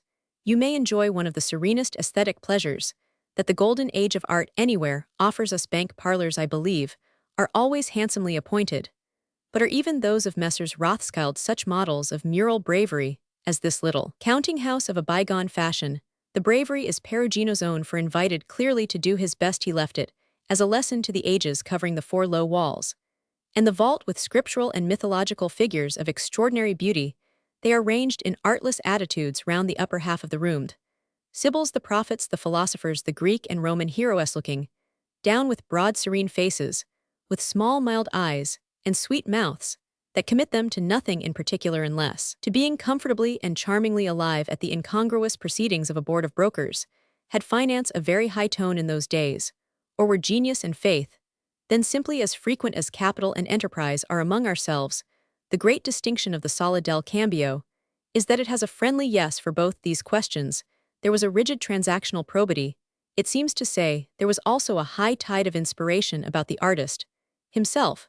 Many things come up for us more than I can attempt in their order, for he was not, I think, to an attentive observer the mere smooth and entire and devout spirit we at first are inclined to take him for. He has that about him which leads us to wonder if he may not after all play a proper part. Enough here as the patron of the money-changers. He is the delight of a million of young ladies. But who knows whether we should find in his works, might we go into them a trifle more of manner than of conviction, and of system than of deep sincerity. This I allow would put no great affront on them, and one speculates thus partly, but because it's a pleasure to hang about him on any pretext, and partly because his immediate effect is to make us quite inordinately embrace the pretext of his lovely soul. His portrait painted on the wall of the Sala, you may see it also in Rome and Florence, might at any rate serve for the likeness of Mr. Worldly Weissman in Bunyan's allegory. He was fond of his glass, I believe, and he made his art lucrative. This tradition is not refuted by his preserved face. And after some experiencier, rather after a good deal, since you can't have a little of Perugino, who abounds wherever old masters congregate, so that one has constantly the sense of being in for all their issue, may find an echo of it in the uniform type of his creatures, their monotonous grace, their prodigious invariability. He may very well have wanted to produce figures of a substantial yet, at the same time, of an impeccable innocence. But we feel that he had taught himself how even beyond his own belief in them, and had arrived at a process that acted at last mechanically. I confess at the same time that so interpreted the painter affects me as hardly less interesting, and one can't but become conscious of one's style, when one's style has become as it were so conscious of one's, or at least of its own fortune. If he was the inventor of a remarkably calculable facture, a calculation that never fails is in its way a grace of the first order, and there are things in this special appearance of perfection of practice that make him the forerunner of a mighty and more modern race, more than any of the early painters, who strongly charm you, may take all his measure from a single specimen. The other samples infallibly match, reproduce unerringly the one type he had mastered, but which had the good fortune to be adorably fair, to seem to have dawned on a vision, unsullied by the shadows of earth, which truth moreover leaves Perugino all delightful as composer and draftsman. He has in each of these characters a sort of spacious neatness, which suggests that the whole conception has been washed clean by some spiritual chemistry, the last thing before reaching the canvas, after which it has been applied to that surface, with a rare economy of time, and means Giotto and Fra Angelico beside him are full of interesting waste and irrelevant passion. In the sacristy of the charming church of San Pietro, a museum of pictures and carvingses, a row of small heads of saints formerly covering the frame of the artist's Ascension, carried off by the French, it is almost miniature work, and here at least Perugino triumphs in sincerity, in apparent candor, as well as in touch two of the holy men are reading their breviaries, but with an air of infantine innocence, quite consistent with their holding the book upside down. Between Perugia and Cortona lies the large weedy water of Lake Thrasymene, turned into a witching word forever by Hannibal's recorded victory over Rome. Dim as such records have become to us, and remote such realities, he is yet a passionless pilgrim, who does as he passes of a heavy summer's day feel the air, and the light, and the very faintness of the breeze all charged and haunted with them, all interfused, as with the wasted ache of experience, and with the vague historic gaze processions of indistinguishable ghosts bore me company to Cortona itself. Most sturdily ancient of Italian towns, it must have been a seat of ancient knowledge even when Hannibal and Flaminius came to the shock of battle, and have looked down afar from its grey ramparts on the contending swarm with something of the philosophically composure suitable to a survivor of Pelasgic and Etruscan revolutions. These grey ramparts are in great part still visible and form the chief attraction of Cortona. It is perched on the very pinnacle of a mountain, and I wound and doubled interminably over the face of the great hill, while the jumbled roofs and towers of the arrogant little city still seemed nearer to the sky than to the railway station. Rather rough, Murray pronounces the local inn, and rough indeed. There was scarce a square foot of it that you would have cared to stroke with your hand. The landlord himself, however, was all smoothness and the best fellow in the world. He took me up into a rickety old loggia on the tip-top of his establishment, and played showman as to half the kingdoms of the earth. I was free to decide at the same time whether my loss or my gain was the greater for my seeing Cortona through the medium of a festa. On the one hand, the museum was closed, and in a certain sense the smaller and obscurer the town, the more I liked the museum. The churches, an interesting note of manners and morals, were impenetrably crowded, though for that matter so was the café, where I found neither an empty stool nor the edge of a table. I missed a sight of the famous painted muse, the art treasure of Cortona, and supposedly the most precious, as it falls little short of being the only sample of the Greek painted picture that has come down to us. On the other hand, I saw, but this is what I saw. Illustration: a street Cortona. A part of the mountain top is occupied by the Church of St. Margaret, and this was St. Margaret's Day. The houses pause round about it, and leave a grassy slope planted here and there with lean black cypresses. The contadini from near and far had congregated in force, and were crowding into the church or winding up the slope. When I arrived, they were all kneeling, or uncovered, a bedizened procession, with banners and censers bearing abroad. I believe the relics of the saint was re-entering the church. The scene made one of those pictures that Italy still brushes in for you with an incomparable hand, and from an inexhaustible palette when you find her in the mood. The day was superb. The sky blazed overhead like a vault of deepest sapphire. The grave brown peasantry, with no great accent of costume, but with sundry small ones decked, that is, in cheap fineries of scarlet and yellow, made a mass of motley color in the high wind-stirred light. The procession halted in the pious hush, and the lovely land around and beneath us melted away almost to either sea in tones of azure, scarcely less intense than the sky. Behind the church was an empty, crumbling citadel, with half a dozen old women keeping the gate for coppers. Here were views and breezes, and sun, and shade, and grassy corners to the heart's content together, with one could say what huge seated mystic melancholy, presence, the aftertaste of everything the still open maw of time, had consumed. I chose a spot that fairly combined all these advantages, a spot from which I seemed to look as who should say straight down the throat of the monster. No dark passage now, but with all the glorious day playing into it, and spent a good part of my stay at Cortona lying there at my length, and observing the situation over the top of a volume that I must have brought in my pocket just for that especial wanton luxury of the resource provided and slighted in the afternoon. I came down, and hustled a while through the crowded little streets, and then strolled forth under the scorching sun, and made the outer circuit of the wall. There I found tremendous uncemented blocks. They glared and twinkled in the powerful light, and I had to put on a blue eyeglass in order to throw into its proper perspective the vague Etruscan, past obtruded and magnified in such masses, quite as with the effect of inadequately withdrawn hands and feet in photographs. I spent the next day at Arezzo, but I confess in very much the same uninvestigating fashion-taking in the general impression, I dare say, at every pore, but rather systematically leaving the dust of the ages unfingered on the stored records. I should doubtless, in the poor time at my command, have fingered it to so little purpose the seeker for the story of things has. Moreover, if he be worth his salt 100 insidious arts, and in that case, indeed be, which I mean when his sensibility has come duly to adjust itself the story assaults him. But from too many sides, he even feels at moments that he must sneak along on tiptoe in order not to have too much of it, besides which the case all depends on the kind of use, the range of application his tangled consciousness or his intelligible genius, say, may come to recognize for it. At Arezzo, however, this might be one was far from Rome, one was well within genial Tuscany, and the historic, the romantic decoction seemed to reach one's lips in less stiff doses.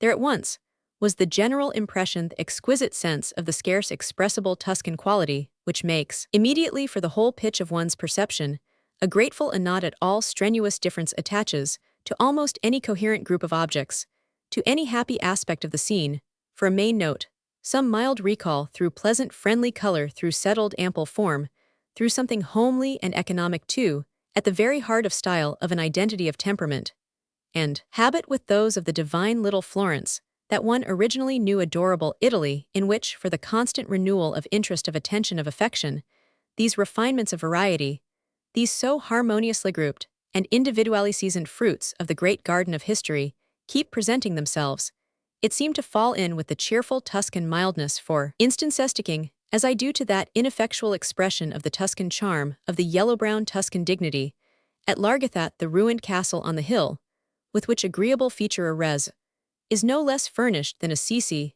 and Cortona had been converted into a great blooming, and I hope all profitable potter or market garden. I lounged away the half-hours there under a spell as potent as the wildest forecast of propriety to all the particular conditions could have figured it. I had seen Santa Maria della Pieve, and its campanile of quaint colonnades, the stately dusky cathedral grass-plotted, and residenced about almost after the fashion of an English close-end John of Pisa's elaborate marble shrine. I had seen the museum and its Etruscan vases and majolica platters. These were very well, but the old pacified citadel, somehow through a day of soft saturation, placed me most in relation. Beautiful hills surrounded it, cypresses cast straight shadows at its corners, while in the middle grew a wondrous Italian tangle of wheat and corn vines, and figs, peaches, and cabbages, memories and images, anything and everything. Siena early and late. Florence being oppressively hot and delivered over to the mosquitoes, the occasion seemed to favor that visit to Siena, which I had more than once planned, and missed. I arrived late in the evening, by the light of a magnificent moon, and while a couple of benignant mumbling old crones were making up my bed at the inn, strolled forth, in quest of a first impression. 5 minutes brought me to where I might gather it unhindered, as it bloomed in the white moonshine. The great piazza of Siena is famous, and though in this day of multiplied photographs, and blunted surprises, and profaned revelations, none of the world's wonders can pretend, like Wordsworth's phantom of delight, really to startle and waylay. Yet as I stepped upon the waiting scene from under a dark archway, I was conscious of no loss of the edge of a precious presented sensibility. The waiting scene, as I have called it, was in the shape of a shallow horseshoe, as the untraveled reader who has turned over his traveled friends' portfolios will respectfully remember, or better, of a bow, in which the high wide face of the Palazzo Pubblico forms the chord, and everything else the arc. It was void of any human presence that could figure to me the current year, so that the moonshine assisting, I had half an hour's infinite vision of medieval Italy, the piazza being built on the side of a hillar, rather, as I believe science affirms, in the cup of a volcanic crater. The vast pavement converges downwards in slanting radiations of stone, the spokes of a great wheel, to a point directly before the palazzo, which may mark the hub. Though it is nothing more ornamental than the mouth of a drain, the great monument stands on the lower side, and might seem, in spite of its goodly mass and its embattled cornice, to be rather defiantly outcountenanced by vast private constructions occupying the opposite eminence. This might be without the extraordinary dignity of the architectural gesture with which the huge high-shouldered pile asserts itself on the firm edge of the palace, from bracketed base to gray-capped summit against the sky, where grows a tall slim tower which soars and soars, till it has given notice of the city's greatness over the blue mountains that mark the horizon. It rises as slender and straight as a pennoned lance, planted on the steel-shod toe of a mounted knight, and keeps all to itself in the blue air, far above the changing fashions of the market, the proud consciousness, or rare arrogance once built into it. This beautiful tower, the finest thing in Siena, and in its rigid fashion as permanently fine, thus as a really handsome nose on a face of no matter. What accumulated age figures there still as a declaration of independence, beside which such an affair as ours thrown off at Philadelphia appears to have scarce done more than helplessly give way to time. Our independence has become a dependence on 1,000 such dreadful things, as the incorrupt declaration of Siena strikes us as looking for, ever straight over the level of as it stood silvered by the moonlight. While my greeting lasted, it seemed to speak all as from soul to soul, very much indeed, as some ancient worthy of a lower order buttonholing one on the coveted chance, and at the quiet hour, might have done of a state of things, long and vulgarly superseded. But to the pride and power the once prodigious vitality, of which who could expect any one effect to testify more incomparably, more indestructibly, quite as it were, more immortally, the gigantic houses enclosing the rest of the piazza took up the tale, and mingled with it their burden. We are very old and a trifle weary, but we were built strong and piled high, and we shall last for many an age. The present is cold and heedless, but we keep ourselves in heart by brooding over our store of memories and traditions. We are haunted houses, in every creaking timber and aching stone. Such were the gossiping connections I established with Siena before I went to bed. Since that night, I have had a week's daylight knowledge of the surface of the subject at least, and don't know how I can better present it than simply as another, and a vivider page of the lesson, that the ever-hungry artist has only to trust old Italy for her to feed him at every single step from her Hondond, if not with one sort of sweetless stale grain from that wondrous mill of history, which during so many ages ground finer than any other on earth, why then always with something else. Siena has at any rate preserved appearances, kept the greatest number of them, that is unaltered for the eye about as consistently as one can imagine the thing done other places, perhaps may treat you to as drowsy an odor of antiquity, but few exhale it from so large an area lying massed within her walls on a dozen clustered hilltops. She shows you at every turn in how much greater a way she once lived, and if so much of the grand manner is extinct, the receptacle of the ashes still solidly rounds itself. This heavy general stress of all her emphasis on the past is what she constantly keeps in your eyes and your ears, and if you be but a casual observer and admirer, the generalized response is mainly what you give her. The casual observer, however beguiled, is mostly not very learned, not over-equipped in advance with data. He has specialized. His notions are necessarily vague. The chords of his imagination, for all his goodwill, are inevitably muffled and weak. But such as it is, his received his welcome impression serves his turn, so far as the life of sensibility goes, and reminds him from time to time that even the lore of German doctors is but the shadow of satisfied curiosity. I have been living at the inn, walking about the streets, sitting in the piazza. These are the simple terms of my experience, but streets and inns in Italy are the vehicles of half one's knowledge. If one has no fancy for their lessons, one may burn one's notebook. In Siena everything is Sienese. The inn has an English sign over the door, a little battered plate with a rusty representation of the lion and the unicorn. But advance hopefully into the moldy stone alley, which serves as vestibule, and you will find local color enough. The landlord, I was told, had been servant in an English family, and I was curious to see how he met the probable argument of the casual Anglo-Saxon after the latter's first 12 hours in his establishment. As he failed to appear, I asked the waiter if he weren't at home.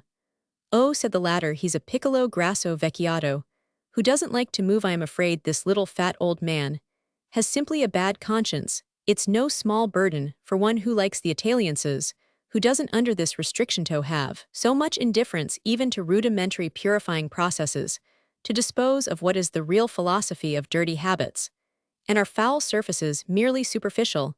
If unclean manners have in truth the moral meaning which I suspect in them, we must love Italy better than consistency. This a number of us are prepared to do. But while we are making the sacrifice, it is as well we should be aware. We may plead moreover for these impecunious heirs of the past, that even if it were easy to be clean in the midst of their moldering heritage, it would be difficult to appear so, at the risk of seeming to flaunt the silly superstition of restless renovation, for the sake of renovation, which is but the challenge of the infinitely precious principle of duration. One is still moved to say that the prime result of one's contemplative strolls in the dusky alleys of such a place is an ineffable sense of disrepair. Everything is cracking, peeling, fading, crumbling, rotting. No young Sienese eyes rest upon anything youthful. They open into a world battered and befouled with long use everything has passed its meridian except the brilliant facade of the cathedral which is being diligently retouched and restored, and a few private palaces, whose broad fronts seem to have been lately furbished, and polished sienna was long ago mellowed to the pictorial tone. The operation of time is now to deposit shabbiness upon shabbiness, but it's for the most part a patient, sturdy, sympathetic shabbiness which soothes rather than irritates the nerves, and has in many cases doubtless as long a career to run as most of our pert and shallow freshnesses. It projects at all events a deeper shadow into the constant twilight of the narrow streets, that vague historic dusk, as I may call it, in which one walks and wonders. These streets are hardly more than sinuous flagged alleys, into which the huge black houses between their almost meeting cornices suffer a meager light to filter down over rough-hewn stone, past windows, often of graceful Gothic form, and great pendant iron rings, and twisted sockets for torches scattered over their many-headed hill. They suffer the roadway often to incline to the perpendicular, becoming so impracticable for vehicles that the sound of wheels is only a trifle less anomalous than it would be in Venice. But all day long there comes up to my window an incessant shuffling of feet and clangor of voices. The weather is very warm for the season, all the world is out of doors, and the Tuscan tongue, which in Siena is reputed to have a classic purity, wags in every imaginable key. It doesn't rest even at night, and I am often an uninvited guest at concerts and conversazioni at 2 o'clock in the morning. The concerts are sometimes charming. I not only don't curse my wakefulness, but go to my window to listen. 3 men come caroling by, trolling and quavering with voices of delightful sweetness, or a lonely troubadour in his shirt sleeves draws such artful love notes from his clear, fresh tenor that I seem for the moment to be behind the scenes at the opera, watching some Rubini or Mario go on, and waiting for the round of applause in the intervals. A couple of friends or enemies stop. Italians always make their points in conversation by pulling up, letting you walk on a few paces to turn, and find them standing with finger on nose, and engaging your interrogative ithy pause by a happy instinct directly under my window, and dispute their point, or tell their story, or make their confidence one scarce is sure, which it may be. Everything has such an explosive promptness, such a redundancy of inflection and action, but everything for that matter takes on such dramatic life as our lame colloquies never know, so that almost any uttered communications here become an acted play, improvised, mimicked, proportioned, and rounded, carried bravely to its denouement. The speaker seems actually to establish his stage and face his footlights to create gesture a little scenic circumscription about him. He rushes to and fro and shouts and stamps and postures. He ranges through every phase of his inspiration.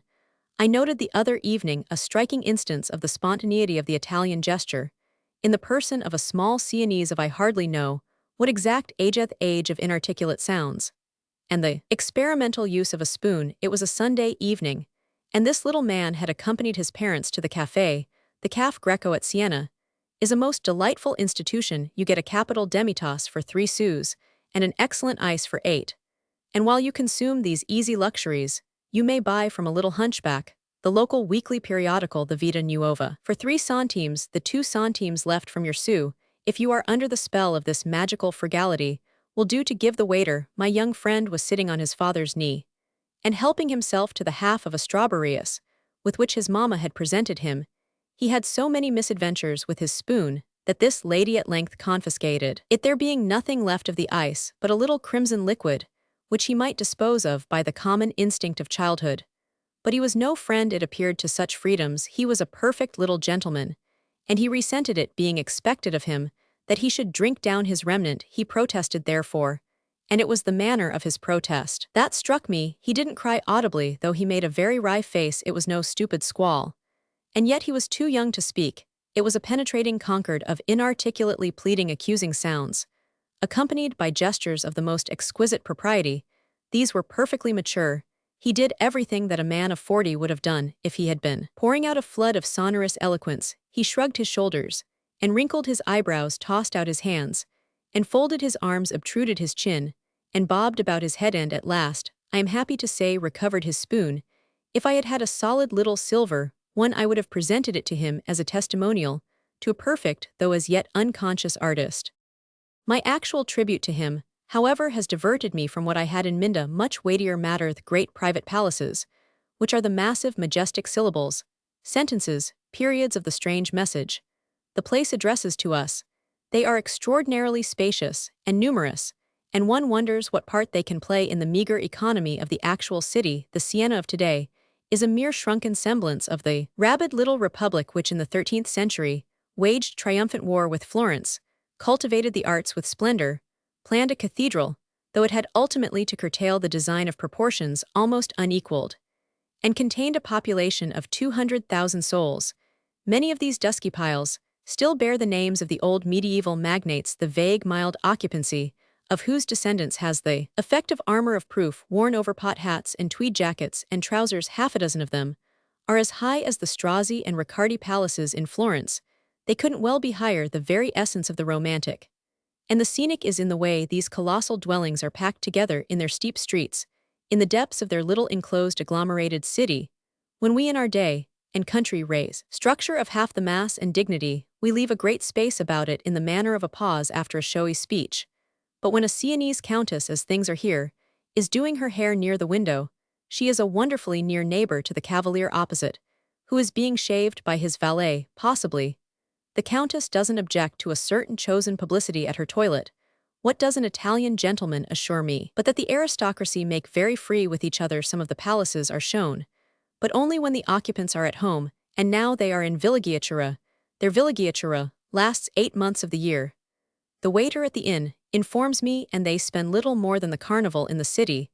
The gossip of an inn-waiter ought perhaps to be beneath the dignity of even such thin history as this, but I confess that when as a story-seeker always and ever I have come in from my strolls, with an irritated sense of the dumbness of stones and mortar, it has been to listen with avidity over my dinner to the proffered confidences of the worthy man who stands by with a napkin. His talk is really very fine, and he prides himself greatly on his cultivated tone, to which he calls my attention. He has very little good to say about the Sienese nobility. They are propria d'origine egoist to hate for, that may beend there are many who can't write their names. This may be calumny, but I doubt whether the most blameless of them all could have spoken more delicately of a lady of peculiar personal appearance, who had been dining near me. She's too fat, I grossly said on her leaving the room. The waiter shook his head with a little sniff. E troppo materiale. This lady and her companion were the party whom, thinking I might relish a little company, I had been dining alone for a week, gleefully announced to me as newly arrived Americans. They were Americans, I found, who wore pinned to their heads, in permanence, the black lace veil or mantilla, conveyed their beans to their mouth with a knife, and spoke a strange, raucous Spanish. They were in fine compatriots from Montevideo. Illustration: the Red Palace, Siena.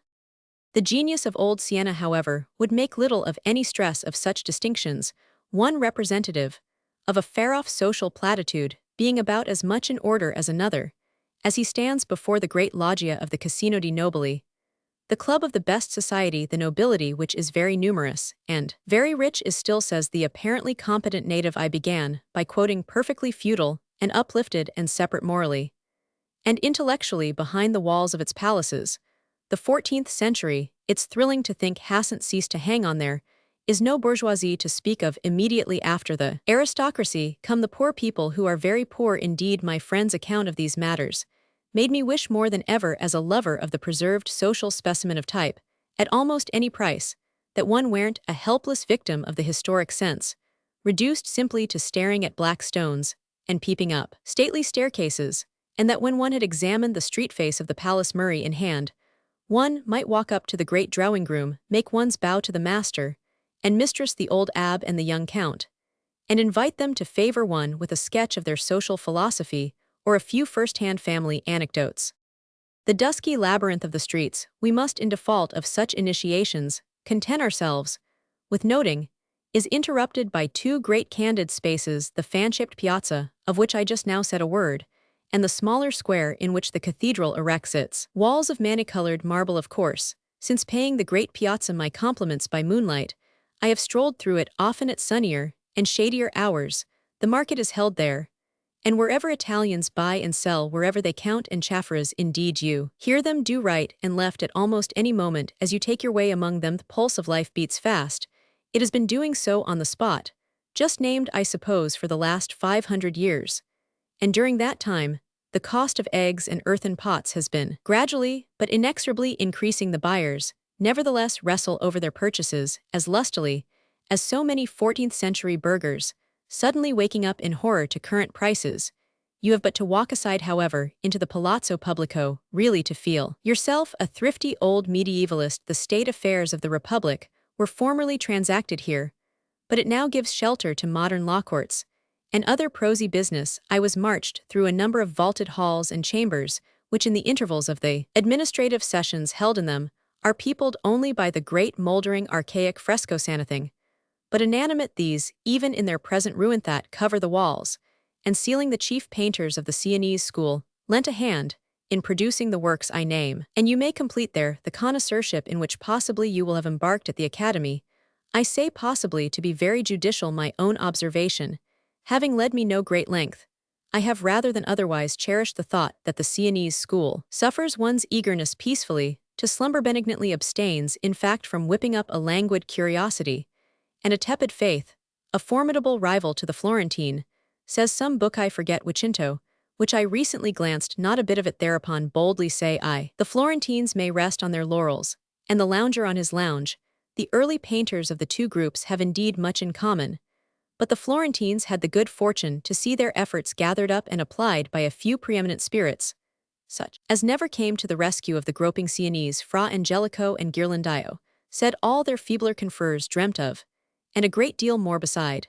But the inspiration of Simone Memmi and Ambrogio Lorenzetti and Sano di Pietro has a painful air of efflorescing into a maximum. Sodoma and Beccafumi are to my taste a rather abortive maximum, but one should speak of them all gently, and I do from my soul, for their labor by their lights has wrought a precious heritage of still-living color and rich figure-epipolled shadow for the echoing chambers of their old civic fortress. The faded frescoes cover the walls like quaint lustred tapestries. In one way or another, they cast their spell. If one owes a large debt of pleasure to pictorial art, one comes to think tenderly and easily of its whole evolution, as of the conscious experience of a single mysterious striving spirit, and one shrinks from saying rude things about any particular phase of it, just as one would from referring without precautions to some error or lapse in the life of a person one esteemed. You don't care to remind a grizzled veteran of his defeats, and why should we linger in Siena to talk about Beccafumi? I by no means go so far as to say with an amateur, with whom I have just been discussing the matter, that Sodoma is a precious poor painter and Beccafumi no painter at all. But opportunity being limited, I am willing to let the remark about Beccafumi pass for true. With regard to Sodoma, I remember seeing 4 years ago, in the choir of the Cathedral of Pisa, a certain small dusky specimen of the painterin Abraham and Isaac, if I am not mistaken, which was charged with a gloomy grace. One rarely meets him in general collections, and I had never done so till the other day. He was not prolific apparently. He had, however, his own elegance, and his rarity is a part of it.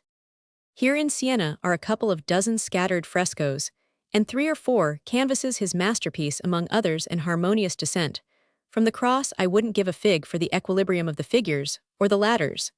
But while it lasts, the scene is all intensely solemn and graceful, and sweet. For so bitter a subject, Sodoma's women are strangely sweet, an imaginative sense of morbid appealing attitudes, notably in the sentimental, the pathetic, but the none the less pleasant swooning of St. Catherine, the great Sienese heroine at San Domnicosum's. To me, the author's finest accomplishment. His frescoes have all the same almost appealing evasion of difficulty, and a kind of mild melancholy, which I am inclined to think the sincerest part of them, for it strikes me as practically the artist's depressed suspicion of his own want of force. Once, he determined, however, that if he couldn't be strong he would make capital of his weakness, and painted the Christ bound to the column of the Academy. Here he got much nearer, and I have no doubt mixed his colors with his tears. But the result can't be better described than by saying that it is pictorially the first of the modern Christs. Unfortunately, it hasn't been the last. Illustration: San Domenico, Siena. The main strength of Sienese art went possibly into the erection of the cathedral, and yet even here the strength is not of the greatest strain. If, however, there are more interesting temples in Italy, there are few more richly and variously scenic and splendid, the comparative meagerness of the architectural idea being overlaid by a marvelous wealth of ingenious detail. Opposite the church, with the dull old Archbishop's Palace on one side and a dismantled residence of the late Grand Duke of Tuscany on the other, is an ancient hospital, with a big stone bench running all along its front. Here I have sat a while every morning for a week, like a philosophically convalescent, watching the florid facade of the cathedral glitter against the deep blue sky. It has been lavishly restored of late years, and the fresh white marble of the densely clustered pinnacles and statues, and beasts and flowers flashes in the sunshine like a mosaic of jewels. There is more of this goldsmith's work in stone than I can remember or describe. It is piled up over 3 great doors, with immense margins of exquisite decorative sculpture restil, in the ancient cream-colored marbling, beneath 3 sharp pediments embossed with images relieved against red marble, and tipped with golden mosaics. It is in the highest degree fantastic and luxuriant. It is on the whole very lovely. As a triumph of the manicude, it prepares you for the interior, where the same party-colored splendor is endlessly at playa, confident complication of harmonies and contrasts, and of the minor structural refinements and braveries. The internal surface is mainly wrought in alternate courses of black and white marble, but as the latter has been dimmed by the centuries to a fine mild brown, the place is all a concert of relieved and dispersed glooms. Save for Pinturicchio's brilliant frescoes in the sacristy, there are no pictures to speak of, but the pavement is covered with many elaborate designs in black and white mosaic after cartoons by Beccafumi. The patient skill of these compositions makes them a rare piece of decoration, yet even here the friend whom I lately quoted rejects this overripe fruit of the Sienese school. The designs are nonsensical, he declares, and all his admiration is for the cunning artisans who have imitated the hatchings and shadings and hairstrokes of the pencil by the finest curves of inserted black stone. But the true romance of handiwork at Siena is to be seen in the wondrous stalls of the choir, under the colored light of the great wheel-window wood-carving, has ever been a cherished craft of the place, and the best masters of the art during the 15th century lavished themselves on this prodigious task. It is the frostwork on one's windowpanes interpreted in polished oak. It would be hard to find doubtless a more moving illustration of the peculiar patience, the sacred candor of the great time into such artistry, as this. The author seems to put more of his personal substance than into any other. He has to wrestle not only with his subject, but with his material. He is richly fortunate when his subject is charming, when his devices, inventions, and fantasies spring lightly to his hand, for in the material itself, after age and use have ripened and polished and darkened it to the richness of ebony, and to a greater warmth, there is something surpassingly delectable and venerable. Wander behind the altar at Siena, when the chanting is over, and the incense has faded, and look well at the stalls of the barley. Roman 2. I leave the impression noted in the foregoing pages to tell its own small story, but have it on my conscience to wonder in this connection quite candidly and publicly, and by way of due penance, at the scantness of such firstfruits of my sensibility. I was to see Siena repeatedly in the years to follow. I was to know her better, and I would say that I was to do her an ampler justice. Didn't that remark seem to reflect a little on my earlier poor judgment? This judgment strikes me today as having fallen short. True as it may be that I find ever a value, or at least an interest, even in the moods and humors and lapses of any brooding musing or fantasticating observer to whom the finer sense of things is on the whole not closed. If he has on a given occasion nodded or stumbled or strayed, this fact by itself speaks to me of him, speaks to me, that is, of his faculty and his idiosyncrasies, and I care nothing for the application of his faculty, unless it be first of all in itself interesting, which may serve as my reply to any objection here breaking out on the ground, that if a spectator's languors are evidence of a sort about that personage, they are scarce evident about the case before him, at least if the case be important. I let my perhaps rather weak expression of the sense of Siena stand at any rate for the sake of what I myself read into it, but I should like to amplify it by other memories, and would do so eagerly if I might here enjoy the space. The difficulty for these rectifications is that if the early vision has failed of competence, or of full felicity, if initiation has thus been slow, so with renewals and extensions, so with the larger experience, one hindrance is exchanged for another. There is quite such a possibility as having lived into a relation too much to be able to make a statement of it. I remember on one occasion arriving very late of a summer night after an almost unbroken run from London, and the note of that approach I was the only person alighting at the station below the great hill of the little fortress city, under whose at once frowning and gaping gate I must have passed in the warm darkness and the absolute stillness, very much after the felt fashion of a person of importance about to be enormously incarceratives me for preservation. thus belated the pitch, as I may call it at various times, though always at one season of an almost systematized aesthetic use of the place.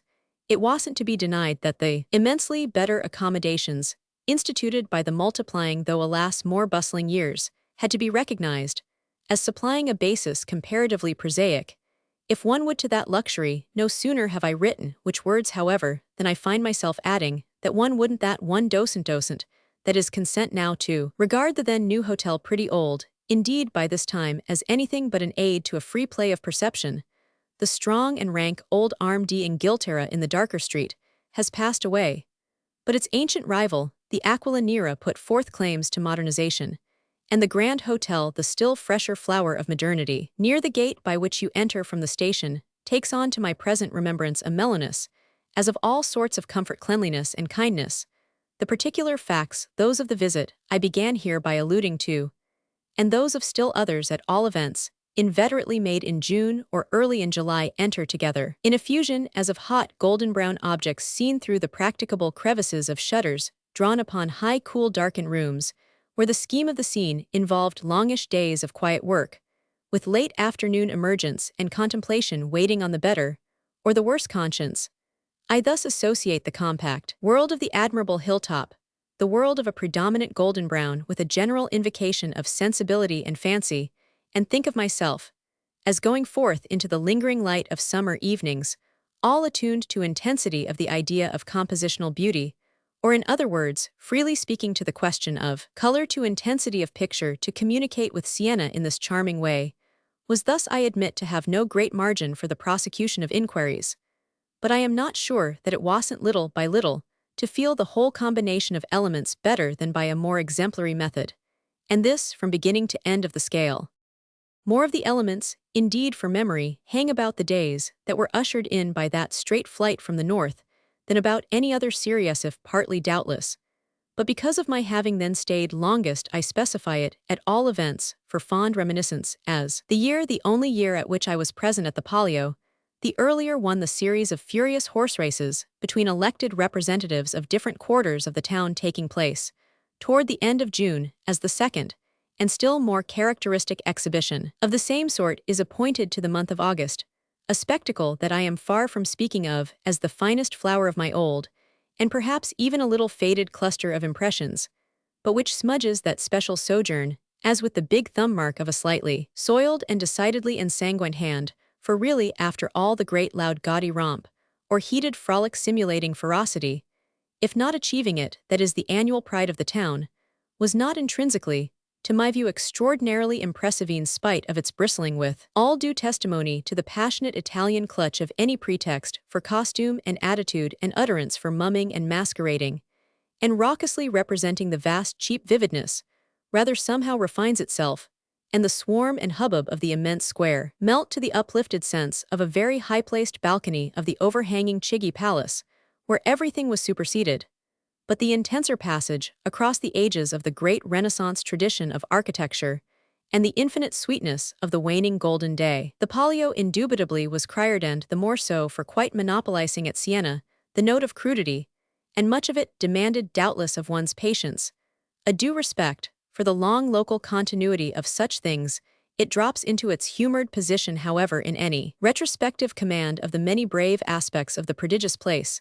Not that I am pretending here, even for rectification, to take these at all in turn. I only go on a little with my rueful glance at the marked gaps left in my original report of sympathies entertained.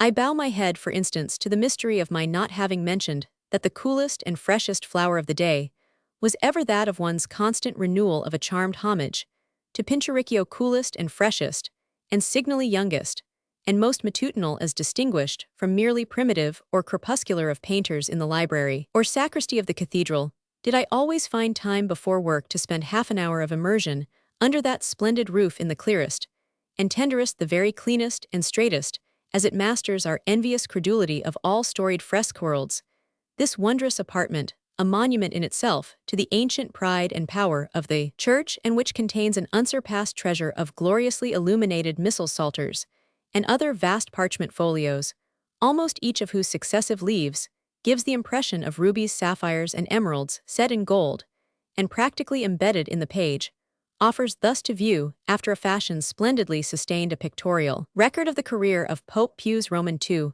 Aeneas Sylvius of the Siena Piccolomini, who gave him for an immediate successor a second of their name, most profanely literary of pontiffs, and last of wood crusaders, whose adventures and achievements under Pinturicchio's brush smoothed themselves out for us very much to the tune of the stories told by some fine old man of the world at the restful end of his life, to the cluster of his grandchildren.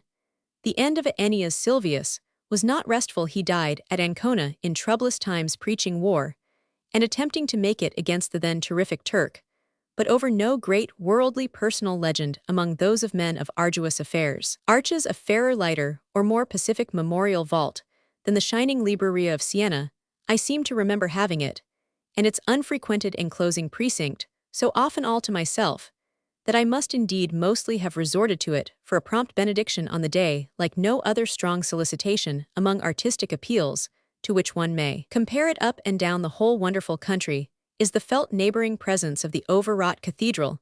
In its little proud possessive town, you may so often feel by the week at a time that it stands there really for your own personal enjoyment, your romantic convenience, your small wanton aesthetic use. In such a light shines, for me at all events, under such an accumulation and complication of tone, flushes and darkens, and richly recedes for me across the years, the treasure house of many-colored marbles in the untrodden, the drowsy empty Sienese square one, could positively do in the free exercise of any responsible fancy or luxurious taste what one would with it. But that proposition holds true after all for almost any mild pastime of the incurable student of loose meanings, and stray relics and odd references, and dim analogies. In an Italian hill city, bronzed and seasoned by the ages, I ought perhaps, for justification of the right, to talk to have plunged into the Siena archives, of which on one occasion a kindly custodian gave me in rather dusty and stuffy conditions, as the incident vaguely comes back to me, a glimpse that was like a moment's stand at the mouth of a deep dark mine. I didn't descend into the pit, I did. Instead of this, a much idler and easier thing, I simply went every afternoon, my stint of work over, I like to recall, for a musing stroll upon the Liza, which had its own unpretentious, but quite insidious art, of meeting the lover of old stories, halfway. Great and subtle thing, if you are not a strenuous specialist in places of a heavily charged historic consciousness, is to profit by the sense of that consciousnesser, in other words, to cultivate a relation with the Ohrkleifter, the fashion that suits yourself, so that if the general aftertaste of experience at large, the fine distilled essence of the matter, seems to breathe in such a case from the very stones, and to make a thick strong liquor of the very air, you may thus gather, as you pass, what is most to your purpose, which is more the indestructible mixture of lived things, with its concentrated lingering odor, than any interminable list of numbered chapters and verses, literally scanned, refuse coincidence mostly with the divisional proprieties of your own pile of manuscript, which is but another way of saying, in short, that if the Liza is a mere fortified promontory of the great Sienese hill, serving at once as a stronghold for the present military garrison, and as a planted and benched and bandstanded walk and recreation ground for the citizens, so I could never toward close of day either have enough of it, or yet feel the vaguest saunterings there to be vain. They were vague with the qualification always of that finer massing, as one wandered off of the bronzed and seasoned element, the huge rock pedestal, the bravery of walls and gates and towers and palaces, and loudly asserted dominion, and then of that pervaded or mildly infested air, in which one feels the experience of the ages of which I just spoke to be exquisitely in solution, and lastly of the wide, strange, sad, beautiful horizon, a rim of far mountains that always pictured for the leaner on old rubbed and smoothed parapets at the sunset hour, a country not exactly blighted or deserted, but that had had its life on an immense scale, and had gone with all its memories and relics into rather austere, in fact into almost grim and misanthropic retirement. This was a manner, and a mood, at any rate, in all the land that favored in the late afternoons the divinest landscape blues and purples, not to speak of its favoring, still more my practical contention, that the whole guarded headland in question, with the immense ramparts of golden brown and red, that dropped into vineyards and orchards and cornfields, and all the rustic elegance of the Tuscan poder, was knitting for me a chain of unforgettable hours, to the justice of which claim let these divagations testify. It wasn't, however, that one might, without disloyalty to that scheme of profit, seek impressions further afield, though. Indeed, I may best say of such a matter as the long pilgrimage to the pictured convent of Monte Oliveto, that it but played on the same fine chords as the overhanging the far-gazing Liza. What it came to was that one simply put to the friendly test, as it were the mood and manner of the country. This remembrance is precious, but the demonstration of that sense as of a great heaving region stilled by some final shock, and returning thoughtfully, in fact tragically on itself, couldn't have been more pointed. The long-drawn rural road I refer to, stretching over hill and dale, and to which I devoted the whole of the longest day of the year, I was in a small single-horse conveyance of which I had already made appreciative use, and with a driver as disposed as myself ever to sacrifice speed to contemplation, is doubtless familiar now with the rush of the motorcar, the thought of whose free dealings with the solitude of Monte Oliveto makes me a little ruefully reconsider, I confess, the spirit in which I have elsewhere in these pages on behalf of the landscape lust of the eyes, acknowledged our general increasing debt to that vehicle, for that we met nothing whatever, as I seem at this distance of time to recall, while we gently trotted and trotted through the splendid summer hours, and a dry desolation that yet somehow smiled, and smiled was part of the charm and the intimacy of the whole impression, the impression that culminated at last before the great cloistered square, lonely, bleak, and stricken in the almost aching vision, more frequent in the Italy of today than anywhere in the world, of the uncalculated waste of a myriad forms of piety, forces of labor, beautiful fruits of genius. However, one gaped above all things for the impression, and what one mainly asked was that it should be strong of its kind. That was the case, I think. I couldn't but feel it every moment of the couple of hours I spent in the vast, cold, empty shell, out of which the Benedictine Brotherhood, sheltered there for ages, had lately been turned by the strong arm of a secular state. There was but one good brother left, a very lean and tough survivor, a dusky, elderly, friendly abbate of an indescribable type, and a perfect manner, of whom I think I felt immediately thereafter that I should have liked to say much, but as to whom I must have yielded to the fact that ingenious and vivid commemoration was even then in store for him. Literary portraiture had marked him for its own, and in the short story of Unsaint, one of the most finished of contemporary French nouvelles, the art and the sympathy of Monsieur Paul Berget preserve his interesting image.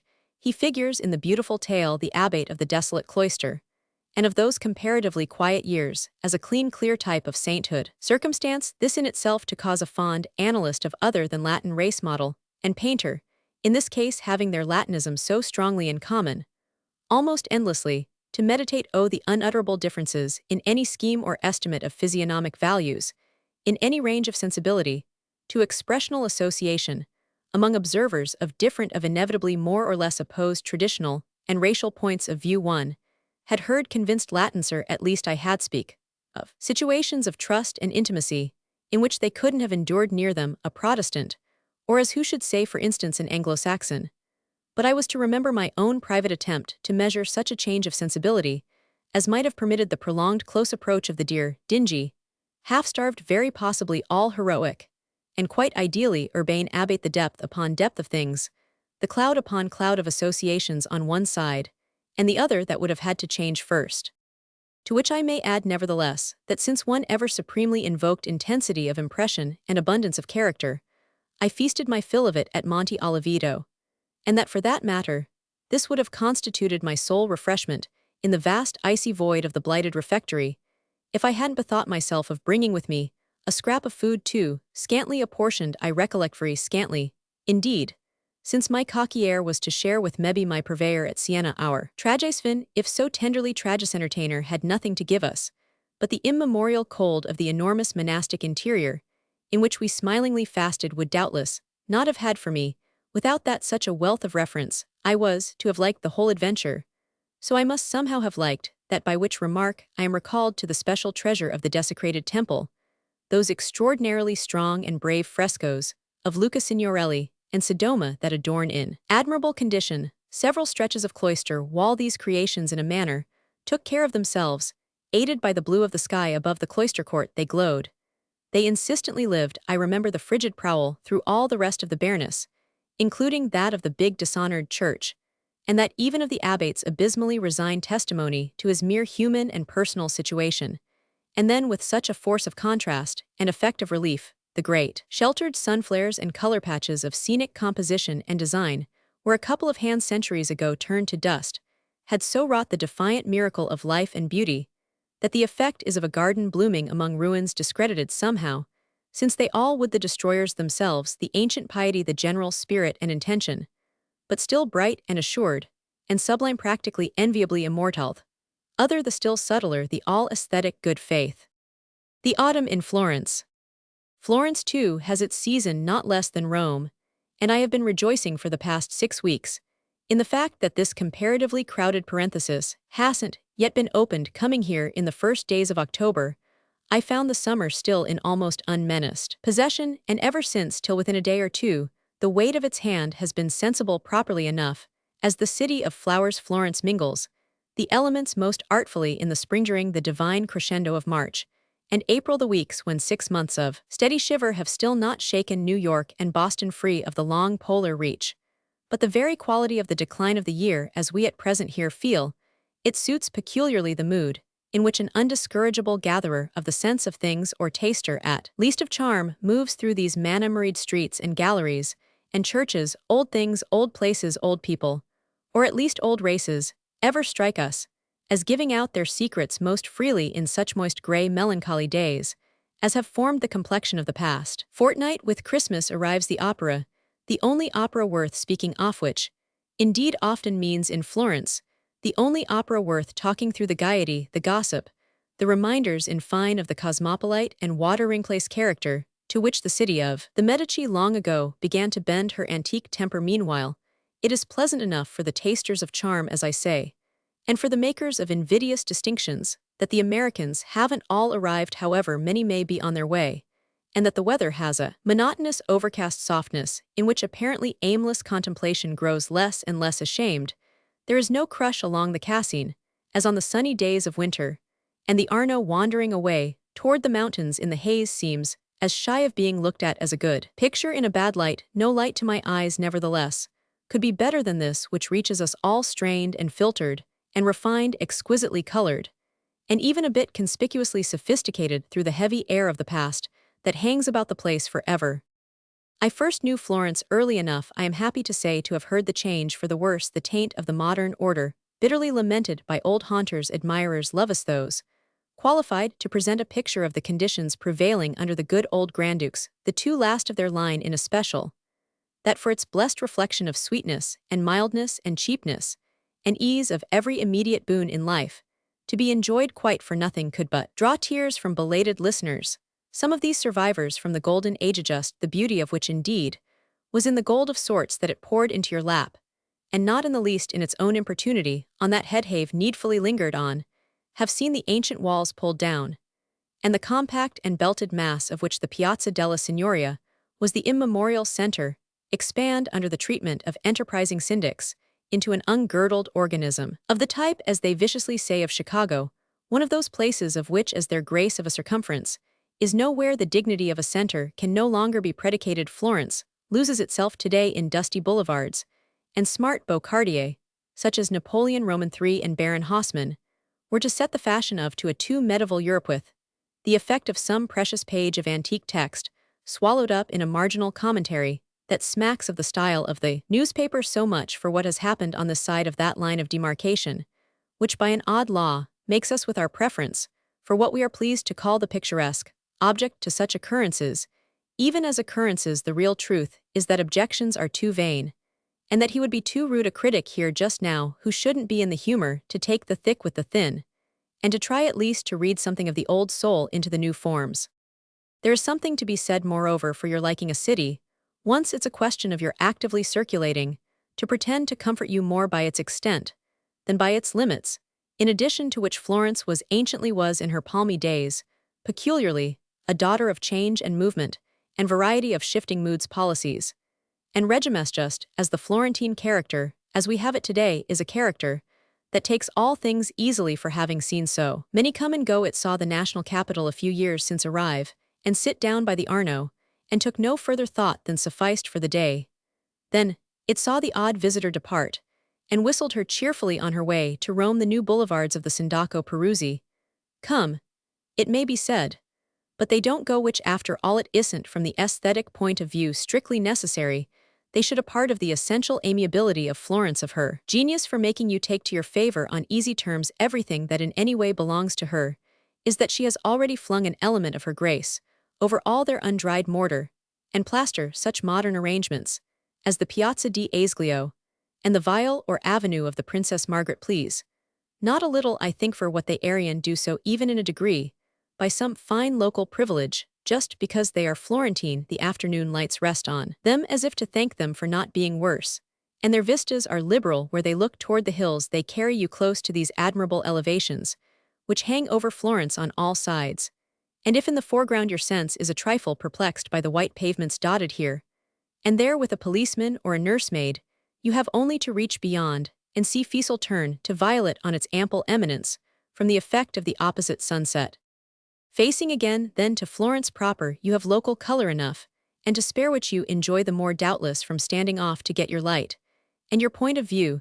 The elder streets abutting on all this newness bore away into the heart of the city in narrow dusky perspectives that quite refine in certain places, by an art of their own on the romantic appeal, there are temporal and other accidents, thanks to which as you pause to look down them, and to penetrate the deepening shadows that accompany their retreat they resemble little corridors leading out from the past mystical, like the ladder in Jacob's dream, so that when you see a single figure advance and draw nearer you, are half afraid to wait, till it arrives. It must be too much of the nature of a ghost, a messenger from an underworld.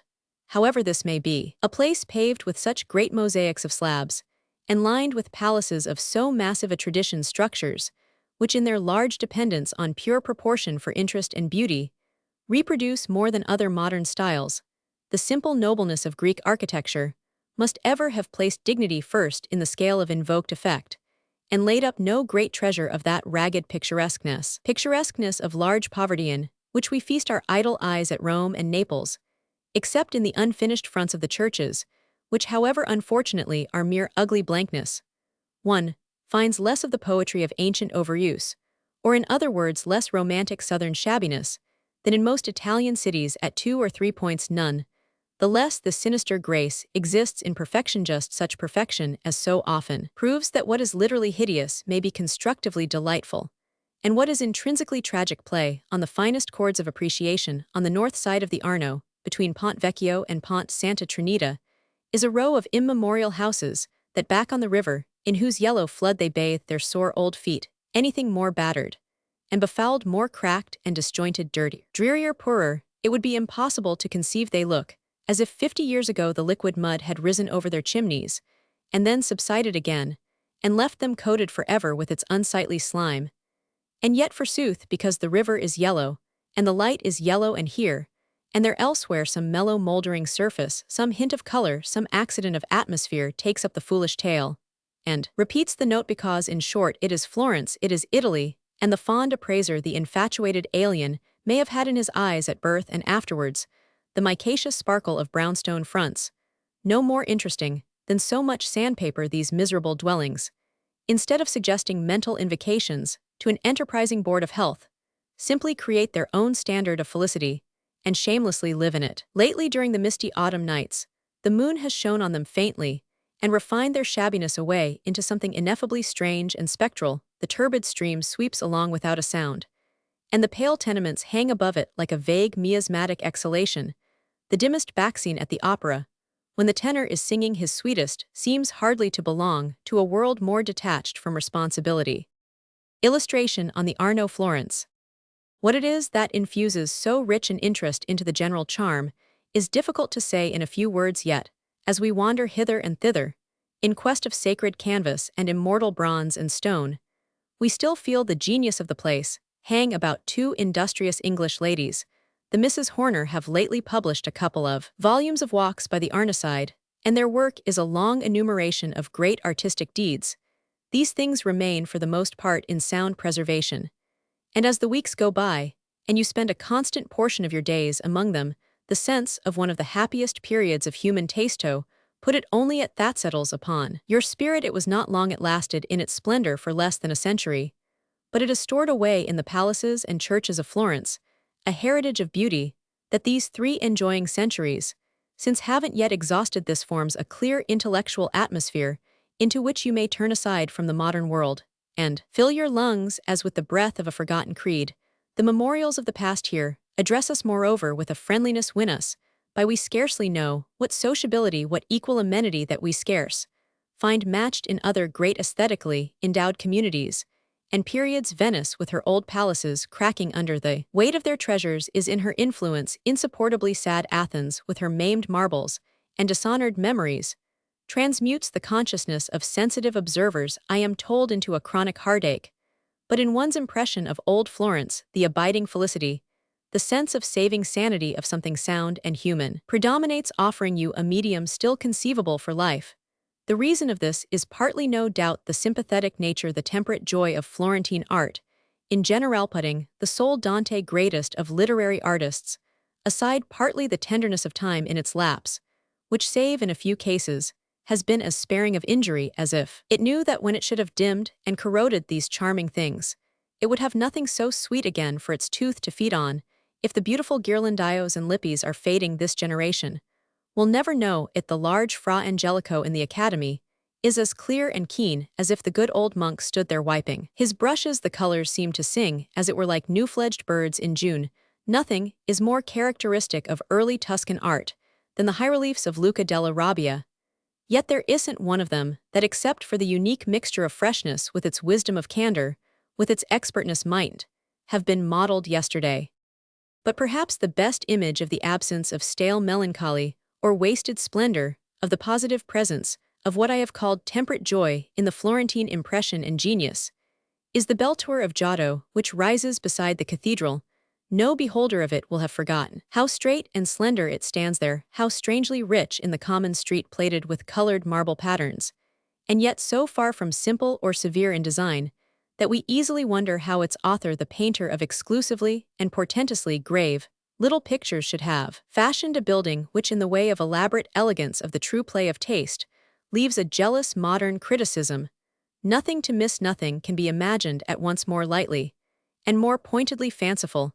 It might have been handed over to the city as it stands by some oriental genie tired of too much detail, yet for all that suggestion, it seems of no particular time, not gray and hoary like a Gothic steeple, not cracked and despoiled like a Greek temple, its marbles shining so little less freshly than when they were laid together, and the sunset lighting up its cornice with such a friendly radiance that you come at last to regard it simply as the graceful, indestructible soul of the place, made visible. The cathedral, externally for all its solemn hugeness, strikes the same note of wood, reason, elegance, and cheer. It has conventional grandeur, of course, but a grandeur so frank and ingenuous even in its partiprice.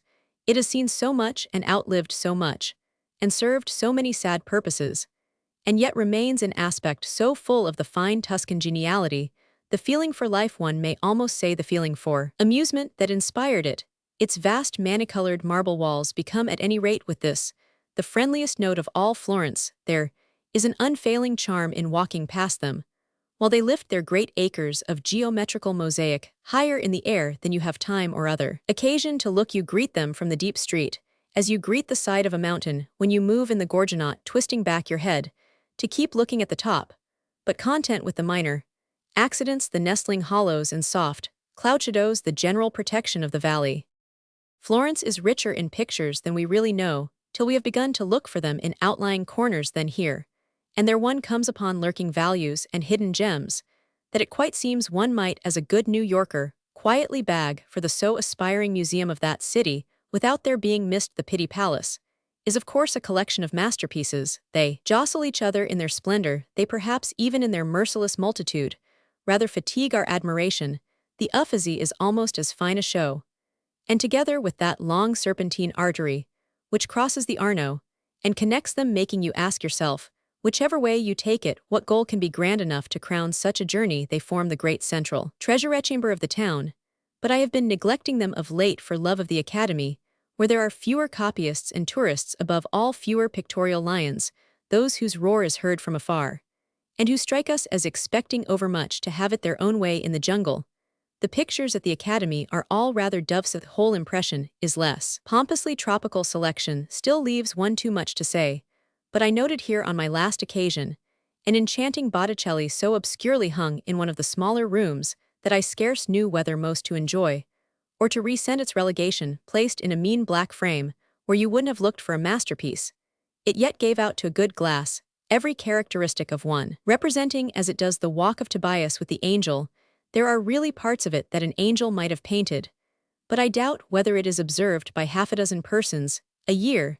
That was my excuse for my wanting to know on the spot, though doubtless, all sophistically, what dishonor could the transfer be artfully accomplished a strong American light, and a brave, gilded frame would comparatively speaking do it there, and then it would shine with the intense authority that we claim for the fairest things would exhale its wondrous beauty. As a sovereign example, what it comes to is that this master is the most interesting of a great band.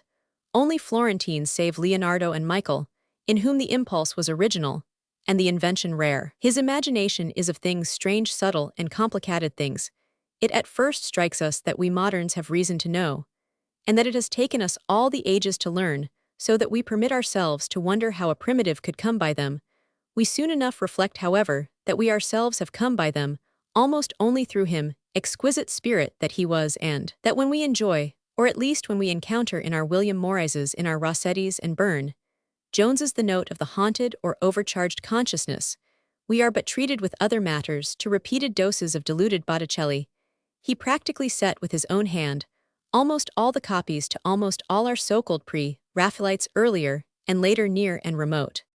Let us at the same time none the less never fail of response to the great Florentine geniality at large. Fra Angelico Filippo Lippi Ghirlandaio were not subtly imaginative, were not even riotously so, but what other three were ever more gladly observant, more vividly and richly true, if there should some time be a weeding out of the world's possessions? The best works of the early Florentines will certainly be counted among the flowers, with the ripest performances of the Venetians be, which I don't mean the overripe can, but take them for the most valuable things in the history of art. Heaven forbid we should be narrowed down to a cruel choice. But if it came to a question of keeping or losing between half a dozen Raphaels and half a dozen things, it would be a joy to pick out at the Academy. I fear that for myself the memory of the Transfiguration, or indeed of the other Roman relics of the painter, wouldn't save the Raphaels.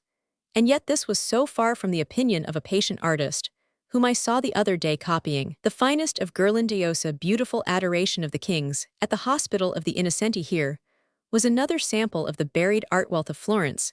It hangs in an obscure chapel far aloft behind an altar, and though now and then a stray tourist wanders in and puzzles a while over the vaguely glowing forms, the picture is never really seen and enjoyed. I found an aged Frenchman of modest mien perched on a little platform beneath it, behind a great hedge of altar candlesticks, with an admirable copy.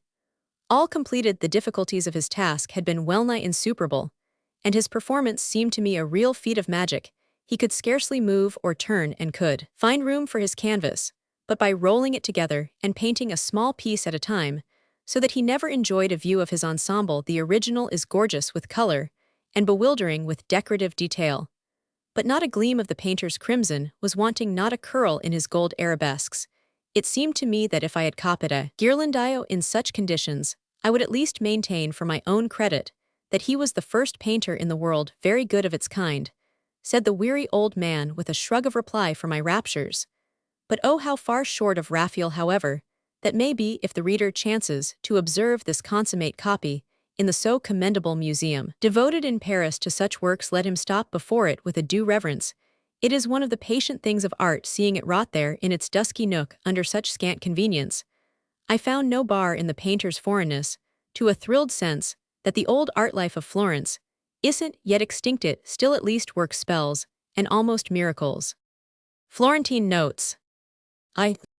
Yesterday that languid organism known as the Florentine Carnival put on a momentary semblance of vigor, and decreed a general course through the town.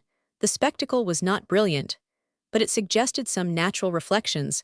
I encountered the line of carriages in the square before Santa Croce, of which they were making the circuit. They rolled solemnly by, with their inmates frowning forth at each other in apparent wrath at not finding each other more worth. While there were no masks, no costumes, no decorations, no throwing of flowers or sweetmeats, it was as if each carriageful had privately and not very heroically resolved not to be at costs, and was rather discomfited at finding that it was getting no better entertainment than it gave. The middle of the piazza was filled with little tables, with shouting mountebanks, mostly disguised in battered bonnets, and crinolines offering chances in raffles for plucked fowls and kerosene lamps. I have never thought the huge marble statue of Dante, which overlooks the Siena work of the last refinement. But as it stood there on its high pedestal, chin in hand, frowning down on all this cheap foolery, it seemed to have a great moral intention. The carriages followed a prescribed course through, via Ghibellina, via del Proconsolo, past the Badia and the Bargello, beneath the great tessellated cliffs of the cathedral, through via Tornabuoni, and out into 10 minutes sunshine beside the Arno. Much of all this is the gravest and stateliest part of Florence, a quarter of supreme dignity, and there was an almost ludicrous incongruity in seeing pleasure leading her train through these dusky historic streets. It was most uncomfortably cold, and in the absence of masks many a fair nose was fantastically tipped with purple, but as the carriages crept solemnly along they seemed to keep a funeral march to follow, an antique custom, an exploded faith to its tomb. The carnival is dead, and these good people who had come abroad to make merry were funeral mutes and gravediggers last. Winter in Rome it showed, but a galvanized life, yet compared with this humble exhibition, it was operatic at Rome indeed. It was too operatic. The knights on horseback, there were a bevy of circus riders, and I am sure half the mad revelers repaired every night to the capital for their 12 sous a day. I have just been reading over the letters of the President de Brosses. 100 years ago in Venice, the carnival lasted 6 months, and at Rome for many weeks each year, one was free under cover of a mask to perpetrate the most fantastic follies and cultivate the most remunerative vices. It's very well to read the President's notes, which have indeed a singular interest, but they make us ask ourselves why we should expect the Italians to persist in manners and practices which we ourselves, if we had responsibilities in the matter, should find intolerable. The Florentines, at any rate, spend no more money nor faith on the carnivalesque.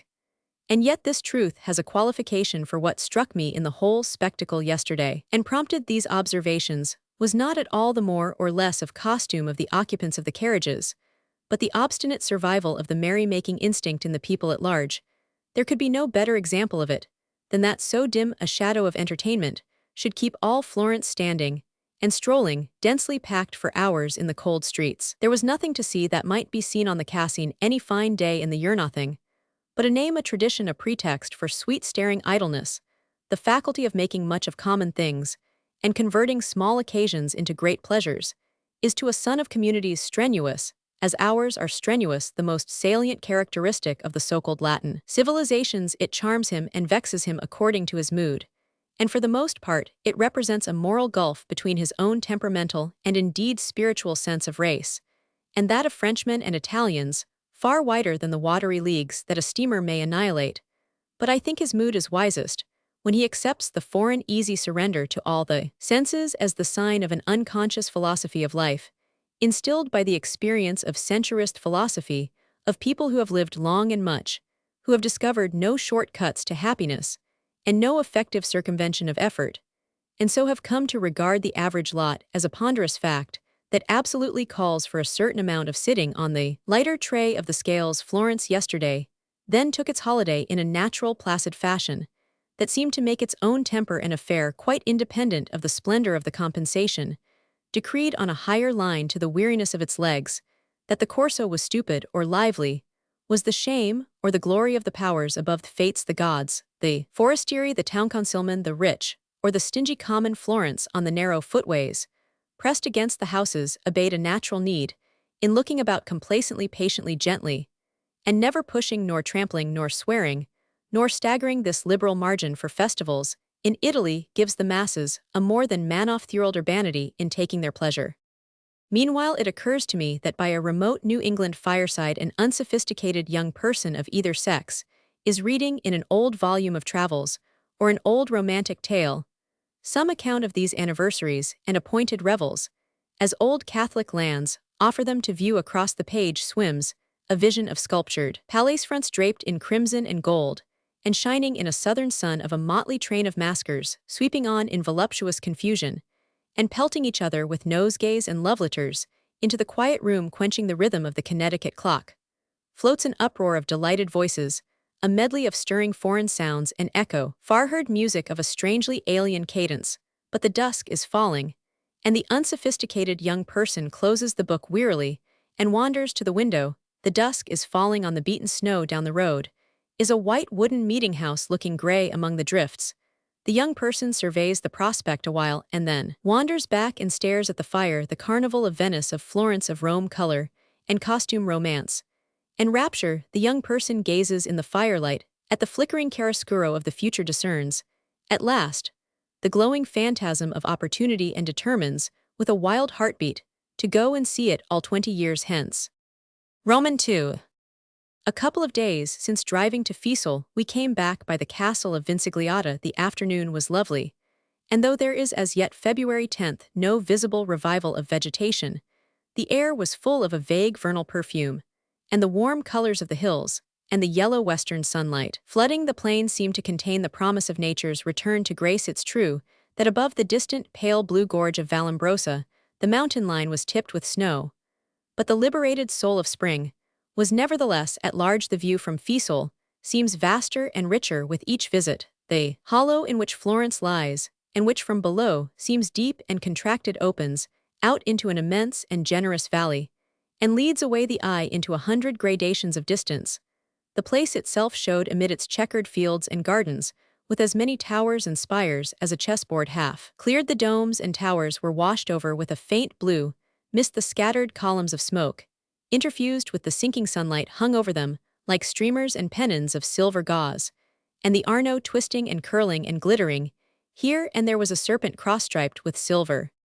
Vincigliata is a product of the millions, the leisure, and the eccentricity, I suppose people say, of an English gentleman, Mr. Temple Leader, whose name should be commemorated. You reach the castle from Fiesole by a narrow road, returning toward Florence by a romantic twist through the hills, and passing nothing on its way save thin plantations of cypress and cedar. Upward of 20 years ago, I believe this gentleman took a fancy to the crumbling shell of a medieval fortress on a breezy hilltop overlooking the Val di Arno, and forthwith bought it and began to restore it. I know nothing of what the original ruin may have cost, but in the dusky courts and chambers of the present elaborate structure, this impassioned archaeologist must have buried a fortune. He has, however, the compensation of feeling that he has erected a monument which, if it is never to stand a futile siege, may encounter at least some critical overhauling. It is a disinterested work of art, and really a triumph of aesthetic culture. The author has reproduced with minute accuracy a sturdy home fortress of the 14th century, and has kept throughout such rigid terms with his model that the result is literally uninhabitable to degenerate moderns. It is simply a massive facsimile, an elegant museum of archaic images, mainly, but most amusingly counterfeit, perched on a spur of the Apennines. The place is most politely shown. There is a charming cloister, painted with extremely clever, quaint frescoes, celebrating the deeds of the founders of the Cassia cloister. That is everything delightful a cloister should be, except truly venerable and employable. There is a beautiful castle court with the embattled tower climbing into the blue far above it, and a spacious loggia with rugged medallions and multitude Luca della Rabbias fastened unevenly into the walls. But the apartments are the great success, and each of them as good a reconstruction as a tale of Walter Scott, or, to speak frankly, a much better one. They are all low-beamed and vaulted, stone-paved, decorated in grave colors, and lighted from narrow, deeply recessed windows through small leaden-ringed plates of opaque glass. The details are infinitely ingenious and elaborately grim, and the indoor atmosphere of medievalism most forcibly revived. No compromising fact of domiciliary darkness and cold is spared us, no producing condition of medieval manners not glanced at. There are oaken benches round the room of about 6 inches in depth, and gaunt fauteuils of wrought leather, illustrating the suppressed transitions, which, as George Eliot says, unite all contrasts, offering a visible link between the modern conceptions of torture and of luxury. There are fireplaces nowhere but in the kitchen, where a couple of sentry boxes are inserted on either side of the great hooded chimney-piece, into which people might creep and take their turn at being toasted and smoked. One may doubt whether this dearth of the hearthstone could have raged on such a scale, but it's a happy stroke in the representation of an Italian dwelling of any period. It shows how the graceful fiction that Italy is all meridional flourished for some time, before being refuted by grumbling tourists. And yet amid this cold comfort, you feel the incongruous presence of a constant intuitive regard for beauty. The shapely spring of the vaulted ceilings, the richly figured walls, coarse and hard in substance, as they are the charming shapes of the great platters and flagons in the deep recesses of the quaintly carved black dressers, the wandering hand of ornament, as it were playing here and there, for its own diversion in unlighted corner. Such things redress to our fond credulity with all sorts of grace the balance of the picture. And yet somehow with what dim unilumined vision, one fancies even such inmates, as those conscious of finer needs than the mere supply of blows and beef and beer, would meet passing their heavy eyes over such slender household beguilements. These crepuscular chambers at Vincigliata are a mystery and a challenge.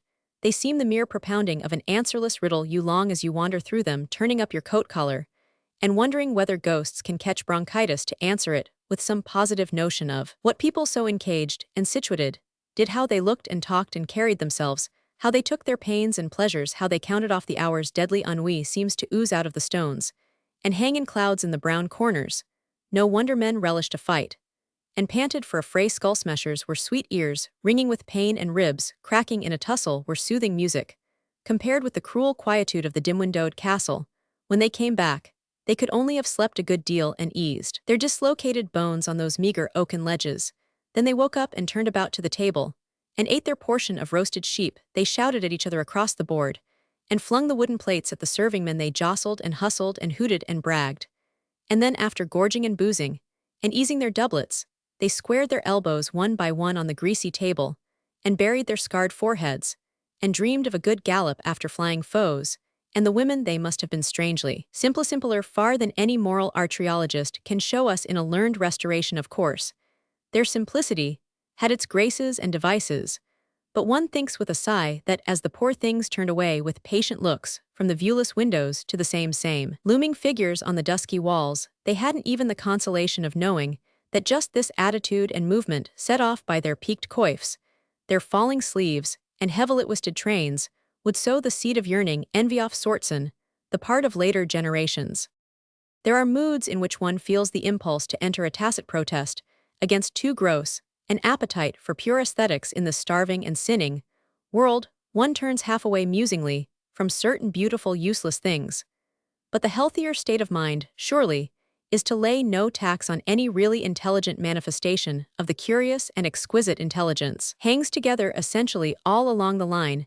It only needs time to make, as we say, its connections. The massive pastiche of Vincigliata has no superficial use. But even if it were less complete, less successful, less brilliant, I should feel a reflective kindness for it. So disinterested and expensive a toy is its own justification. It belongs to the heroics of dilettantism. Roman 3. One grows to feel the collection of pictures at the Pitti Palace splendid rather than interesting. After walking through it once or twice, you catch the key, in which it is pitched. You know what you are likely not to find on closer examination. None of the works of the uncompromising period, nothing from the half-gripping geniuses of the early time, those whose coloring was sometimes harsh, and their outlines sometimes angular. Vague to me the principle on which the pictures were originally gathered, and of the aesthetic creed of the princes, who chiefly selected them.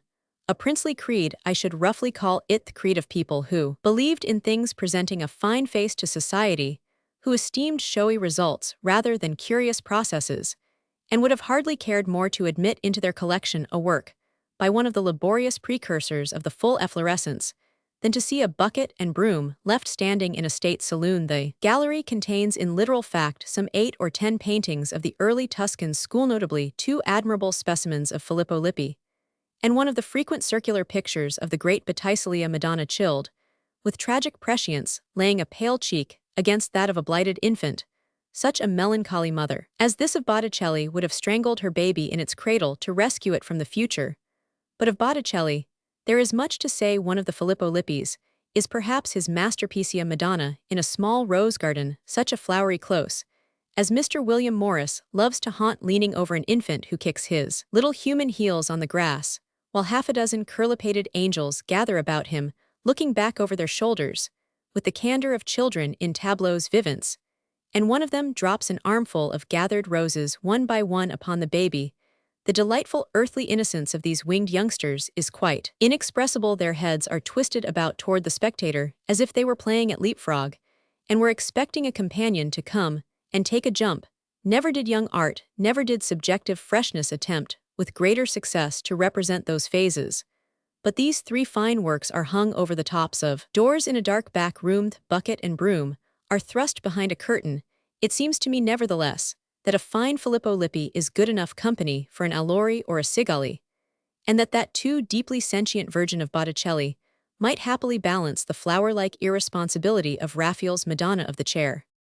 Taking the Pitti collection however simply for what it pretends to be, it gives us the very flower of the sumptuous, the courtly, the grandical. It is chiefly official art, as one may say. But it presents the fine side of the type, the brilliancy, the facility, the amplitude, the sovereignty of good taste.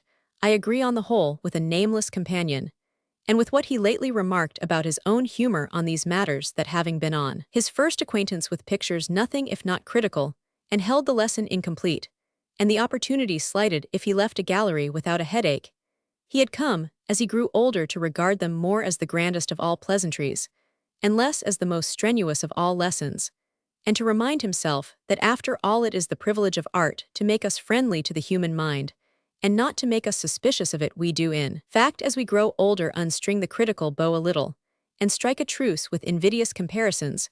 We work off the juvenile impulse to heated partisanship, and discover that one spontaneous producer isn't different enough from another to keep the all-knowing fates from smiling over our loves and our aversions.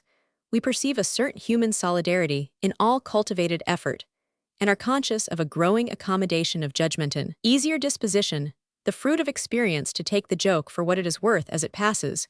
We have in short less of a quarrel with the masters. We don't delight in and less of an impulse to pin all our faith on those in whom in more zealous days we fancied that we made our peculiar meanings. The meanings no longer seem quite so peculiar, since then we have arrived at a few in the depths of our own genius that are not sensibly less striking. And yet it must be added that all this depends vastly on one's moods. A traveler's impressions due generally to a degree which those who give them to the world would do well more explicitly to declare. We have our hours of expansion, and those of contraction. And yet, while we follow the traveler's trade, we go about gazing and judging with unadjusted confidence. We can't suspend judgment, we must take our notes. And the notes are florid or crabbed, as the case may be. Short time ago, I spent a week in an ancient city on a hilltop in the humor, for which I was not to blame, which produces crabbed notes. I knew it at the time, but couldn't help it. I went through all the motions of liberal appreciation. I uncapped in all the churches, and on the massive ramparts stared all the views fairly out of countenance. But my imagination, which I suppose at bottom had very good reasons of its own and knew perfectly what it was about, refused to project into the dark old town, and upon the yellow hills that sympathetic glow which forms half the substance of our genial impressions. So it is that in museums and palaces we are alternate radicals and conservatives. On some days we ask, but to be somewhat sensibly affected; on others, Ruskin-haunted, to be spiritually steadied. After a long absence from the Pitti Palace, I went back there the other morning, and transferred myself from chair to chair in the great golden-roofed saloons. Chairs are all gilded, and covered with faded silk, in the humor to be diverted at any price. I needn't mention the things that diverted me. I yawn now, when I think of some of them. But an artist, for instance, to whom my kindlier judgment has made permanent concessions, is that charming Andrea del Sarto. When I first knew him in my cold youth, I used to say without mincing that I didn't like him. Ceth sans pity, the fine sympathetic melancholy pleasing painter. He has a dozen faults, and if you insist pedantically on your rights, the conclusive word you use about him will be the word weak. But if you are a generous soul, you will utter it lolo as the mild grave tone of his own sought harmonies. He is monotonous, narrow, incomplete. He has but a dozen different figures, and but 2 or 3 ways of distributing them. He seems able to utter but half his thought, and his canvases lack apparently some final return. On the whole matter, some process which his impulse failed him before he could bestow. And yet, in spite of these limitations, his genius is both itself of the great pattern, and lighted by the air of a great period. 3 gifts. He had largely an instinctive, unaffected, unerring grace, a large and rich, and yet a sort of withdrawn and indifferent sobriety, and best of all, as well as rarest of all, an indescribable property of relatedness as to the moral world. Whether he was aware of the connection or not, or in what measure, I cannot say, but he gives, so to speak, the taste of it before his handsome, vague-browed Madonnas, the mild, robust young saints who kneel in his foregrounds, and look round at you with a conscious anxiety, which seems to say that though in the picture they are not of it, but of your own sentient life of commingled love and weariness. The stately apostles with comely heads, and harmonious draperies, who gaze up at the hysiated virgin like early astronomers at a newly seen star. Comes to you the brush of the dark wing of an inward life. A shadow falls for the moment, and in it you feel the chill of moral suffering. Did the Lippies suffer father or son? Did Raphael suffer? Did Titian? Did Rubens suffer? Perish the thought. It wouldn't be fair to us that they should have had everything, and I note in our poor second-rate Andrea an element of interest, lacking to a number of stronger talents. Interspersed with him at the pity hang the stronger, and the weaker in splendid abundance. Raphael is there strong in portraituriacy, various bountiful genius, that he wasn't strong here isn't the word, but happy beyond the common dream in his beautiful Madonna of the Chair.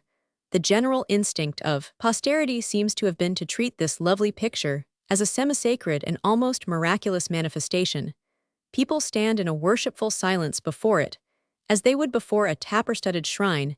If we suspend in imagination on the right of it the solid, realistic, unidolized portrait of Leo X, which hangs in another room, and transport to the left the fresco of the School of Athens from the Vatican, and then reflect that these were three separate fancies of a single youthful, amiable genius, we recognize that such a producing consciousness must have been a treat. My companion, already quoted, has a phrase that he doesn't care for Raphael, but confesses, when pressed, that he was a most remarkable young man. Titian has a dozen portraits of unequal interest. I never particularly noticed, till lately it is very ill hung that portentous image of the Emperor Charles V. He was a burlier, more imposing personage than his usual legend figures, and in his great puffed sleeves and gold chains and full-skirted overdress, he seems to tell of a tread that might sometimes have been inconveniently resonant, but the purpose to have his way and work his will is there. The great stomach for divine right, the old monarchical temperament.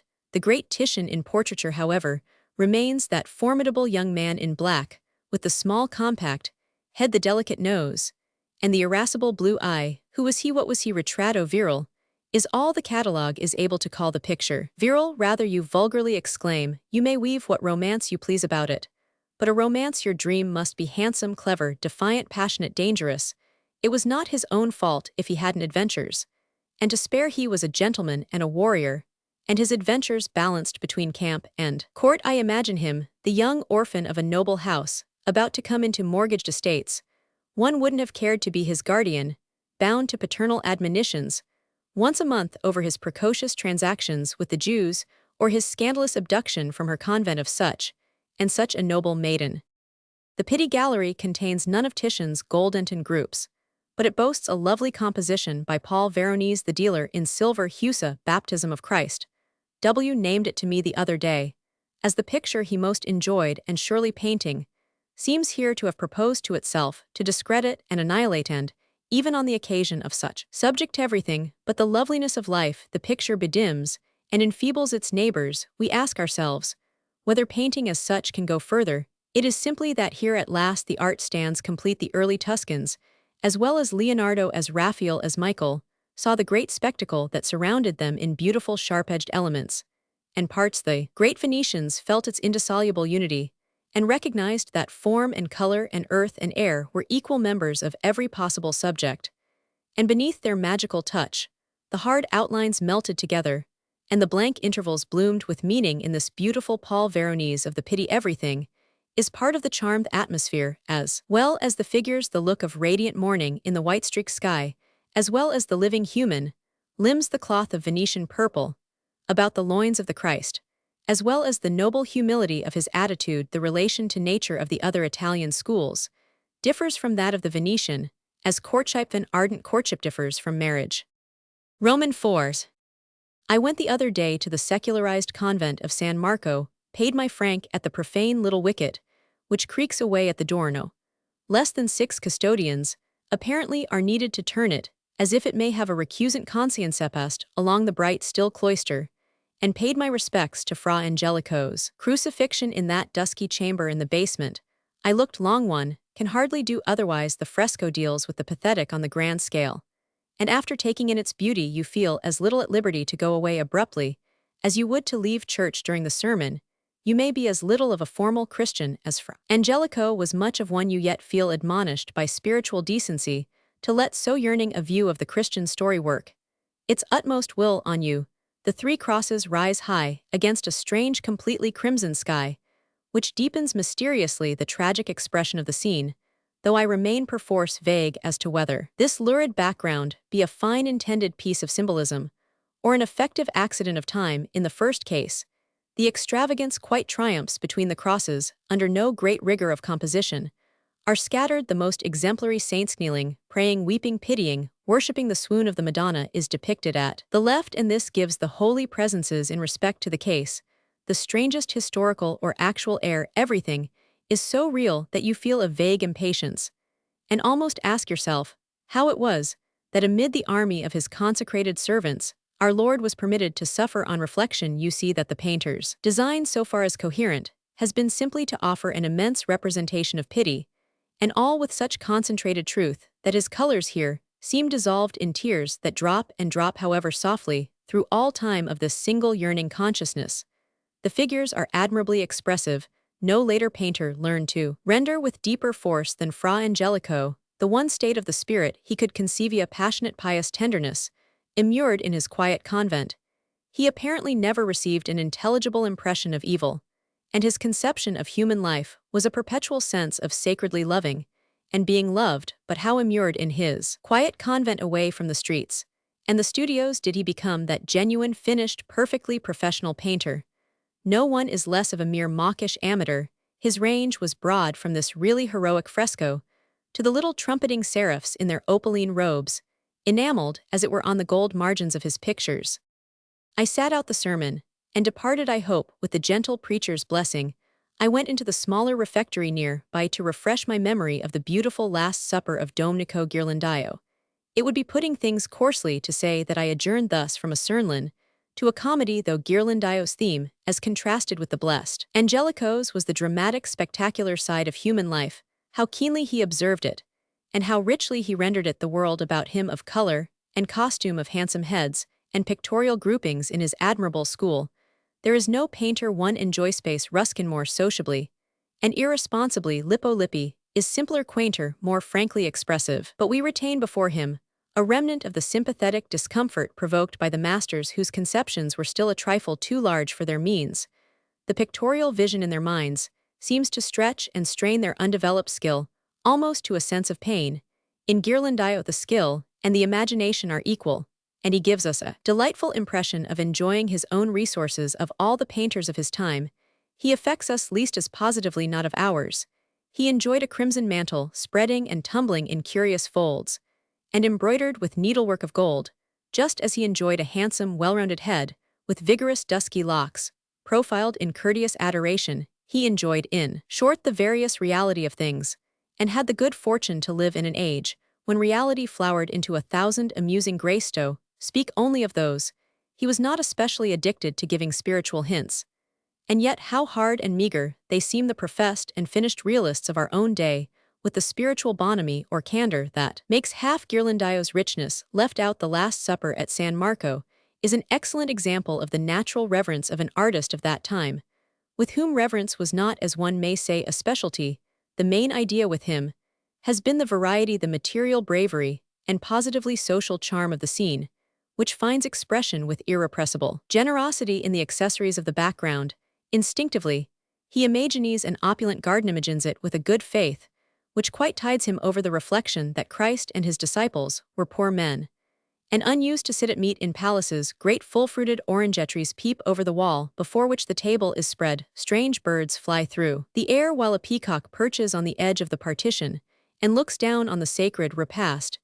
It is striking that without any at all intense religious purpose, the figures, in their varied naturalness, have a dignity and sweetness of attitude that admits of numberless reverential constructions.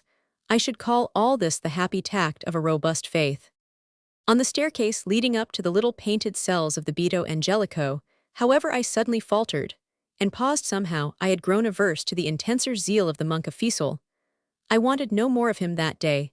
I wanted no more macerated friars and speargeshed sides. Ghirlandaio's elegant way of telling his story had put me in the humor for something more largely intelligent, more profanely pleasing.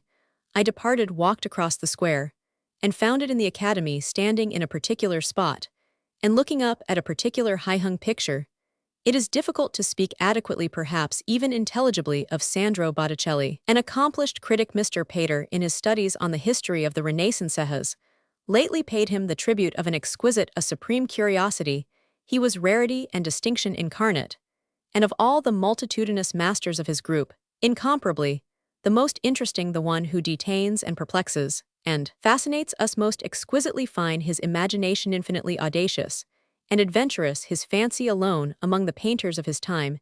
He strikes us as having invention, the glow and thrill of expanding observation. This was the feeling that sent his comrades to their easels, but Botticelli's moved him to reactions and emotions, of which they knew nothing, caused his faculty to sport and wander and explore on its own account.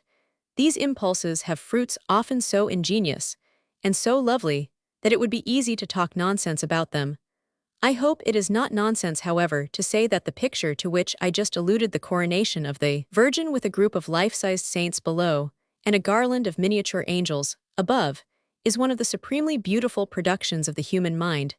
It is hung so high that you need a good glass to see it, to say nothing of the unprecedented delicacy of the work. The lower half is of moderate interest, but the dance of hand-clasped angels round the heavenly couple above has a beauty newly exhaled from the deepest sources of inspiration. Their perfect little hands are locked with ineffable elegance. Their blowing robes are tossed into folds of which each line is a study. Their charming feet have the relief of the most delicate sculpture, but, as I have already noted of Botticelli, there is much too much to say besides, which Mr. Pater has said. All only add thus to his inimitable grace of design, that the exquisite pictorial force driving him goes aiming not on wanton errands of its own, but on those of some mystic superstition, which trembles forever in his heart. Illustration: the great Yves Florence. V. The more I look at the old Florentine domestic architecture, the more I like it, that of the great examples at least. And if I ever am able to build myself a lordly pleasure house, I don't see how, in conscience, I can build it different from these. They are somber and frowning, and look a trifle more as if they were meant to keep people out than to let them in.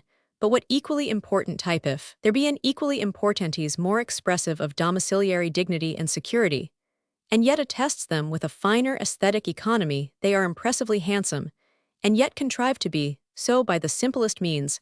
I don't say at the smallest pecuniary cost. That's another matter.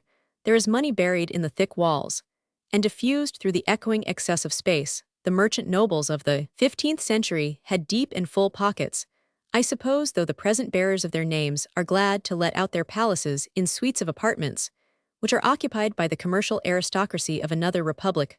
One is told of fine old mouldering chambers, of which possession is to be enjoyed for a sum not worth mentioning.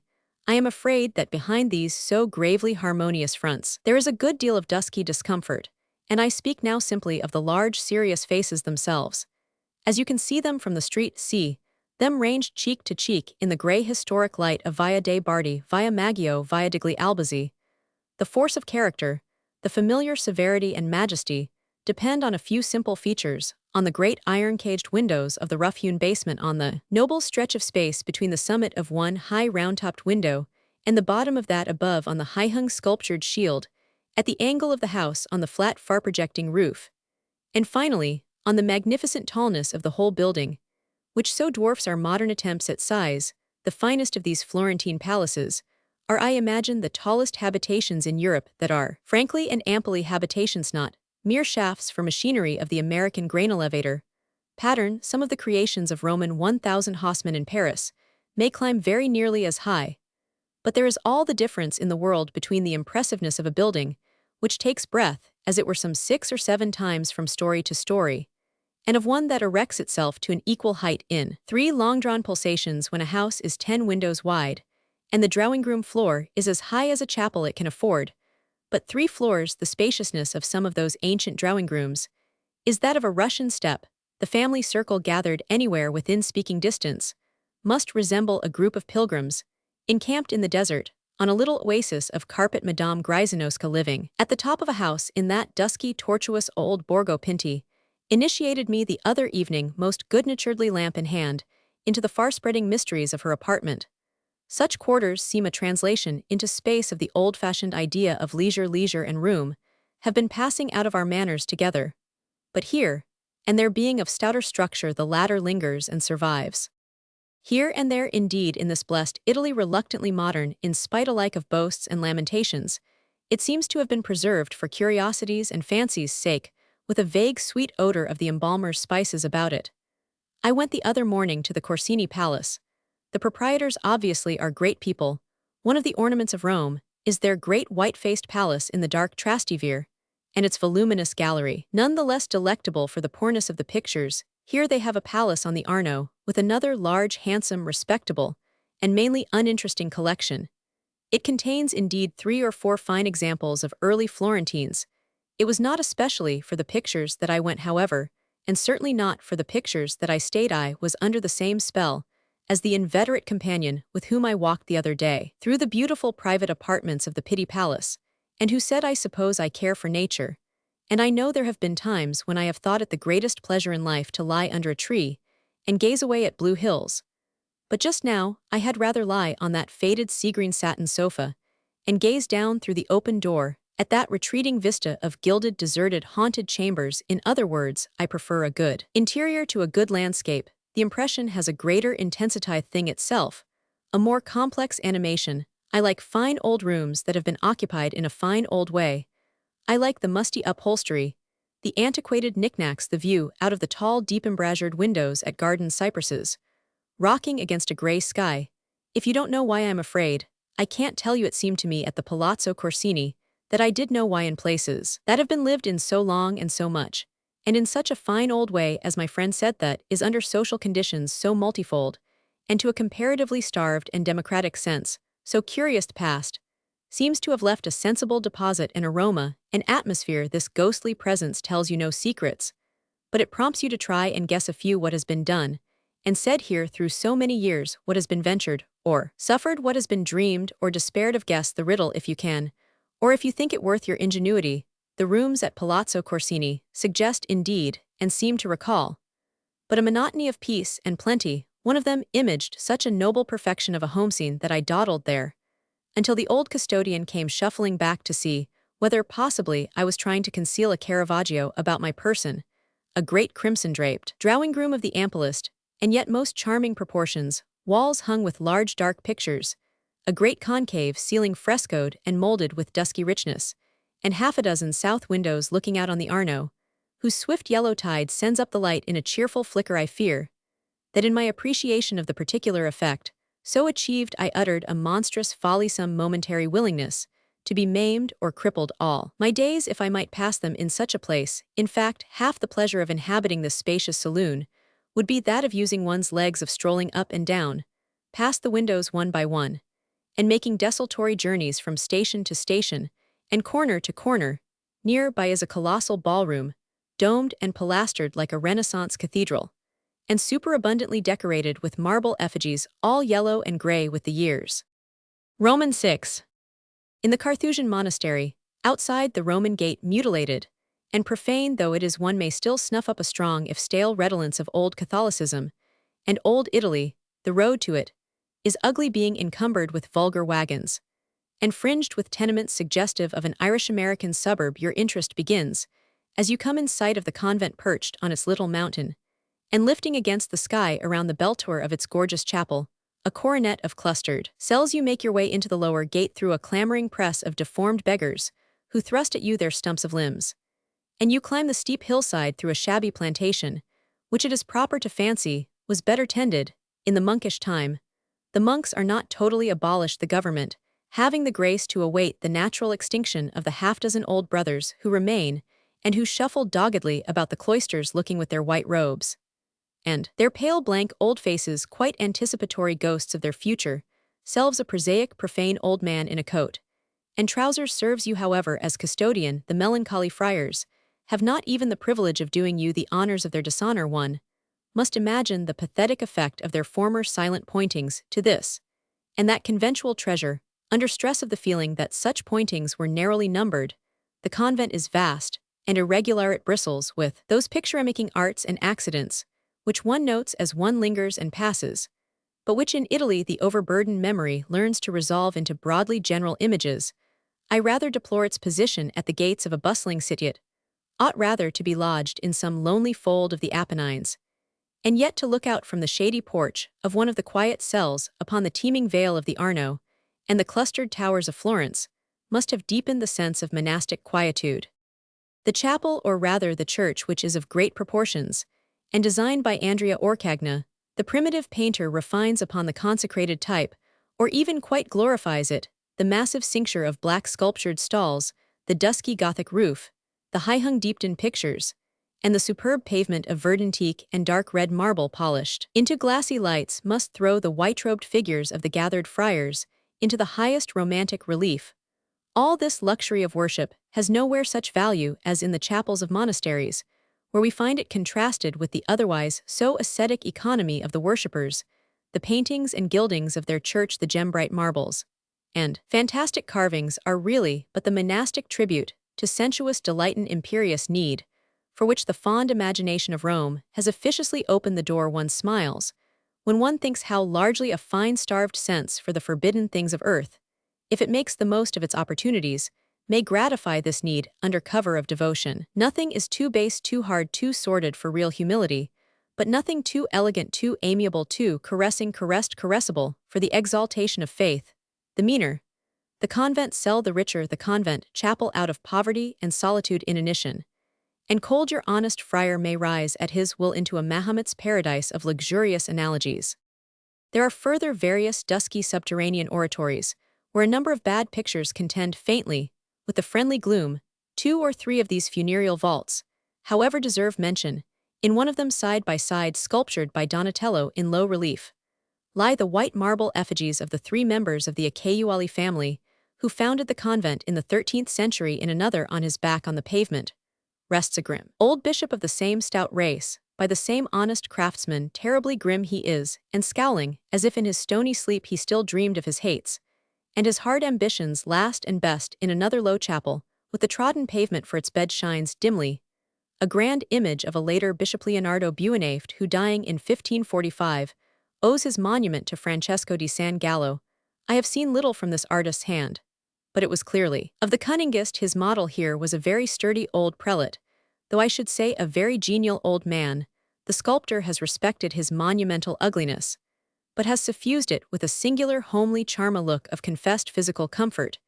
In the privilege of paradise, all these figures have an inimitable reality, and their lifelike marble seems such an incorruptible incarnation of the genius of the place that you begin to think of it as even more reckless than cruel on the part of the present public powers to have begun to pull the establishment down, morally speaking, about their ears. They are lying quiet yet a while, but when the last old friar dies and the convent formally lapses, won't they rise on their stiff old legs and hobble out to the gates and thunder forth anathemas, before which even a future and more enterprising regime may be disposed to pause. Out of the great central cloister open the snug little detached dwellings of the absent fathers. When I said just now that the Certosa in Val di Ama gives you a glimpse of old Italy, I was thinking of this great pillared quadrangle, lying half in sun and half in shade, of its tangled garden growth in the center, surrounding the ancient customary well, and of the intense blue sky bending above it, to say nothing of the indispensable old white-robed monk, who pokes about among the lettuce and parsley.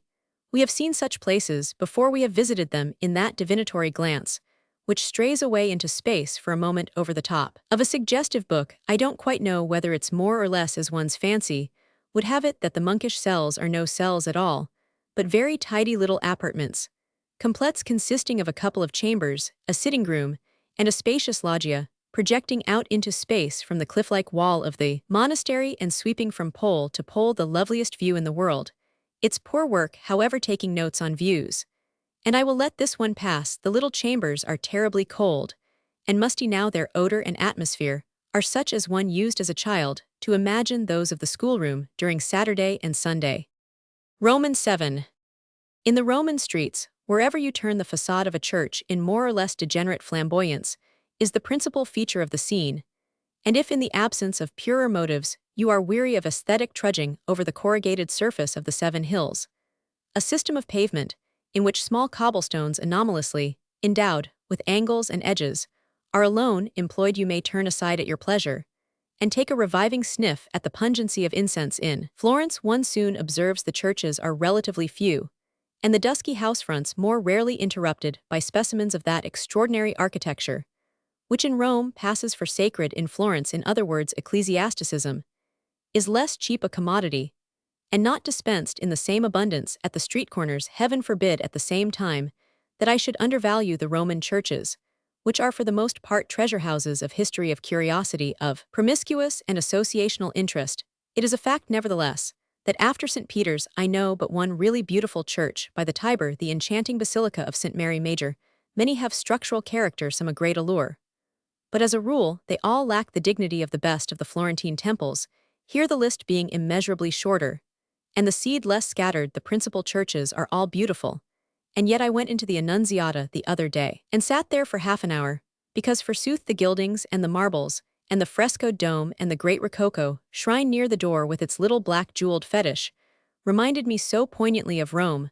Such is the city properly styled eternal, since it is eternal at least as regards the consciousness of the individual. One loves it in its sophistications, though, for that matter, isn't it all rich and precious sophistication, better than other places in their purity.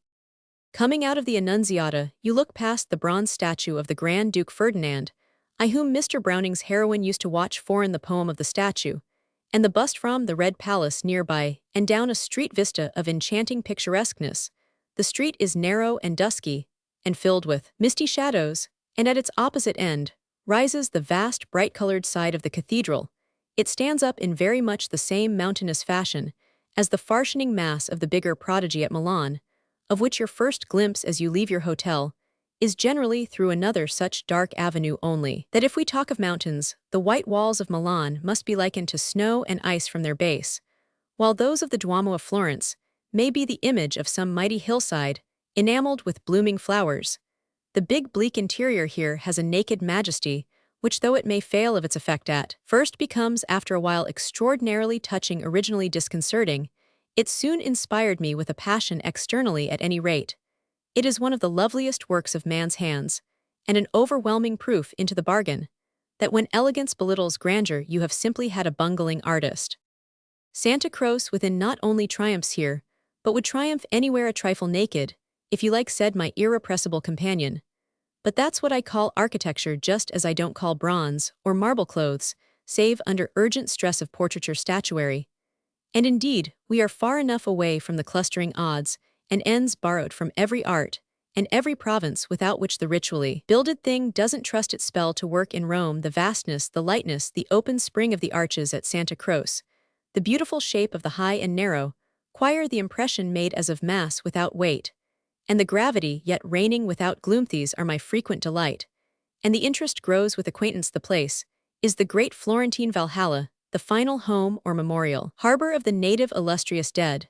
But that consideration of it would take me far. It must be confessed, moreover, that between his coarsely imagined statue out in front and his horrible monument in one of the aisles, the author of the Divine Comedy, for instance, is just hereabouts rather an extravagant figure. Ungrateful Florence declaims, Byron. Ungrateful indeed. Would she were more so. The susceptible spirit of the great exile may be still aware enough to exclaim in common, that is with most of the other immortals sacrificed on so very large a scale to current Florentine plastic facility. In explanation of which remark, however, I must confine myself to noting that as almost all the old monuments at Santa Croce are small, comparatively small and interesting and exquisite, so the modern well nigh without exception are disproportionately vast and pompous, or in other words distressingly vague and vain. The aptitude of hand, the compositional assurance with which such things are nevertheless turned out, constitutes an anomaly replete with suggestion for an observer of the present state of the arts on the soil and in the air that once befriended them, taking them all together, as even the soil and the air of Greece scarce availed to do. But on this head, I repeat, there would be too much to say, and I find myself checked by the same warning at the threshold of the church in Florence, really interesting beyond Santa Croce, beyond all others. Such, of course, easily, is Santa Maria Novella, where the chapels are lined and plated with wonderful figured and peopled frescowork, even as most of those in Rome, with precious inanimate substances. These overscored retreats of devotion, as dusky some of them as eremitic caves swarming with importunate visions, have kept me divided all winter between the love of Ghirlandaio and the fear of those seeds of Qatar, to which their mortal chill seems propitious, till far on into the spring. So I pause here just on the praise of that delightful painteress to the spirit of whose work the reflections I have already made are but confirmed by these examples in the choir at Santa Maria Novella, where the incense swings, and the great chants resound between the gorgeous-colored window and the florid grand altar. He still goes in with all his might for the wicked, the amusing world, the world of faces and forms and characters, of every sort of curious human and rare material thing.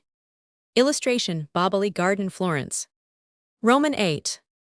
I had always felt the Boboli Gardens charming enough for me to haunt them, and yet such is the interest of Florence in every quarter that it took another corso of the same cheap pattern as the last to cause me yesterday to flee the crowded streets passing under that archway of the Pitti Palace, which might almost be the gate of an Etruscan city, so that I might spend the afternoon among the moldy statues that compose with their screens of cypress, looking down at our clustered towers, and our background of pale blue hills vaguely freckled with white villas, these pleasure grounds of the austere Pitti Pile, with its inconsequent charm of being so rough-hewn, and yet somehow so elegantly balanced, plead with a voice all there, own the general cause of the ample, enclosed, planted, cultivated, private preserve of tranquility, and beauty and immunity in the heart of a city, a cause I allow for that matter easy to plead anywhere, once the pretext is found, the large, quiet, distributed town garden, with the vague hum of big grudging boundaries all about it,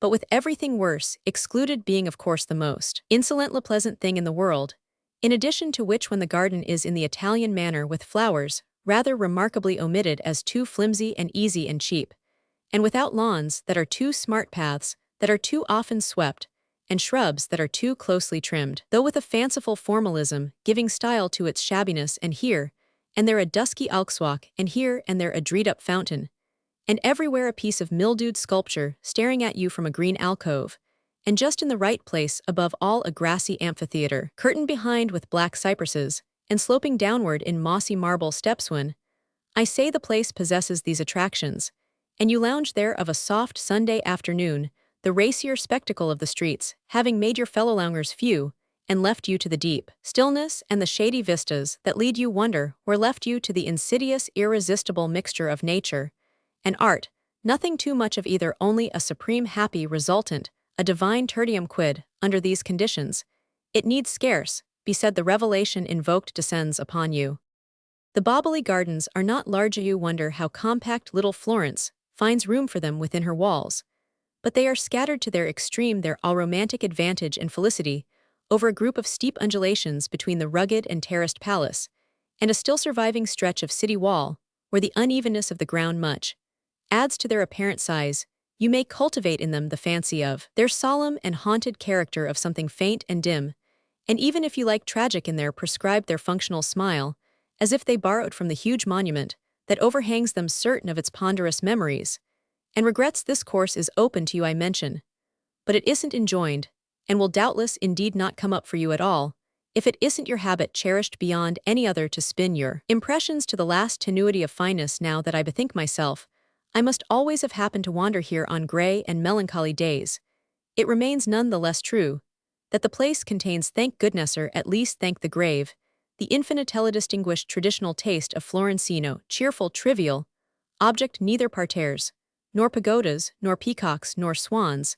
They have their famous amphitheater already referred to, with its degrees or stone benches of a thoroughly aged and mottled complexion, and its circular wall of evergreens behind, in which small cracked images and vases, things that according to association, and with the law of the same quite indefinable, may make as much on one occasion for exquisite dignity as they may make on another for to express it kindly. Nothing at all. Something was once done in this charmed and forsaken Circladone, or meant to be done. What was it? Dumb statues, who saw it with your blank eyes. Opposite stands the huge flat-roofed palace, putting forward two great rectangular arms, and looking with its closed windows, and its foundations of almost unreduced rock like some ghost of a sample of a ruder Babylon. In the wide court-like space between the wings is a fine old white marble fountain that never plays. Its dusty idleness completes the general air of abandonment, chancing on such a cluster of objects in Italy, glancing at them in a certain light and a certain mood. I get perhaps on too easy terms you may think a sense of history,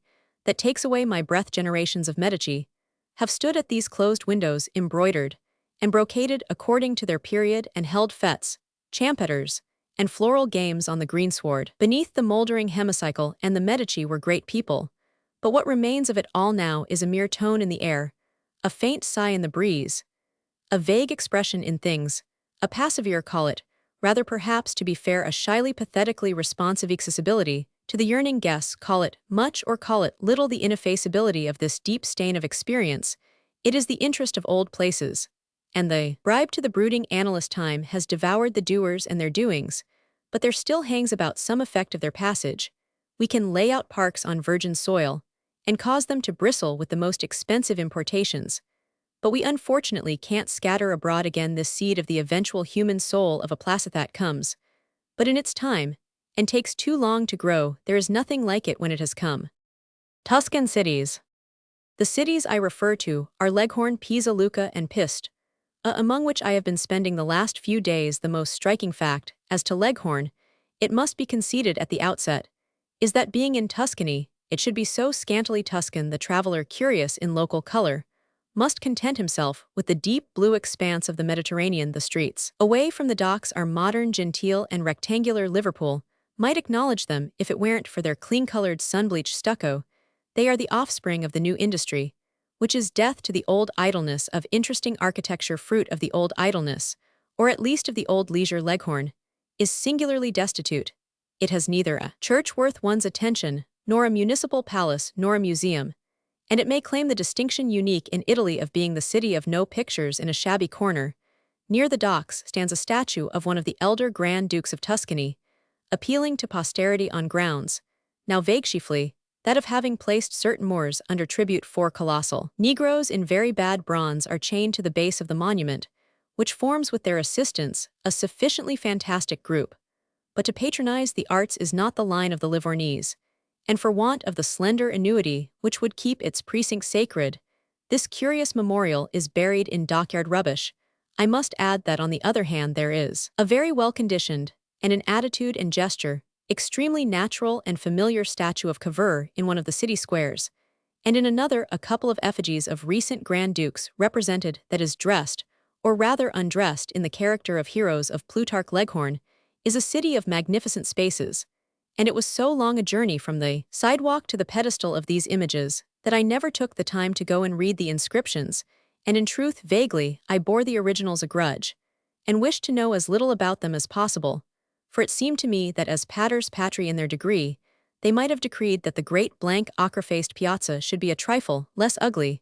There is a distinct amenity, however, in any experience of Italy almost anywhere, and I shall probably in the future not be above sparing a light regret to several of the hours, of which the one I speak of was composed. I shall remember a large, cool bourgeois villa in the garden of a noiseless suburb, a middle-aged villa. Franco, I owe it as a genial, pleasant pension. The tribute of recognition, roomy and stony, as an Italian villa, should be. I shall remember that as I sat in the garden, and looking up from my book saw through a gap in the shrubbery the red housetiles against the deep blue sky, and the grey underside of the alk sleeves turned up by the Mediterranean breeze, it was all still quite Tuscany, if Tuscany in the minor key.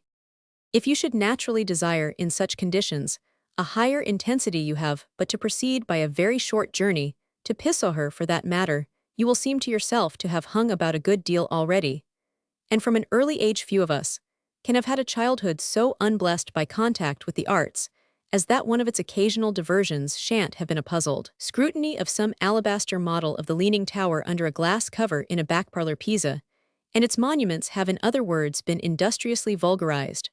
But it is astonishing how well they have survived the process. The charm of the place is in fact of a high order, and but partially foreshadowed by the famous crookedness of its campanile. I felt it irresistibly, and yet almost inexpressibly, the other afternoon as I made my way to the classic corner of the city through the warm drowsy air, which nervous people come to inhale as a sedative. I was with an invalid companion, who had had no sleep to speak of for a fortnight. "Ah, stop the carriage," she sighed or yawned, as I could feel deliciously in the shadow of this old slumbering palazzo, "and let me sit here and close my eyes and taste for an hour of oblivion, once strolling over the grass, however out of which the quartet of marble monuments rises, We awaked responsively enough to the present hour. Most people remember the happy remark of tasteful old-fashioned Forsyth, who touched 100 other points in his Italy Scarce. Less happily, as to the fact that the four famous objects are fortunate alike in their society and their solitude. It must be admitted that they are more fortunate in their society than we felt ourselves to be in ours, for the scene presented the animated appearance for which on any fine spring day all the choicest haunts of ancient quietude in Italy are becoming yearly more remarkable. There were clamorous beggars at all the sculptured portals, and bait for beggars in abundance trailing in and out of them under convoy of loquacious ciceroni. I forget just how I apportioned the responsibility of intrusion, for it was not long before fellow tourists and fellow countrymen became a vague, deadened, muffled presence, that of the dentist's last words.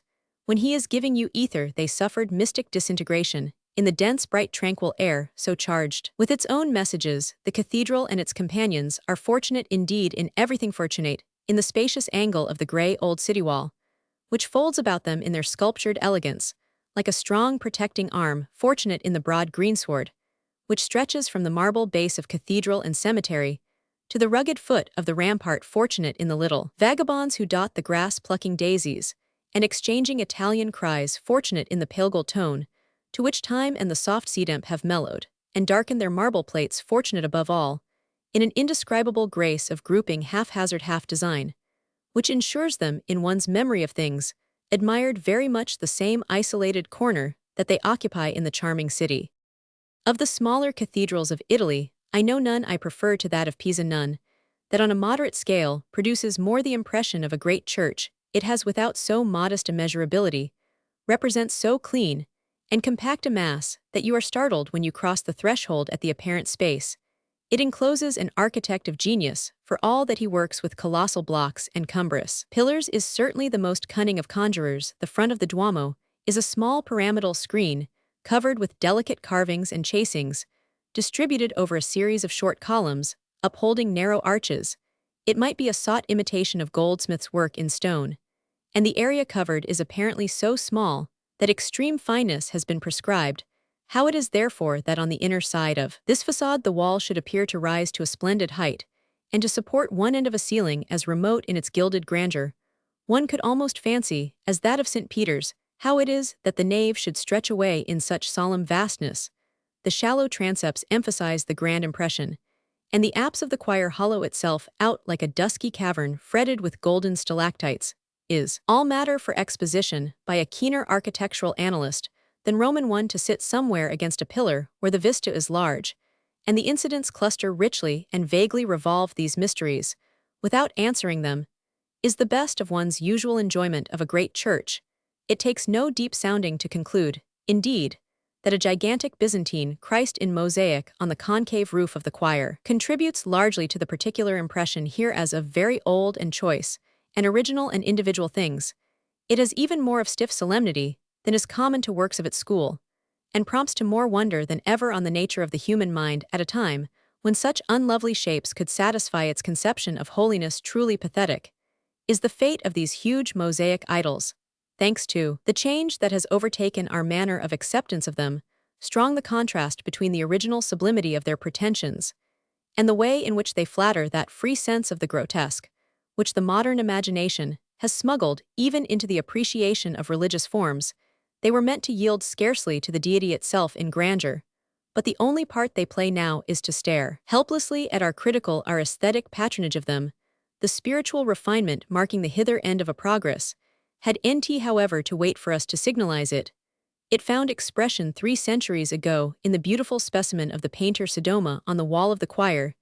This latter, a small sacrifice of Isaac, is one of the best examples of its exquisite author, and perhaps, as chance has it, the most perfect opposition that could be found in the way of the range of taste to the effect of the great mosaic. There are many painters more powerful than Sodoma painters who, like the author of the mosaic, attempted and compassed grandeur, but none has a more persuasive grace, none more than he was to sift and chasten a conception till it should affect one with the sweetness of a perfectly distilled perfume. Of the patient successive efforts of painting to arrive at the supreme refinement of such a work as the Sodoma, the Campo Santo hard by offers a most interesting memorial. It presents a long blank marble wall to the relative profaneness of the cathedral close. But within it is a perfect treasure house of art. This quadrangular defense surrounds an open court, where weeds and wild roses are tangled together, and a sunny stillness seems to rest consentingly, as if nature had been one to consciousness of the precious relics. Committed to her, something in the quality of the place recalls the collegiate cloisters of Oxford.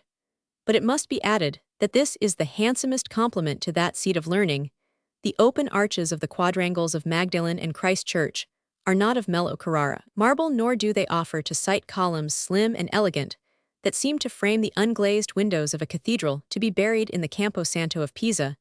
I may, however, further qualify: you need only be, or to have more or less anciently been illustrious. And there is a liberal allowance both as to the character and degree of your fame.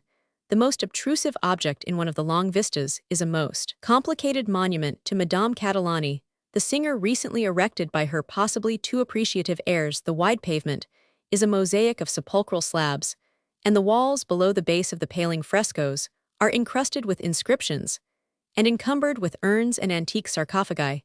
The place is at once a cemetery and a museum, and its especial charm is its strange mixture of the active and the passive, of art and rest, of life and death. Originally, its walls were one vast continuity of closely pressed frescoes, but now the great capricious scars and stains have come to outnumber the pictures, and the cemetery has grown to be a burial place of pulverized masterpieces, as well as of finished lives. The fragments of painting that remain are fortunately the best, for one is safe in believing that a host of undimmed neighbors would distract but little from the two great works of Orcagna. Most people know the triumph of death and the Last Judgment from descriptions and engravings, but to measure the possible good faith of imitative art, one must stand there and see the painter's howling potentates dragged into hell in all the vividness of his bright hard coloring, see his feudal courtiers on their palfreys hold their noses at what they are so fast coming to see his great Christ in judgment, refuse forgiveness, with a gesture, commanding enough, really inhuman enough, to make virtue merciless. Forever the charge that Michelangelo borrowed his cursing Savior from this great figure of Orcagna is more valid than most accusations of plagiarism. But of the two figures, one at least could be spared for direct triumphant expressiveness. These two superb frescoes have probably never been surpassed. The painter aims at no very delicate meanings, but he drives certain gross ones home so effectively that for a parallel to his process, one must look to the art of the actor, the emphasizing point-making mime. Some of his female figures are superb. They represent creatures of a formidable temperament. There are charming women, however, on the other side of the cloisterin, the beautiful frescoes of Benazzo Ghazali. If Orcagna's work was appointed to survive the ravage of time, it is a happy chance that it should be balanced by a group of performances of such a different temper. The contrast is the more striking that in subject the inspiration of both painters is strictly, even though superficially, theological. But Benazzo cares in his theology for nothing but the story, the scene, and the dramath chance to pile up palaces and spires in his backgrounds against pale blue skies crossbarred with pearly fleecy clouds, and to scatter sculptured arches and shady trellises over the front, with every incident of human life going forward lightly and gracefully beneath them. Lightness and grace are the painter's great qualities, marking the hithermost limit of unconscious elegance, after which style and science, and the wisdom of the serpent set in his charm, is natural fineness a little more. And we should have refinement, which is a very different thing, like all less delicates of this world, as Roman 1000 Renan calls them. Benaz has suffered greatly. The space on the walls he originally covered with his Old Testament stories is immense, but his exquisite handiwork has peeled off by the acre, as one may almost say, and the latter compartments of the series are swallowed up in huge white scars, out of which a helpless head or hand peeps forth, like those of creatures sinking into a quicksand. As for Pisa at large, although it is not exactly what one would call a moldering citifer, it has a certain well-aired cleanness and brightness, even in its supreme tranquility. It affects the imagination very much in the same way as the Campo Santo, and in truth a city so ancient and deeply historic as Pisa is at every step but the burial ground of a larger life than its present one.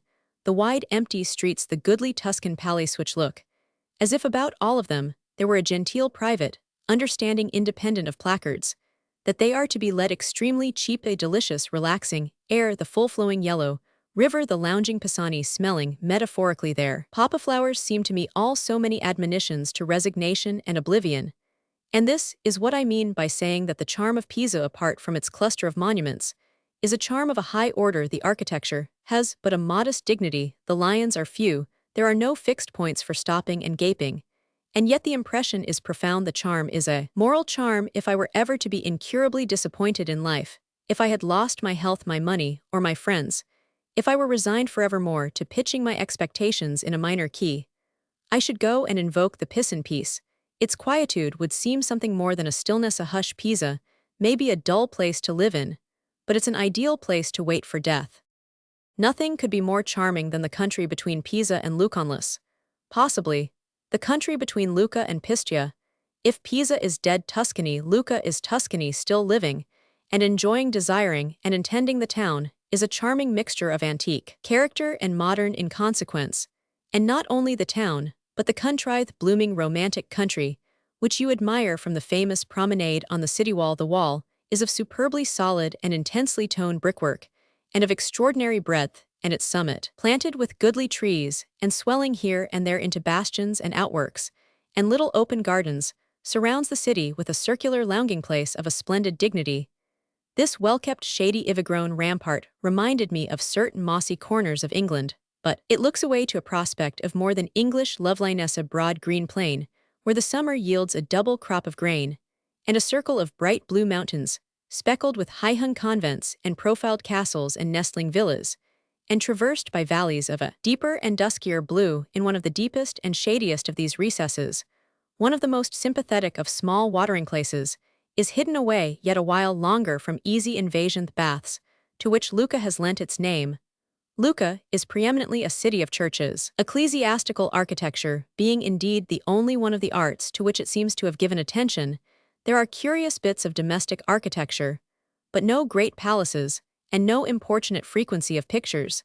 The cathedral, however, sums up the merits of its companions and is a singularly noble and interesting church. Its peculiar boast is a wonderful inlaid front, on which horses and hounds and hunted beasts are lavishly figured, in black marble, over a white ground. What I chiefly appreciated in the grey solemnity of the nave and transepts was the superb effect of certain second-story Gothic arches, those which rest on the pavement being Lombard. These arches are delicate and slender like those of the cloister at Pisa, and they play their part in the dusky upper air with real sublimity. At Pist, there is of course a cathedral, and there is nothing unexpected in its being externally at least highly impressive, in its having a grand campanile at its door, a gaudy baptistry, in alternate layers of black and white marble across the way, and a stately civic palace on either side. But even had I the space to do otherwise, I should prefer to speak less of the particular objects of interest in the place than of the pleasure I found it to lounge away in the empty streets the quiet hours of a warm afternoon. To say where I lingered longest would be to tell of a little square before the hospital, out of which you look up at the beautiful frieze, in colored earthenware by the Brothers della Rabbia, which runs across the front of the building. It represents the 7 Orthodox offices of charity, and with its brilliant blues and yellows and its tender expressiveness brightens up amazingly to the sense and soul this little gray corner of the medieval city. Pistoia is still medieval. How grass-grown it seemed, how drowsy, how full of idle vistas and melancholy nooks. If nothing was supremely wonderful, everything was delicious. Illustration: the Hospital Pistia. Other Tuscan cities. I had scanted charming Pisa, even as I had scanted great Siena, in my original small report of it, my scarce more than stammering notes of years before.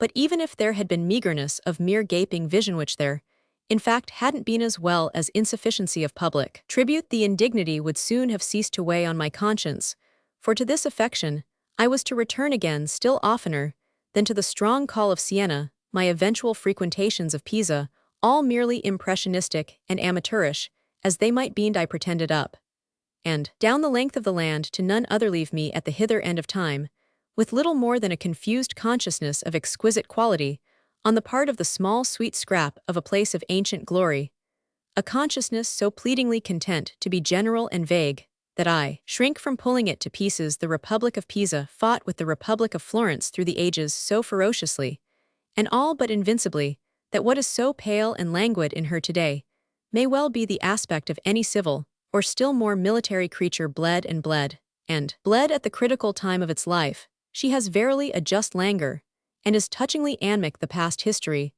or at any rate the present perfect acceptedness of which condition hangs about her, with the last grace of weakness making her state in this particular the very secret of her irresistible appeal. I was to find the appeal again and again, one of the sweetest, tenderest, even if not one of the fullest and richest impressions possible. And if I went back whenever I could, it was very much as one doesn't indecently neglect a gentle invalid friend. The couch of the invalid friend, beautifully appealingly resigned, has been wheeled, say, for the case, into the warm, still garden and your visit, but consists of your sitting beside it, with kind, discreet, testifying silences. Such is the figurative form under which the once rugged enemy of Florence, stretched at her length by the rarely troubled Arno today, presents herself, and I find my analogy complete even to my sense of the mere mild séance, the inevitably tacit communion, or rather blank interchange between motionless cripple and hardly more incurable admirer. The terms of my enjoyment of Pisa scarce departed from that ideal slow contemplative perambulations, rather late in the day and after work, done mostly in the particular decent inn-room that was repeatedly my portion, where the sunny flicker of the river played up from below to the very ceiling, which, by the same sign anciently and curiously raftered and hanging over my table at a great height, had been color-penciled into ornament as fine for all practical purposes as the page of a missal. I add to this for remembrance an inveteracy of evening idleness, and of reiterated ices in front of one of the quiet cafesquiet, as everything at Pisa is quiet, or certainly but in these latest days have ceased to be one in especial, so beautifully, so mysteriously void of bustle, that almost always the neighboring presence and admirable chatter of some group of the local university students would fall upon my ear by the half-hour at a time, not less as a privilege frankly, than as a clear-cut image of the young Italian mind and life, by which I lost nothing. I use such terms as admirable and privilege in this last most casual of connections, which was moreover no connection at all, but what my attention made it simply as an acknowledgment of the interest that might play there through some inevitable thoughts. These were, for that matter, intensely in keeping with the ancient scene, and ere they dealt with the exquisite difference between that tone and type of ingenuous adolescent scene, the mere relation of charmed audition and other forms of juvenility, of whose mental and material accent one had elsewhere met the assault civilized, charmingly civilized, were my loquacious neighbors. How had they to be, one asked oneself, through the use of a medium of speech that is in itself a sovereign saturation?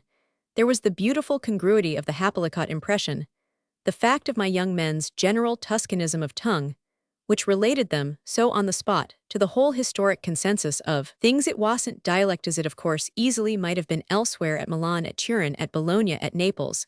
It was the clear Italian, in which all the rest of the surrounding story was told, all the rest of the result of time recorded, and it made them delightful, prattling, unconscious men of the particular little constituted and bequeathed world which everything else that was charged with old meanings and old beauty referred, told the more that their talk was never by any chance of romping games or deeds of violence, but kept flowering charmingly and incredibly into eager ideas and literary opinions and philosophically discussions, and upon my honor vital questions.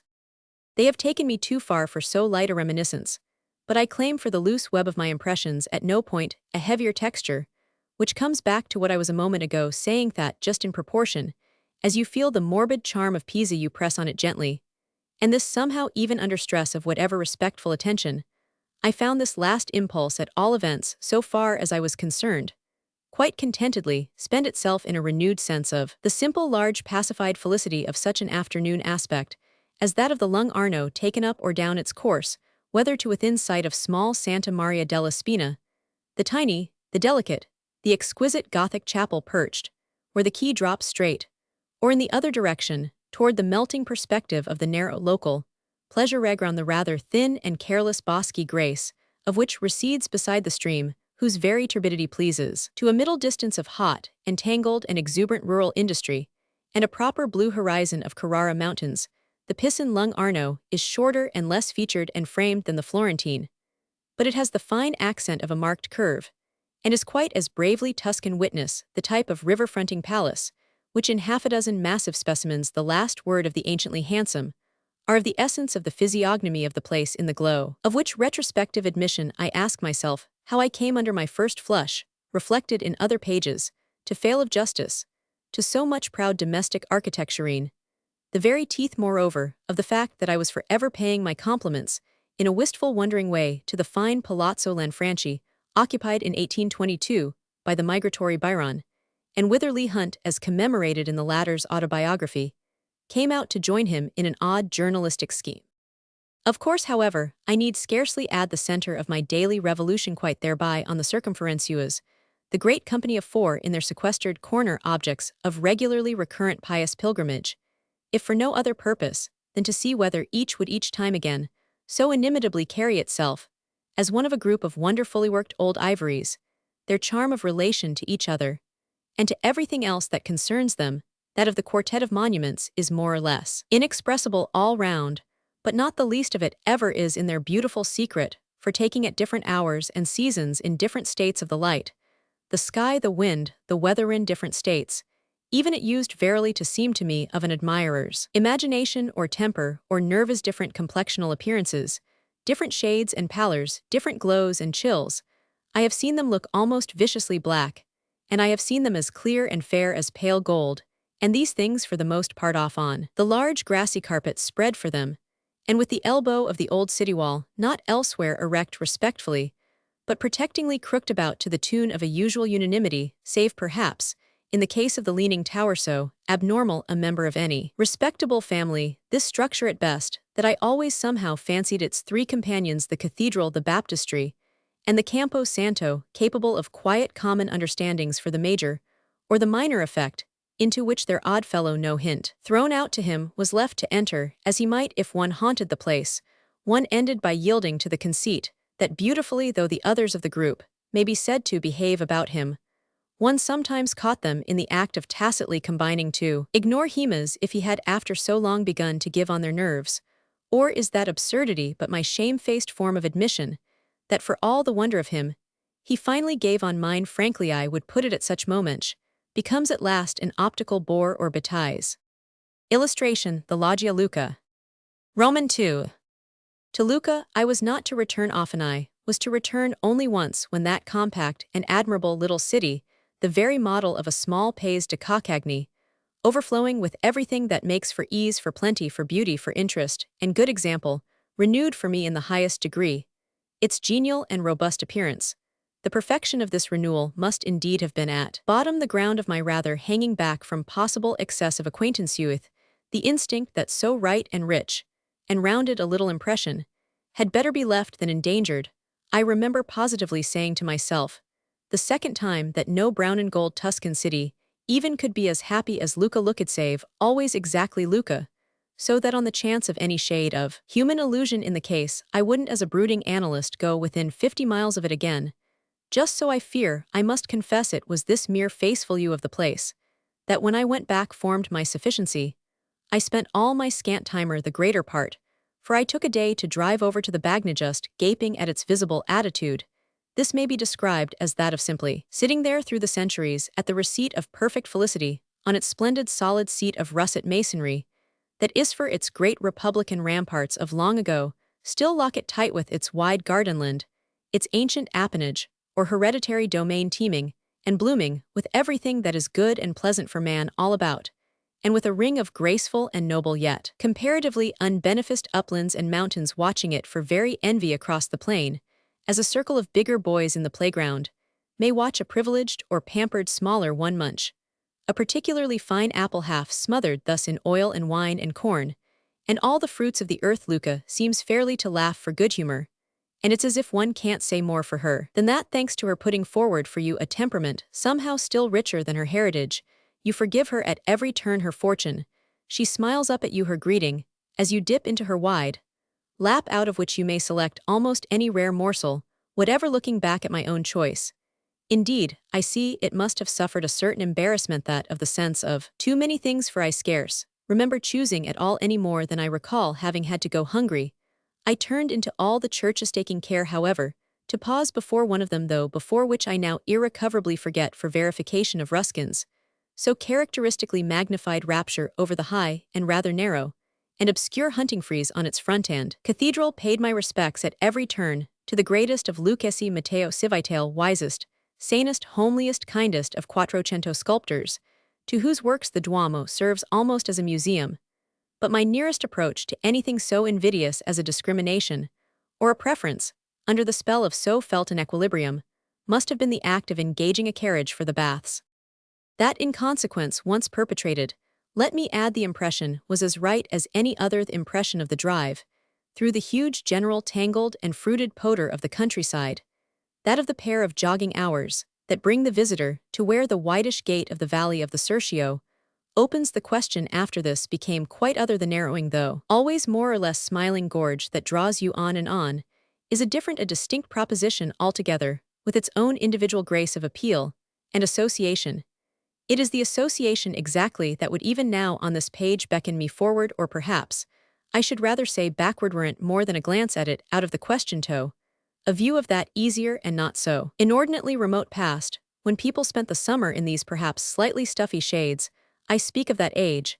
I think of it at least as easier than ours, in spite of the fact that even as I made my pilgrimage, the mark of modern change, the railway in construction, had begun to be distinct, though the automobile was still pretty far in the future. The relations and proportions of everything are, of course, now altered. I confess, wince at the vision of the cloud of motor dust that must in the fine season hang over the whole connection, that represents greater promptness of approach to the bosky depths of Pontia Seraglio and the Bagni Caldi, but it throws back the other time, that of the old jogging relation of the Tuscan grandducal season and the small cosmopolite sociability, into quite Arcadian air, and the comparatively primitive scale, the easier Italy of our infatuated precursors.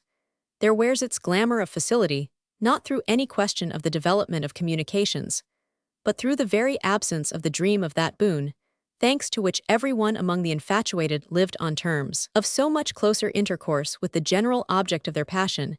After we had crossed the Cercio that beautiful day, we passed into the charming, the amiably tortuous, the thickly umbrageous valley of the Lima.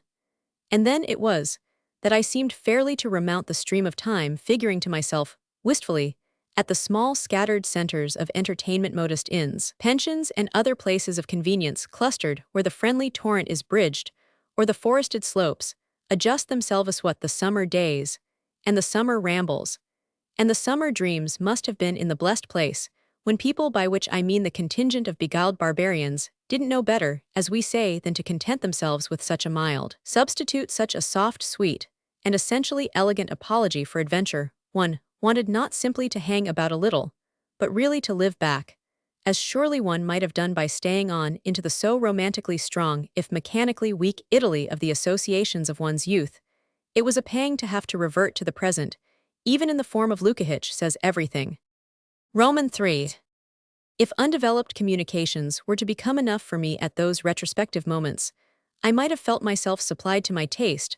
Let me go on to say, at the hour of my making, with great resolution, an attempt on Hesiated and quite grandly out of the way Voltaire, a reminiscence associated with quite a different year, and I should perhaps sooner have bethought myself with my fond experience of Piscinasmuch, as it was during a pause under that bland and motionless wing, that I seem to have had to organize in the darkness of a summer dawn my approach to the old Etruscan stronghold. The railway then existed, but I rose in the dim small hours to take my train. Moreover, so far as that might too much savor of an incongruous facility, the fault was in due course quite adequately repaired by an apparent repudiation of any awareness of such false notes on the part of the town.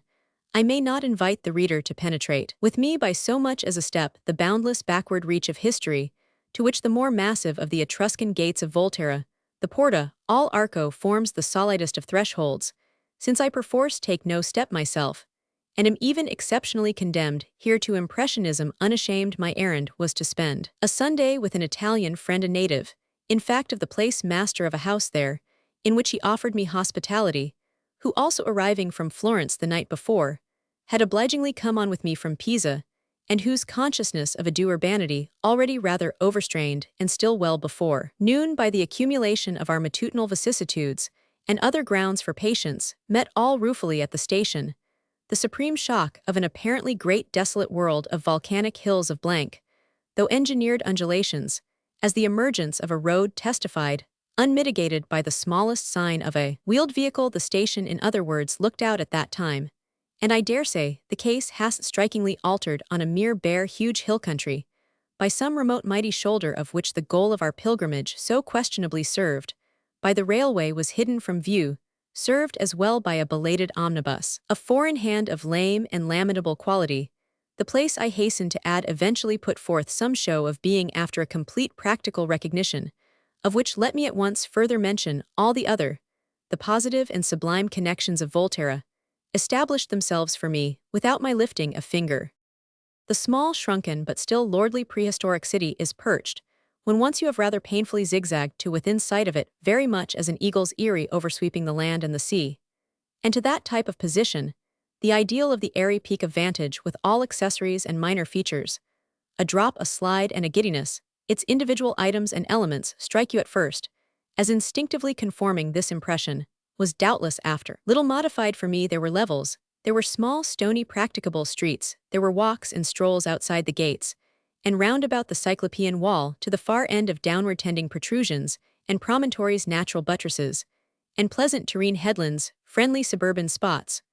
One would call them, if the word had less detestable references, where games of bowls and overtrellised wine-eatables could put in their note, in spite of which, however, my friend's little house of hospitality, clean and charming, and oh so immemorially Tuscan, was as perpendicular and ladder-like, as so compact a residence, could be it kept up for me beautifully as regards posture, and air, though humanly and socially, it rather cooed like a dove-coated illusion of the vertiginously balanced eagle's nest. The air, in truth, all the rest of that splendid day, must have been the key to the promptly produced intensity of one's relation to every aspect of the charming episode, the light, cool, keen air of those delightful high places in Italy that tonically correct the ardors of July, and which at our actual altitude could but affect me as the very breath of the grand local legend.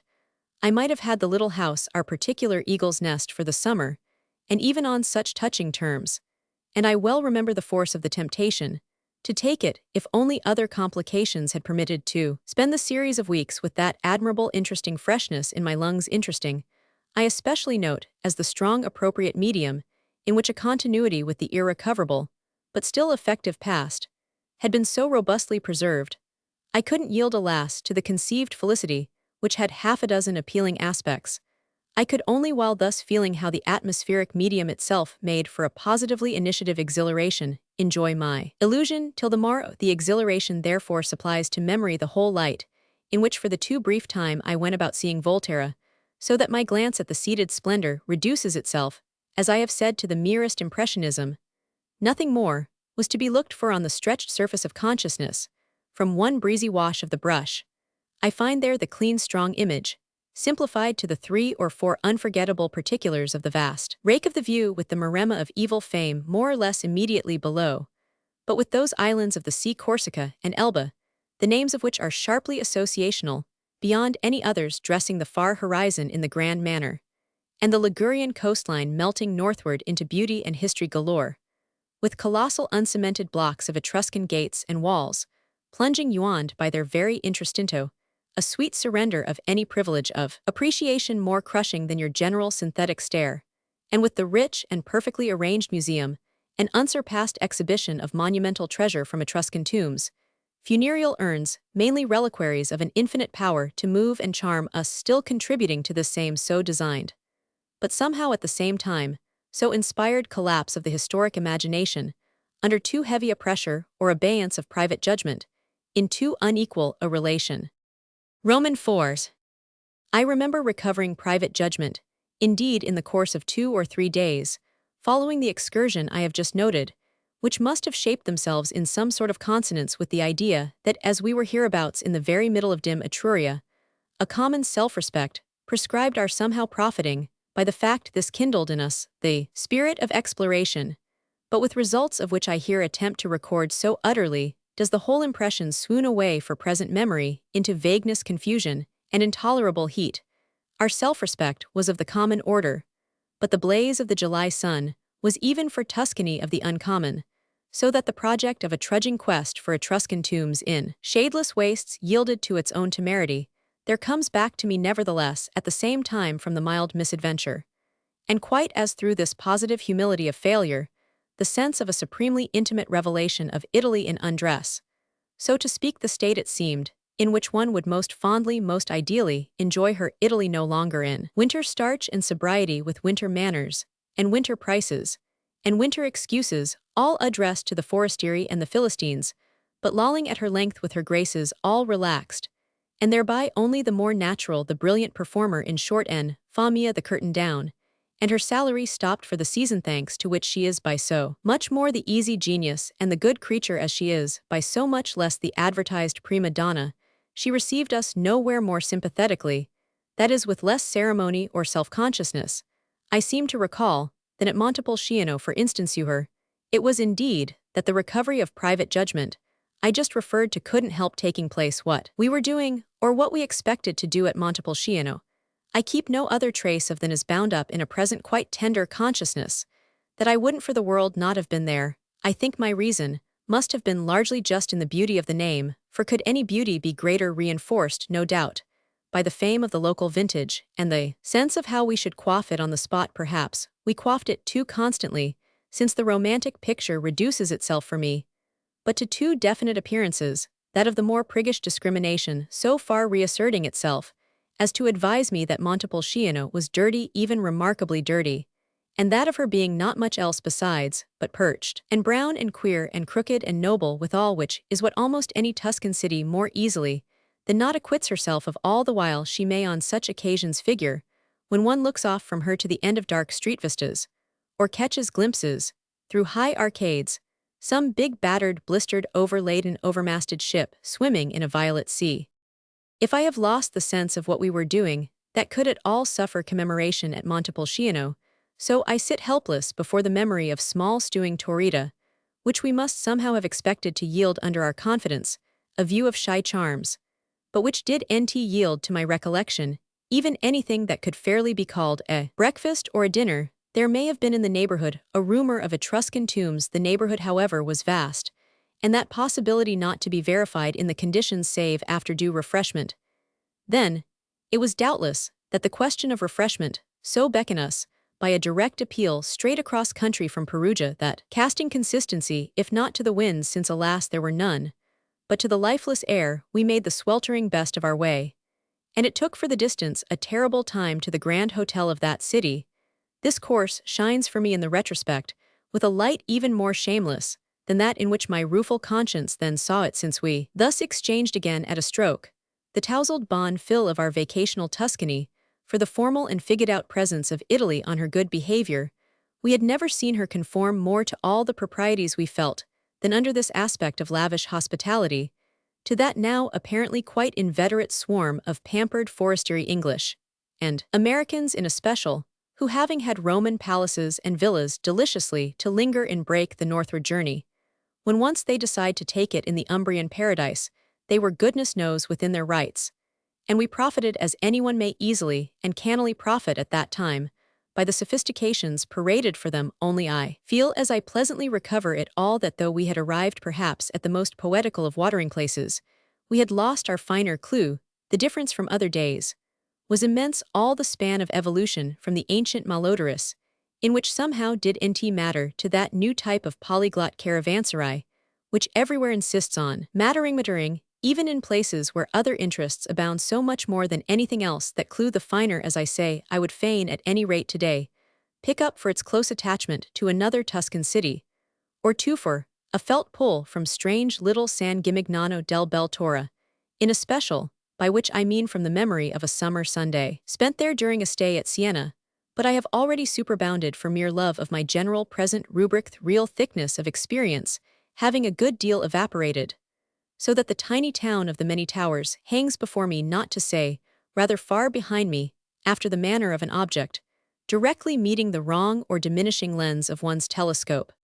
It did everything on the occasion of that pilgrimage that it was expected to do, presenting itself more or less in the guise of some rare silvery shell, washed up by the sea of time, cracked and battered and dishonored, with its mutilated marks of adjustment, to the extinct type of creature it once harbored, figuring against the sky, as maimed gesticulating arms flourished in protest against fate, if the centuries, however, had pretty well cleaned out. Vulgarly speaking, this amazing little fortress town, it wasn't that a mere aching void was bequeathed us, I recognize. As I consult a somewhat faded impression, the whole scene and occasion come back to me as the exhibition on the contrary of a stage, rather crowded and agitated, of no small quantity of sound and fury of concussions, discussions, vociferations, hurryings to and fro, that could scarce have reached a higher pitch in the old days of the siege. And the sordi San Gimignano affected me to a certainty as not dead, I mean, but as inspired with that strange and slightly sinister new life that is now in case after case up and down the peninsula, and even in presence of the driest and most scattered bones, producing the miracle of resurrection, the effect is often, and I find it strikingly involved in this particular reminiscence of the buried hero himself, positively waking up to show you his bones for a fee and almost capering about in his appeal to your attention what has become of the soul of San Gimignano, who shall say but of a genial modern Sunday it is as if the heroic skeleton risen from the dust were in high activity officious for your entertainment, and your detention clattering and changing plates at the informal friendly in personally conducting you to a sight of the admirable Santa Fina of Ghirlandaio, as I believe is supposed in a dim chapel of the Collegiata Church, the poor young saint on her low bed, in a state of ecstatic vision. The angelic apparition is given accompanied by a few figures and accessories of the most beautiful and touching truth. This image is what has most vividly remained with me of the day.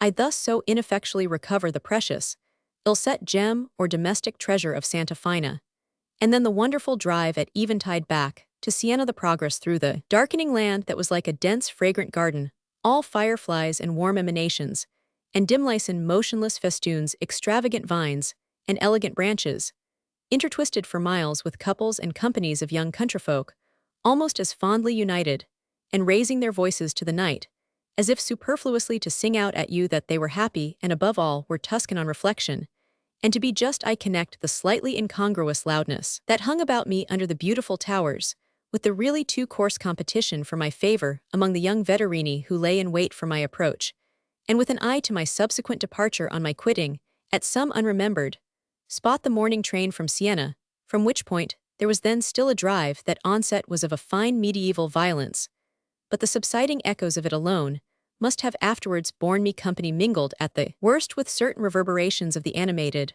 rather than concentrated presence of sundry young sketchers and copyists of my own nationality, which element in the picture conveyed beyond anything else how thoroughly it was all to sit again henceforth.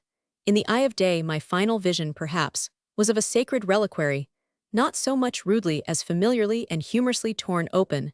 The note had with all its references its own interest, but I never went again. Illustration Towers of San Gimignano. Ravenna. I write these lines on a cold Swiss mountaintop, shut in by an intense white mist from any glimpse of the underworld of lovely Italy. But as I jotted down the other day in the ancient capital of Honorius and Theodoric, the few notes of which they are composed, I let the original date stand for local colors' sake its mere look, as I transcribe it emits a grateful glow in the midst of the alpine rawness, and gives a depressed imagination something tangible to grasp while awaiting the return of fine weather, for Ravenna was glowing less than a week since, as I edged along the narrow strip of shadow, binding one side of the empty white streets, after a long chill spring. The summer this year descended upon Italy with a sudden jump, and an ominous hot breath. I stole away from Florence in the night, and even on top of the Apennines under the dull starlight, and in the rushing train, one could but sit and pant perspiringly. At Bologna, I found a festa, or rather two festas, a civil and a religious, going on in mutual mistrust and disparagement. The civil, that of the Statuto, was the one fully national Italian holiday, as by law established the day, that signalizes everywhere over the land at once its achieved and hard-won unification. The religious was a jubilee of certain local churches. The latter is observed by the Bolognese parishes in couples, and comes round for each couple but once in 10 years, an arrangement by which the faithful at large ensure themselves a liberal recurrence of expensive processions. It was my business to distinguish the sheep from the goats, the pious from the profane, the prayers from the scoffers. It was enough that, melting together under the scorching sun, they filled the admirably solid city with a flood of spectacular life. The combination at one point was really dramatic, while a long procession of priests and young virgins in white veils bearing tapers marshaled itself in one of the streets.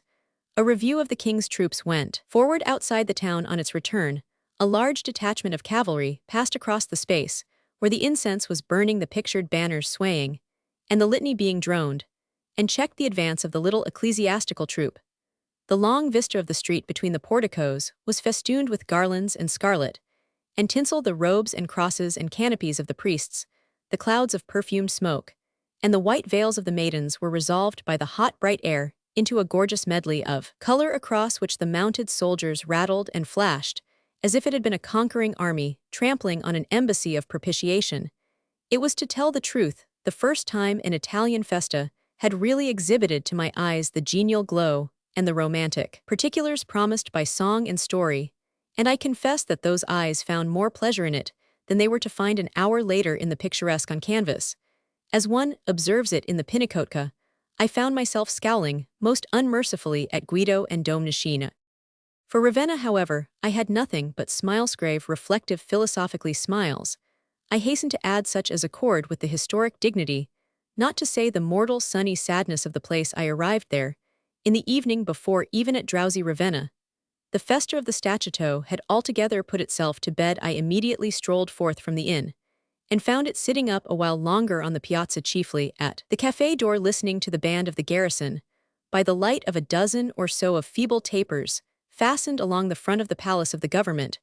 Before long, however, it had dispersed and departed, and I was left alone with the grey illumination, and with an affable citizen, whose testimony as to the manners and customs of Ravenna I had aspired to obtain. I had, borrowing confidence from prompt observation, suggested deferentially that it was the liveliest place in the world, and my friend admitted that it was in fact not a seat of ardent life.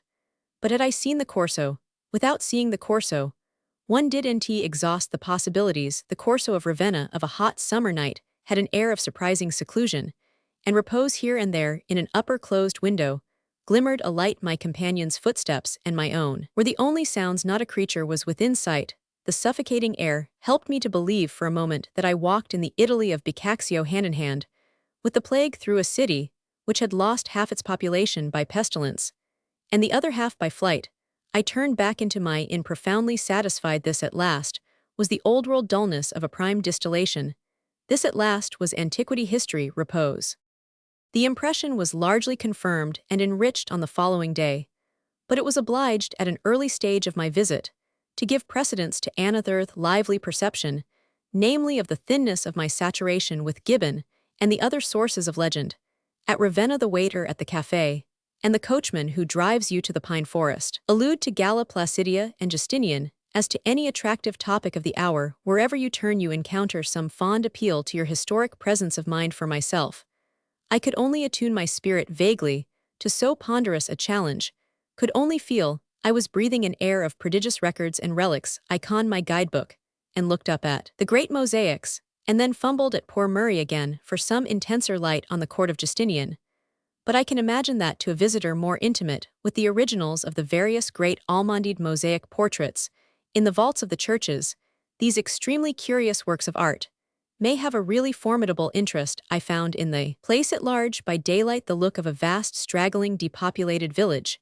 The streets, with hardly an exception, are grass-grown, and though I walked about all day, I failed to encounter a single-wheeled vehicle. I remember no shop, but the little establishment of an urbane photographer, whose views of the Pineta, the great legendary pine forest just without the town, gave me an irresistible desire to seek that refuge. There was no architecture to speak of, and though there are a great many large domiciles with aristocratic names, they stand cracking and baking in the sun in no very comfortable fashion. The houses have for the most part an all but rustic rudeness. They are low and featureless, and shabby, as well as interspersed with high garden walls over which the long arms of tangled vines hang motionless into the stagnant streets. Here and there, in all this dreariness, in some particularly silent and grassy corner, rises an old brick church with a front more or less spoiled by cheap modernization, and a strange cylindrical campanile pierced with small arched windows, and extremely suggestive of the 5th century. These churches constitute the palpable interest of Ravenna, and their own principal interest, after 13 centuries of well-intentioned spoliation, resides in their unequaled collection of early Christian mosaics. It is an interest simple, as who should say almost to harshness, and leads one's attention along a straight and narrow way. There are older churches in Rome and churches, which looked at as museums are more variously and richly informing. But in Rome, you stumble at every step on some curious pagan memorial, often beautiful enough to make your thoughts wander far from the strange, stiff, primitive Christian forms. Ravenna, on the other hand, began with the church, and all her monuments and relics are harmoniously rigid by the middle of the 1st century.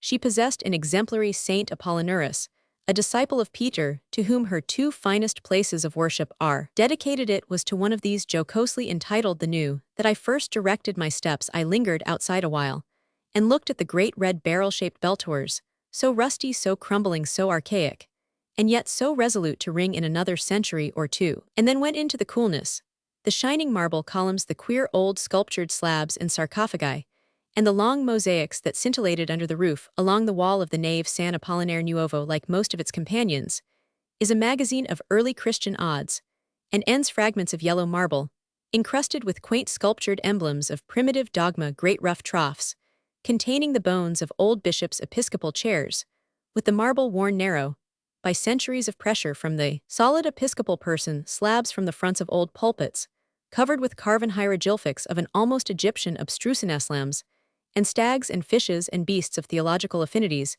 even less apparent upon all these strange things. The strange figures in the great mosaic panorama look down with colored cheeks and staring eyes, lifelike enough to speak to you and answer your wonderment, and tell you in bad Latin of the decadents that it was in such and such a fashion they believed and worshipped. First, on each side near the door are houses and ships, and various old landmarks of Ravenna. Then begins a long procession on one side of 22 white-robed virgins, and 3 obsequious magi, terminating in a throne bearing the Madonna and Child, surrounded by 4 angels on the other side of an equal number of male saints, 25, that is holding crowns in their hands, and leading to a Savior enthroned between angels of singular expressiveness. What it is these long slim seraphs express, I cannot quite say, but they have an odd knowing sidelong look out of the narrow ovals of their eyes, which, though not without sweetness, would certainly make me murmur a defensive prayer, or so, were I to find myself alone in the church towards dusk. All this work is of the latter part of the 6th century, and brilliantly preserved. The gold backgrounds twinkle, as if they had been inserted yesterday and here, and there a figure is executed almost too much in the modern manner to be interesting, for the charm of mosaic work is, to my sense, confined altogether to the infancy of the art.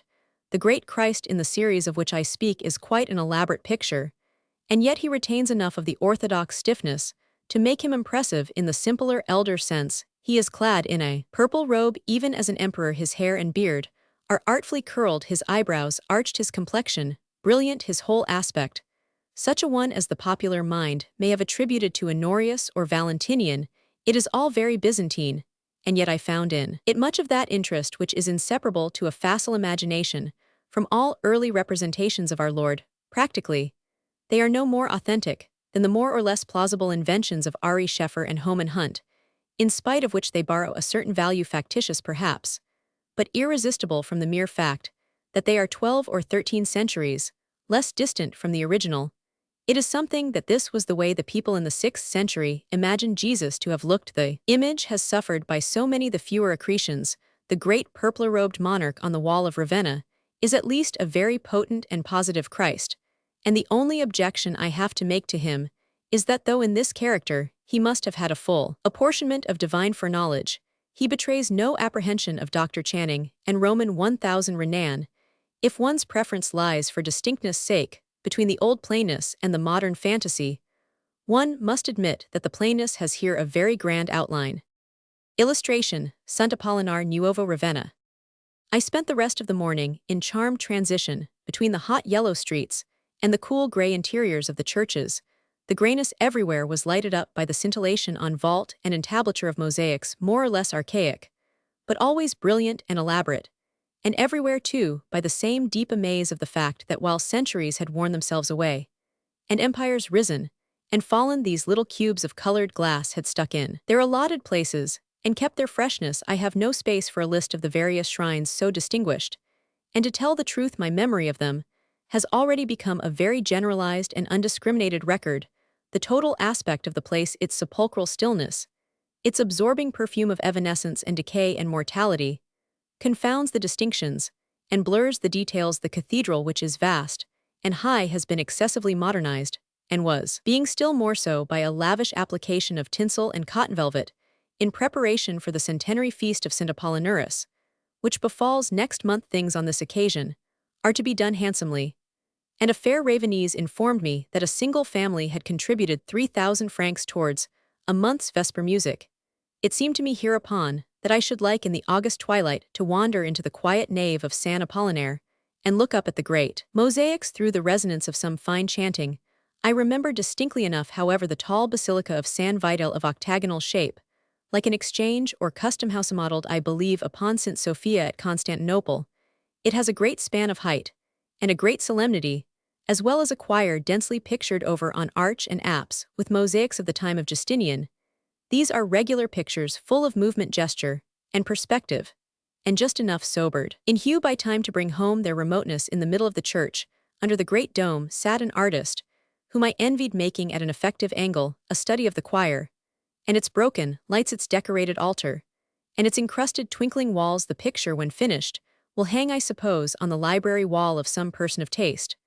But even if it is much better than is probable, I did not look at it all, his taste won't tell the owner, unless he has been there in just what a soundless, mouldering out-of-the-way corner of old Italy. It was painted an even better place for an artist fond of dusky architectural nooks, except that here the dusk is excessive, and he would hardly be able to tell his green from his red, is the extraordinary little church of the Santi Nazaro e Celso, otherwise known as the Mausoleum of Galla Placidia. This is perhaps on the whole the spot in Ravenna where the impression is of most sovereign authority and most thrilling force. It consists of a narrow, low-browed cave, shaped like a Latin cross, every inch of which, except the floor, is covered with dense symbolic mosaics. Before you, and on each side, through the thick brown light, loom 3 enormous barbaric sarcophagi, containing the remains of potentates of the Lower Empire. It is as if history had burrowed underground to escape from research, and you had fairly run it to earth. On the right lie the ashes of the Emperor Honorius, and in the middle those of his sister Galla Placidia, a lady who I believe had great adventures. On the other side rest the bones of Constantius Roman III. The place might be a small natural grotto lined with glimmering mineral substances, and there is something quite tremendous in being shut up so closely with these 3 imperial ghosts. The shadow of the great Roman name broods upon the huge sepulchres, and abides forever within the narrow walls.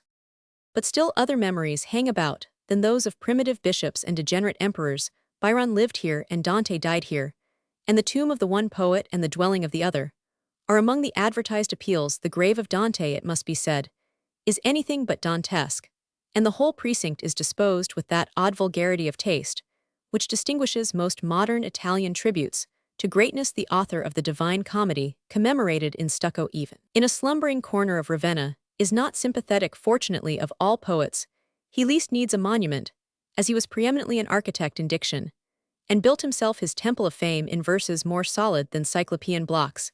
If Dante's tomb is not Dantesque, so neither is Byron's house Byronic, being a homely, shabby, 2-storied dwelling directly on the street, with as little as possible of isolation and mystery. In Byron's time it was an inn, and it is rather a curious reflection that Cain and the Vision of Judgment should have been written at an hotel. The fact supplies a commanding precedent for self-abstraction to tourists, at once sentimental and literary. I must declare indeed that my acquaintance with Ravenna considerably increased my esteem for Byron, and helped to renew my faith in the sincerity of his inspiration. A man so much to sun temps, as the author of the above-named and other pieces, can have spent 2 long years in this stagnant city only by the help of taking a great deal of disinterested pleasure in his own genius. He had indeed a notable pastime. Various churches are adorned with monuments of ancestral Gixialis, but it is none the less obvious that Ravenna 50 years ago would have been an intolerably dull residence to a foreigner of distinction, unequipped with intellectual resources. The hour one spends with Byron's memory then is almost compassionate, after all one says to oneself, as one turns away from the grandiloquent little slab in front of his house, and looks down the deadly provincial vista of the empty sunny street. The author of so many superb stanzas asked less from the world than he gave it. One of his diversions was to ride in the Pineta, which, beginning a couple of miles from the city, extends some 25 miles along the sands of the Adriatic. I drove out to it for Byron's sake, and Dante's and Boccaccio's, all of whom have interwoven it with their fictions, and for that of a possible whiff of coolness from the sea between the city and the forest, in the midst of malarious rice swamps, stands the finest of the Ravenese. Churches the stately temple of San Apollinaire, in class the Emperor Augustus constructed hereabouts a harbor for fleets which the ages have choked up, and which survives only in the title of this ancient church. Its extreme loneliness makes it doubly impressive. They open the great doors for me, and let a shaft of heated air go wander up the beautiful nave, between the 24 lustrous pearly columns of Cipollino marble, and mount the wide staircase of the choir, and spend itself beneath the mosaics of the vault. I passed a memorable half-hour sitting in this wave of tempered light, looking down the cool gray avenue of the nave out of the open door, at the vivid green swamps, and listening to the melancholy stillness. I rambled for an hour in the wood of associations between the tall, smooth, silvery stems of the pines, and beside a creek which led me to the outer edge of the wood, and a view of white sails gleaming and gliding behind the sandhills. It was nobly quaint.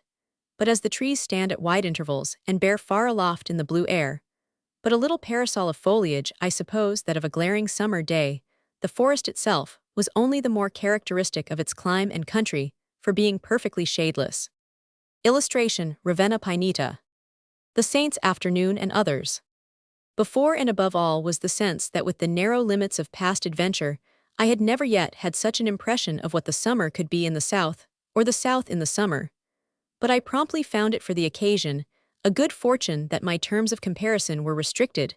It was really something. At a time when the stride of the traveler had become as long as it was easy, when the 7-league boots positively hung for frequent use, in the closet of the most sedentary, to have kept one's self so innocent of strange horizons, that the Bay of Naples in June might still seem quite final. That picture struck me, particular corner of it at least, and for many reasons the last word, and it is this last word that comes back to me after a short interval in a green-gray northern nook, and offers me again its warm, bright golden meaning, before it also inevitably catches the chill too precious, surely, for us not to suffer it to help us as it may, is the faculty of putting together again, in an order, the sharp minutes and hours that the wave of time has been as ready to pass over as the salt sea to wipe out the letters and words your stick has traced in the sand. Let me at any rate recover a sufficient number of such signs to make a sort of sense. Far aloft on the great rock was pitched as the first note, and indeed the highest of the wondrous concert, the amazing creation of the friend who had offered me hospitality, and who more almost than I had ever envied anyone anything, I envied the privilege of being able to reward a heated, artless pilgrim with a revelation of effects so incalculable. There was none but the loosest prefigurement, as the creaking and puffing little boat, which had conveyed me only from Sorrento, drew closer beneath the prodigious island, beautiful, horrible, and haunted, that does most of all the happy elements and accidents towards making the Bay of Naples, for the study of composition, a lesson in the grand style. There was only above and below through the blue of the air, and see a great confused shining of hot cliffs and crags, and buttresses, a loss from nearness of the splendid couchant outline, and the more comprehensive mass, and an opportunity, not lost, I assure you, to sit and meditate, even moralize on the empty deck, while a happy brotherhood of American and German tourists, including, of course, many sisters, scrambled down into little waiting rocking tubs, and after a few strokes popped systematically into the small orifice of the blue grotto. There was an appreciable moment when they were all lost to view in that receptacle, the daily psychological moment, during which it must so often befall the recalcitrant observer on the deserted deck to find himself aware of how delightful it might be if none of them should come out again.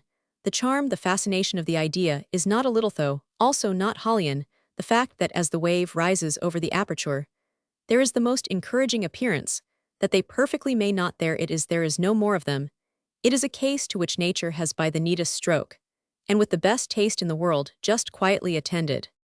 Beautiful, horrible, haunted, that is the essence of what about itself. Capri says to yout up again into your Tacitus, and see why.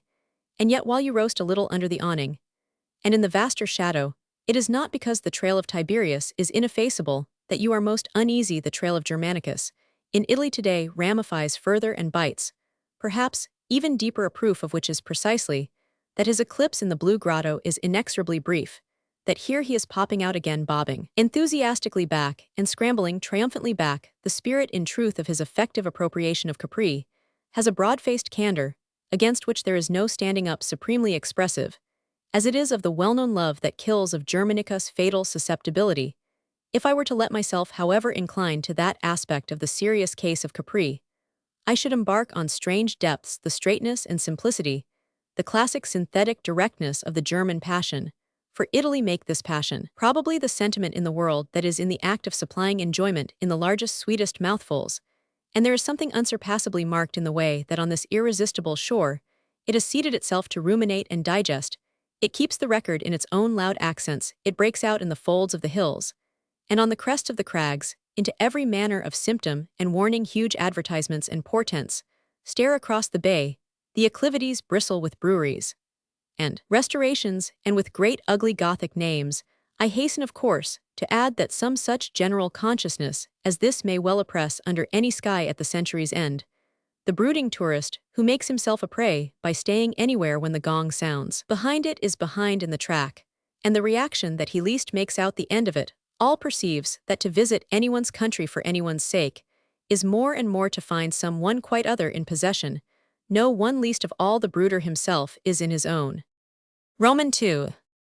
I certainly at any rate felt the force of this truth, when on scaling the general rock with the eye of apprehension, I made out at a point much nearer its summit than its base the gleam of a dizzily-perched white sea-gazing front, which I knew for my particular landmark, and which promised so much that it would have been welcome to keep even no more than half. Let me instantly say that it kept still more than it promised, and by no means least in the way of leaving far below it the worst of the outbreak of restaurations and breweries. There is a road at present to the upper village with which till recently communication was all by rude steps cut in the rock and diminutive donkeys scrambling on the flints, one of those fine flights of construction which the great road-making Latin races take wherever they prevail without advertisement or bombast. And even while I followed along the face of the cliff, its climbing consolidated ledge, I asked myself how I could think so well of it without consistently thinking better still of the temples of beer so obviously destined to enrich its terminus. The perfect answer to that was of course that the brooding tourist is never bound to be consistent. What happier law for him than this very one precisely, when on at last alighting high up in the blue air to stare and gasp, and almost disbelieve, he embraced little by little the beautiful truth, particularly on this occasion, reserved for himself, and took in the stupendous picture. For here above all had the thought and the hand come from far away, even from Ultima Thule, and yet were in possession triumphant, and acclaimed. Well, all one could say was that the way they had felt their opportunity, the divine conditions of the place spoke of the advantage of some such intellectual perspective as a remote original standpoint alone, perhaps, can give. If what had finally with infinite patience, passion, labor, taste, got itself done, there was like some supreme reward of an old dream of Italy, something perfect after long delays. Was it not verily in Ultima Thule that the vow would have been piously enough made, and the germ tenderly enough nursed? For a certain art of asking of Italy all she can give you must doubtless either be a rare Raphine or a rare genius, a sophisticated Norseman, or just a Gabriel di Annunzio. All she can give appeared to me assuredly for that day, and the following gathered up and enrolled there in the wondrous cluster and dispersal of chambers, corners, courts, galleries, arbors, arcades, long white ambulatories, and vertiginous points of view. The greatest charm of all, perhaps, was that, thanks to the particular conditions, she seemed to abound to overflow in directions in which I had never yet enjoyed the chance to find her so free. The indispensable thing was therefore in observation, in reflection, to press the opportunity hard, to recognize that as the abundance was splendid, so by the same stroke, it was immensely suggestive. It dropped into one's lap naturally at the end of an hour or two. The little white flower of its formula, the brooding tourist, in other words, could only continue to brood till he had made out in a measure, as I may say, what was so wonderfully the matter with him. He was simply then in the presence more than ever yet of the possible poetry of the personal and social life of the South. And the fun would depend much as occasions are fleeting in his arriving in time in the interest of that imagination, which is his only field of sport, at adequate new notations of it, the sense of all this. His obscure and special fun in the general bravery, mixed on the morrow with the long human hum of the bright hot day, and filled up the golden cup with questions and answers, the feast of St. Antony, the patron of the upper town, was the one thing in the air, and of the private beauty of the place there on the narrow shelf in the shining shaded loggias, and above the blue gulfs, all comers were to be made free. Roman 3. The church feast of its saint is of course for Capri, as for any self-respecting Italian town the great day of the year, and the smaller the small country in native parlance, as well as the simpler accordingly, the life, the less the chance for leakage on other pretexts of the stored wine of loyalty. This pure fluid it was easy to feel. Overnight had not sensibly lowered its level, so that nothing indeed when the hour came could well exceed the outpouring, all up and down the Sorrentine promontory. The early summer happens to be the time of the saints, and I had just been witness there of a week on every day of which one might have traveled through kicked-up clouds, and other demonstrations to a different hot holiday. There had been no bland evening that somewhere or other in the hills, or by the sea the white dust, and the red glow didn't rise to the dim stars dust perspiration illumination conversation. These were the regular elements. They're a very civilized a friend, who knows them as well as they can be known, had said to me of the people in general, plenty of fireworks, and plenty of talk. That's all they ever want, that they were civilized in the side on which they were most to show was therefore to be the word of the whole business, and nothing could have in fact had more interest than the meaning that for the 36 hours I read into it. Seen from below and diminished by distance, Capri makes scarce a sign, and the road that leads to it is not traceable over the rock, but it sits at its ease on its high wide table, of which it coversand with picturesque southern culture as well as much as it finds convenient. As much of it as possible was squeezed all the morning for St. Anthony into the Piazzetta before the church, and as much more into that edifice, as the robust odor mainly prevailing there allowed room for. It was the odor that was in prime occupation, and one could only wonder how so many men, women, and children could cram themselves into so much smell. It was surely the smell, thick and resisting, that was least successfully to be elbowed. Meanwhile the good saint, before he could move into the air, had among the tapers, and the tinsel, the opera music, and the pulpit poundings bravely to snuff it up. The shade outside was hot, and the sun was hot, but we waited as densely for him to come out, or rather to come on, as the pit at the opera waits for the great tenor. There were people from below, and people from the mainland, and people from Pomerania, and a brass band from Naples. There were other figures at the end of longer strings, that some of them indeed had pretty well given way, and were now but little snippets trailing in the dust. Oh, the queer sense of the good old Capri of artistic legend, of which the name itself was in the more benighted years of the contadina, and the Piffero a bright evocation. Oh, the echo on the spot of each romantic tale. Oh, the loafing painters so bad, and so happy, the conscious models, the vague personalities. The beautiful Capri girl was of course not missed, though not perhaps so beautiful as in her ancient glamour, which none the less didn't at all exclude the probable presence youth, his legendary light quite undimmed off, the English lord, in disguise, who will at no distant date marry her. The whole thing was there. One held it in one's hand. The saint comes out at last, borne aloft in long procession, and under a high canopy, a rejoicing, staring, smiling saint, openly delighted with the one happy hour in the year on which he may take his own walk, frocked and tonsured, but not at all macerated. He holds in his hand a small wax puppet of an infant Jesus, and shows him to all their friends, to whom he nods and bows, to whom in the dazzle of the sun he literally seems to grin and wink, while his litter sways and his banners flap, and every one gaily greets him. The ribbons and draperies flutter, and the white veils of the marching maidens, the music blares, and the guns go off, and the chants resound, and it is all as holy and merry and noisy as possible. The procession down to the delightful little tinselled and bare-bodied babies, miniature St. Anthony's, irrespective of sex, led or carried by proud papas or brown grandsires, includes so much of the population that you marvel. There is such a muster to look on, like the charades given in a family in which everyone wants to act, but it is all indeed in a manner one house, the little Heinished island community, and nobody therefore, even in the presence of the head of it, puts on an air of solemnity. Singular and suggestive, before everything else, is the absence of any approach to our notion of the posture of respect, and this among people whose manners in general struck one as so good, and in particular as so cultivated. The office of the saintoff, which the festa is, but the annual reaffirmation involves not the faintest attribute of remoteness or mystery.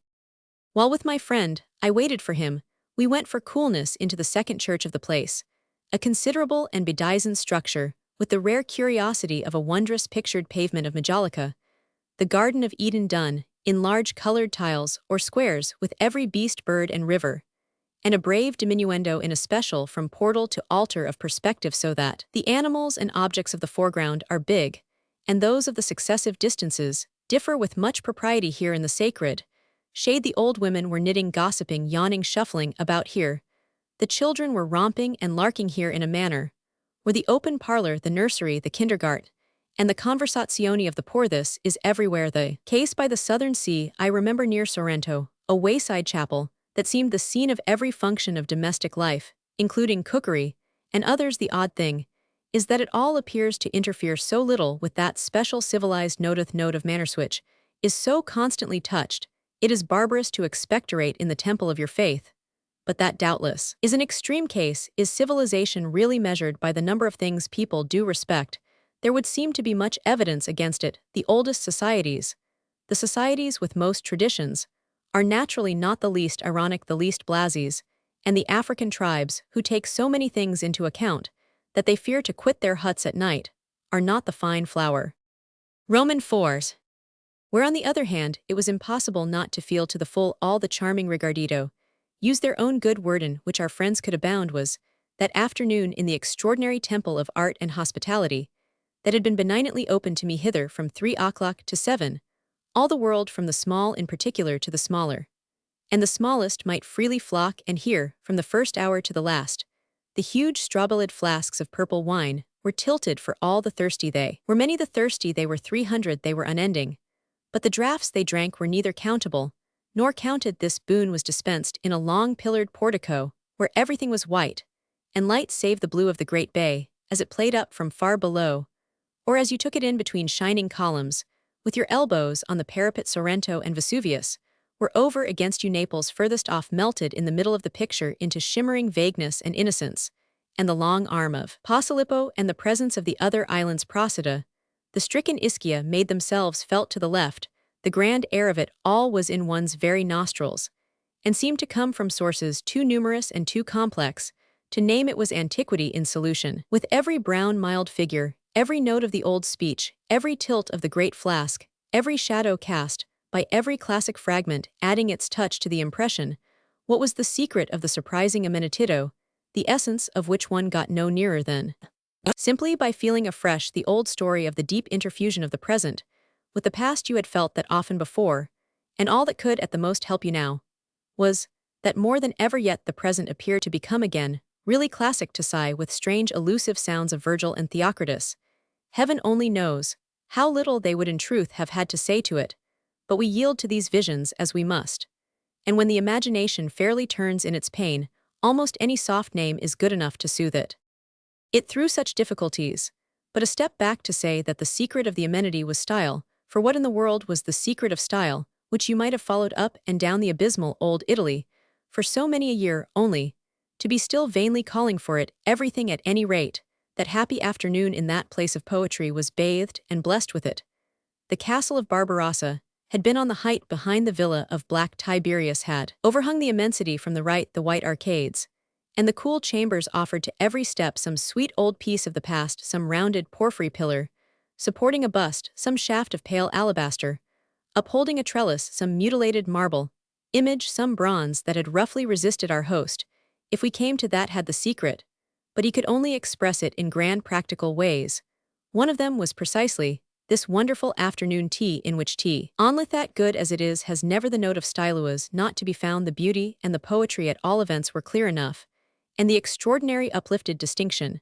But where in all this, it may be asked, was the element of horror that I have spoken of as sensible? What obsession, that was not charming, could find a place in that splendid light out of which the long summer squeezes every secret and shadow? I am afraid I am driven to plead that these evils were exactly in one's imagination a predestined victim, always of the cruel, the fatal historic sense, to make so much distinction. How much history had been needed so that the whole air still throbbed and ached with it, as with an accumulation of ghosts, to whom the very climate was pitiless, condemning them to blanch forever in the general glare and grandeur, offering them no dusky northern nook, no place at the friendly fireside, no shelter of legend or song.